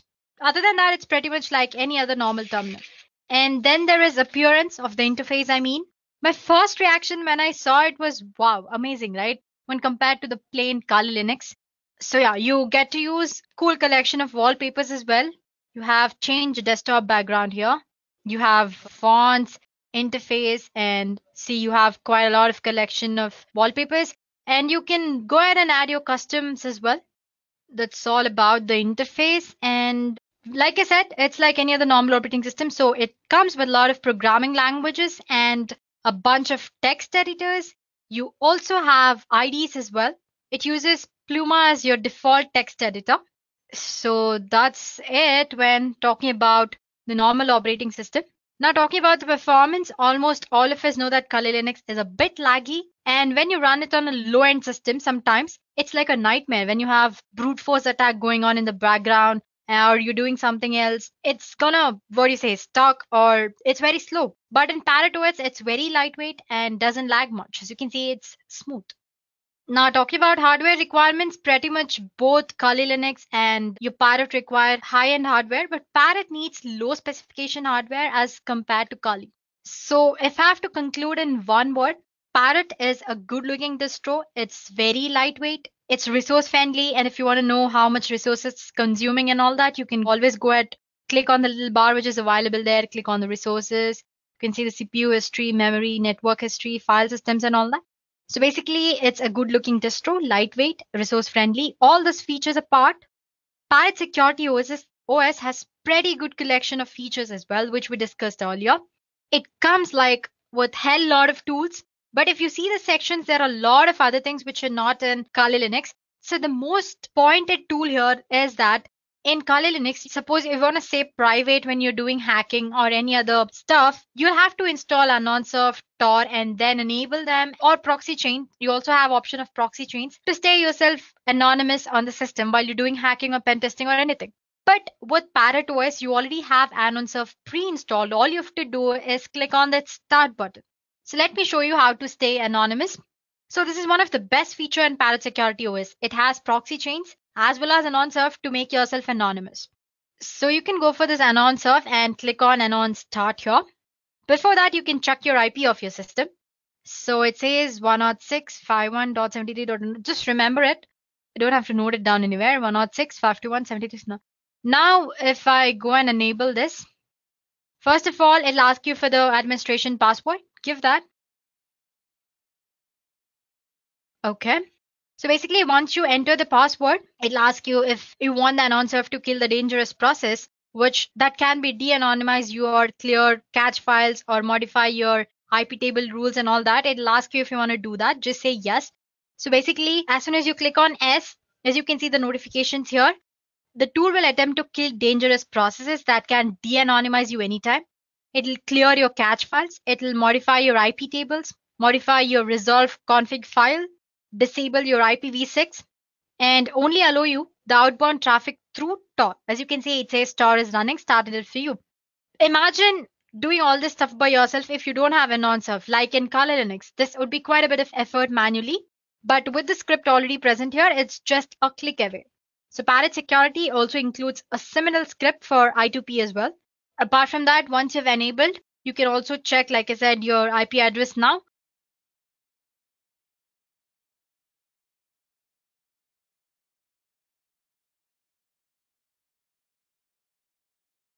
So as you can see, it says global anonymous proxy activated, dance like no one's watching, encrypt like everyone is. So basically, it's saying that surf is started up. As you can see, my IP address has been changed. It was something of 160 something, but right now it's 182. So AnonSurf has made me anonymous. Now I can do whatever you want in an anonymous mode. So that's all I wanted to show you here. Now back to Firefox. It has quite a documentation part. Well, it's still in the creation stage here. As you can see, documentation. It's not all that well prepared or created yet. So if you have any minor doubts, you can go ahead and refer to the documentation part here. So yeah, here you go. Okay, then let's go back to the distro. One thing that you can point out about Parrot OS is that it has a lot of cryptography tools, such as it has Zulu script, Zulu mount, a graphical utility that will help you mount your encrypted volumes. Then there is something called CryptKeeper. It's another graphical utility that allows you to manage encrypted folders and much more. These utilities makes confidentiality easily accessible even with the minimal experience. I mean, if you do not have any idea about cryptography, you can easily start learning here. That's what I meant. So it just doesn't stop with cryptography or AnonSurf. You have a lot of other tools which you might not find in Kali Linux. So let me show you guys that Parrot, as you can see, you have a lot of tools. You have most used tools which is Armitage. You have Wireshark, Nmap, OWASP, and all that. Then you have wireless testing tools. Give me a second. Yeah, post exploitation. This set of tools, mostly you can't find them in the Kali Linux. You have OS backdoor tools, web backdoor tools. You have Webku, Weavly, and all that. And you have something called social engineering kit. If I'm right, it should be in the exploitation tools. Where's exploitation? Here. You can see a social engineering toolkit. Just click on that. Password. So it is started up, all that. So if I just click one, you have a lot of options. The update, set configuration, you have social engineering attacks. So you have different type of attacks here. You have PowerShell attack vectors. You have mass mailer attack. You have phishing attack vectors and all that. So basically you can click on that and enable all the attacks. I'm not going to show you in this demo how to do it. This is just the basic introductory video about Parrot OS. So let me just close the terminal. Well, there are common tools like you have Nmap. I'm sure you know how to use Nmap. Let me just show you anyway. Nmap is one of the scanning tools. You can find it in information gathering. I'm sure Nmap is here. Yeah, it's one of the basic tools. Okay, let's just explore Nmap and Dimitri here. Let me just show you how to use Nmap first. Just click Nmap. You have all the help or the Nmap configuration options are displayed in front of you. If you don't know how to use, just go through them. It's pretty easy. A simple example, I'm already using the one which is already there. Just say scanme.nmap.org. Okay, here I go, making spelling mistake again. Sorry about that. It's gonna take a little while, that's all. While it's scanning, let me just show you another tool, which is Dimitri. It's a deep magic information gathering tool. It has ability. So here it is. It should be in the information gathering only. You have, yeah, here it goes. So basically, like I said, it has ability to gather as much information as possible about a host subdomains, its email information, TCP port scan, who's lookup, and all that. Let's just check out if the Nmap scanning is done. Here is the terminal. Yeah, it's going to take a little while. So once the scanning is done, it's going to show you how many seconds it took, what are the ports which are open, and the closed ports and all that. Now about Dimitri, you can enable it from your terminal, but you can also do it from here, information gathering, and click on Dimitri. Password. So let's say, here we go. So let me maximize. All you have to do is you have a lot of options here. You have W, which performs a who's lookup. You can do it online as in using Firefox. As well, you have a lot of websites where you can gather all the information once you have your IP address and all that. And you have retrieve ncraft.com information on a host, perform search for possible subdomains, email address, and all that. So basically, you can give all these options in one go. Let's say try-o option says the output your host.txt or to the file specified by -o. So I just press click 0. Let me just give sudo. Let me just check if I have given any file here. I do have a file called test.txt. Okay. So like I said, in the -o option, it'll save your output to the .txt file or to the file specified by -o option. So basically just specify the file name where you want to store all the scan info and the website where you want to, website of whose information you want to scan. So let's say www.pinterest.co. Here you go. It started a scanning. Let me just scroll up. The host name and the host IP address it's showing. Once you have IP address, as you know, you can gather almost all the information. It's also showing the places where it's originated, it's created, lost, modified. You have sources, you have address here, and then, yeah, last modified, created, source, and all that. So basically, it's showing a lot of information here. Similarly, you can, using Dimitri or a deep magic information gathering tool, you can actually gather information about any other website you want to know. Let's just check out if Nmap is done scanning. So see, as you can see, it's done. So I've given a website name here. Instead of that, you can go ahead and give the IP address, which is this one, and it will show you the same results. As you can see, there are a lot of ports. Usually Nmap scans about more than 1,000 ports. As you can see, it says 992 are the closed ports and these are the open ports. And suppose you want to know information about each port, because basically if you're an hacker, if you try to hack something, you don't need information about all the ports. It's basically the one port which you want to. So to know that, there are a lot of options which are provided by Nmap. If you want to know more about by Nmap, there's a video in the Edureka playlist all about Nmap. It's under network security. So you make sure to take a look at that. So while you are taking a look at Parrot Security OS, make sure you go ahead and watch a video on Kali Linux as well. So you will know how different Parrot OS and Kali Linux are, though they are similar in few parts. So yeah, that's it about system as in Parrot OS. So like I said, it's one good looking distro, which is lightweight when compared to Kali Linux and lot of tools, lot of unique tools as well when compared to Kali Linux. And it's very smoother, way smoother. Apart from all these good things, there are a few things that are problematic with Parrot OS. First of all, like you don't find a search bar here. That's not a problem, but that's one demerit you can say. And it's also a little problematic when it comes to launching your application. The process is a little slow, unlike Kali Linux. So guys, this is your Parrot OS. So basically, this was a crisp video on what Parrot OS is, its review, its features and all that. And make sure to watch a video on Parrot OS versus Kali Linux.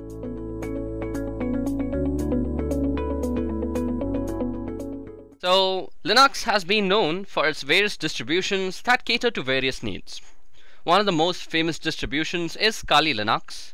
That is a penetration testing oriented distribution which was built to bring about much needed corrections in its previous iteration known as Backtrack OS. Now since the release of Kali Linux, it has gone under various iterations in the form of updates, while other penetration testing and security related distributions were also being developed all around the world. So in this session we will compare Kali to one such distribution that has come under the spotlight, and that is Parrot OS. So today in this video I will first be giving you guys a brief introduction to what exactly is Kali Linux, and then I will also give a brief introduction to what Parrot OS is. Then we will be comparing Kali versus Parrot according to various parameters. So let's move ahead. Now let me give you guys a brief introduction to what Kali Linux is. So Kali Linux is a penetration testing and security focused operating system. As the name suggests, Kali has a Linux kernel at its core. Above that, the creators of Kali, Matti Aharoni and Devon Kearns, also added the latest injection packages to help pen testers save some time. Kali Linux is developed according to the Debian development standards, and it was developed as a refined penetration testing distribution that would be served as a replacement for Backtrack OS.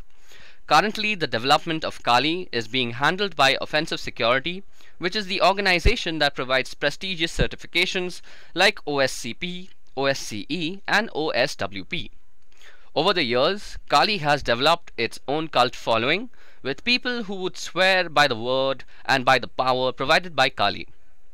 While I may not be such a staunch believer in Kali Linux, there are plenty of reasons for one to use Kali. For one, it's absolutely free. Secondly, it comes pre-installed with tons and tons of penetration testing tools and security related tools. Above that, it can be completely customized according to your needs, as the code is an open source Git tree and the whole code is basically available to the public to be tweaked. Also, the kernel that runs Kali Linux comes with the latest injection packages, and it also comes with GPG signed packages and repositories. Above that, Kali Linux has some true multi-language support, and it was developed in an extremely secure environment. Also, Kali supports a wide range of wireless devices. Now, at this moment, Kali may seem like a very useful operating system. But as you guys might remember the great quote from Spider-Man, great power comes with heavy resource utilization. According to the official documentation of Kali, the system requirements are quite heavy. On the low end, Kali Linux needs a basic of at least 128 MB of RAM and a 2 GB hard disk space to set up a simple SSH server that will not even have the GUI of the desktop.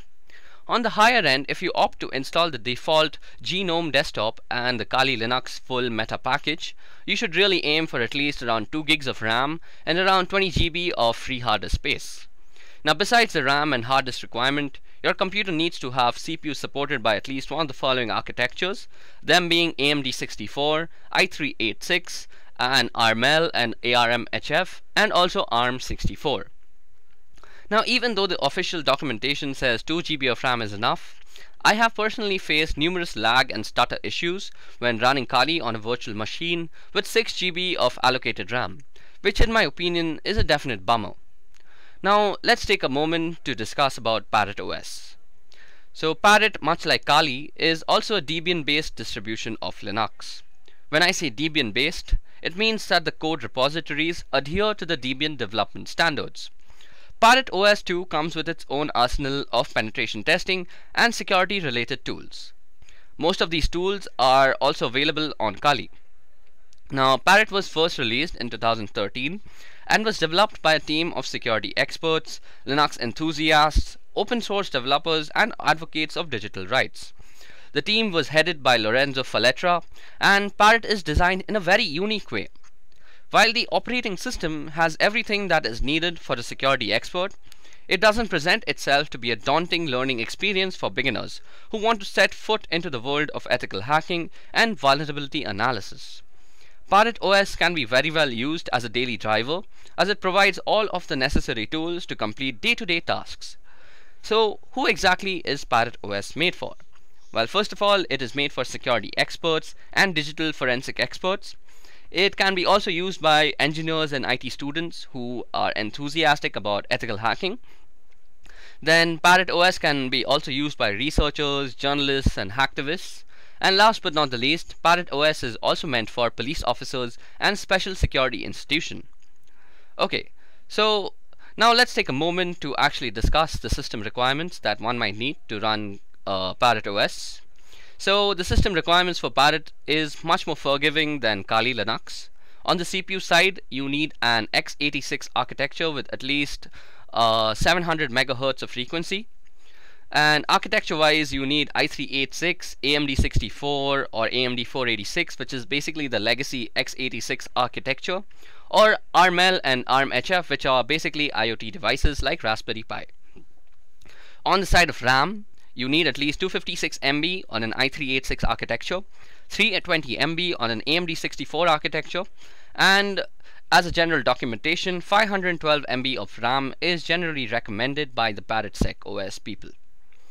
On the GPU side, Parrot OS is very surprising as it needs no graphic acceleration. That means you can run this without a graphic card. On the side of hard disk space, Parrot OS needs at least 16 GB of free hard disk space for its full installation.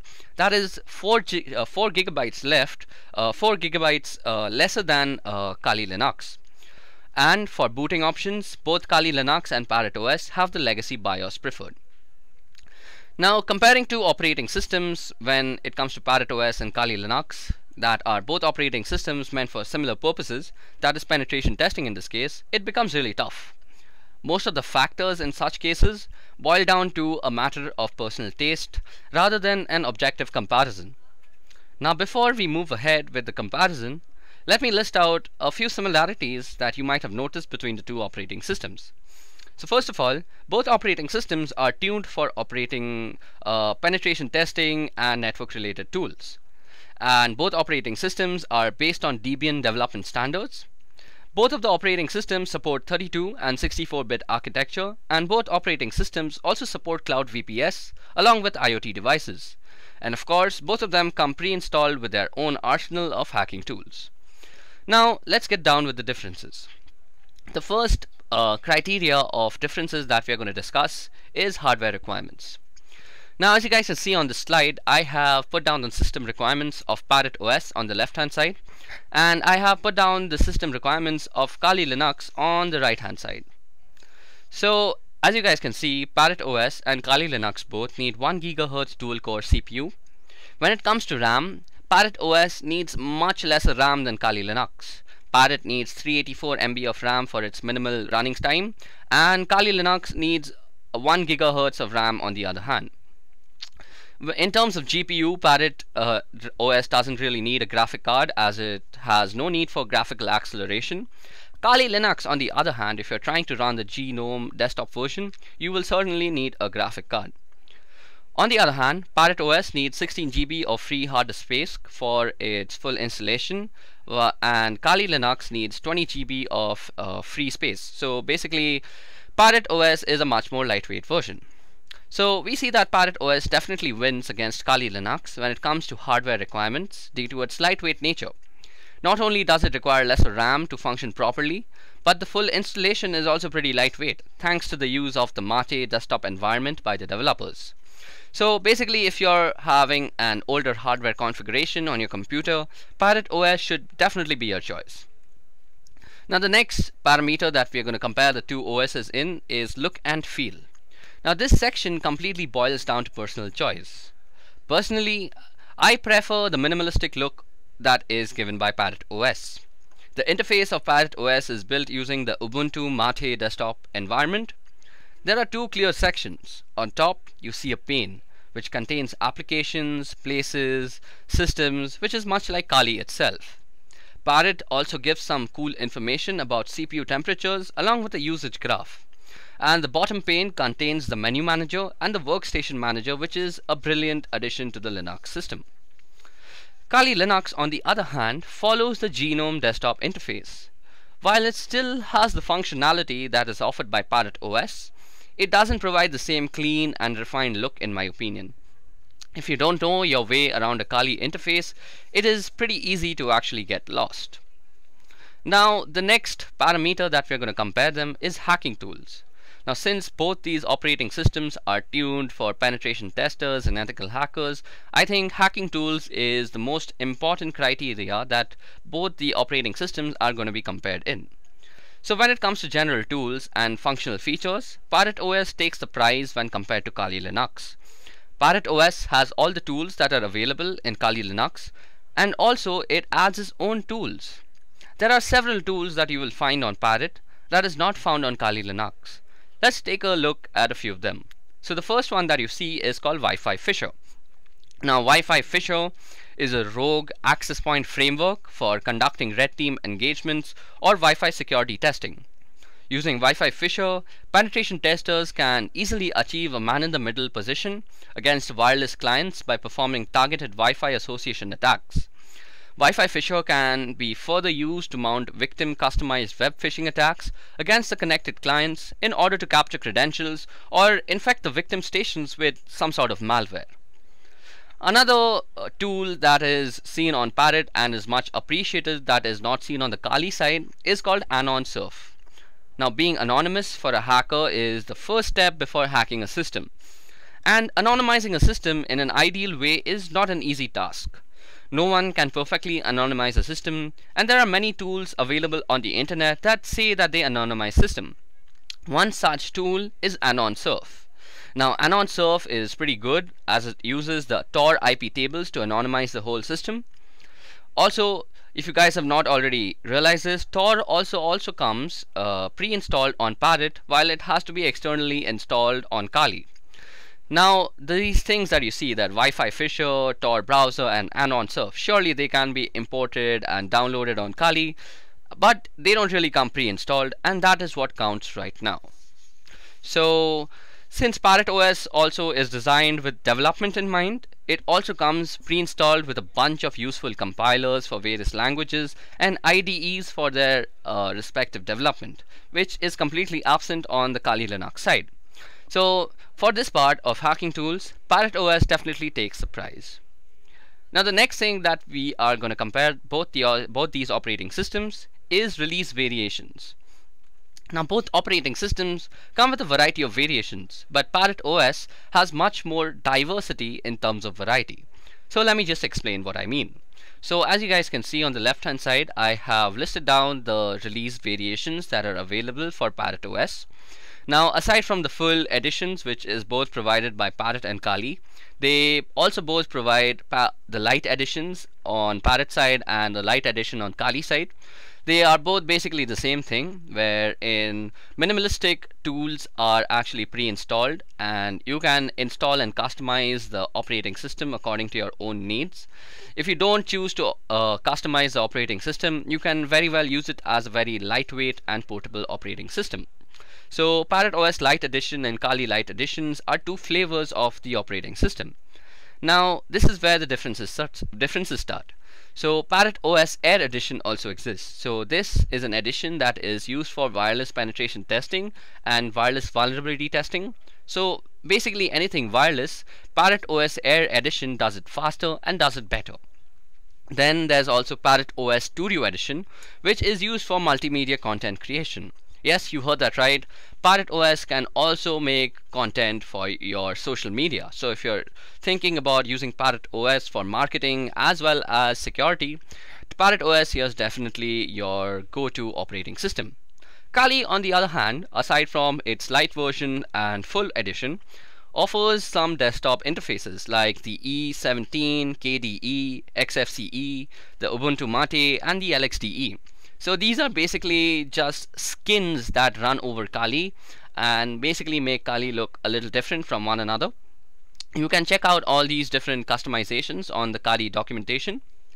Other than that, Kali has also support for cloud and IoT devices in the form of the ARML and ARMHF releases. These releases are also available in Parrot OS, so Parrot OS doesn't stand down. So as you guys see, Parrot OS provides you a lot of diversity in the variety that it is offering. So in my opinion, Parrot OS also takes the prize in this section. Now the main question remains, which of these two distributions is better for beginners? Well, it is to be duly noted that both these distributions are not exactly meant for beginners. If you want to learn about Linux as an operating system, you're better off using something like Ubuntu or Deepin. This also doesn't mean that you cannot learn the basics on Parrot or Kali. On the other hand, if you are already knowing the basics of Linux and want to get your hands on an operating system to learn ethical hacking, I'd personally recommend using the Parrot Sec OS Lite Edition. This is because the Lite version comes with the bare minimum of networking tools. This means as you learn your ethical hacking concepts slowly, you could develop or install tools one by one, instead of being overwhelmed with a whole bunch of them from the beginning. Not only does this allow yourself to evolve as an ethical hacker and penetration tester, but it also makes sure your fundamentals are built in a methodical manner. Now, I recommend Parrot OS over Kali for one other reason too. That is because the default user for Kali is root. This makes the environment a whole lot more aggressive, and mistakes tend to be punished and a whole lot more difficult to deal with. So this means that Parrot OS is generally the winner in my opinion.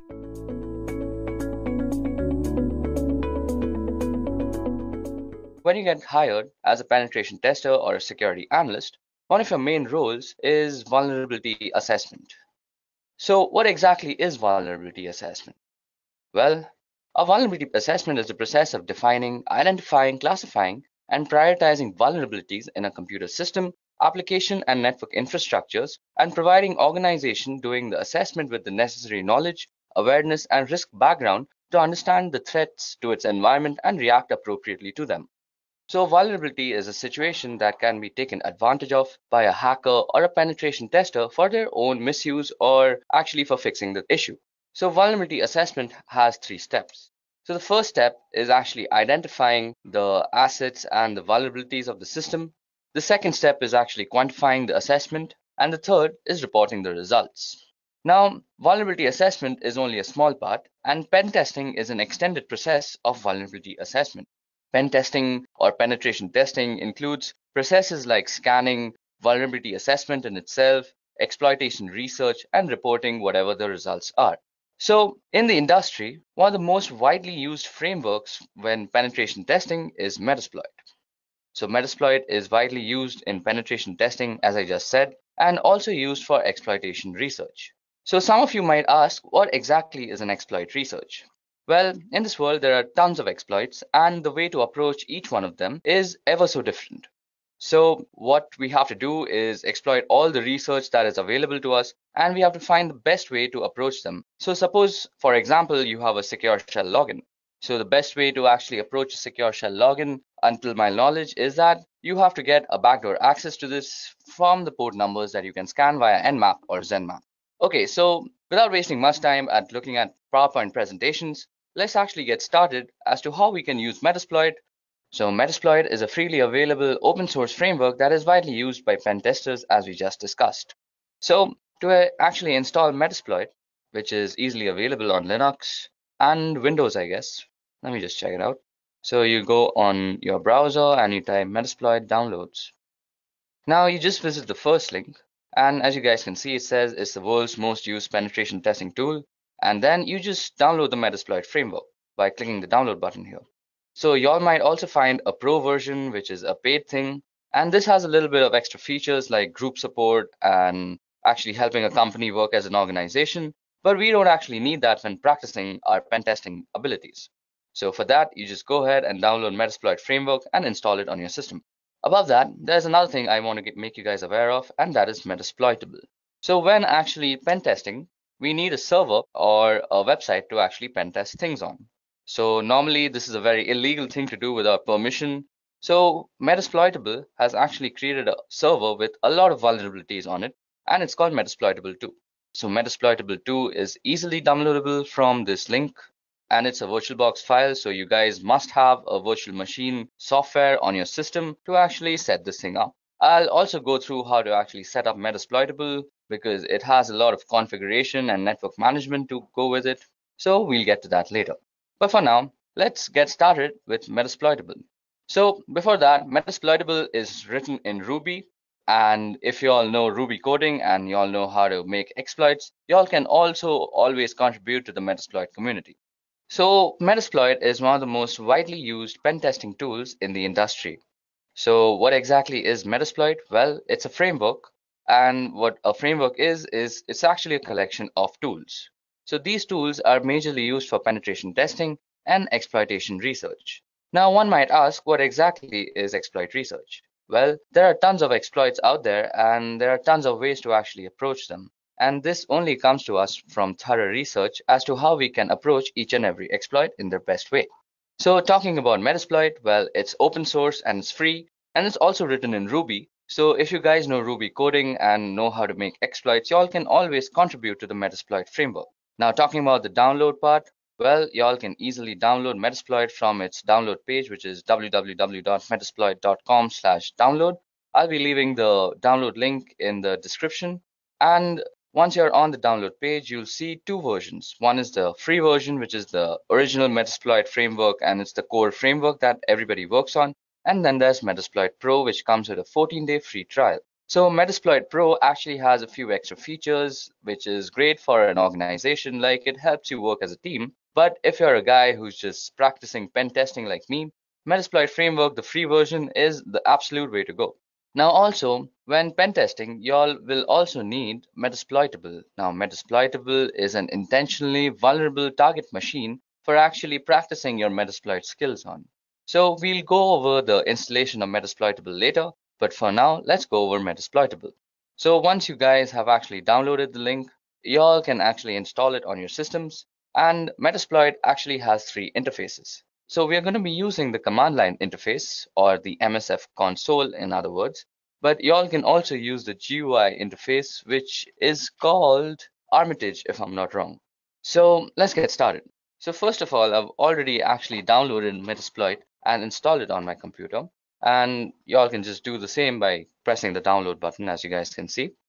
So to start up Metasploit, all you have to do is go on your terminal, and so to start a Metasploit, all you have to do is go on your terminal on Linux.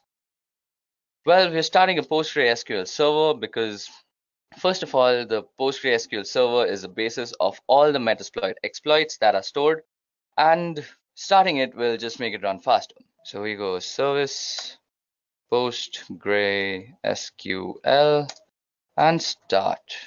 So that should start up a service, and indeed it has. So next thing you want to do is go in and type MSF console. And that's going to take a little bit of time because I have a very slow computer, and it's going to start up our Metasploit frame. So as you guys can see, we got a big banner out here which says Metasploit Cyber Missile, and the banner changes every time. Don't get worried if you have a different banner. And the main thing is that you should see this MSF thing out here. So this means we are in the MSF shell right now, which is the Metasploit framework shell. So let's get started by actually clearing our screen. So first things first, the first command that you might want to run on Metasploit is the help command. So help will tell us everything that we can do with this framework. So as you guys can see, there are a bunch of commands and their descriptions to go along with it. Y'all can give it a quick read and find the things that are interesting to you. So as you guys can see, banner is display an awesome Metasploit banner. Y'all can change the banner. As you guys can see, there are a lot of juicy commands, like there's a banner command which I just had used. So if you go and type banner, it'll give you a nice cool banner about Metasploit. And there are other commands which work very similar to Linux, like cd, which changes the current directory. You can change the color by toggling colors. And then you can connect with a host and all sorts of stuff. So Metasploit has a bunch of exploits. So before we go further, I want to make you guys aware of 3 important terms regarding Metasploit. So the first is a vulnerability. And we had already discussed this, that a vulnerability is a situation which can be taken advantage of by a system or a person who access. So the second part is an exploit. So what exactly is an exploit? Well, an exploit is a module which is a bunch of code written in Ruby on Metasploit that is used to target different vulnerabilities. And the third thing is a payload. So a payload is the action that you do once you actually have access to somebody's system. So basically, suppose you've hacked somebody and you've gained access to their system. Now the activities you do after gaining access is defined as the payload. So we just spoke about exploits, and I told you guys that Metasploit has a bunch of exploits. So how do we see all the exploits that are there? So you go show exploits.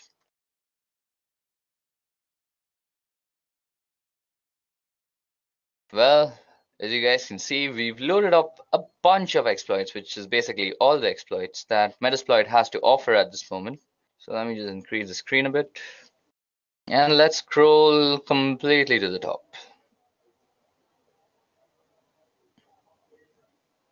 Yep. So as you guys can see, show exploits gave us a bunch of exploits, and it shows their name, a description, a disclosure date, and a rank. So the name and description is, as it says, it's the name of the exploit and it's a short description about it. The disclosure date is when the exploit was actually released by Metasploit, and the rank is how it has fared against the vulnerability it was released for since it was actually released. So as you guys can see, ranks range from excellent, great, good, and stuff.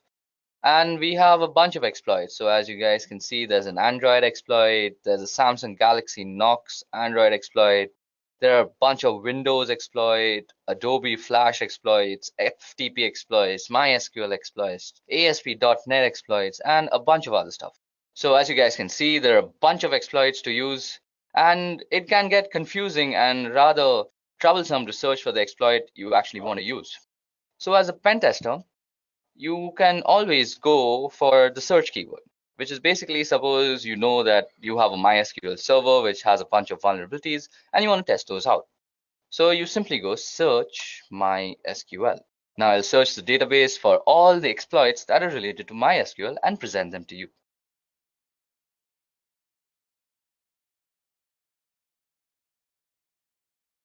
Okay, so we have our results. So as you guys can see, we have a bunch of MySQL related modules now. Now this makes it way easier if you're a pen tester and you're looking for MySQL exploits. Now suppose you choose your exploit and let's see. Let's choose, which one do we want to use today? We're going to just use this MySQL hash dump. So to actually use this, we have to copy the name. So double click on it and it'll just select it, and then you go Control-Shift-C in your terminal. So that copies it. And so if you want some more information about it, you can always go info and then just paste in the name of the exploit. So this gives us a bunch of information, actually gives us all the information you need about the exploit. So it gives you the name, that it's a MySQL password hash dump. Its module name is auxiliary scanner and all this stuff. It's licensed by Metasploit framework in itself, and it has a normal rank. And these are all the options that you might need to set when actually using the exploit. And this also gives you a small description. So it says this module extracts the usernames and encrypted password hashes from a MySQL server and stores them for later cracking. So seems like pretty cool stuff you can do with MySQL server and its password database. So if you actually want to use this, so you have to use the use keyword. So we go use and Control-Shift-V. So as you guys can see, it's denoted in red out here that we are indeed in the exploit that we want to use. Now, the first thing you want to do when you're using an exploit is you want to go and say show options. Now, as you guys can see, these are the options that we actually need to set before using the exploit. Now, the options can be necessary or they can be optional. So there's a password field out here, which is not really necessary, but will help your exploit if you actually provide it. But you need to provide the R hosts, which is the targeting host machine, and the port and the threads is already set. Now, suppose you want to set the R hosts, so you can just go set R hosts, and you can set it to whatever IP address you want. Like suppose you want to address 192.168.2.56, something like that. So that will set the R hosts. You can also set the number of threads. Now, threads are actually what the threads mean in parallel processing. That means how many parallel threads you're going to run so that you have faster computation. So this means you need GPU power if you have multiple threads running. So let's set threads to 30 for now. So we've set the threads to 30, and then you can go show options again and see that you have indeed actually set your options. So we've set the threads to 30 and our host has also been set. So that was all about how you can get into a module, get some information about a module, and how you can also use the module. So once you're done using the module, or once you're done setting up the options rather, you can go ahead and run the command run or even exploit. And this will start actually running the exploit on the system that you want to. Now I've put in a very arbitrary IP address and that does not have MySQL port running, so our exploit failed. Now, once you have tested out your exploit and you want to go back to the main MSF Unix shell, just go ahead and type back. It's as simple as that. So that brings us back to the MSF command line. So let's go ahead and clear our screen now. Okay, so it's time we do something interesting. So to do that, first of all, we need to go ahead and actually download Metasploitable 2. So to download Metasploitable 2, you have to go on this link. I'll leave the link in the description. So, or rather, you can just go on your browser and type in Metasploitable 2 download. So Metasploitable, as we had earlier discussed, is a Linux-based distribution, and it's mostly meant for actually practicing your pen testing skills. So basically, it has a bunch of ports open on it. So it's basically just for your ease so that you don't go ahead and test it out on some valid website and then get thrown into jail, because that's a very illegal thing to do. So go ahead and download Metasploitable 2 and then also download Oracle VirtualBox Machine or Oracle VirtualBox. So you all can also easily download that from www.virtualbox.org. And this is because you should never run Metasploitable 2 on a system that is connected to a network. You should always use it on a virtual machine because it's protected that way so that nobody else can access it. So to actually set up Metasploitable, once you've downloaded it, you go ahead and open up your VirtualBox. So out here, you have to go into Global Tools and you create a host-only network manager. Now I've already created a host-only network manager, and then you go ahead and enable the DHCP server by pressing this out here, like enable. Then you go back and you just go new.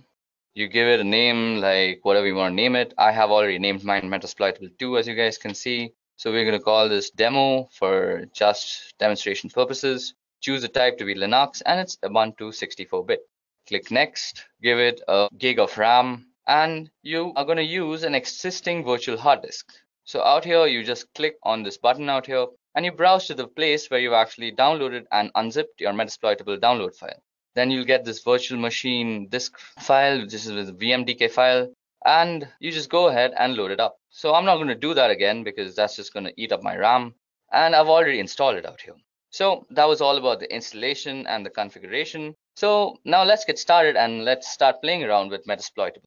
So once you're done downloading and installing Metasploitable on your computer, all you have to do is go ahead and start it up in your VirtualBox machine. And the login ID and the password both are MSF admin. So first of all, we need the IP address of our Metasploitable server. So we go ifconfig, and this gives us the address. So as we can see out here, our address is 192.168.56.101. So once you go ahead and started up Metasploitable, it's time that we go ahead and exploit all the vulnerabilities that is presented to us by Metasploitable 2. So to do that, let's head back to our Linux terminal again. So once we have the IP address, that was 192.168.56.101 if I am correct. So let's go and quickly get a little bit of information about that. So who is 192.168.56.101? So this will give us a who is on Metasploitable 2, and it'll give us a bunch of information as to how the server is set up, where it is set up, the ports that are open, and various other things. So as you guys can see, this gave us a complete who is. So to get some more information about our Metasploitable server, we're going to be using Nmap. Now, if you guys don't know about how to use Nmap, you can go out and check my other video on the playlist. I've made a pretty good Nmap tutorial. So we go Nmap -f-s and v, which is steel version, and we give it the name or the domain name server, 92.168.56.101. So we've got a juicy result out here, and we can see that there's a bunch of stuff open. So as you guys can see, there's the FTP port open, which has a version of VSF-TPD 2.3.4. There's also open SSH, which is 4.7 P1 Debian. There's also Telnet, which is almost miserable to have Telnet running on your computer. Then there's SMTP, there's HTTP, and there's a bunch of ports open, as you guys can just see on your screen. So it's time we actually use Metasploit like a pen tester to go ahead and test out these vulnerabilities. So let's choose these FTP things. So we have this FTP out here. So from the version number, which is given to us by the steel version flag on Nmap, we know that it's using VSF-TPD 2.3.4. So we can easily search for an exploit of the same version. So as a pen tester, you would go search VSF-TPD 2.3.4. So this should give us all the exploits that are available for this particular vulnerability. So as you guys can see, after a long search from the search VSF-TPD, we found a vulnerability or an exploit that can take advantage of the vulnerability. So it's time we actually use this. So first of all, let's get some info about this. So info, let's copy down this thing, and then let's get some info about this. So as this module description says, this module exploits a malicious backdoor that was added to VSF-TPD download archive. This backdoor was introduced in the VSF-TPD 2.3.4 tar.gz archive between June 30th and Walla Walla. So we have the options of setting an R host. It has an available target. It's provided by these guys, and it's a pretty good exploit in my opinion. So let's go ahead and use it. So we go use and the name of the exploit. So it's visible to us that we've again entered the exploit module, which is Unix/FTP/VSF-TPD 234 backdoor. So what we're going to do is we are going to actually gain a backdoor access to our Metasploitable system. So to actually make this more believable, so if you guys go into your Metasploitable system, so you guys can see that you're in the root directory. So you can gain some root access by going sudo su and going msf admin. So we're now a root user in the msf admin, or rather the Metasploitable console.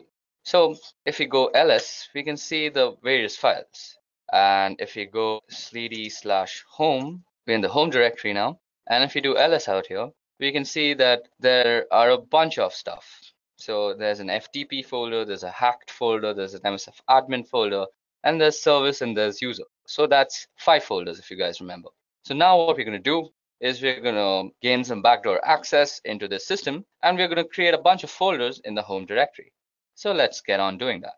So to do that, we head back to our Metasploit terminal, and we go show options as we had already entered our exploit. So go show options. So as we see, the options that we have to provide is the R host and the port number. Now the port number has already been set because it's 21, and that's where FTP runs, or rather TCP runs, and we now just have to set the host. So to set the host, we have to just put in the IP address of our Metasploitable server. So if I remember correctly, it's set R host to 192.168. 156.101. So that has set our hosts. So we can again check that if we've done it correctly by going show options. And we indeed have set our hosts. Now all we have to do is run the exploit. So we go and hit run. So as you guys can see, we have actually gained a backdoor service has spawned and it's handling, and the command shell session has started. Now you might be confused as to why do I have this blinking line? Well, this blinking line actually means that you are inside the Metasploitable server. That means we have already gained a backdoor access, and this blinking line denotes that we are on the terminal of Metasploitable 2. Now if you guys don't believe me, let's do some experimenting. So as I had said, I'll create a bunch of folders in the home directory. So let's change to the home directory first. Or rather, first you can also do a who am I, and instead you that you're the root user.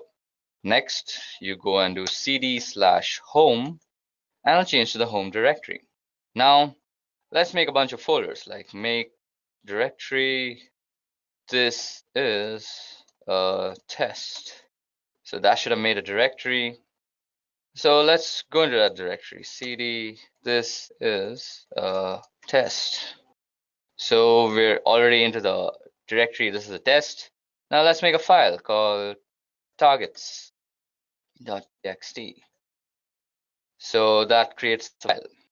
So just to see if we have actually done it properly, let's go back to our Metasploitable server. Now in the home directory, you go and type in ls again. Okay, so let's type in ls and see. So as you guys can see, we have created a this is a test folder, and it's already available there. So let's go and move into that folder. So this is a test, and we are already in that folder. So, and we had also created a text file, which was called targets. So that was ls, and it should give us a targets.txt. So as you guys just saw, we gained a backdoor access into a remote system through a vulnerability that was available to us on the FTP port. So we first did that by scanning the entire domain name server of Metasploitable via Nmap and gaining some intelligence as to what ports are running and what ports are actually open. Then we found out that the FTP port was open. Then we went on to Metasploit and we found out exploit that vulnerability very successfully. We found out how to use the exploit, some information about that exploit, and in the end, we actually executed our commands. And we're already in that folder. So, and we had also created a text file, which was called targets. So that was ls, and it should give us a targets.txt. So as you guys just saw, we gained a backdoor access into a remote system through a vulnerability that was available to us on the FTP port. So we first did that by scanning the entire domain name server of Metasploitable via Nmap and gaining some intelligence as to what ports are running and what ports are actually open. Then we found out that the FTP port was open. Then we went on to Metasploit and we found out exploit that vulnerability very successfully. We found out how to use the exploit, some information about that exploit, and in the end, we actually executed our commands.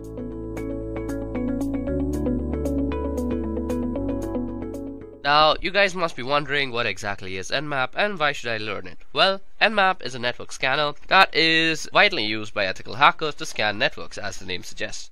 Now, you might wonder, why do I need a network scanner? Well, let me give you an example. So, suppose you have a Wi-Fi that has been set up in your new house, and you realize that your data is being actually consumed at a faster rate than you are using it. Now, you have suspected that it's your pesky neighbor who keeps on connecting to your Wi-Fi and eating up all your data. So to actually confirm all your doubts, what you want to do is a network scan. And Nmap is a pretty wonderful tool to do that. Now, Nmap runs on Linux, Mac OS and Windows, and I'm mostly going to be running this on Linux because that's what I do most of my penetration testing and network testing on. So let's go ahead and get on with the installation of Nmap on your computer. So what you do is go apt-get install Nmap. Now for this you have to be logged in as root. If you're not logged in as root, just add sudo before this whole command and it will install it. Now I already have Nmap installed, so I'm not really going to install it again and again, so let's just go ahead and just do a few scans on our website, that is www.edureka.co, and we are going to see what we get back as results. So first of all, let me just show you how you can scan a certain domain name service or certain DNS. So Nmap, we are going to use a flag all the time. Now let me just tell you what are flags. So if you just go into Nmap and type --help, this will give you all the flags and options that are available to actually use on Nmap. So if you are actually stuck and you can't remember stuff, just go in and type nmap --help and it will give you all the stuff. Now network scans generally take a long time, so I'm going to be using the fast mode most of the time. So for fast mode, all you have to do is type in edureka.co and sit and wait for this scan to get over. Now when the scan gets over, you will see a bunch of information, and let me just wait till that information pops up and then we'll talk about the information together. Okay, so as you guys can see, our scan has been completed. It took 13.71 seconds to actually do the scan. Now as you guys can see, it shows us the ports, the states and the services. Now the ports is basically the port number which our service, that is also binded to, is working on. So we can see that SSH service is working on port number 22, SMTP on 25, HTTP on 80, RPC bind on 111 and HTTPS on 443. So that is how you can use Nmap to scan a certain website. Now if you see, Nmap has also given us the public IP of the DNS, because what Nmap does is it looks up the DNS and then translates it to an IP that is recognized to that DNS server. So Nmap also returns the public IP. So what we can do also is nmap -f and 34.210.230 and .35. Okay, so as you guys can see that our command also works when we put in the IP address and it produces the same results. Now we can also scan for multiple hosts. Now suppose you are on a network and you want to scan for multiple hosts. Now you don't really want to run different commands for that. Now what you can do is just go in and type nmap and a bunch of IP addresses like 192.168.1.1 and 192.168.1.2 and 192.168.1.3. And what this will do is it will run an Nmap scan on these three different IP addresses, and you did this in just one command. So that's a way that you can do this. Now you can also know about how much of your scan is left by just pressing the up button. So that will tell you and give you a constant update on how your scan is going. Like mine is 32.4% done and 34.7 now, and also show you kind of the time remaining. Okay, so till this port scan is going on, let me just tell you about the states. Now states can be of two types: open, closed and unavailable. Sometimes you'll see that it is unavailable, and that's because some sort of firewall or something is running out there. States can also be closed. In that case, mostly Nmap will not return you any result unless you're explicitly finding something of the closed state. So that was a little trivia on states and how they work. Let's see how much our scan is done. So our scan is done 81% and it takes around another 20 seconds. It should be done soon. Now this scan could be significantly made faster with just the F tag, but I really want to give you all a good look into how this works. 97, 98, 99. Okay, so as you guys can see, this is our result. It gives us a bunch of ports and services. Now, as I just said, this thing can be also closed and also unavailable.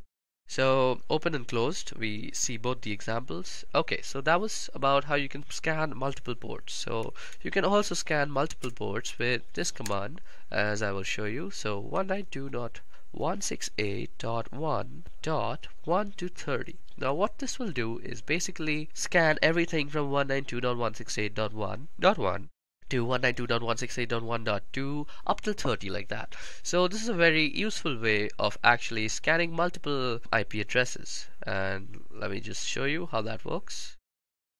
Since we have used the F flag, this is going to work considerably faster. Now as you guys can see out here, this had taken around 119 seconds, so that's around 2 minutes. Now this will take a considerably lesser time. So let's see, this was done in 29.91 seconds and we did 30 IP addresses. So we see that -F surely speedens the whole scanning process. Now you can also give Nmap a target list. Now let me make a target list. So targets.txt. Let me just cat it out for you. So there's nothing in it. Now all I want to do is edit this file. So let me just edit that file and put in 192.168.1.1, 192.168.1.2, 192.168.1.3, 192.168.1.4, 192.168.1.5, or 15. Boom, roasted. Now all we have to do is save it. So that saves it, and Control X to actually exit it. Now you can go ahead and view what is in targets.txt. So as you guys can see, this is what is in targets.txt. And now you can just pass it to Nmap with the IL flag, and you could say that Nmap is going to actually scan all the IP addresses that are in this file. So let that just run. So this will take a little bit of time because it's 5 IP addresses and it's not really running on the fast mode. 83% of our work is done. Okay, so as we see, our scan has been completed. Now what you see out here is the scan results for whatever we had provided in the targets.txt list. So that's how you can also provide Nmap input file, and it will give you the results for all the targets that were specified in the file. Now let's go ahead and talk about a little bit on port scanning. So Nmap is also a brilliant tool for scanning ports, and if you have a server or a website, you know that there are around 65,535 ports out there on every server, and almost 99% are unused. So sometimes scanning ports is really a necessity. Now you can scan ports by just using the P flag and specifying the port number, and this is how you would do it, and you would just specify the IP address after that. So I'm going to use www.edureka.co, and what you can also do is this will scan only the port number 20, but you can also scan from port number 20 to 25. You can also put in commas and tell Nmap you also want to scan all these other port 80 is HTTP and 443 is HTTPS. So you can surely do that. So let me just go ahead and run this. Okay, so that gives us an information on the ports that is there.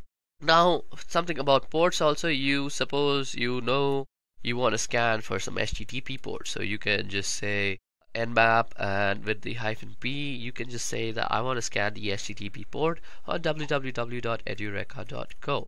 So that will just go ahead and do that, and as you guys can see, that gave us a result.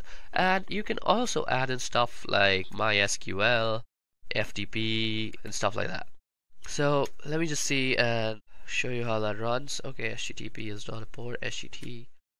Okay, so as you guys can see, these are the ports that are running, and it gave us according to the name. Now if you want to scan all the ports, you can use -p and then the IP address at www.edureka.co. Now this generally takes a lot of time because you're basically doing 65,000 scans, so I'm not really going to do that. I'm going to quit this out. Another thing that I wanted to show you all that generally takes a lot of time to actually execute is called something like an aggressive scan. So as you guys can see out here, I have done an aggressive scan on Edureka. So to do that, all you have to do is Nmap-A, and then you go edureka.co. So let us see how much time did this take to actually execute. This took 459 seconds. That's a long time for a scan. But it gives us a bunch of other information. For example, it gives us the trace route. So what is a trace route, first of all? So trace route is the route taken by a packet to actually reach the clients and the target server.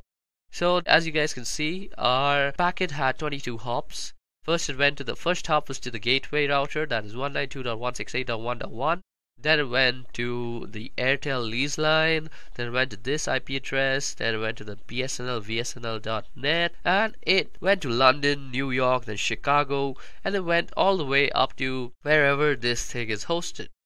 That was some information, and then there is some other information given to us like the TCP open, TCP wrap, program versions, port types, port states, and all sorts of other information is given about in an aggressive scan. Another scan that I have previously also done and kept for y'all is because it takes a lot of time, and I have done something called the service version. So Nmap-S and V with V capital will give you the service version. So it tries to actually guess the version of the service that is running. So for example, on the TCP port it tells us it is postfix SMTPD. On the Apache it's Apache HTTPD, and you can see all sorts of versions that are here. Another thing Nmap is generally brilliant is for guessing the operating system that is running. Now, I have already done this scan previously because this takes a humongous amount of time that I don't really have, and that is 386.34 seconds, and this scan together basically took me more than 10 minutes, and I don't really have that kind of time for explaining all this stuff. So, as you guys can see out here, the OS is kind of, OS details is Fortinet, FortiGate. It kind of tries to guess the OS upon the time to live that is in the response from the packets that it sends. So -SV, -O, and -A are some really cool stuff that you might want to know. Another thing that you can do is traceroute, as I had just told y'all, and y'all can do traceroute separately. So you go --traceroute, and then you say the name of any sort of website. So suppose I want to know how I reach Netflix.com. So I go Netflix.com, and this will give me a traceroute that shows me how my packet actually reaches Netflix.com.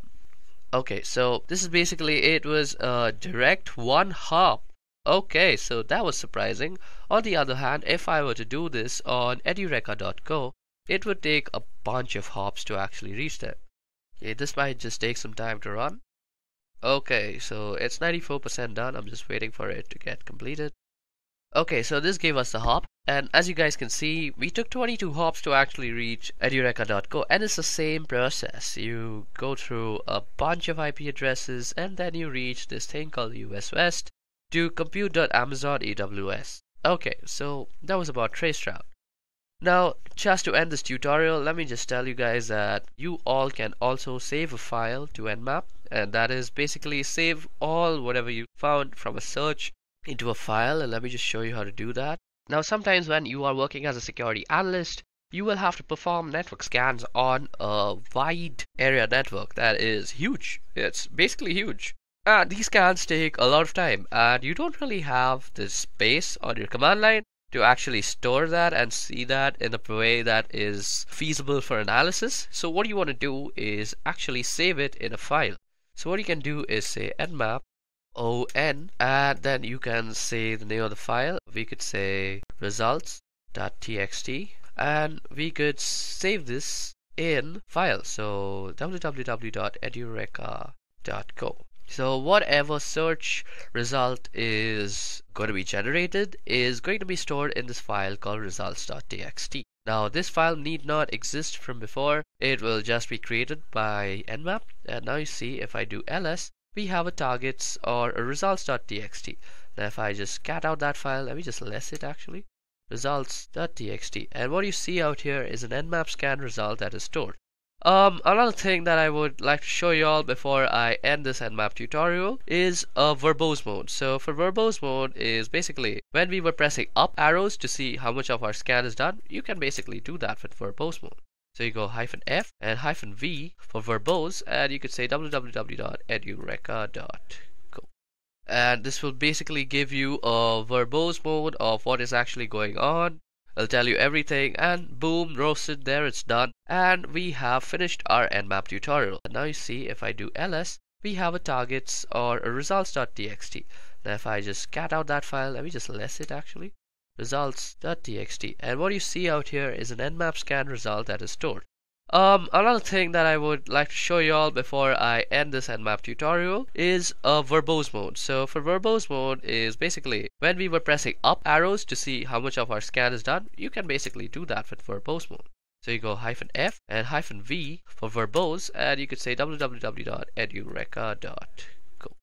And this will basically give you a verbose mode of what is actually going on. I'll tell you everything, and boom, roasted, there it's done, and we have finished our Nmap tutorial.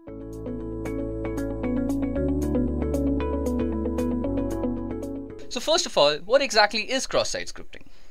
Well, cross-site scripting refers to client-side code injection attacks wherein an attacker can execute a malicious script, also commonly referred to as a malicious payload, into a legitimate website or web application.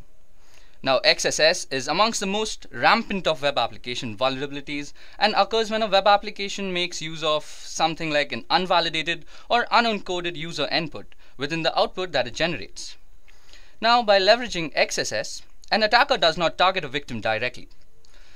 Instead, an attacker would be exploiting a vulnerability within a website or something like a web application that the victim would visit, and essentially using the vulnerable website or the web application as a vehicle to deliver a malicious script to the victim's browser. Now, while XSS can be taken advantage of within a VirtualBox script, ActiveX, and Flash, unquestionably the most widely abused is JavaScript. This is mostly because JavaScript is the fundamental to any browsing experience. All the modern sites today have some JavaScript framework running in the background. Now, XSS can be used in a range of ways to cause serious problems. Well, the traditional uses of XSS is the ability for an attacker to steal session cookies, allowing an attacker to probably impersonate a victim, and that just doesn't stop there. So XSS has been used to wreak havoc on social websites, spread malware, website defacements, and phish for credentials, and even used in conjunction with some clever social engineering techniques to escalate to even more damaging attacks. Now, cross-site scripting can be classified into three major categories. So the first is reflected cross-site scripting, the second is stored or persistent cross-site scripting, and the third is DOM-based cross-site scripting. So out here, DOM refers to the document object model that is used while web application building. So let's take a moment to discuss the three types of cross-site scripting. So the first one we're going to be discussing is reflected cross-site scripting. Now, by far the most common type of cross-site scripting that you'll be coming across is probably reflected cross-site scripting. Here, the attacker's payload is a script and has to be part of a request which is sent to the web server and reflected back in such a way that the HTTP response includes the payload from the HTTP request. Now, using a phishing email and other social engineering techniques, the attacker lures in the victim to inadvertently make a request to the server which contains the cross-site scripting payload, and then he ends up executing the script that gets reflected and executed inside his own browser. Now, since reflected cross-site scripting isn't really a persistent kind of attack, the attacker needs to deliver this payload to each victim that he wants to serve. So a medium like a social network is very conveniently used for dissemination of these attacks. So now let's take a step-by-step look at how cross-site scripting actually works. So firstly, the attacker crafts a URL containing a malicious string and sends it to the victim.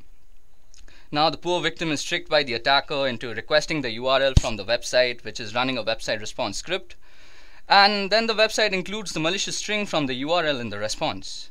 And then in the end, the victim's browser executes the malicious script inside the response, sending the victim's cookies to the attacker's server. Okay, so at first, reflected XSS might seem very harmless because it requires the victim himself to actually send a request containing a malicious string. Now, since nobody would be willingly attacking himself, so there seems to be no way of actually performing the attack. But as it turns out, there are at least two common ways of causing a victim to launch a reflected cross-site attack on himself. So the first way is if the user or targets a specific individual and the attacker can send a malicious URL to the victim, for example using email or for example instant messaging, and then trick him into visiting the site. Secondly, if the user targets a large group of people, the attacker then can publish the link or the malicious URL on his own website or social media, and then he'll just wait for visitors to click on it. So these two methods are similar and both can be very successful with the use of a URL shortening service like one provided by Google. So this masks the malicious string from users who might otherwise identify it. Okay, so that was all about reflected cross-site scripting. Let's move on to stored cross-site scripting now. So the most damaging type of cross-site scripting that is there today is persistent or stored cross-site scripting. In stored cross-site scripting attacks, in stored cross-site scripting attacks, the attacker is injecting a script into the database that is permanently stored on the target application. So a classic example is a malicious script inserted by an attacker in the comment field or on a blog or a forum post. So when a victim navigates to the affected web page now in a browser, the cross-site scripting payload will be served as a part of the web page, just like any legitimate comment would be. Now this means that the victim will be inadvertently ending up executing the malicious script once the page is viewed in the browser. Now let's also take a step-by-step look at how cross-site scripting in the stored version works. So the attacker uses one of the website's form to insert a malicious string into the website's database first. Now the victim unknowingly requests a page from the website, and then the website includes the malicious string from the database in the response and then sends it to the victim. Now the poor victim will be actually executing the malicious script inside the response and sending all the cookies to the attacker's server. So that's basically how stored or persistent cross-site scripting works. Now it's time for the last type of cross-site scripting, which is document object model based cross-site scripting. So DOM based cross-site scripting is an advanced type of cross-site scripting attack, so which is made possible when the web application's client-side script writer uses provided data to the document object model. So basically it means that data is subsequently read from the document object model by the web application and outputted to the browser. So if the data is incorrectly handled in this place, an attacker can very well inject a payload which will be stored as a part of the document object model and then executed when the data is read back from the DOM. Now let's see how that actually happens. So first the attacker crafts a URL containing a malicious string and sends it to the victim. Now this victim is again tricked by the attacker into actually requesting the URL from the website. This is like the primary step in actually performing cross-site scripting. Now the third step is that the website receives the request but does not include the malicious string in the response. Here's the catch of DOM-based cross-site scripting. So now the victim's browser executes the legitimate script inside the response, causing the malicious script to be inserted into the page. That is basically into the inner HTML attributes. And the final step is then the victim's browser then executes the malicious script inserted into the page and then just sends the victim the cookies to the attacker's server. Now, if you guys must have realized, in the previous examples of persistent and reflected cross-site scripting, the server inserts the malicious script into the page, which is then sent as a response to the victim. Now, when the victim's browser receives the response, it assumes that the malicious script is to be a part of the page's legitimate content and then automatically executes it during page load as with any other script would be. But in a DOM-based attack, there is no malicious script inserted as a part of the page. The only scripts that are being actually automatically executed during the page load is legitimate part of the page. So that's the scary part. So the problem is that this legitimate script directly makes user input in order to add HTML to the page. So the malicious string is inserted into the page using inner HTML. So it's passed as HTML. So mostly people who are actually servicing or surveying any server for cross-site scripting attacks, they will not be actually checking the client side. So it's a very subtle difference, but it's very important. So in traditional cross-site scripting, the malicious JavaScript is actually executed when the page is loaded as a part of the HTML server. And in DOM-based cross-site scripting, the malicious JavaScript is executed at some point after the page has already been loaded, because the page's legitimate JavaScript treating user input is using it in an unsafe way. So now that we have actually discussed all the three types of cross-site scripting that is widely available today, now let's see what can actually happen if cross-site scripting if you were actually a victim of cross-site scripting, I'm sorry. So let's see what can happen if you actually were a victim of cross-site scripting. So the consequences of what an attacker can do with the ability to execute JavaScript on a web page may not immediately stand out to you guys, but especially since browsers like Chrome run JavaScript in a very tightly controlled environment these days, and JavaScript has very limited access to users' operating systems and user files. But when considering that JavaScript has the access to the following that we're going to discuss, we can only see how creative JavaScript attackers can get. So firstly, with malicious JavaScript has access to all the same objects that the rest of the web page has. So this includes a thing called cookies. Now cookies are often used to store session tokens, and if an attacker can obtain a user session cookie, they can impersonate that user anywhere on the internet. Secondly, JavaScript can read and make arbitrary modifications to the browser's document object model. So your page will just be incorporated with all sorts of scripts and viruses without you even knowing from the server side. Now JavaScript can be used with the XML HTTP request to send HTTP requests with arbitrary content to arbitrary destinations. And the most scary part is that JavaScript in modern browsers can leverage HTML5 APIs, such as accessing a user's geolocation, webcam, microphone, and whatnot, and even specific files from the user's file system. Now, while most of these APIs require the users to opt in, cross-site scripting in conjunction with some very clever social engineering can bring an attacker a very long way. Now, the above in combination with social engineering, as I just said, allows an attacker to pull off advanced attacks including cookie theft, key logging, phishing, and identity theft too. Now, critically, cross-site scripting vulnerabilities provide the perfect ground for attackers to escalate attacks to more serious ones. So now that we understand what cross-site scripting attacks are and how damaging they can be to your application, let's dive into the best known practices that are actually followed to prevent them in the first place. So the first mechanism that is used is called escaping. So escaping data means that taking data an application has received and ensuring that it's secure before actually rendering it for the end user. Now, by escaping user input, key characters in the data received by a web page will be prevented from being interpreted in any malicious sort of way. Now, in essence, you're censoring the data your web page receives in a way that will disallow characters, especially those brackets that begin the HTML attributes, like in HTML and IMG. So these will be stopped from being rendered, which would otherwise cause harm to your application and users and database. But if your page doesn't allow users to add their own code to the page, a good rule of thumb is normally to escape any and all HTML, URL, and JavaScript entities. However, if you are running a forum and you do allow users to add rich text to your content, you have a few choices.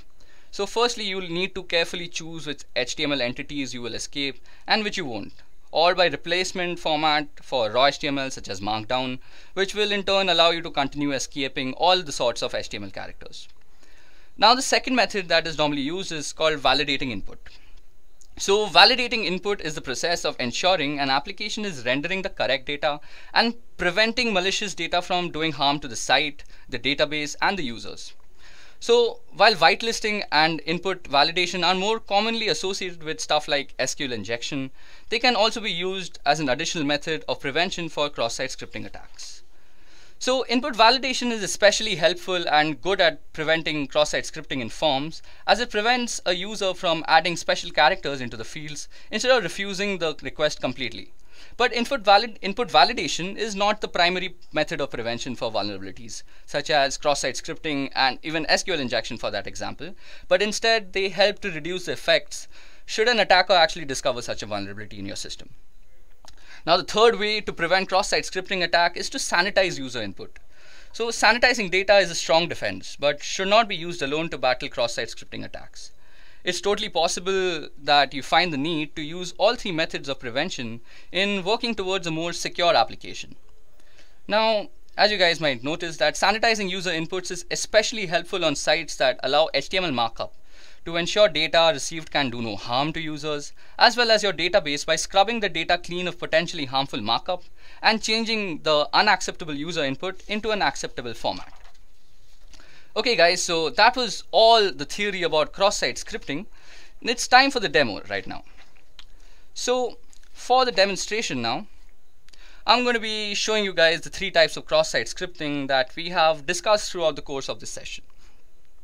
So not only will this be rather interesting to see how cross-site scripting works on a vulnerable web application, but it will also give us a better understanding of cross-site scripting in itself. Now, to perform cross-site scripting is a very big crime, so we really can't target any random website or web application for that matter. So keeping that thing in mind, I have chosen the Broken Web Application project. So this is brought to us by OWASP, which stands for Open Source Web Application Security Project. Now, the Broken Web Application Project, or BWAP, is a broken web application that is intentionally vulnerable, and it incorporates a majority of the known bugs that are out there. And it is widely used by security enthusiasts, students, and practicing ethical hackers to mostly practice and nurture their skills in the right direction. Okay, so to get started, first of all, we need to download a few files and get things ready. So first of all, we'll download the Broken Web Application project, and I'll be leaving the download link in the description just in case you guys want to practice in your own free time. Secondly, we'll need to download a VirtualBox. Now, after we have both the files ready and we have it installed and we have our Broken Web Application installed in the virtual machine, we are good to go. Now, I've already done all that boring job and actually installed the Broken Web Application. As you guys can see, I'm already running the OWASP Broken Web Application on my virtual machine, and this is the OWASP virtual machine. So as you guys can see, it's based off Linux, and if we go ifconfig, it'll give us the IP address that it's running on. So as you guys can see, it's running on 192.168.146.4. So if we just head over there, yeah, I've already opened that up, we get a portal. So for this particular demonstration, I'm going to be using the Broken Web Application project and also WebGoat. So first of all, let's head over to the Broken Web Application project. So we'll be greeted with a login screen out here, and the credentials for this is B and bug, as you guys can see. So just go and enter login after you've entered the credentials. Okay, so you all will be welcome with a place where you can choose your bug, and you can also choose the amount of security that you want to practice with. So since this is a very simple demonstration, I'm going to set the security to low, and the first thing that we're going to test is actually reflected cross-site scripting. So reflected cross-site scripting mostly has things to do with the GET request when we are actually coding on the back end. So let's see. So first of all, we go ahead and choose reflected cross-site scripting for the GET method, and we go and press hack. Now we'll be presented with a form.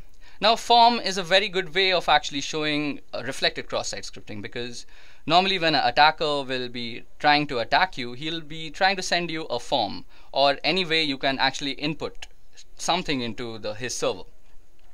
So interestingly, if we go and just input nothing into these two fields and just go, we'll see the URL change out here. So firstly, you guys see that the fields are very clearly visible, and these are the two fields, and that means that it's an unencoded input. So this is a very rich place to actually practice your web vulnerability and penetration testing skills. So if I were a hacker, I would try and run a script out here. So if I were to go script, and I've already practiced a few out here, as you guys can see. So if we go script alert, this is an example of reflected XSS. Yeah, and if we go and just end the script out here, this is going to actually render the JavaScript input as a part of the page, and we are going to get an output because of this. So that's how reflected cross-site script is actually working. So as you guys can see, what am I saying? As you guys can see, the web application has actually rendered our JavaScript, and now we can see that reflected cross-site scripting is actually working out here. So now you guys must have realized that in a practical scenario, this form must be sent to the victim and must be tricked into filling the form for the attack to be successful. Also, in more practical scenarios where sites are also having forms, they're going to be putting filters to the content of the input parameters such that you cannot run JavaScript in them, and you cannot also input any unencoded inputs into them. So that was all about reflected reflected cross-site scripting. So now let's move on to stored cross-site scripting, which is the most dangerous form of cross-site scripting. Okay, so as I had discussed, the comment sections are normally the best place for actual stored cross-site scripting. So as you guys can see out here, we already have a few comments that I had added for practicing. Now in stored cross-site scripting, the attacker is normally attacking the data that is stored. So basically we are going to inject the script into the database, into the server. So if the script has some malicious intent, and it can do a multitude of things if it has a malicious intent, we'll not get into that. So for that reason, let's first add a normal comment out here. So let's say if this was a blog, I'd say good job there, like I had said, or something like, hey man, nice work. And if you go and press submit, okay, it's showing this is an example of persistent cross-site scripting because I had already inserted a malicious script. So this is that script out here, the second input. But just for demonstration purposes, let's go ahead and put it again. So we can also input raw data, that is unencoded input, in the form of a script. So let's go alert. And let's just print hello world.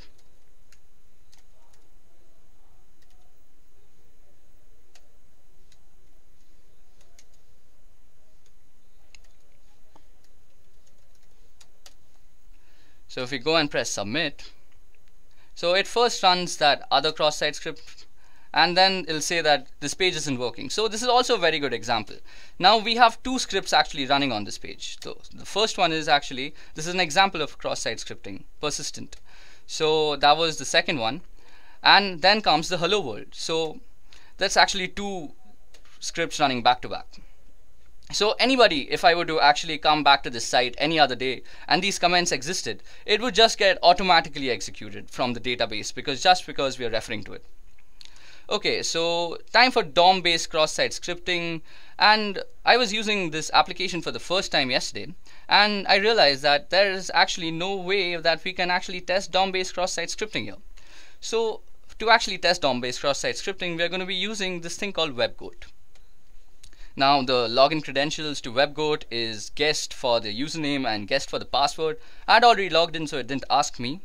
So now if you go out here and go under cross-site scripting in XSS, you will also see that there is no options available for actually DOM-based cross-site scripting. This is because it's under AJAX security, or AJAX if you might pronounce it that way. So this is under AJAX security because if you guys remember, we had just discussed that DOM-based cross-site scripting is a client-side cross-site scripting. So things like a normal script would normally be checked on the server side. But when we are talking on client side, we are talking about languages like HTML, AJAX, etc.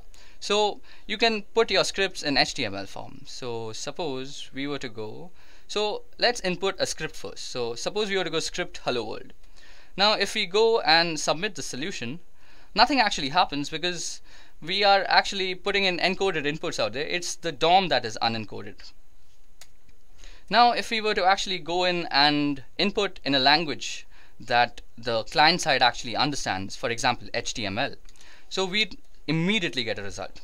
So first of all, it's going to actually manipulate the inner HTML attributes of the site. So if we go image and we put a source, now let's not give the source anything, and on an error, we're going to run some simple JavaScript. So alert, and we can say this is an example of DOM-based XSS. Now as soon as I end the image tag, this is going to get run because the client side is always rendering the client side page. So watch this. I'm sorry, I think I mistyped somewhere. Okay, let's go again. So image. Okay, let's use something I've already used. And you can see that it says hacked. And out here, we've not even pressed submit solution. So out here you can see that as soon as we completed it, it's again saying hacked. So that means as soon as you complete the query or the client side HTML language, so that will completely trigger the cross-site payload, image tag. This is going to get run because the client side is always rendering the client side page. So it's again saying hacked. So that means as soon as you complete the query or the client side HTML language, so that will completely trigger the cross-site payload, image tag. This is going to get run because the client side is always rendering the client side page. So watch this. I'm sorry, I think I mistyped somewhere. Okay, let's go again. So image. Okay, let's use something I've already used. And you can see that it says hacked. And out here, we've not even pressed submit solution. So out here you can see that as soon as we completed it, it's again saying hacked. So that means as soon as you complete the query or the client-side HTML language, so that will completely trigger the cross-site payload.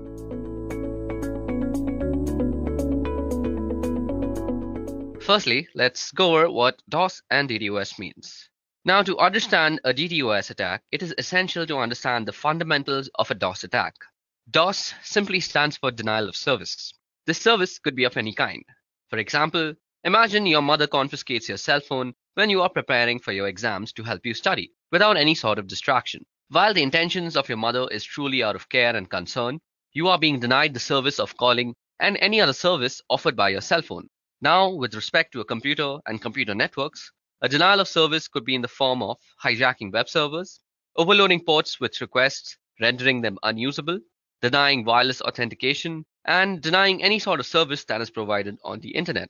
Attacks of such intent can be performed from a single machine. While single machine attacks are much easier to execute and monitor, they are also easy to detect and mitigate. To solve this issue, the attack could be executed from multiple devices spread across a wide area. Not only does this make it difficult to stop the attack, but it also becomes near impossible to point out the main culprit. Such attacks are called distributed denial of service or DDoS attacks. Now let's see how they work. The main idea of a DDoS attack, as explained, is making a certain service unavailable. Since everything that is attacked is in reality running on a machine, the service can be made unavailable if the performance of the machine can be brought down. This is the fundamental behind DOS and DDoS attacks. Now, some DOS attacks are executed by flooding servers with connection requests until the server is overloaded and is deemed useless. Others are executed by sending unfragmented packets to a server which they are unable to handle. These methods, when executed by a botnet, exponentially increase the amount of damage that they are doing, and their difficulty to mitigate increases in leaps and bounds. To understand more about how these attacks work, let us look at the different types of attacks. Now, while there are plenty of ways to perform a DDoS attack, I'll be listing down the more famous ones. These methodologies have become famous due to their success rate and the damage they have caused over time. It is important to note that with the advancement in technology, the more creative minds have devised more devious ways to perform DOS attacks. Now, the first type of methodology that we're going to discuss is called ping of death. Now, according to the TCP/IP protocol, the maximum size of a packet can be 65,535 bytes. The ping of death attack exploits this particular fact. In this type of attack, the attacker sends packets that are more than the max packet size when the packet fragments are added up. Computers generally do not know what to do with such packets and end up freezing or sometimes crashing entirely. Then we come to reflected attacks. This particular attack is more often than not used with the help of a botnet. The attacker sends a host of innocent computers a connection request using a botnet, which are also called reflectors. Now, this connection that comes from the botnet looks like it comes from the victim, and this is done by spoofing the source part in the packet header. This makes the host of computers send an acknowledgement to the victim computer. Since there are multiple such requests from the different computers to the same machine, this overloads the computer and crashes it. This type of attack is also known as a Smurf attack. Another type of attack is called mail bomb. Now, mail bomb attacks generally attack email servers. In this type of attack, instead of packets, oversized emails filled with random garbage values are sent to the targeted email server. This generally crashes the email server due to a sudden spike in load and renders them useless until fixed. Last but not the least, we have the teardrop attack. So in this type of attack, the fragmentation offset field of a packet is abused. One of the fields in an IP header is the fragment offset field, indicating the starting position or offset of the data contained in a fragmented packet relative to the data in the original packet. If the sum of the offset and the size of one fragmented packet differs from that of the next fragmented packet, the packets overlap. Now, when this happens, a server vulnerable to teardrop attacks is unable to reassemble the packets, resulting in a denial of service condition. Okay, so that was all the theoretical portion of this video. Now it's time to actually perform our very own DDoS attack.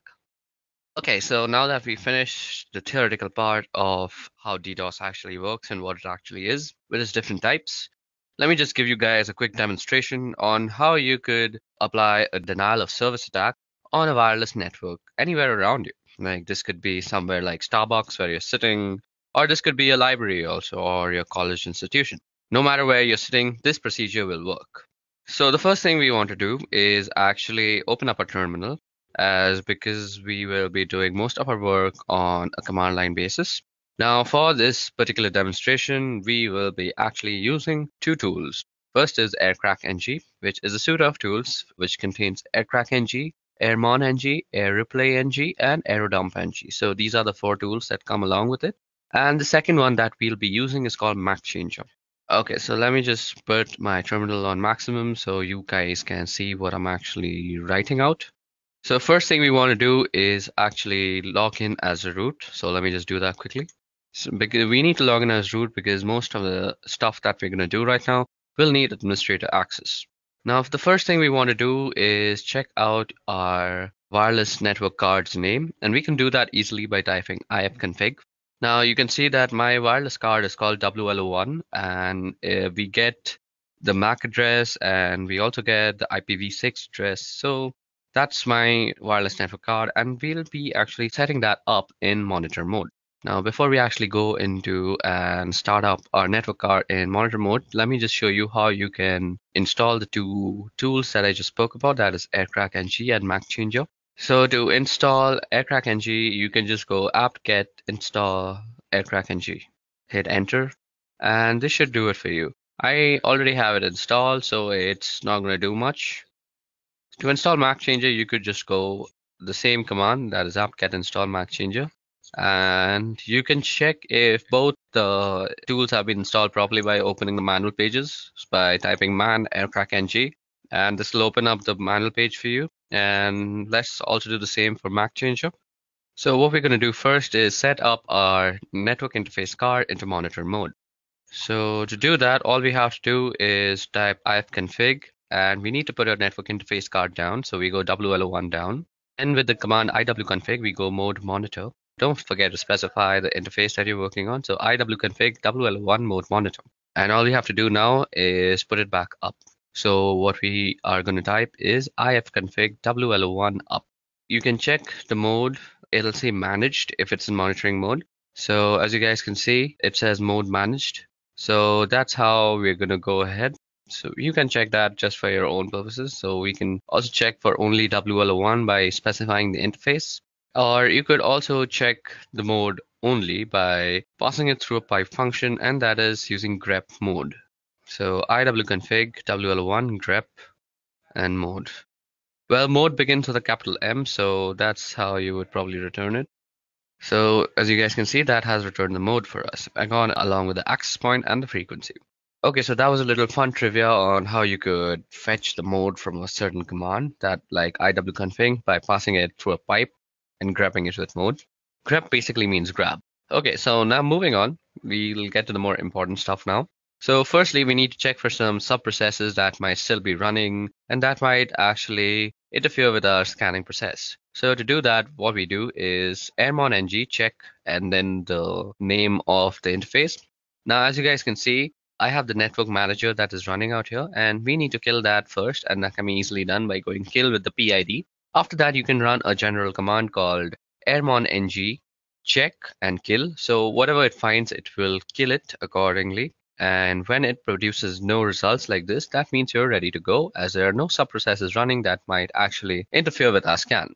Now what we want to do is we want to run a dump scan on the network interface card and check out all the possible access points that are available to us. So as you guys can see, this produces a bunch of access points, and they come with their BSS IDs. They also have the power, which is the PWR, that is the power of the signal. And let me go down back again. So yeah, you can see the beacons, you can see the data, you can see the channels available. And what the BSS ID is, it's the MAC ID that is actually tied in with the ESS ID, which basically represents the name of the router. Now what we want to do from here is we want to choose which router we want to actually DOS. Now the whole process of DOSing is actually we will continuously de-authenticate all the devices that are connected to it. So for now I have chosen Edureka Wi-Fi to actually DOS out. And once I send a de-authentication broadcast, it will actually de-authenticate all the devices that are connected to it. Now this de-authentication is done with a tool called AirReplay, which is a part of the AirCrackNG suite of tools. Now let us just see how we can use AirReplay by opening up the help command. So we go --help, and this opens up the help command for us. Now as you guys can see, it shows us that we can send a de-authentication message by typing in the -0. and then we need to type in the count.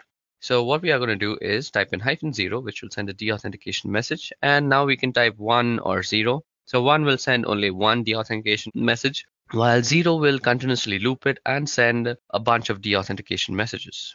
We are going to say 0 because we want to be sure that we are deauthenticating everybody. And we can also generally specify the person we also want to specifically deauthenticate. But for this demonstration, I'm just going to try and deauthenticate everybody that is there.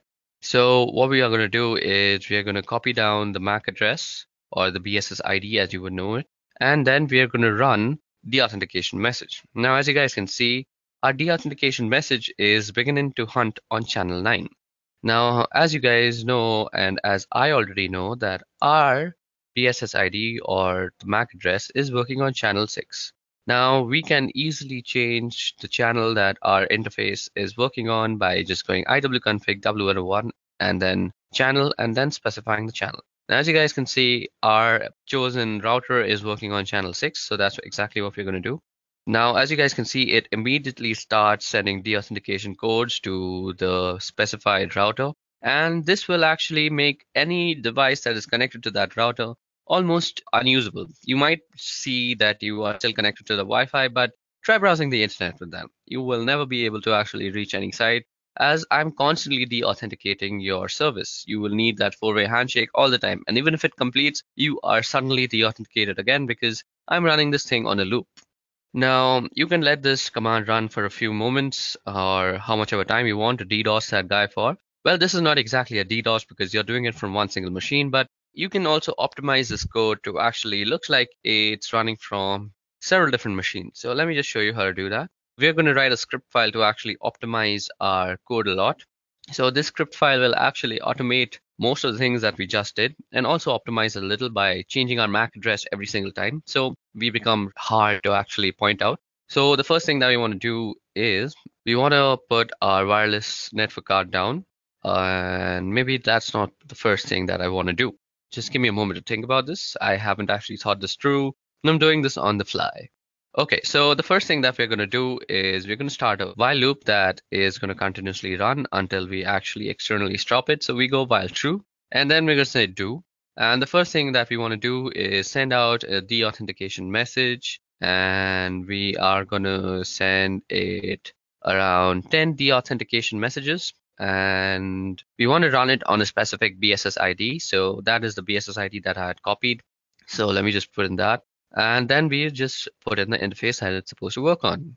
Now, what we want to do after that is we want to change the MAC address after we have sent all these 10 packets. So what we will need to do is put down our wireless network. And as I already discussed, we can do that with ifconfig w1 down. And now what we want to do is change our MAC address. So we can do that with the simple tool that we had installed and saying MAC changer -r. So let me just open up a quick tab and show you guys how MAC changer actually works. Now you can already check out my other video called the ethical hacking course, which actually covers a lot of topics, and MAC changer is just one of them. And you can check how to use it in depth in that video. But for now, let me just give you a brief introduction to how MAC changer works. The MAC changer will basically give you a new MAC address every time. Let me just open up the help menu for you guys. So as you guys can see, these are the options that are available to us. We can get a random MAC address. We can also tell it to show our MAC address. And we also have to specify the interface when we want to show us the MAC address. Now let me just generate a new MAC address. So you see out here that interface up or insufficient permissions is being shown. So this means we always have to put down our interface first. So let me just do that quickly. ifconfig w1 down. And now what we want to do is give ourselves a new MAC address. And boom, roasted, we already have a new MAC address, as you guys can see from the new MAC part. Now, if we put back our network interface card and then try and show our MAC address again, we see that our current MAC and our permanent MAC are two completely different MAC addresses. And our current MAC and the new MAC are identical. So this is how you can actually generate new MAC addresses to spoof your own identity on the wire. And that is very useful in this case because the person you're attacking will be so confused as to what to do because your MAC address is changing every time. And there's no real solution to the situation that you're creating for him. At least I don't know of any solution. If you do know how to stop this for yourself, please leave it down in the comment section below and help the world a little bit. Now we want to also get to know what our MAC address is every time. So let me just pipe my function through the whole thing, and let me just try and grab the new MAC address. So MAC changer are 001 and grep MAC, and then we want to put our network card in the monitor mode, and then we also want to put up our network interface card. Now what we want to do out here is optimize it. So we can't be attacking constantly. So let us put a sleep timer. So this will make our program sleep for a particular amount of time. I'm going to make it sleep for 5 seconds. So after every 5 seconds, it's going to send that particular BSS ID 10 deauthentication messages. Then it's going to bring down my interface card. It's going to change my MAC address. It's going to put back the interface card into monitor mode and sleep for 5 seconds, and then repeat the entire process. And to end the script, let's just say done. So that will denote when the loop is done. Now let me just save it. Control O, Control X to exit. And there we go. Okay, so first of all, to actually run this, we need to give it some more permissions. So as you guys can see, we already have it. Let me just put it in a much more readable format. Okay, so as you guys can see, our DOS.sh doesn't really have executability. So we can do that with the command chmod. So I'm going to give it some executable permissions. So chmod plus x and then the name of the file. So this will actually change our DOS.sh into a executable bash script. Okay, so it seems that we have done some error. So let's just go back into our bash script and check for the error that we have probably done. So nano-dos.sh. Okay, so the thing that I am missing is that I forgot the -a that I'm supposed to put before putting the BSS ID in the air replay ng part of the code. So let me just go ahead and quickly do that. Okay, so now that that is done, let me just save it and quickly exit and see if this thing is working. Okay, so now we are trying to work out our script. Now, you guys should know that this Edureka Wi-Fi is my company's Wi-Fi, and I have complete permission to go ahead and do this to them. Also, my company's Wi-Fi is kind of secure, so every time it senses that a deauthentication message is being sent like that, it kind of changes the channel that it is working on. So these guys are really smarter than me most of the time. And this time, I'm just going to try and force them to work on channel 6. So let me just go ahead and run my script once. Okay, so let me just check that they're still working on channel 6. Yep, they're still working on channel 6. Let me just check my script once if it's correctly done, if I have the perfect MAC ID. Let me just copy in the MAC ID just to be sure once again. So there you go, we've copied it. Let's go into the script and let's paste it out. Okay, so now that that is done and we have the MAC IDs and everything set up properly, let me just show you how to run the script. So you go dot and // and then you said dos.sh. Now you see that our thing is working on channel 8. So this will definitely not work and will say that BSS ID is not there. So what we need to do, as I had showed to you guys earlier, we can go iwconfig w01 and change the channel to channel 6. Oops, I changed it to channel 8 again. This will not work. I'm sorry, that was my bad. So now that we have changed it to channel 6, you can see that it is sending everything immediately. Okay, so that is actually running our script very well. And as you guys can see, the security measures that are taken by my company, it will not always work on channel 6. It'll keep rotating now until it finds a safe channel. So it really can't find a safe channel. I will always be DOSing on channel 6, and it will run sometimes and it won't run sometimes, but mostly with unsecure Wi-Fi that is running at your home mostly, this will work 100% times. So let me just stop this because my company will go mad on me if I just keep on DOSing them. So this brings us to the end of our demonstration. This is how you can always DOS your neighbors if they're annoying you. But remember, if you're caught, you could be prosecuted. So this was about how DDoS works, what DDoS actually is, and the different types, and how you can do one on your own with your own system. And by my company, it will not always work on channel 6. It'll keep rotating now until it finds a safe channel. So it really can't find a safe channel. I will always be DOSing on channel 6, and it will run sometimes and it won't run sometimes, but mostly with unsecure Wi-Fi that is running at your home mostly, this will work 100% times. So let me just stop this because my company will go mad on me if I just keep on DOSing them. So this brings us to the end of our demonstration. This is how you can always DOS your neighbors if they're annoying you. But remember, if you're caught, you could be prosecuted. So this was about how DDoS works, what DDoS actually is, and the different types, and how you can do one on your own with your own system.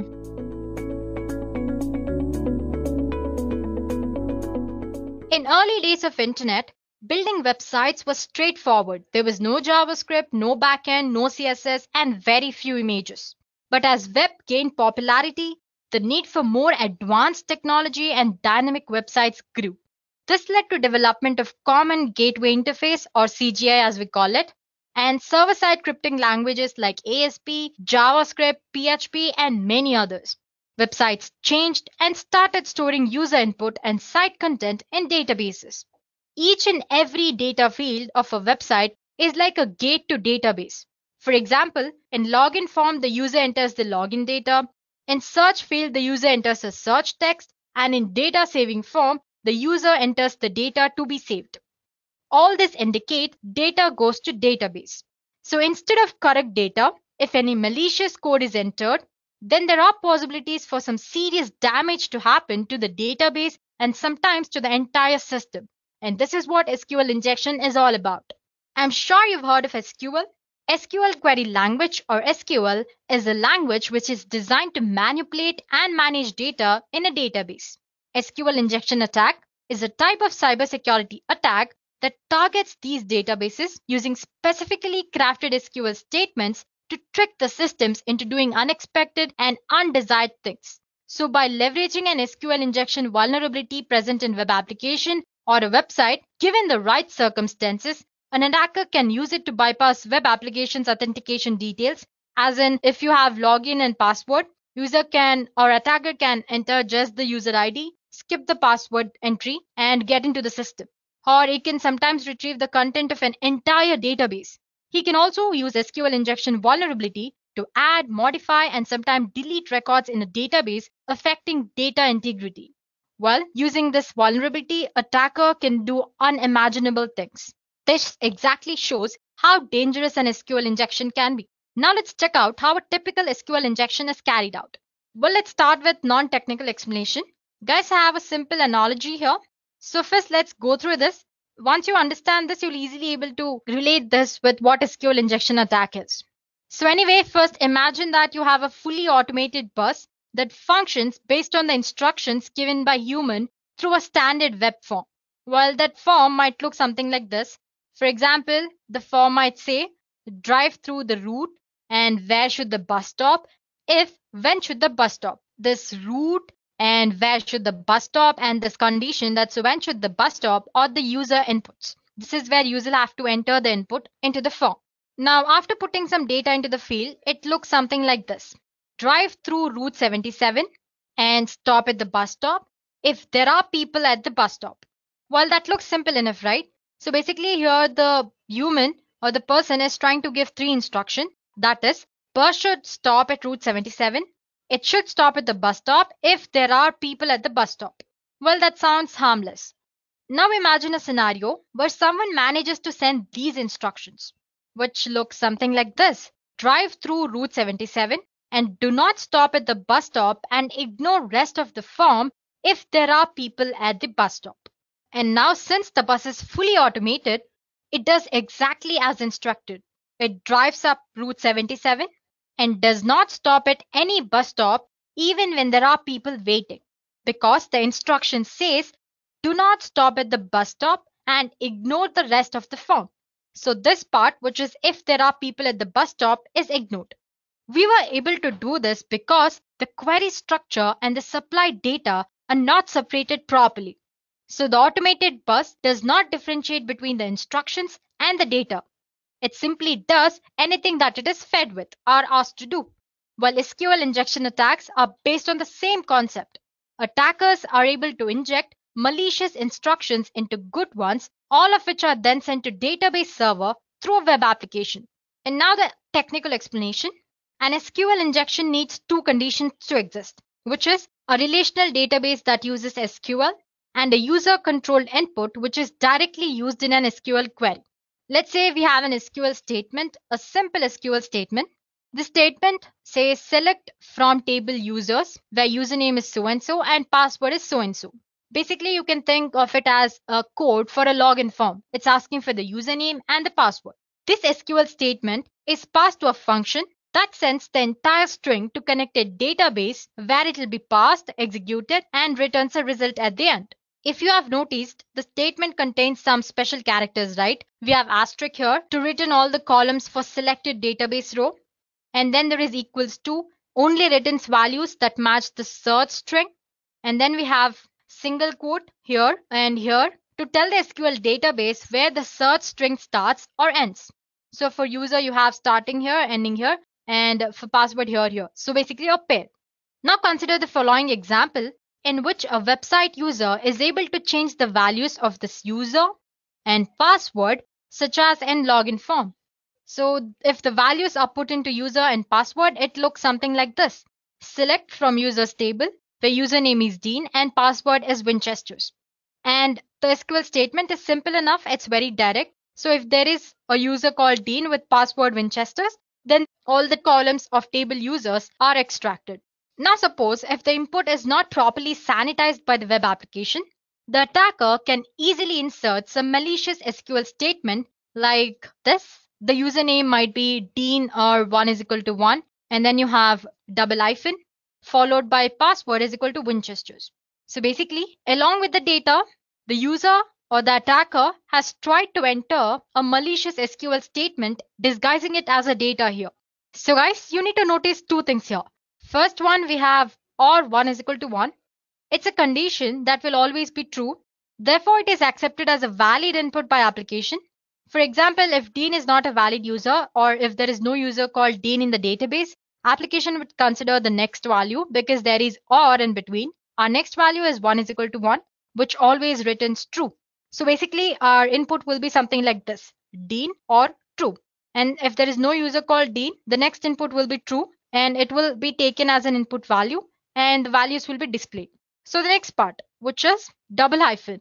I'm sure you know what double hyphen represents, right? Basically, it's commenting the next part of the SQL query. So it instructs the SQL parser that the rest of the line is a comment and should not be executed. So the part that's password part will be ignored. So basically what we're trying to do is we're trying to bypass the password authentication here. So once the query executes, the SQL injection effectively removes the password verification, resulting in an authentication bypass. By using double hyphen, we're commenting rest of the comment. And before that, using 1 is equal to 1, which is translated to true, we are trying to enter the database without even giving a valid value. So the application will most likely log the attacker in with the first account from the query result. And as you guys know, most of the time, the first account in a database is that of an administrative user. So basically by doing nothing or basically by giving some random data here, the attacker was able to extract the admin details. It sounds very dangerous, right? So that's all an SQL injection attack is all about. Basically, you're trying to manipulate the valid or the correct SQL statement as a malicious code and trying to extract data from the database. Now, what's the worst that could happen when you suffer an SQL injection attack?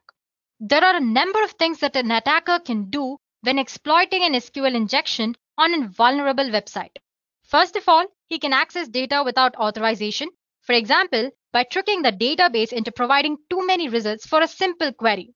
Then he can extract sensitive information like social security numbers or credit card details. Next thing, he might somehow get in touch with authentication details of users registered on a website, and then he can use this information to log in during other attacks. He can also alter data in the database without authorization. For example, he can create fraudulent records or add extra users, or he might even actually delete the entire table.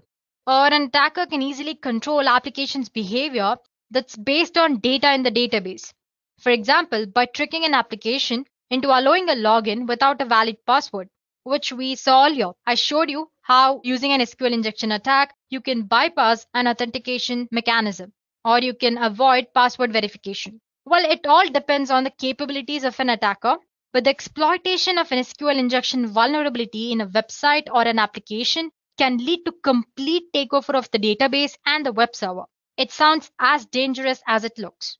Well, guys, there are different types or categories in SQL injection. Attackers can exfiltrate data from servers by exploiting SQL injection vulnerabilities in multiple ways. So guys, till now we've learned what SQL injection attack is and what worse could happen as a result of an SQL injection attack. Now let's explore different type of SQL injection attacks that there are. Attackers can exfiltrate data from data servers by exploiting SQL injection vulnerabilities in multiple ways. SQL injection mainly can be classified into three major categories, and that would be in-band SQL injection, inferential SQL injection or blind SQL injection, and then there is out-of-band SQLI. So let's begin with in-band SQL injection. In-band SQL injection is one of the most common and very easy to exploit when compared to other SQL injection attack types. In-band SQL injection occurs when an attacker is able to use same communication channel to both launch the attack as well as gather the result. It's further divided into error-based SQL injection and union-based SQL injection. Now talking about the next type, which is blind SQLI, or we can also call it inferential SQL injection. It usually takes much longer when compared to in-band SQL attack, but it is just as dangerous as any other type of SQL injection.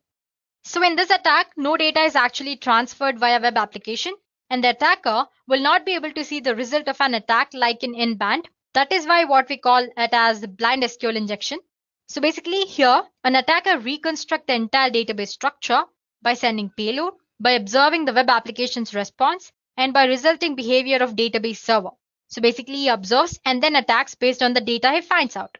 It is further divided into blind Boolean-based SQLI and then blind time-based SQLI. And lastly, we have out-of-bound SQLI, which we'll discuss at the end. Okay, let's get started with error-based and then we'll move forward with the other types. Okay, so here we go. Error-based SQL attack. It's type of in-band SQL attack. It is a technique that relies on error message thrown by a database server to obtain information about the structure of the database. So basically, here an attacker will rely on the error message which is sent by the database server to manipulate the database. So an attacker can retrieve information such as table names and other content from visible database errors. If you guys notice, most of the times the errors are too detailed. Well, it's not necessary for the errors to be so detailed. Well, that's one, you can say, a drawback of database errors here. For example, let's consider this query. Well, don't get overwhelmed by the complicated way it looks. Anyway, you have a request here. With this valid data, I'm attaching an injection point, which says extract the version basically. That's all it is doing. The above query returns an error in which it displays version of MySQL that I'm using. So guys, as you can see, basically I'm using version parameter here, and this is my entire injection point. And using this version parameter, the query will result an error. In the error, it will display version of MySQL that I'm using. Similarly, I can fetch existing database, tables in the database, and finally the content which is present in the table. So the best way or the way to avoid here is you can avoid displaying database error messages in very detailed format, which in turn prevents hackers from fetching the information. So basically make errors as little informative as possible, up to the point. So that's all about the error-based SQL attack. So in simple terms, the attacker makes use of the information which is provided in the error to extract data from the database. Next type of attack is union-based. I'm sure you can understand by the name itself. Anyway, in this attacker, the attacker uses union SQL operator to combine the results of two or more select statement into a single result. And this result is then returned as a part of HTTP response. So here's an example. So as you can see, I have an HTTP response here, which ID is equal to 1. Till here, it's a valid statement. After that, it's our injection point. We are trying to use select MySQL, which is a standard database name, and union operator select version. So basically, this will again display the version of MySQL that I'm using. So these are two different kind of in-band SQL types. Moving on to next type, which is Boolean. So like I said earlier, guys, this inferential or blind SQL injection are referred to as blind because no data is actually transferred via web application, and the attacker will not be able to see the result of an attack here. Okay, so the first type, which is Boolean based. So when an SQL query fails, sometimes some part of web page or disappear. I'm sure you might have noticed, right? Suppose if you're entered something wrong in the URL, sometimes the page which you're viewing either disappears, or it might change the entire website, or it might fail to load anyway. These indications allow attackers to determine whether the input parameters is vulnerable and whether it allows extraction of data. This attack is typically very slow, especially on large databases, since an attacker would need to enumerate a database character by character. So guys, for example, you can see the query which is on the screen. With this request, the page should load as usual if the database version is 5x. But if it behaves differently, for example, like it might display an empty page or half the details of the website are gone, then you can consider the website version is different, indicating if the website is vulnerable to an SQL injection or not. So basically what he does is here, the attacker gives some sort of input. He observes what kind of response does a database server gives to that query. Based on that, he'll determine if it's possible to exploit the SQL vulnerability present in that application, or if at all the SQL vulnerability is present or not. So that's all about Boolean based. Then comes the time-based SQL injection.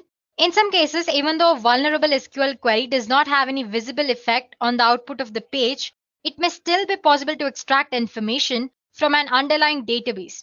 Hackers determine this by instructing the database to wait or sleep a stated amount of time before responding. So basically here, if there is no visible output from the database server, the attacker will ask the entire database to sleep for a while. If the page is not vulnerable, it will load quickly. If it is vulnerable, it will take longer than usual to load in response to the query.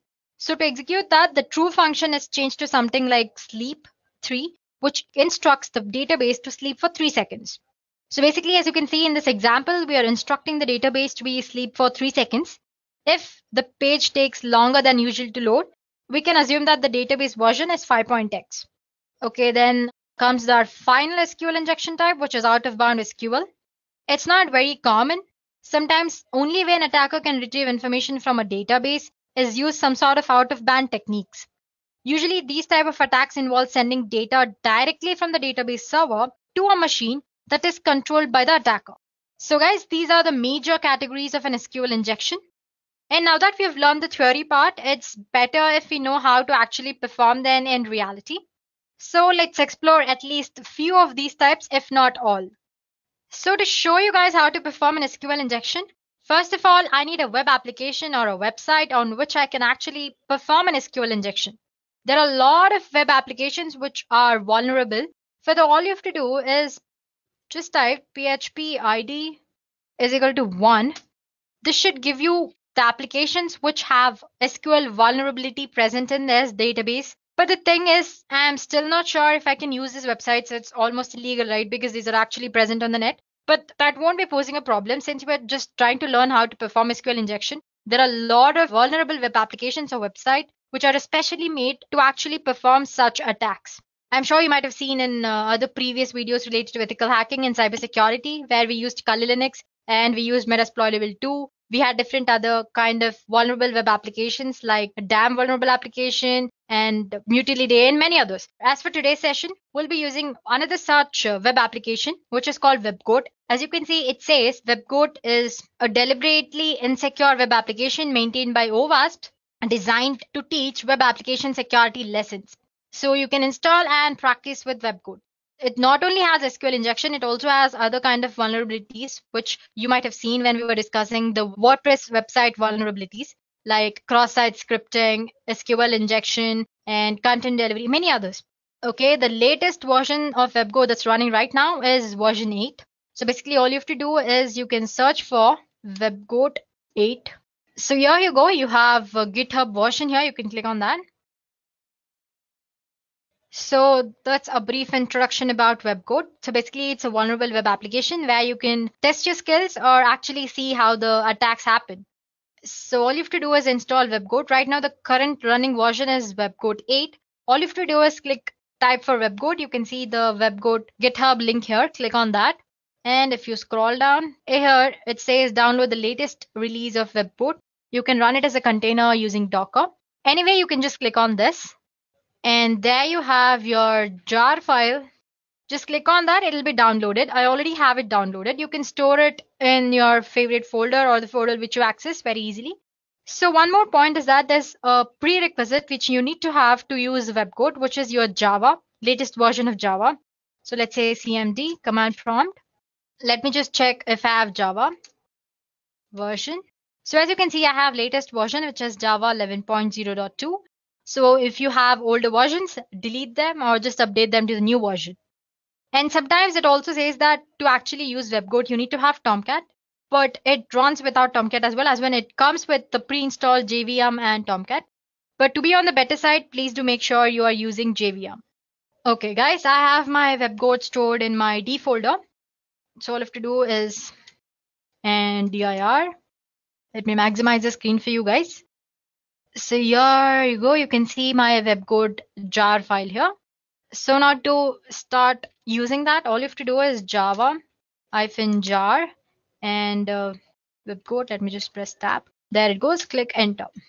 While it starts a webgoat application for us, it might take about like half a minute.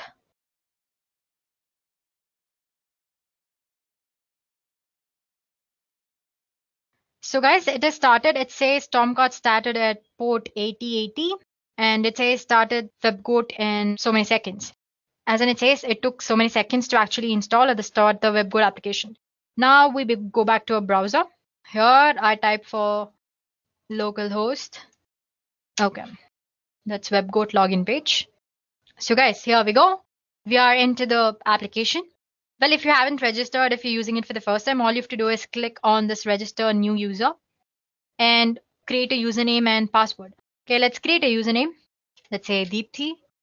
Password, some password, and agree. It's as easy as that, and click on sign up. It says it must be between 6 and 10.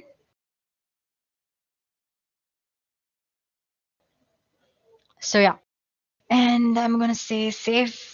Here you go. This is the webgoat application. As you can see, it's a deliberately insecure application that allows interested developers just like you to test vulnerabilities, which are commonly found in Java-based applications that use common and popular open source components like SQL and other components. So you have different other kinds of vulnerabilities here as well discussed. You have insecure deserialization, you have access control flaws, you have cross-site scripting. Under that, you have different categories. And then you have authentication flaws like JWT tokens. Then you have authentication bypass. You have password reset. And then there is injection flaws, which we're going to discuss today. Under that, you have cross-site scripting as well, or XXE. And then other general like HTTP basics and proxies. So let's go for our today's topic, which is SQL injection. The first thing that you want to do is not go for advanced. It's a little complicated. So just click on injection here, SQL injection. You will land upon this page. So basically the first page is all about what SQL query languages, that's SQL is about. Different type of SQL injection, not the types which you discussed.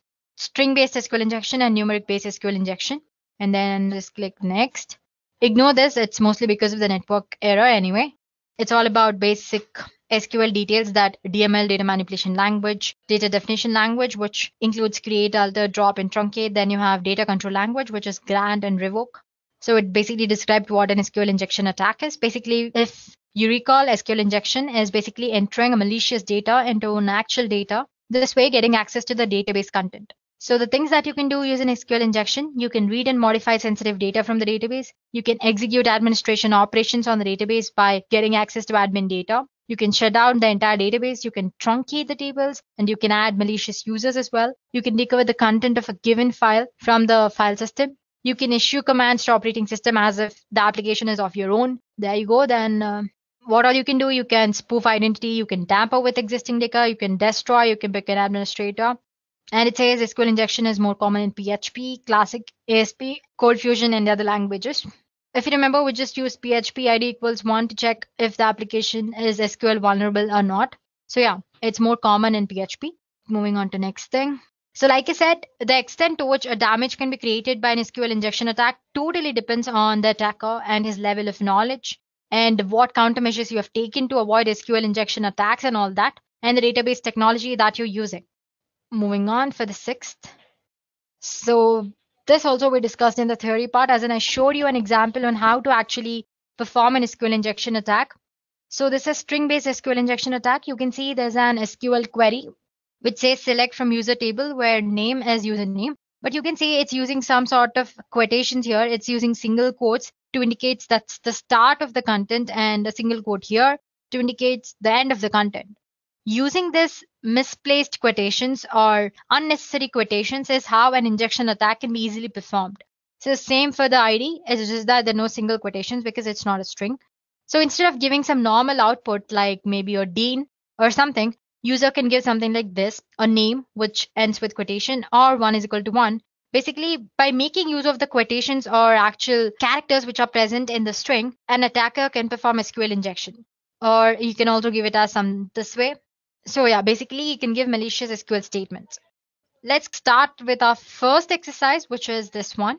Okay, so it says try it SQL injection attack. This is the user, the SQL query. It says this SQL query can be used to fetch all the information about a user if you know a username. So you don't need to know any specific username to get a complete list. But I've given a sample value, which is Smith. But let's say I don't know Smith. Let me give some other value. So as you can see, I've already done it before. So there are other values. So let's say Dean. But it doesn't give me anything because there's no user called Dean in the database. Okay, it says give Smith because Smith is a valid user. So let me just give Smith. So as you can see, it is displaying the values of user Smith. Well, this is straightforward. They've mentioned a username, which we've used, and we got the information. But now suppose if I want to know other user's name as well, all you have to do is manipulate this data. So as you can see here, this part, there was a single quotation, but right now what's showing is different garbage characters. Anyway, so I'm ending with this another single quote and saying or 1 is equal to 1, which is always true as you guys know. And there is already a single quote here, one more, so I'm not giving one here. And I'm clicking on get info. So there you go, it successfully fetched me other information about other users as well. So basically, I manipulated the data into some malicious SQL statement. So like I said, 1 is equal to 1 is always true. So basically, it accounts to Smith or true when it actually goes to database. Since true is a valid input, it's displaying me the content. Now let's say I just want to know the first user. And you guys actually, you can give that as this as well, as in you don't have to use the quotations, just give 1 is equal to 1. This also works. I'm saying comment rest of the SQL query like we did earlier, as in we avoided password verification, right? So whatever is after the username, it's going to avoid rest of the query. So get info. So you can see it's worked again. Let's say now I want to fetch just one user or the first or second users. Okay, let's use another name. Okay, just let me clear it. Plain or 1 is equal to 1, and I want to limit the content to 1. So as you can see, it has limited the content to the first user. It's not taking the first input, it's skipping, it's coming to this part, 1 is equal to 1, and it's limiting to the one user. Let's say Dave. So yeah, since the Dave user is not there, it's skipping this part and it's going to this part, which is 1 is equal to 1 and limiting to 1. Let's say 2 here. It should give the next username. Let's say 5 users. So there you go. Similarly, the way you want using malicious SQL statement, you can manipulate and get the data. Let's go to next exercise, which is 8. It's same as the previous one. Before it was string and now it's just number. So they say give 101 for the valid user. Let's give 100. But as you can see, there's no result because there's no user with 100 as user ID. And if I give 101, it's giving me the user 101. Let's say, let me give 110. I don't know if the user is there or not. Or 1 is equal to 1 and comment. I want to limit. Let's limit to 3 users. Okay, it says it's number, right? My mistake. So yeah, it's displaying 3 users. So guys, this is a simple explanation of an SQL injection attack, or you can say an error-based injection attack. Now moving on to next exercise. So this is a basic SQL injection. Now going to advanced. Again, click on the first. It says the purpose of this lesson is to combining multiple SQL techniques and use blind SQL injection as well. Okay, I'm gonna click on one here. That's one. Okay, second one. Like we discussed, if you have misplaced special characters in your SQL statement, using that you can make use and you can extract data. For example, we used comment character to comment rest of the SQL query. We have colon, which command, or see, as you can see, it says star select from users and the command drop table users. Basically, I'm using 2 queries here. One is to select display all the users, which is a valid according to the given form details. And next statement or the injection I'm adding is drop table users. And then you have concatenation plus is again the concatenation, string without quotes and all that. Let's get with our third exercise. It says try it pulling data from other tables. It says one of the table in WebGo database is user system data, which has a username of character, password, which is again a character, and a cookie, which is again a character. So the first thing that we have to do is execute a query to union or join these two tables. The other table was users, if you've forgotten.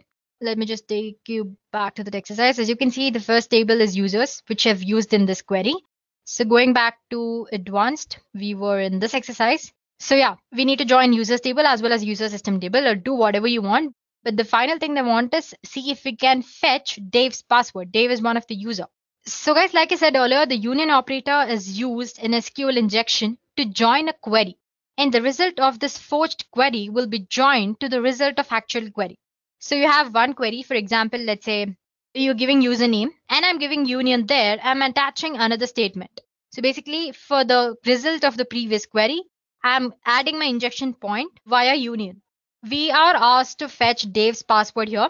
Well, there are a lot of ways you can do it. We can do it without using union as well. Let me show you one way. Let's say I have Smith. I'm going to end this here.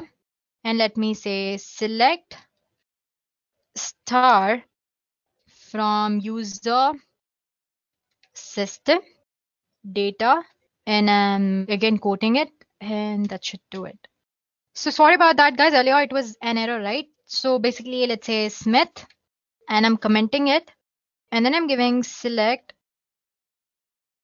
star from user.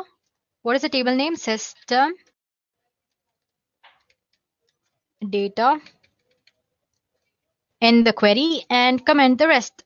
So as you can see, it has fetched the password of Dave. This is one way of doing it. But then we explored error-based SQL injection earlier. Now I want to show you how to use union command to extract or to perform this exercise. Anyway, so basically, like I said earlier, again, you can use union to combine two results. So the first thing you need to do is you need to know the number of columns in your user tables. For that, the simple thing that you can do is Smith. You can use group by or order by. Both of them works fine. I'm using order by 1 and let me comment it. It is giving me some sort of output. So I can say number of columns is more than 1 or actually 1. Let me try one more. 2, comment. It's still giving output. Let's give 3, 4, 5, 6, 7. It's still giving me output. Let me try go for 8. Yeah, as you can see, when I've given till 8, it says invalid order by expression. It's because, as you can see, if I give 7, the number of columns here is 7. User ID, that's 2 first name, 3, 4, 5, 6, and 7. Total number of columns is 7. And when I give it 8, it's giving me error because the number of columns are just 7. So this way, based on the error it's displaying, you can actually extract data, or you can actually know. So now that we know there are 7 columns, I'm going to use union statement.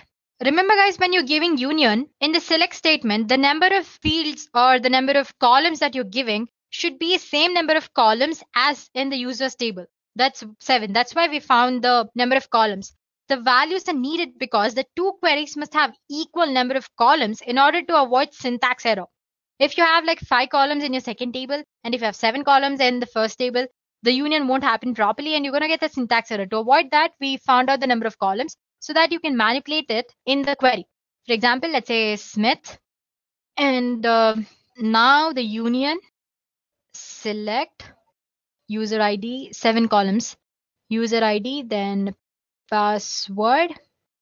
Let's give username as well, username, password, then cookie. Make sure the data types is right as well, matching, then cookie, then user ID. Let me just count. So I have 1, username 2, that's 3, password 4, 5, 6 the field, and 7 user ID. From which user table? That's user SYSTEM system. Sorry about the mistakes, guys. Data, and comment the rest of the session. Now if I give get info, as you can see, it is fetching the information. So basically we used union operator. We combined that with actual array, which was name. So basically we gave Smith as the username. Along with that, we attached our next query, which is select. We found there are 7 columns in our user tables. Since we're using union, we are adding 7 tables in the query as well and asking it to display the information. So as you can see, it displays Dave password, which was same as before. That was when we performed Smith in the query, and select star from user data system data. Okay. So as you can see, the password now and the password earlier was also different, as in same. Sorry about that. Now if I give this to check pass W0 and then I have R and capital D. So it says, congratulations, you have successfully completed the assignment. There you go, guys. I've showed you error-based SQL by finding out number of columns and in the simple SQL as well. After that, we also learned how to use union operator to extract the data. So like I said, we have learned at least 2 types of SQL injection attacks here. Then going to next one, it says blind SQL injection attack. We've already learned about blind SQL injection attacks. Basically, no output, or an attacker can't actually see the database input here. So basically, the attacker determines the answer or the data he wants based on the application's response to the query he gives. And the next part is about difference. So it says in a normal SQL injection, error messages from database are displayed and given enough information to find out how query is working. Or similarly in the case of union-based SQL as well. So in case of this blind SQL, nothing is displayed. You will start asking questions based on true or false statement. And depending on the response the system or database server gives to you, you determine what kind of attack can you actually perform. So for example, you have this SQL query and it'll change to URL in this form. That's HTTP. This is the query is equal to 4 and 1 is equal to 1. This will be translated to this form. You know the website is vulnerable for a blind SQL injection. But if the browser responds with page not found or something else, you know that a blind SQL injection might not work or that there is no vulnerability present in that application. Similarly, you can go ahead and change 1 to 2, which will not return anything because obviously the query returns false, which 1 is not equal to 2, right? So basically it equates to some content or data and false. Now, how do we actually take the advantage of above true or false thing? So here you go. I have my actual data, which is http myshop.com, article is equal to 4. And this is my injection point, substring. I'm trying to find database version here. Similarly, you can also find the number of databases present, the database's names, tables present in database, and actual content of the database and all that. If the Boolean blind SQL injection doesn't work, you can always go for time-based blind injection. Basically here, instead of true, you're replacing by some time limit, say sleep for 3 seconds. Even after giving that, if the application actually loads properly, it means there's no SQL vulnerability. If it takes a little time to load, then it means that there is some sort of SQL vulnerability and you can exploit that. So there you go. And our next assignment is, it says, now that you know all the basics of SQL injection, go ahead and log in as a Tom. Well, you can obviously cannot do the thing which we did earlier, that's try Smith or 1 is equal to 1, because as you know, there's no user called Tom there. So guys, go ahead and try this exercise on your own and see if you have understood the concept properly. If not, you can always post in the comment section below and we'll get back to you guys. So as for this session, this is more than enough. We have explored the basic SQL injection as well as advanced. So there you go, guys. Now you know what SQL injection attack is and how an actual SQL injection is performed in reality.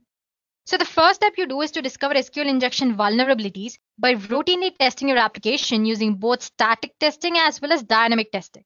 Secondly, you avoid and repair SQL injection vulnerabilities by using parameterized queries. I'm sure you know that programming languages talk to SQL databases using database drivers, right? These database drivers allow an application to construct and run different types of SQL statements against the database, extracting and manipulating data as they need it. And these parameterized statements make sure that the parameters or the input which user gives passed into SQL statement are treated same way as the data rather than a part of SQL command. So what I'm saying is that earlier I said that all you have to do in SQL injection attack is insert malicious data into a actual proper data, right? So, and this malicious data is treated as an SQL statement. So if you used parameterized queries, this malicious SQL code won't be treated as an SQL statement. Instead, it will be treated equal as some data, input data. And there's one more way you can protect against SQL injection. Many development teams prefer to use object relational mapping or ORM frameworks to make the translation of SQL result sets into code object more seamless. And then comes the third thing, which if you are unable to use parameterized queries or a library that writes SQL for you, the next best approach is to ensure proper escaping of special string characters. So basically, you can use escape characters in your data. Well, escape symbol characters is a simple way to protect against SQL injection attacks, and many languages have standard functions to achieve this. You can enforce principle of least privilege. Application should ensure that each process or software component can access and affect only the resource it needs. as in it can't access the other data which is not actually related to it. Well, you can think of it in the same way that only certain bank employees have the access to an actual vault. So applying this restricted privileges can help mitigate a lot of risk around injection attacks. Sensibly designing access management in this way can provide a vital second line of defense. So no matter how an attacker gets access to your system, it can mitigate the type of damage that they can possibly do. And finally, you can use a web application firewall. Well, they're not as effective as other measures, but they can help you identify SQL injection attempts and sometimes help you prevent SQL injection attempts from reaching the application as well. So guys, SQL injections are popular attack methods for cybercriminals. But by taking proper precautions such as ensuring that data is encrypted, performing security tests, and by being up to date with patches, you can take meaningful steps toward keeping your data very secure. There are a variety of ways an hacker may infiltrate an application due to web application vulnerabilities. So guys, stay informed and stay alert. No matter how an attacker gets access to your system, it can mitigate the type of damage that they can possibly do. And finally, you can use a web application firewall. Well, they're not as effective as other measures, but they can help you identify SQL injection attempts and sometimes help you prevent SQL injection attempts from reaching the application as well. So guys, SQL injections are popular attack methods for cybercriminals. But by taking proper precautions such as ensuring that data is encrypted, performing security tests, and by being up to date with patches, you can take meaningful steps toward keeping your data very secure. There are a variety of ways an hacker may infiltrate an application due to web application vulnerabilities. So guys, stay informed and stay alert.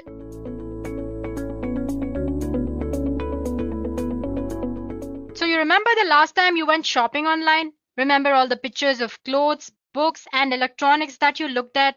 What if I tell you that those images weren't really for you? What if those pants you were looking at were really detailed blueprints of military installments?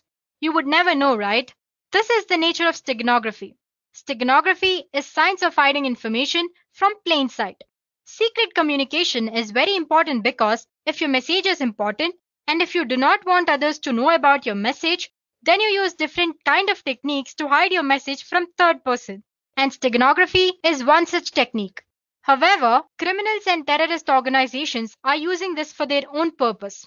So understanding how to hide data using steganography and prevent the data from being misused will be very helpful. However, to talk about steganography, we should consider its predecessor, cryptography, which is science of writing in secret codes. Basically, cryptography makes messages meaningless to the casual reader by encrypting the data using set of rules which are known to both sender and receiver. Only the intended receiver with the decryption key can extract the actual message. Thus, when an attacker discovers the message, it is still difficult for him to get the secret message. If cryptography is a strong way to encrypt and secure a communication, then why do we need a new technique? Answer is very simple. When we are using any cryptography technique, we need to send a secret key and third person can easily judge that some secret kind of communication is going on. In simple terms, cryptography does not try to hide the fact that secret message is being sent. This is where steganography comes into picture. The main reason of using steganography is that you are hiding your secret message behind an ordinary file. No one will suspect the fact that a communication or some sort of secret message is being sent. People will generally think it is an ordinary file and your secret message will go without any suspicion. Unlike cryptography, which conceals the content of a secret message, steganography conceals the very fact that message is being communicated.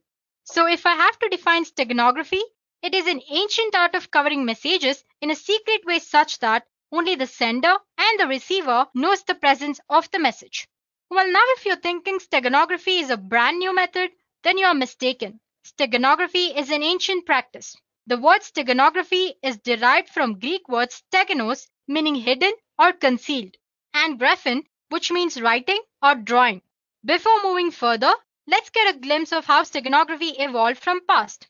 The concept of steganography was first introduced in 1499, but the idea itself has existed since ancient times. There are stories of a method being used in Roman Empire whereby a slave choosing to convey a secret message had his scalp shaved clean and a message was tattooed onto his skin. When the messenger's hair grew back, he was dispatched on a secret mission. On the other end, the receiver shaved the messenger's scalp again and read the secret message. Well, that was one way of doing it. Demaratus, the king of Sparta, sent a secret message on tablet covered with wax. When it was received at the other end, the wax was scraped off to recover the message. Another oldest and the most fascinating and common way to hide message is to use invisible inks. The actual message can be made visible if document was heated gently. Next came the null cipher. Null cipher refers to the method of encrypting where plain text is mixed with actual message. Next was hiding data in the images.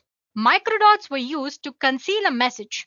A microdot is a simple text or an image which is reduced in size to hide its contents.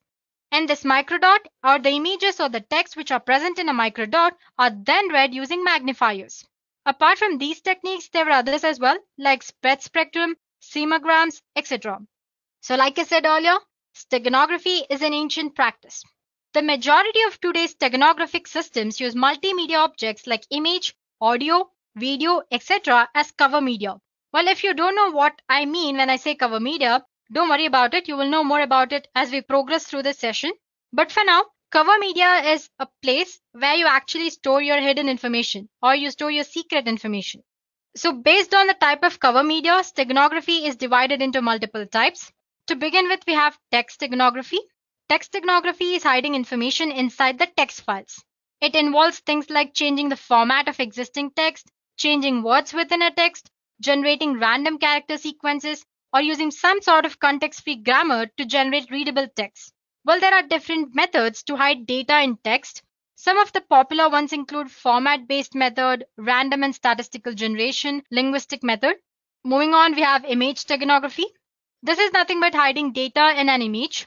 It's one of the most popular way of hiding data because in image, there are huge number of bits present in digital representation. So it's easy to store or hide data in an image. There are a lot of ways to hide your information inside an image. Common approach includes LSB steganography, which we'll be discussing in detail later. And then there is masking and filtering, some sort of encryption techniques, and many others. Moving on, audio steganography. It sounds according to its name. In audio steganography, a secret message is embedded into an audio signal, which alters the binary sequence of corresponding audio file. Then there is video steganography. In video steganography, you can hide any kind of data in digital video format. The advantage of this type of steganography is that large amount of data can be hidden very easily. You can think of it as a combination of image steganography and audio steganography. Well, there are two classes of video steganography. One is embedding data in uncompressed raw video and then compressing it later. Other one is embedding data directly into compressed data stream. And next there is network steganography. Like it sounds, it's a technique of embedding information within network control protocols like TCP, UDP, ICMP, and many others. For example, you can hide information in the header of an TCP/IP packet in some fields that are either optional or not important. And finally, there's email steganography. It's not a very well-known type, but anyway, email that contains the files embedded within hidden information using steganography can be very difficult to detect as well as read.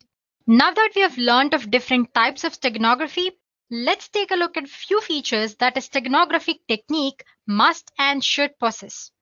I'm sure you can see an image of an adorable and cute kitten on the screen, right? Well, that's our cover image or the file where we store our secret data.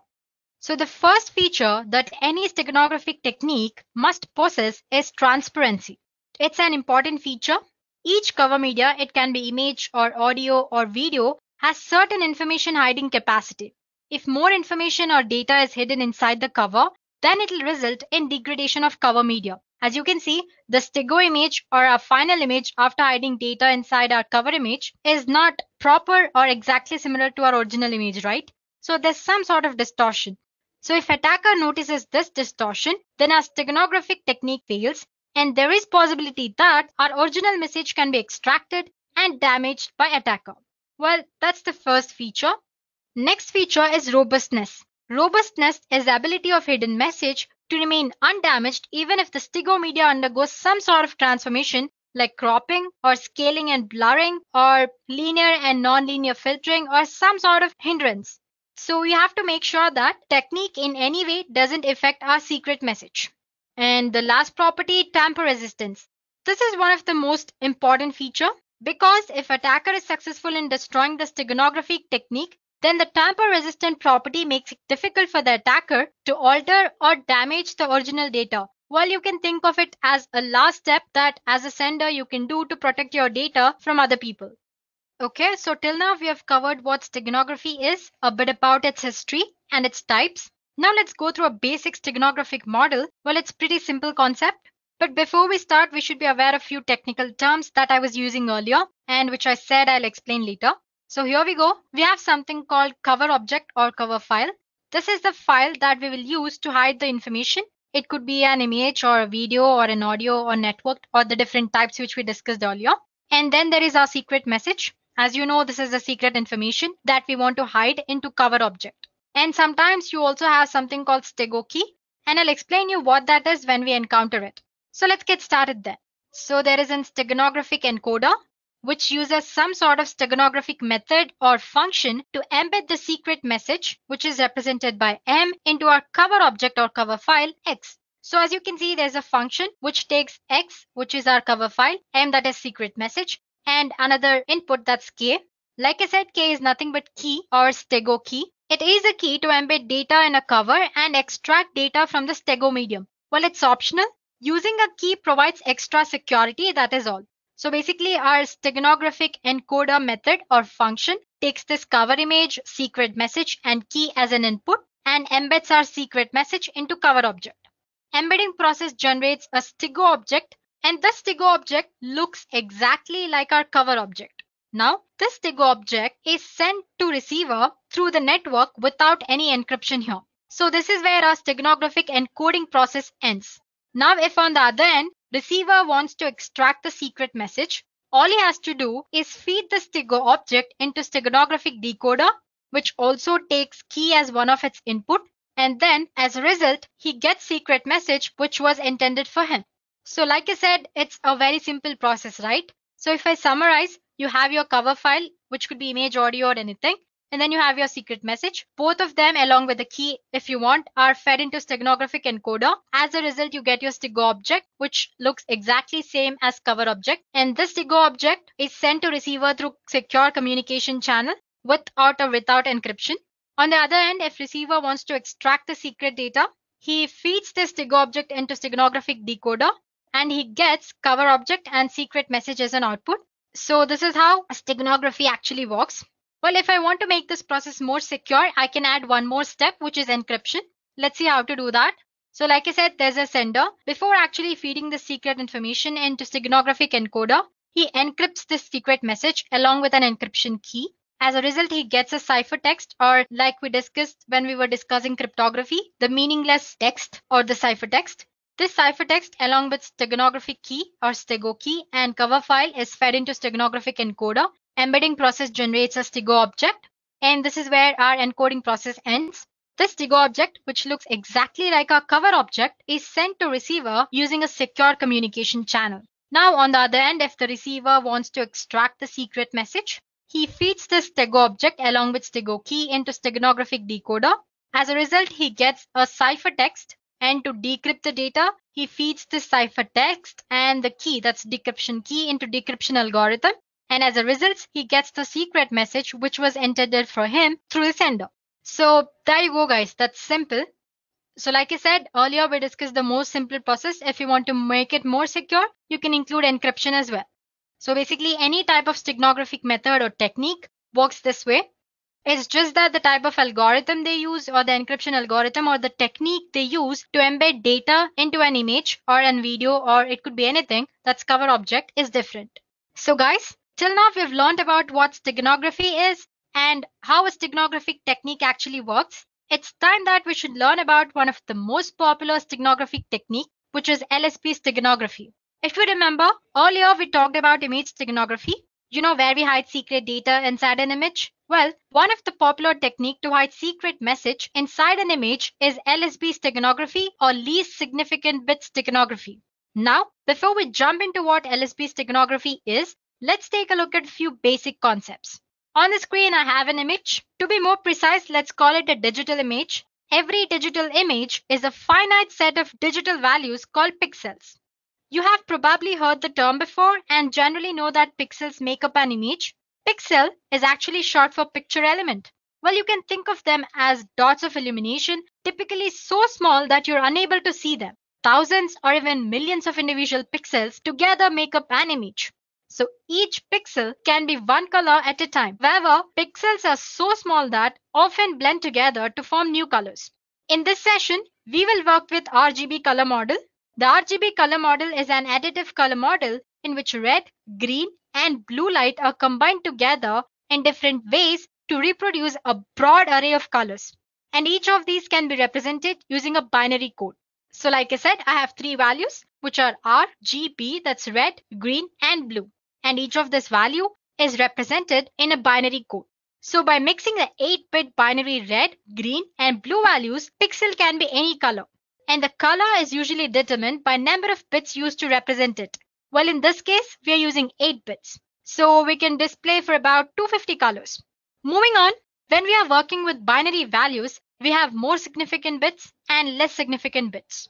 The leftmost bit is the most significant bit. On the other hand, rightmost bit is the less significant bit.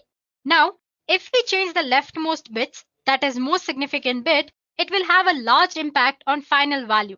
For example, let's say I have 255 and its binary representation, which is 8 ones in 8-bit representation. Now, if we change the leftmost bit from 1 to 0, the decimal value will change from 255 to 127. As you can see, the amount of change is very huge here. It has made a large impact on final value. On the other hand, the rightmost bit is the less significant bit. Now, if I change the rightmost bit, it will have less impact on final value. For example, if we change the leftmost bit, which is 1 to 0, it will change the decimal value from 255 to 254. And you can note that the change is about decimal 0.002%, which is very less when compared to most significant bit. So the point I want to state here is that if we change most significant bit or MSB, it will have larger impact on final value. But if we change LSB, the impact on final value is very less. This very point is made use by LSB steganography. So in this method, which is LSB steganography, least significant bit of an image or of a pixel in an image is replaced with a bit of a secret image. The result of this process alters the original output very slightly. So your cover image and your stego image, that's your final result, after hiding the data, look exactly same without any difference. This technique works very good for image, audio, and video steganography. Well, let's consider a simple example. Suppose we want to insert letter A into an image. The binary representation of A is 1 followed by 5 zeros and again 1. Now, like I said earlier, we are using RGB color model here. So, and I'm using 8 bits to represent each of these values, which is red, green, and blue. So I'll be needing about 3 consecutive pixels. That's about 9 bytes to replace all the least significant bits by the bits of the letter A. Well, don't worry about it. You'll understand once you see the next image that I show you on the screen. So like I said, I'm considering 3 pixels, which is about 9 bytes. So these are the pixels before insertion. I've picked like random pixels. So as you can see, I have 3 pixels, 1, 2, 3, and 9. So totally 9 bytes I have here. And now if we replace the last bit or LSB for each byte with a bit from binary representation of A, what we get is this. So as you can see, I have replaced the 0 with this 1 here. So as you can see, 0 is replaced with 1. And then I have 5 zeros, 0, 0, like 5 zeros followed by 1, 1, which is already 1, so I'm not replacing anything here. So as you can see, all the color bits have been replaced here. So once you're done with replacing, you'll find that the final result or the stego image is very much identical to your actual image. That's your cover object. On an average, LSB requires that only half of the bits in the image can be changed. As you can see, I've like left 3 or 4 bits unchanged here. For example, this one, and the 0 here. The 0 in the first line, in the last line, I have 2 ones left without changing it. So if need required, you can hide data in the least and the second least significant bits as well. And still, the human eye would not be able to discern it. So guys, that's all about least significant bit steganography. Well, that's the concept. So to summarize, every pixel can be represented using different color models. Well, in this demo, I've used RGB color model, and each of these values are represented using 8 bits. while you can use different number of bits as well. And this number of bits used usually determine the color which pixel displays. Like I said, we have used 8 bits here. And in a binary format, we have least significant bit and most significant bit. Like I said, changing most significant bit makes more changes to our final value, but that does not happen when we change the least significant bit. So we made use of that point. So basically the least significant bit steganography make uses of the fact that changing LSB doesn't make much change to our actual image. So it replaces the LSBs in the cover object by the binary bits of secret message. So there you go, guys. Now you know the theory part of the concept. It's time to perform a small demo. In this demo, we'll see how to use the concept of LSB steganography and hide secret text in an image. So here are the steps involved. First, to encode the text into image, the program loads an image and looks or considers each pixel hexadecimal's value. Then the program asks you for the secret text and converts it into its binary form. And then one by one, it stores the secret message bits into LSB of image pixels, which is our blue value bits of RGB model. After the message is embedded into an image, program adds delimiter to the end to determine when the text ends. So here ends the encoding process. Suppose you want to retrieve the data, then the program extracts all the zeros and ones from the stego image until delimiter is found, and there goes our secret message. So these are the steps we'll be performing in the program. So guys, this is what our program does. Well, to summarize, it takes our image, it converts that into hexadecimal values, it takes our secret text and converts it into its binary value, then replaces the LSB of cover image with the bits of secret message. Once it does that, it adds some delimiter at the end so that we know that this is where the text ended. So this is how encoding is done. Suppose you want to retrieve the message, all you have to do is extract zeros and ones from the stego object and convert the binary form into string format. That way you can get your secret message, or the receiver can extract the secret message. Well, I'm using the code which I found in GitHub. And suppose if you guys want to experiment as well, please do post your email IDs in the comment section below and we'll get back to you with the code. Now let's get started with the demo. So guys, I'll be using my Ubuntu system here. So as you can see, I have a code. Let me show it to you guys. I have code here and I have certain images of different formats. I have one of JPG and one of PNG as well. Okay, let me delete this file, move to trash. So going back to terminal, let me show you guys the code first. The file name was hide.py. Okay, I think I've misspelled it wrong anyway. Let me just check it anyway. It's HID. Silly mistake, hide.py. Here we go, guys. I already have code because I've already extracted it from Git and I'm using it here. So I'm just going to explain you the basic concept of how this code works actually. So like I said, we're going to convert our image into its hexadecimal format. So I have a code which converts RGB values to hexadecimal values. Before that, since we're using images here, we need to import certain libraries. We need Python library image or PIL, which is below. Well, if you're using Windows operating system, you need to separately download it. But if in Ubuntu, it comes by default. And suppose if it doesn't work, let me go back. Well, if it doesn't work, all you have to do is make sure you have Python 3 version installed. For that, check Python 3 version and make sure you have pip installed. Again, you can check using version command itself. Okay. So as you can see, I have pip installed. And suppose if you don't have, please do install it. The command is simple. All you have to do is sudo apt install python 3 pip. That's it. Just click enter and it'll install. I'm not doing it again because I already have it installed like you guys saw. And once you've done that, to install pillow, sudo pip install pillow. That's all. And then it'll work. That's just the way of installing pillow library.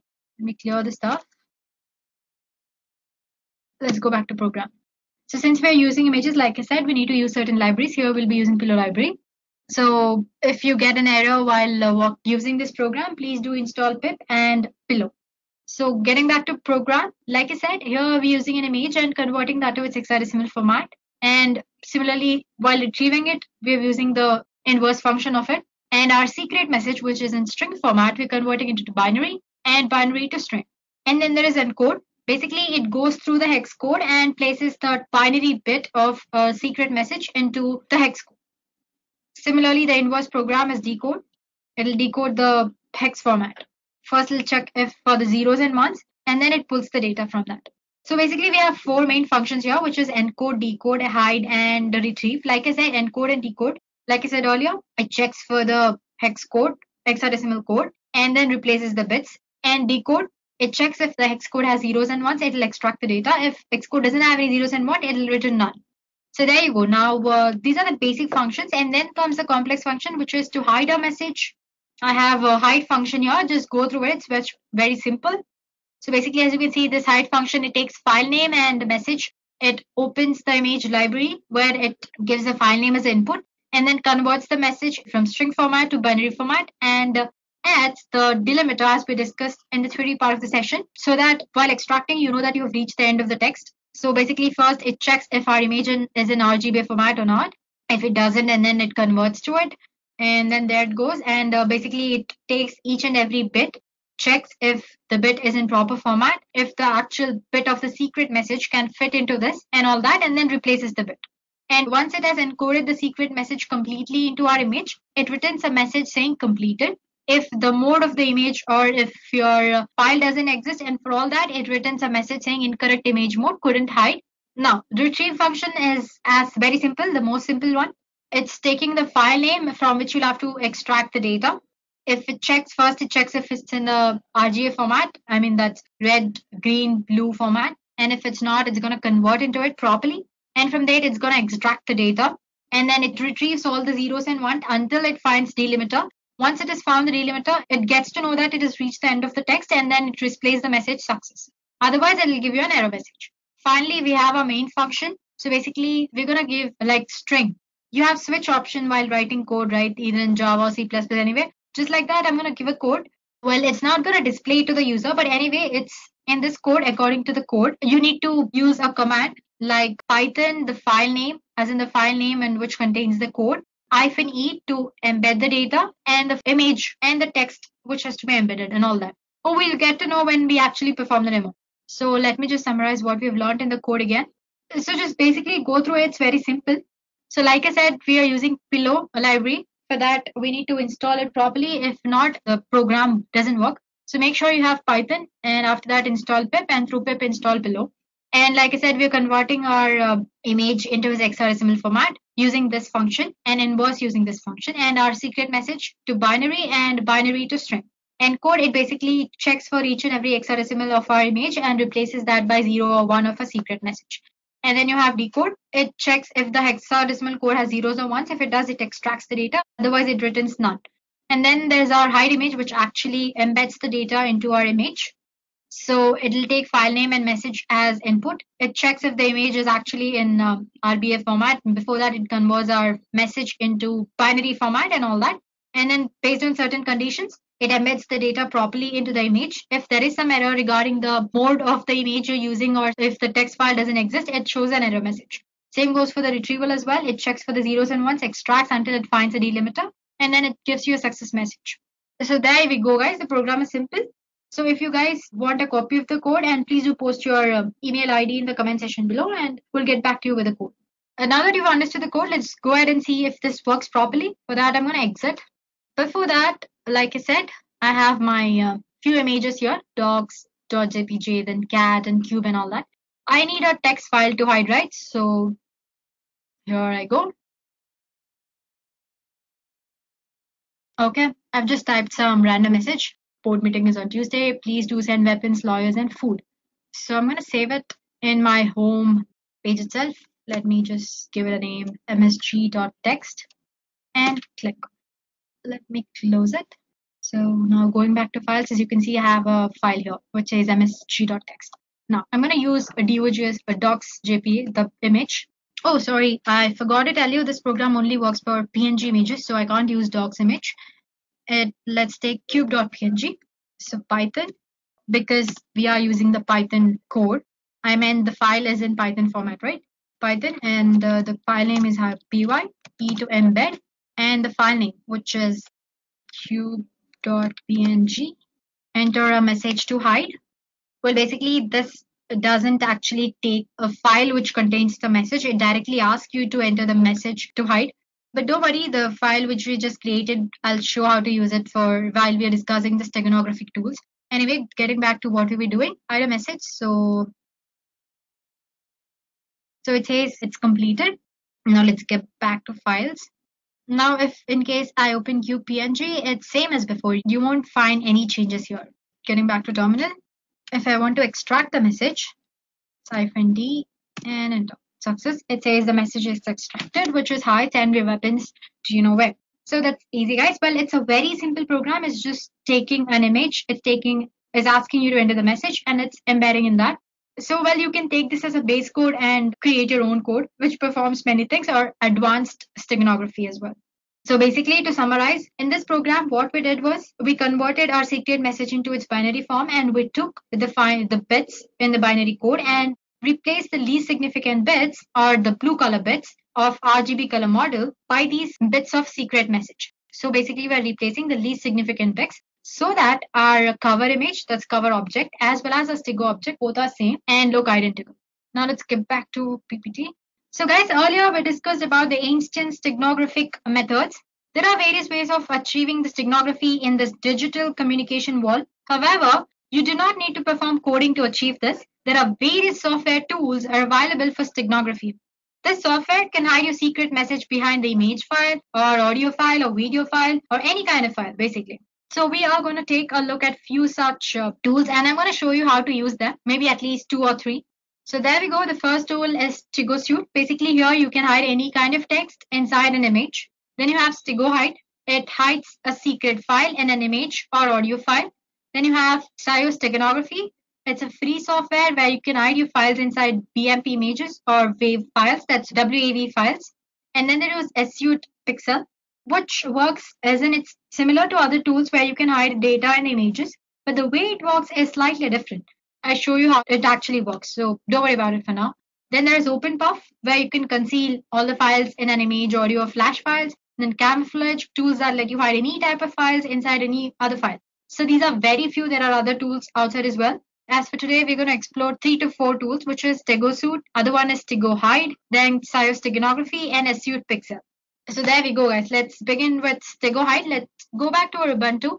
So this StegHide is an open source steganography software that lets you hide your secret file, an image or audio file. You will not notice any change in the image or audio file. It is a command line software. Therefore, you need to learn the command line to use this tool. And therefore, I have come back to Ubuntu here. So I've already have it installed. It's very easy to install. apt-get install StegHide. It'll install. Use the command just sudo apt-get install StegHide and click enter. I'm not doing it. It's going to take time. Since I've already done it, I'm going to straight away use it. So StegHide. Well, as soon as you enter the command StegHide, it'll show you the help command related to the StegHide. So basically, it says the first argument should be one of the following. That is, either you should embed the data or extract the data. And you have various options that you can add in commands to use your cover object or the Stego object or your secret message. And you have options to compress and encrypt the file before actually putting it into an image for hiding it as well. And then suppose if you want entire information about your file after encrypting it, you can use different commands as well, which, for example, you have info command here. If you use that command, it'll display all the information about your file. And when you're trying to embed data, it'll ask you for a passphrase. Basically, it's nothing but just like key. You can think of it as a key or a password. Basically, it's making sure that you're the right user who has hidden the data or extracting it. So, well, to make it easier for people using it, they also have given few examples here. So, usually the command begins with StegHide, the command name, and embed to embed the file. -cf refers to your cover object. It's the name of your cover object. And then you have your secret message. And for that, you're using -ef. Let's do that. So, StegHide, embed. Before that, let me go back to files. So, I'm using this docs JPG and the message.txt, which we created earlier. Embed -cf. So, that's docs.jpg. And -ef, which is our msg.txt, right? Cool. It says enter passphrase, which let's say ABCD. It says embedding and it's done. Now to check if it's done that properly or not, let's go back to files. I'm going to move it to desktop. Click on enter. Cool. Now let's go back to desktop. Here is our file. Now to extract, I'm using extract command. Before that, I need to go to my desktop, right? Because that's where my file is stored. Here we are, and StegHide extract. SF is what you use to extract your Stego file. You can see it in the help session. And the name was docs.jpg. It's asking for the passphrase, more for security purposes. So it says extracted to message.txt. Now to check the file, you need to go back to desktop because that's where our file should be. And if you open that with editor, there you go. We have successfully extracted the data from the image. Now let's try a few other commands. Let me come back. Okay, let me try it here. Tag hide. What was that? Info command, right? Info. And let's say, so as you can see, it's extracted the information about the file. It's in format, its capacity, and it says you want to get information about the emitted data as well. Why? Could not extract any data with the data phrase because it's already extracted the secret message from that file. Well, if you hadn't extracted, then maybe it would have showed the embedded content as well. So that's how you use a StegGuide. You have multiple other options as well. Like for example, when you're trying to embed, it asks you for the passphrase, right? Instead, if you don't want it to ask like this, you can use -p command and enter the passphrase. You can add it in the command itself here. And then it actually skips that step and actually goes back to this embedding message done step. So yeah, that's all about StegHide. Now let's go back to other tools. So the next tool we'll be using is a Stego Suite. It is a free steganography tool which is written in Java. And with Stego Suite, you can easily hide confidential information and image files. So I have a file called sample here. I have certain images. It's in JPG format. It's a BMP file. And then there is a PNG file as well. So first tool that we're going to explore is Stego Suite. So Stego, yeah, there we go. This is the Stego Suite tool. It looks very simple. Basically, there's nothing here. So click on File, Open, and select the file in which you want to embed the text or the secret data. Let's go back to sample, and here I'm using this PNG image. Open.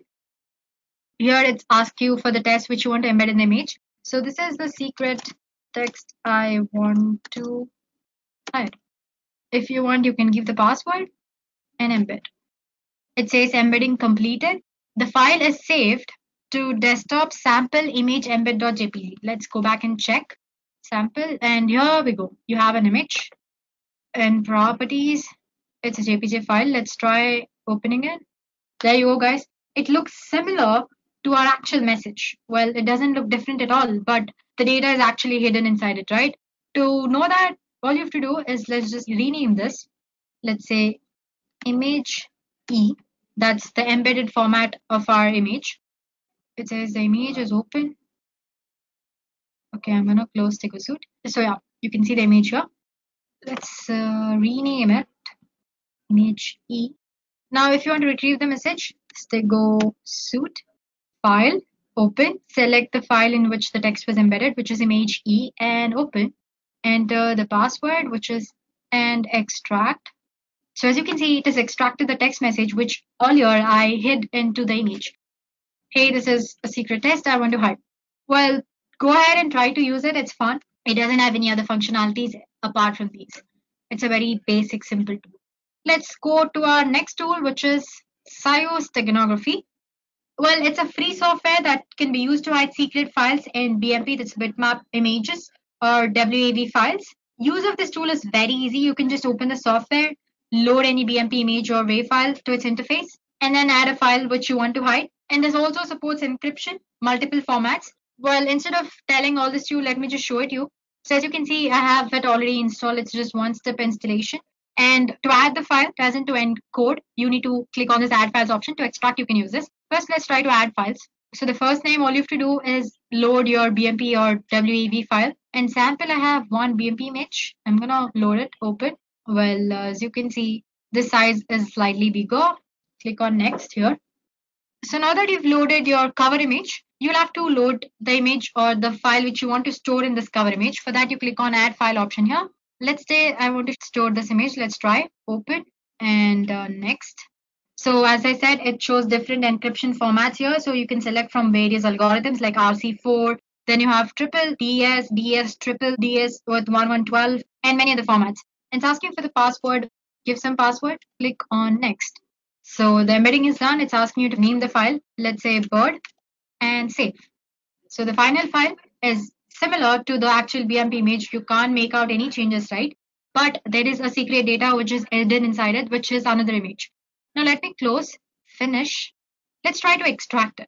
Click on this extract files and load the source file, which should be a bird. Then open, next. It's asking for the password, so A, B, C, D, that's what I'd give it. And extract file, image2.j, save. File extract successful, okay. Finish. Let's go back to the location and see. So here we go. We had tried to store this image2 in the bird, but after that we tried to extract it. So there we go, guys. The image has been successfully extracted. This way you can store any kind of file. It can be your Excel file or Word file, document file or PowerPoint file or image or anything. So that's your SIOS Steganography tool. So like I said, you can add the files, but to extract the message, you'll have to start using this file from the beginning again. Then let's go back to our next tool, which is Suite Pixel. It's here. Let me just check. I have installed it. I'm gonna extract all. Let's store it in our desktop. And okay. Now, if we go to desktop, this is our application, Pixel. Click on that. So guys, even this is a tool where you can store any kind of hidden information, but it has a different approach when compared to other tools. It uses image file as a key to protect your hidden text inside an image. That is, to hide and unhide text inside an image, you need to enter another image as a key. So as you can see, you have three images here: original image, that's your target image, and delta image, which acts as a key. Instead of giving some password or anything, it takes another image as a key or passphrase. So open original image, desktop, let's go to samples. Let's try fly. Now you need to enter the message, hi. This is the text I want to hide. And here I'm clicking on encrypt message. Save image. Let's try and save it somewhere else. Desktop. Let's store it in the documents. File name, my image, and save. Now let me open the thing again, or you can just say reset, exit here. Now if I open the application again, let's try to extract what we just hid. So open the original message, which is in desktop, right? Sample, that's flying, open, decrypt image. So there you go. So let me show it to you again. All you have to do is reset, click on the open original image, give the original image which you try to encrypt, that would be flying, and open, and then say decrypt image. So like I said, it uses an image as a key to extract or hide anything inside your image. And now give your actual image as in the encrypted encoded image or your Stego image, and click on open. Yeah, and just say yes. So as you can see, it has extracted the data which I was trying to hide. So I'm sure you might have observed, right? The way it functions is slightly different from other steganographic tools, right? Sample, that's flying, open, decrypt image. So there you go. So let me show it to you again. All you have to do is reset, click on the open original image, give the original image which you try to encrypt, that would be flying, and open, and then say decrypt image. So like I said, it uses an image as a key to extract or hide anything inside your image. And now give your actual image as in the encrypted encoded image or your Stego image, and click on open. Yeah, and just say yes. So as you can see, it has extracted the data which I was trying to hide. So I'm sure you might have observed, right? The way it functions is slightly different from other steganographic tools.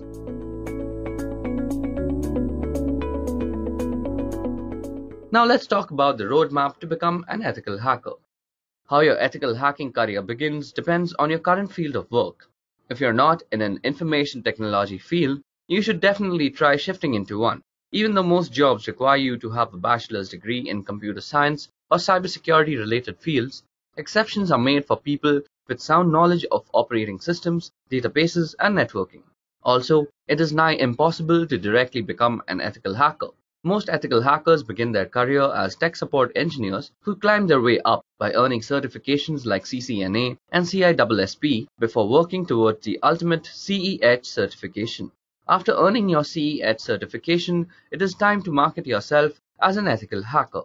Okay, now let's go over the roles and responsibilities of an ethical hacker. Now, there seems to be a general misconception that a person with an ethical hacking career is only responsible for penetration testing of systems and applications. This is not true, and an ethical hacker is responsible for much more.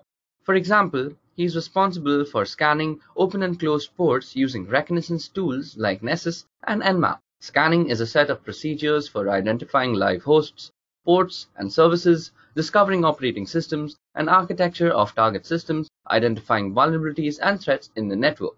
Network scanning is used to create a profile of the target organization. Secondly, it is the responsibility of an ethical hacker to engage his organization's member in social engineering awareness activities. Social engineering for the purpose of general hacking has proven to be one of the most effective ways over time, and knowing how to avoid any form of social manipulation is key to organization security. Thirdly, an ethical hacker also gets to test new patch releases and software updates pertaining to the company's product and peripherals. It is their responsibility to identify any vulnerability that might exist in the patch and notify the appropriate team to fix them. Fourth, ethical hackers are also responsible for building and maintaining effective intrusion prevention systems and intrusion detection systems. They will also try to evade IDS and IPS systems, firewalls, and honeypots just to demonstrate how they could be attacked. Intrusion detection is the process of monitoring events occurring in your network and analyzing them for signs of possible incidents, violations, or imminent threats towards your security policies. Intrusion prevention, on the other hand, is the process of performing intrusion detection and then stopping the detected incidents. These security measures are available as IPS and IDS systems, which become a part of your network to detect and stop potential attacks. Last but not the least, ethical hackers are responsible for employing strategies like sniffing networks, bypassing and cracking wireless encryption, and hijacking web servers and web applications for testing and security of a system. An ethical hacker strives to replicate the working of a black hat hacker by analyzing the defense protocols and social engineering aspects of an organization. His job is to make sure an organization reacts to these situations well enough if they're not already doing so. Okay, so those were the roles and responsibilities of an ethical hacker. Now let's go over the skill sets that you might need to become an ethical hacker yourself. Now, a person with an ethical hacking career is expected to be proficient in database handling, networking, and operating systems, and also have excellent soft skills as they need to communicate problems regarding security to the rest of the organizations. Other than these generalized skill sets, an ethical hacker also has to have a good grasp on the following skills that we're going to discuss now. Now, the first skill is network traffic sniffing. Sniffing is the process of monitoring and capturing all the packets through a given network using sniffing tools. It is a form of tapping phone wires and to get to know about the conversation. It is also called wiretapping and applied to the computer networks. Next, ethical hackers should also know how to orchestrate different types of network and database attacks, as their main job is to predict black hat hackers, and to do this, one must be able to think and act like a black hat hacker. Third, ethical hackers have to deal with different kinds of operating systems on a daily basis, with Linux being the daily driver. So, it is obvious that an ethical hacker needs to have an in-depth knowledge of the working of operating systems in general. For example, they should know how to look for exploits in buffer vulnerabilities. Next, ethical hackers also have to deal with different kinds of database formats, whether it be SQL, PostgreSQL, NoSQL. An ethical hacker at least needs to have a general knowledge of their working and architecture. Fifth, an ethical hacker should also be proficient in cryptography and cryptanalysis, which is basically the deciphering of ciphertext without knowing the key. This is also the fundamentals of password cracking using different methods like brute force, dictionary attacks, rainbow table attacks, and so on. Now, ethical hackers generally are endowed with the responsibility of network traffic monitoring. Therefore, they must be proficient in intrusion detection and prevention techniques, session hijacking knowledge, and an overall in-depth knowledge of networking in general. Last but not the least, ethical hackers also need to make custom softwares to tackle the use case specific security flaws that might be affecting the company. Now, this requires a general knowledge of programming languages so that you can execute the solutions to the problems that you find in the organization. Above that, programming will also help you automate a lot of tasks that would generally take a lot of precious time. Apart from all this, an ethical hacker must be a creative thinker, because black hat hackers are constantly coming up with ingenious ways to exploit the system, and it is an ethical hacker's job to predict and prevent such breaches. Now let's talk about the job trends that is in ethical hacking industry. Now, as I had discussed in the beginning of this video, cybersecurity has emerged as a high growth field of 2017 and possibly of the entire decade. During the 5 years between 2012 and 2017, listings of cybersecurity jobs increased by a whopping 75% according to the analysis made by Bureau of Labor Statistics. Now, this has led to a lot of unfilled positions, so jobs are plenty and they pay well too. Now, let's go with the companies that are hiring ethical hackers. Now, an ethical hacker finds a job in any company which has an internet-facing site or anything to do with the web. These include college institutions like MIT and even private companies ranging from logistics services to data warehousing companies, for example, Wipro, Ernst & Young, Infosys, and even IBM. Now, apart from these, you can also get a chance to work for the military and top-secret intelligence gathering agencies like CIA, Mossad, or NSA. Now coming to the final question, that is, how much money does an ethical hacker make? So a certified ethical hacker makes an average annual income of $88,000 according to payscale.com. Now the average starting salary for a certified ethical hacker is around $95,000 according to the EC Council Senior Director Stephen Graham. Also, the founder of Novaya Security, Eric Geyer, estimates a more or conservative $50,000 to $100,000 per year in the first years of working depending on your employer, experience and education.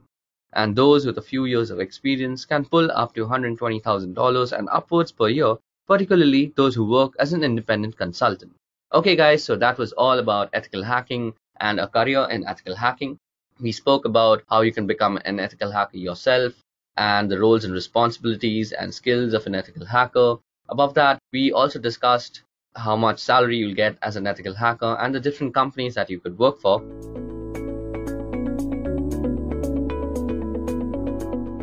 So the first question is, what do you mean by cybersecurity?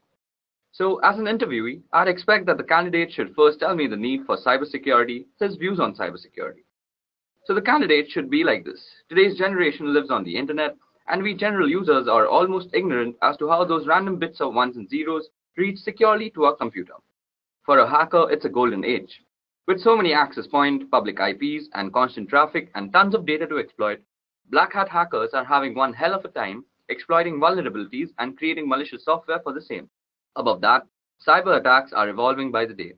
Hackers are becoming smarter and more creative with their malware, and how they bypass virus scans and firewalls still baffle many people. Therefore, there has to be some sort of protocol that protects us against all these cyber attacks and makes sure our data doesn't fall into the wrong hands. This is exactly why we need cybersecurity. Now for defining cybersecurity, here goes. Cybersecurity is a combination of processes, practices, and technologies designed to protect networks, computers, programs, data, and information from attack, damage, or unauthorized access. Okay, so moving on to the next question is, what do you have on your home network? So a home network gives you a test environment for experimentation, Active Directory domain controller, a dedicated firewall appliance, and a net-attached toaster. As long as you are learning and fiddling with it, that's what matters. I've augmented the router my ISP provided with an Apple AirPort Extreme, which provides better wireless performance to some devices. From there, I've extended the wired part of the network into two parts of the house using 5-port Ethernet switches, my office and living room, each with 4 devices. In the office, I have a network-attached storage device which provides shared data folders to every device for movies and TV streaming anywhere in the house as well as backups. In the living room is a range of gaming consoles, a TiVo box, and an Android media player. Despite owning a smart TV, it's not hooked into my network simply because the device we own do a far better job of anything the smart TV offers.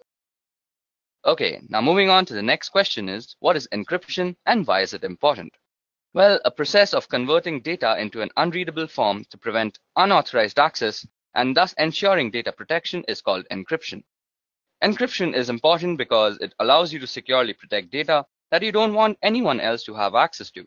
Businesses use it to protect corporate secrets, governments use it to secure classified information, and many individuals use it to protect personal information to guard against things like identity theft. Okay, so that explains encryption and why it is important. Moving on, tell me the difference between symmetric and asymmetric encryption. Okay, so if we compare on the basis of keys, Symmetric encryption has the same secret key for both encryption and decryption, whereas asymmetric uses different keys for encryption and decryption purposes. Performance-wise, symmetric encryption is fast but is more vulnerable, while asymmetric encryption is slightly slower due to high computation. Some examples of symmetric are DES and 3DES, while asymmetric, the most popular is RSA and Diffie-Hellman. Okay, so time for the next question.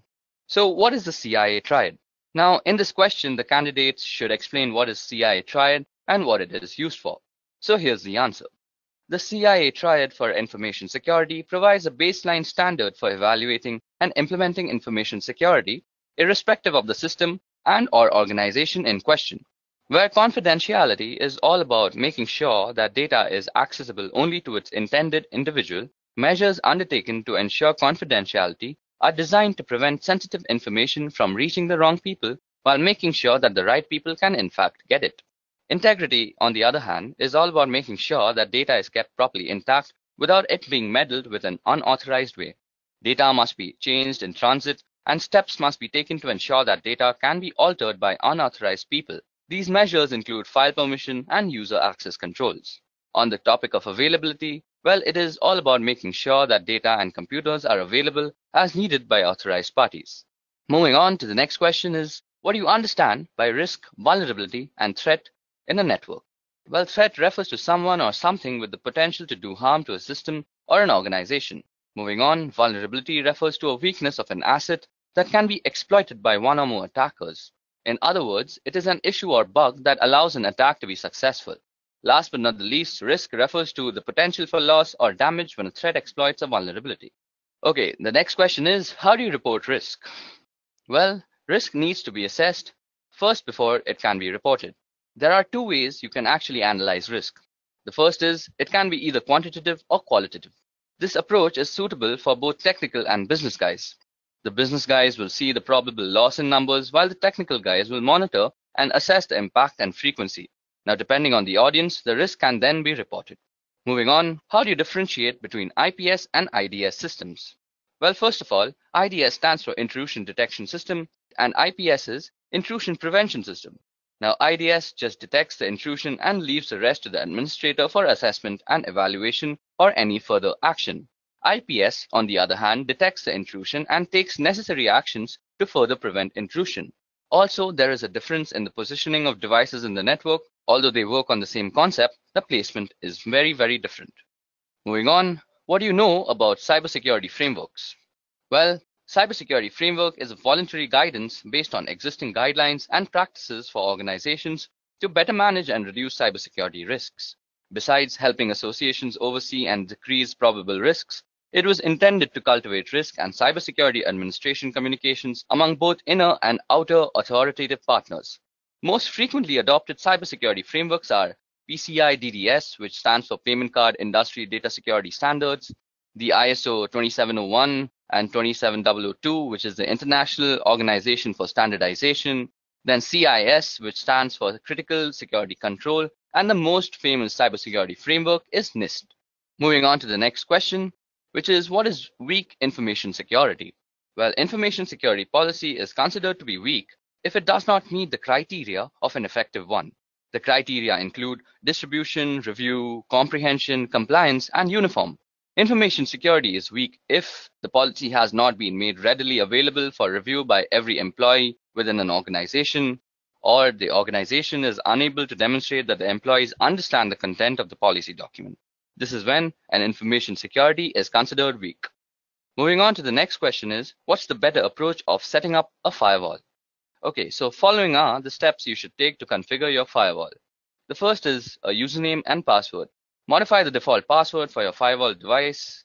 Next is the remote administration, which will disable the feature of remote administration from the outside network. Then comes port forwarding. For certain applications to work properly, such as a web server or FTP server, you need to configure appropriate port forwarding. Next comes the DHCP server, which is installing a firewall on a network with an existing DHCP server will cause conflict unless the firewall's DHCP server is disabled.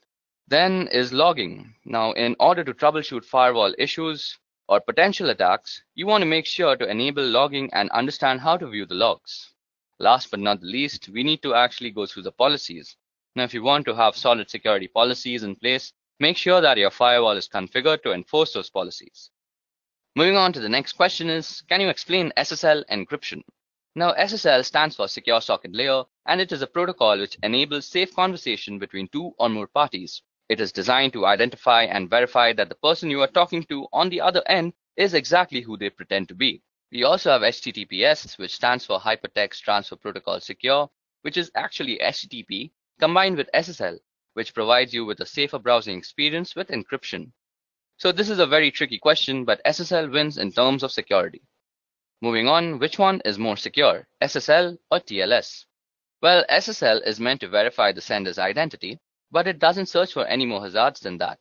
SSL can help you track the person you are talking to, but that can also be tricked at times. TLS is another identification tool just like SSL, but it offers better security features. It provides additional protection to the data, and hence SSL and TLS are often used together for better protection. Moving on, what are salted hashes? Well, salt is actually random data.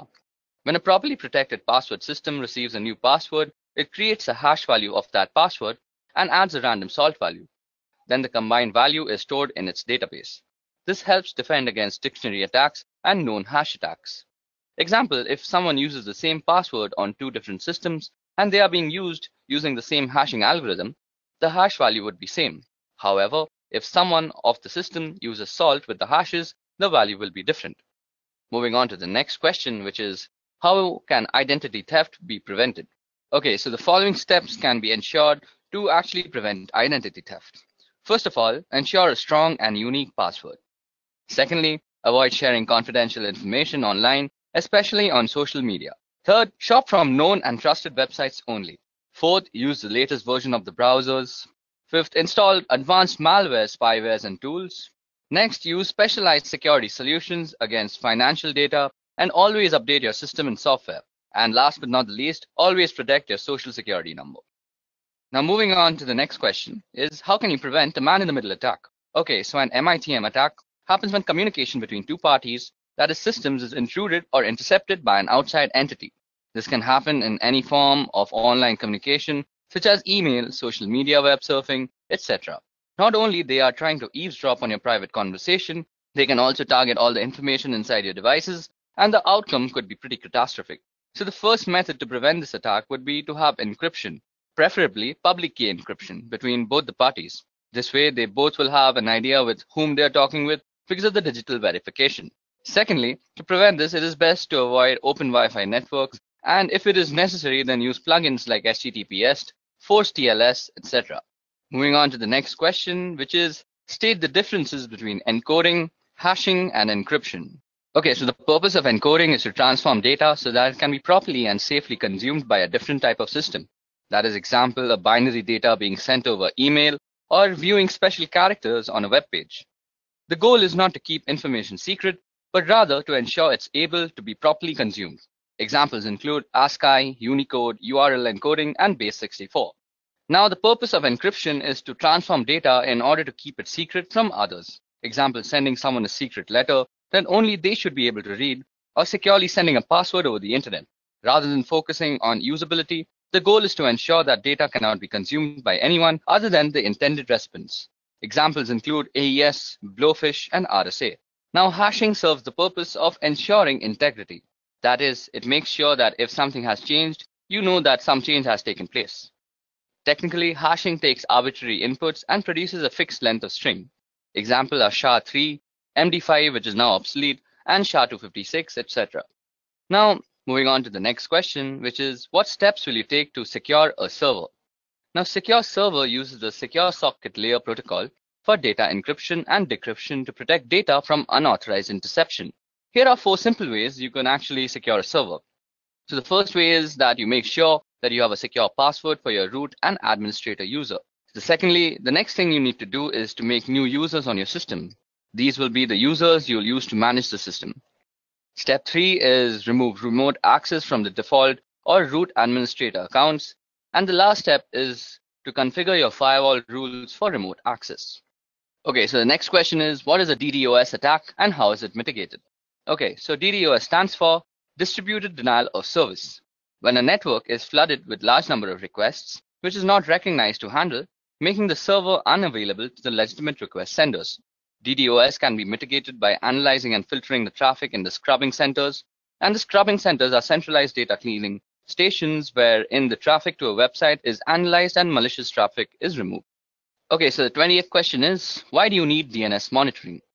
The domain name system allows your website under a certain domain that is easily recognizable also keeps the information about other domain names. It works like a directory for everything on the internet. Thus, DNS monitoring is very important since you can easily visit a website without actually having to memorize their IP addresses. DNS has an important role in how end users in your enterprise connect to the internet.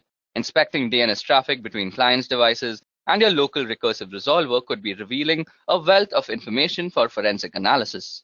DNS queries can reveal both botnets and malwares connecting to the CNC server. So this is why DNS monitoring is very essential. Moving on, what is a three-way handshake? The TCP three-way handshake in transmission control protocol is the method used by a device on a network to set up a stable connection over an internet protocol-based network.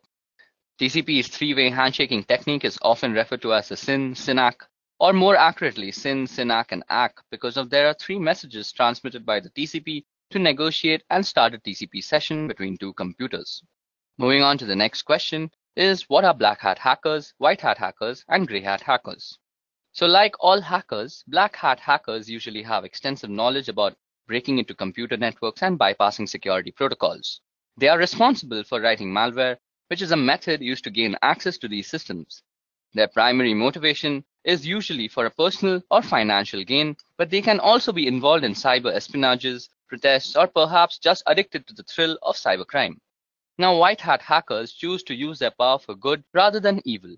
Also known as ethical hackers, white hat hackers can sometimes be paid employees or contractors working for companies as security specialists that attempt to find security holes via hacking. They employ the same method of hacking as black hats with one exception, that is they do it with permission from the owners of the system first, which makes the process completely legal. Now there comes grey hat hackers. As in life, they are grey areas that neither black nor white. Grey hat hackers are a blend of both black hat and white hat hackers. Often grey hat hackers will look for vulnerabilities in a system without the owner's permission or knowledge. If issues are found, they will report them to the owner, sometimes requesting a small fee to fix the issue. Okay, now moving on. How often should you perform patch management? Well, patch manage should be done as soon as it is released. For Windows, once the patch is released, it should be applied to all machines not later than 1 month. Same goes for network devices. We should patch it as soon as it is released. And proper patch management process should be followed too. Question number 24. What do you know about application security? Application security is the practice of improving the security of applications using software, hardware, and other procedural methods. Countermeasures are taken to ensure application security, the most common being an application firewall that limits the execution of files or the handling of data by specific installed programs. Moving on to the next question, which is differentiate between penetration testing and software testing. Now, penetration testing helps identify and address the security vulnerabilities, whereas software testing focuses on functionality of the software and not the security aspect. A good penetration tester truly thinks differently than the other two. They don't care about the proper behaviors of the system or software, and they are crafty, looking for that one small chink of vulnerability that was not mitigated. And software security testers generally have a fair amount of crossover, as they usually know the full details of the system or software, and they know how it's supposed to properly behave when properly used, and they can test for a lot of the common end user misbehaviors. Moving on, when to use traceroute or traceroute. So traceroute is a command which can show you the path a packet of information takes from your computer to the one you specify. It will list all the routers it passes through until it reaches its destination, or fails to and is discarded. In addition to this, it will tell you how long each hop from router to router takes. Now, when you connect to a website, say howtogeek.com, the traffic has to go through several intermediaries before reaching the website. The traffic goes through your local router, your internet service provider's router, onto larger networks, and so on. Okay, so moving on to question number 27, which is tell me something about the common cyber attacks that plague us today. I'm going to be discussing 8 cyber threats. Firstly, it's malware. Now, malware is an all-encompassing term for a variety of cyber threats, including Trojans, viruses, and worms. Malware is simply defined as code with malicious intent that typically steals data or destroys something on your computer. Next is phishing. Now, phishing, often posing as a request for data from a trusted third party, phishing attacks are sent via email and ask users to click on a link and enter their personal data. Phishing emails have gotten much more sophisticated in recent years, making it really difficult for some people to discern a legitimate request for information from a false one. Phishing emails often fall into the same category as spam, but are more harmful than just a simple ad. Next is a password attack, and a password attack is exactly what it sounds like. That is a third party trying to gain access to your system by cracking a user's password, usually using some algorithm like brute force, dictionary attacks, or a software which is a keylogger. Next is a DDoS attack, and a DOS attack focuses on disrupting the service to a network. Attackers send high volumes of data or traffic through the network until the network becomes overloaded and can no longer function.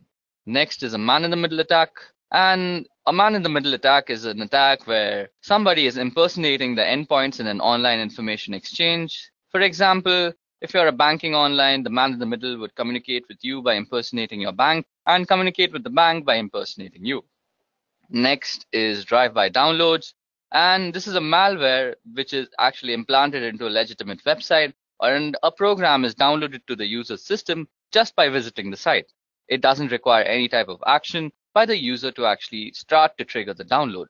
Next is malvertising, and malvertising is actually malicious code which is hidden behind advertisements on websites, and it is also downloaded to your system without your knowledge. Last but not the least is rogue software, which is malware that masquerades as legitimate and necessary security software that will keep your system safe. Okay, so moving on to the next question is, what are different OSI layers and what is the job of the network layer? Okay, so OSI or Open System Interconnection is a reference model for how applications communicate over a network.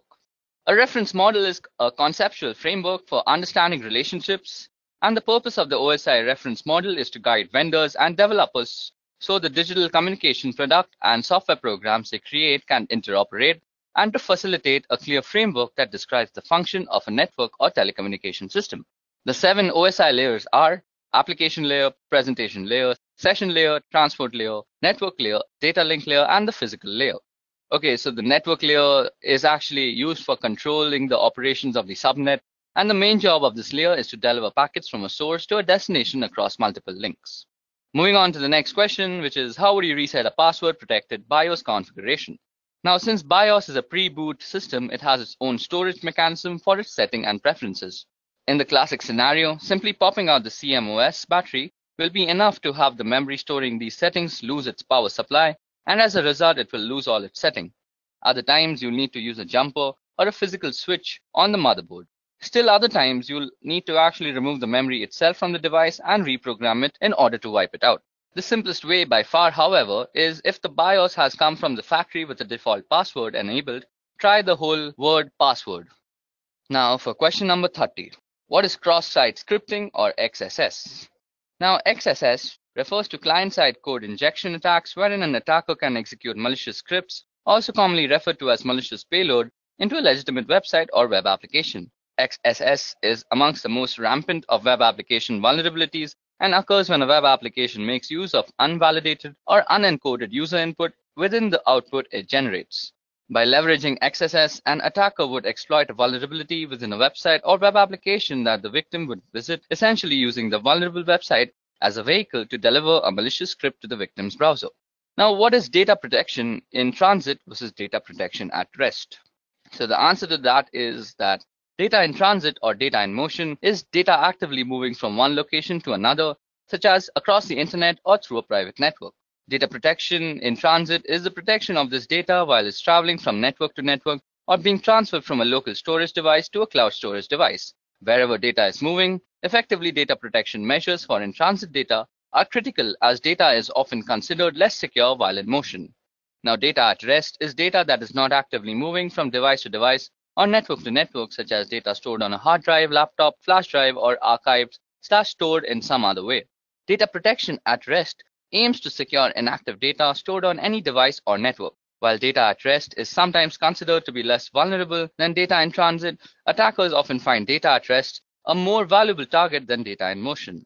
The risk profile for data in transit or data at rest depends on the security measures that are in place to secure data in either state. Moving on to question number 32 is tell me the differences between cybersecurity and network security. Okay, so cybersecurity describes that the policies and procedures implemented by a network administrator to avoid and keep track of unauthorized access, exploitation, modification, or denial of the network and the network resources. Network security describes the process and practices designed to protect network, computers, programs, and data from attack, damage, or unauthorized access. In a computing context, security includes both cybersecurity and physical security. While cybersecurity is concerned with threats outside the castle, network security is worried about what is going on within the castle walls.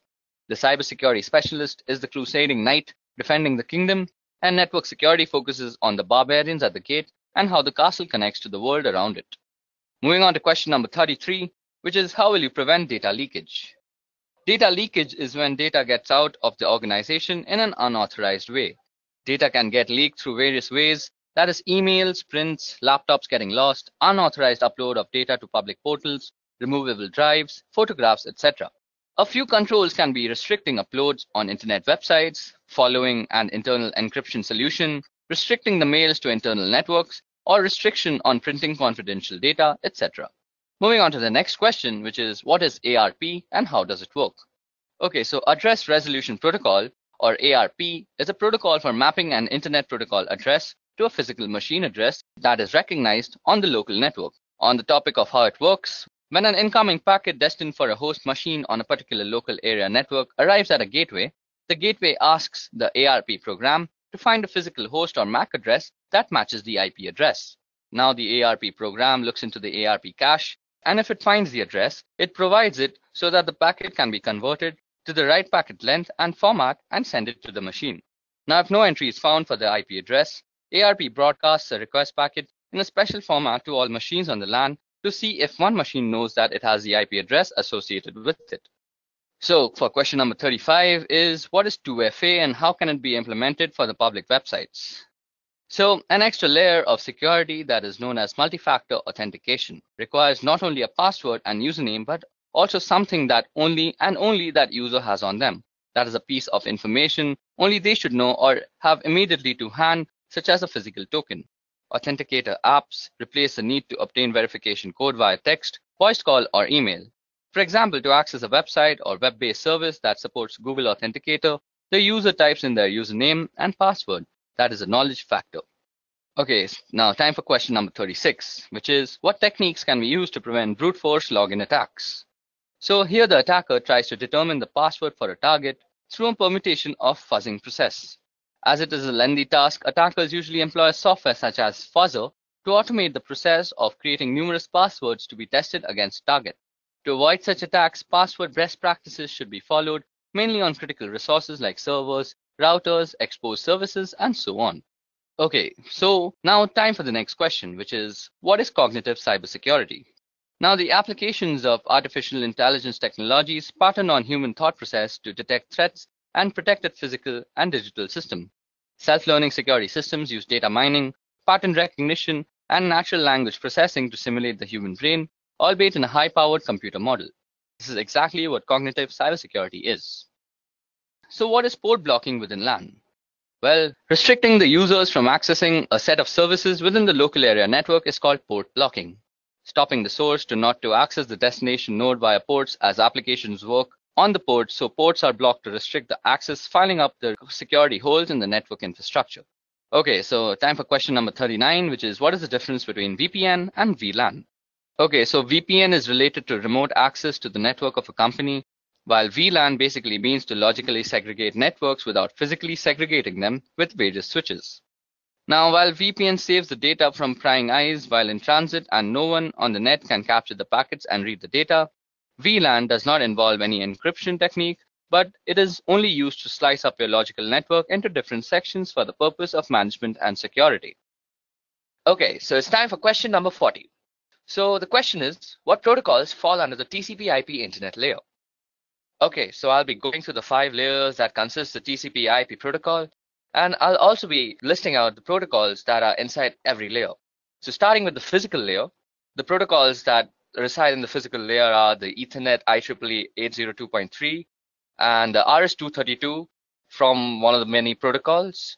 And moving on to the data link layer, we have the PPP protocol, the IEEE 802.2 protocol.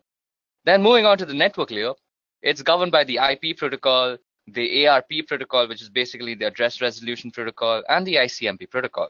Then moving on ahead is the transport layer. Now the transport layer has two main protocols, namely the TCP and the UDP protocols. And last but not least, we have the application layer, which is governed by a multiple of protocols, namely NFS, NIS+, DNS, Telnet, FTP, RIP, SNMP, and various other protocols as such. Okay, so that brings us to the end of the general interview questions that might be asked in any cybersecurity interview. Now moving on to the scenario-based questions. So first, I'll be reading out the scenario, and then I'll ask the questions regarding the scenario too. Okay, so for scenario number 1, we have, you received the following email from help desk. So the email goes as follows. Dear UCSC email user, beginning next week, we will be deleting all inactive email accounts in order to create space for more users. You are required to send the following information to continue using your email account. If we do not receive this information from you by the end of the week, your email account will be closed. So then the email actually goes on to ask the various credentials like name, email login, password, DOB, and alternate email. And then it says, please contact the webmail team with any questions and thank you for your immediate attention. So in such a scenario, what do you do and justify your actions for doing so? Okay, so this email is a classic example of phishing trying to trick you into biting. The justification is the generalized way of addressing the receiver, which is used in mass spam mails. Above that, a corporate company will never ask personal details on mail. They want your information, so don't respond to the mail, instant message, text, phone calls, etc. asking you for your password or other private information. You should never disclose your password to anyone, even if they say they work for the UCSC, ITS, or any other campus organization. Moving on to the next scenario, which is a friend sends an electronic Hallmark greeting card to your work email. You need to click on the attachment to see the card. What do you do and justify your actions? Well, this one has 4 big risks. Firstly, some attachments contain viruses or other malicious programs. So just in general, it's risky to open unknown or unsolicited attachments. Secondly, also in some cases, just clicking on a malicious link can infect a computer. So unless you are sure a link is safe, don't really click on it. Third, email addresses can be fake. So just because the email says it is from someone you know, you can't be certain of this without checking with the person. Fourth, finally, some websites and links look legitimate, but they're really hoaxes designed to steal your information. So what we have to do is actually not click on the email and actually ignore it completely. Moving on to the next scenario, which is one of the staff members in ITS subscribes to a number of free IT magazines. Among the questions she was asked in order to activate her subscriptions, one magazine asked her for a month of birth, a second asked for a year of birth, and a third asked for her mother's maiden name. What you infer is going on in this situation and justify. Well, all 3 newsletters probably have the same parent company or are distributed through the same service.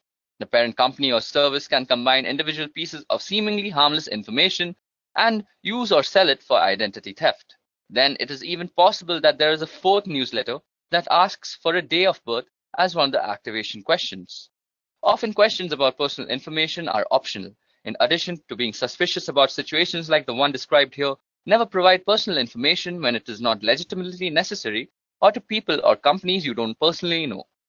So now time for scenario number 4. Well, in our computing labs and departments, print billing is often tied to users' login. People log in, they print, and then they get a bill. Sometimes people call to complain about bills for printing they never did, only to find out that the bills are indeed correct. So what you infer is going on in this situation and justify your inference. Sometimes they realize they loaned their account to a friend who couldn't remember his or her password, and the friend did the printing and thus the charges. It's also possible that somebody came in from behind them and used their account. Now, this is an issue with shared or public computers in general. If you don't log out of the computer properly when you leave, someone else can come in from behind and retrieve what you were doing and use your accounts. Always log out of accounts, quit programs, and close browser windows before you walk away from a general public computer. Now moving on to scenario number 5, we have that we saw a case a while back where someone used their Yahoo accounts at a computer lab on a campus. She made sure her Yahoo account was no longer open in the browser window before leaving the lab. Now someone came in behind her and used the same browser to re-access her accounts. They started sending emails from it and caused all sorts of mayhem. So what do you think might have gone wrong here? Well, the first person probably didn't log out of her account, so the new person could just go into the history and access it. Secondly, another possibility is that she did log out but didn't clear her web cache. This is done through the browser menu to clear pages that the browser has saved for future use. Time for scenario number 6 now. Okay, so 2 different offices on campus are working to straighten out an error in an employee's bank account due to a direct deposit mistake. Office number 1 emails the correct account and deposit information to office number 2, which promptly fixes the problem. The employee confirms with the bank that everything has indeed been straightened out. So what is exactly wrong here? Well, account and deposit information is sensitive data that could be used for identity theft. Sending this or any kind of sensitive information by email is very risky because email is typically not private or secure. Anyone who knows how can access it anywhere along its route. So as an alternative, the 2 offices could have called each other or worked with the ITS to send the information in a more secure fashion. Okay, moving on to the next scenario, which is the mouse on your computer screen starts to move around on its own and click on things on your desktop. What do you do in such a situation? A. Call your coworker over so they can see. B. Disconnect your computer from the network. C. Unplug your mouse. D. Tell your supervisor. E. Turn the computer off. F. Run an antivirus. Or G. All of the above. So we have to select all the options that apply in this situation. So the options that apply are B and D, which is basically disconnect your computer from the network and tell your supervisor. So this is definitely suspicious. Immediately report the problem to your supervisor and the ITS support center. Also, since it seems possible that someone is controlling the computer remotely, it is best if you can disconnect the computer from the network and turn off wireless if you have it until help arrives. If possible, don't turn off the computer. Okay, time for scenario number 8. So below are a list of passwords pulled out of a database. Now, which of the following passwords meet the UCSC's password requirement? Okay, so the third password, which is option number C, is the only one that meets all the following of the UCSC's requirement. It has at least 8 characters in length. It contains at least 3 of the following 4 types of characters, which are lowercase characters, uppercase characters, numbers, and special characters. And not a word is preceded or followed by a digit. So it's the third option which is correct in this situation. Moving on to the second last scenario we have for today is you receive an email from your bank telling you there is a problem with your account. The email provides instructions and a link so you can log in to fix your account and fix the problem in doing so. So what should you do? Well, we have to delete the email, and better yet, use the web client that is Gmail, Yahoo Mail, etc. and report it as spam or phishing and then delete it. Any unsolicited email or phone call asking you to enter your account information, disclose your password, financial account information, social security number, or any other private or personal information is suspicious, even if it appears to be from a company you are familiar with. Always contact the sender using a method you know is legitimate to verify that the message is indeed from them. Okay, so it's time for our last scenario of the day, which is a while back, the IT folks got a number of complaints that one of our campus computers was sending out Viagra spam. They checked it out and the reports were true. A hacker had installed a program on the computer that made it automatically send out tons of spam email without the computer's own knowledge. So how do you think the hacker got into the computer to set this up? Well, this was actually the result of a hacked password. Using passwords that can be easily guessed and protecting your password by not sharing them or writing them down can help to prevent this. Passwords should be at least 8 characters in length and use a mixture of uppercase, lowercase letters, and numbers and symbols. Even though in this case it was a hacked password, other things could possibly lead to this are that out-of-date patches and updates, the lack of an antivirus software or an out-of-date antivirus software, or clicking on an unknown link or attachment, or downloading unknown or unsolicited programs onto your computer. Okay guys, so that was it for the session on cybersecurity interview questions. If you all have any questions regarding any of the questions that were discussed here, please put a comment down below. If you all also want the PowerPoint presentation that's shown out here, you all can also comment for that.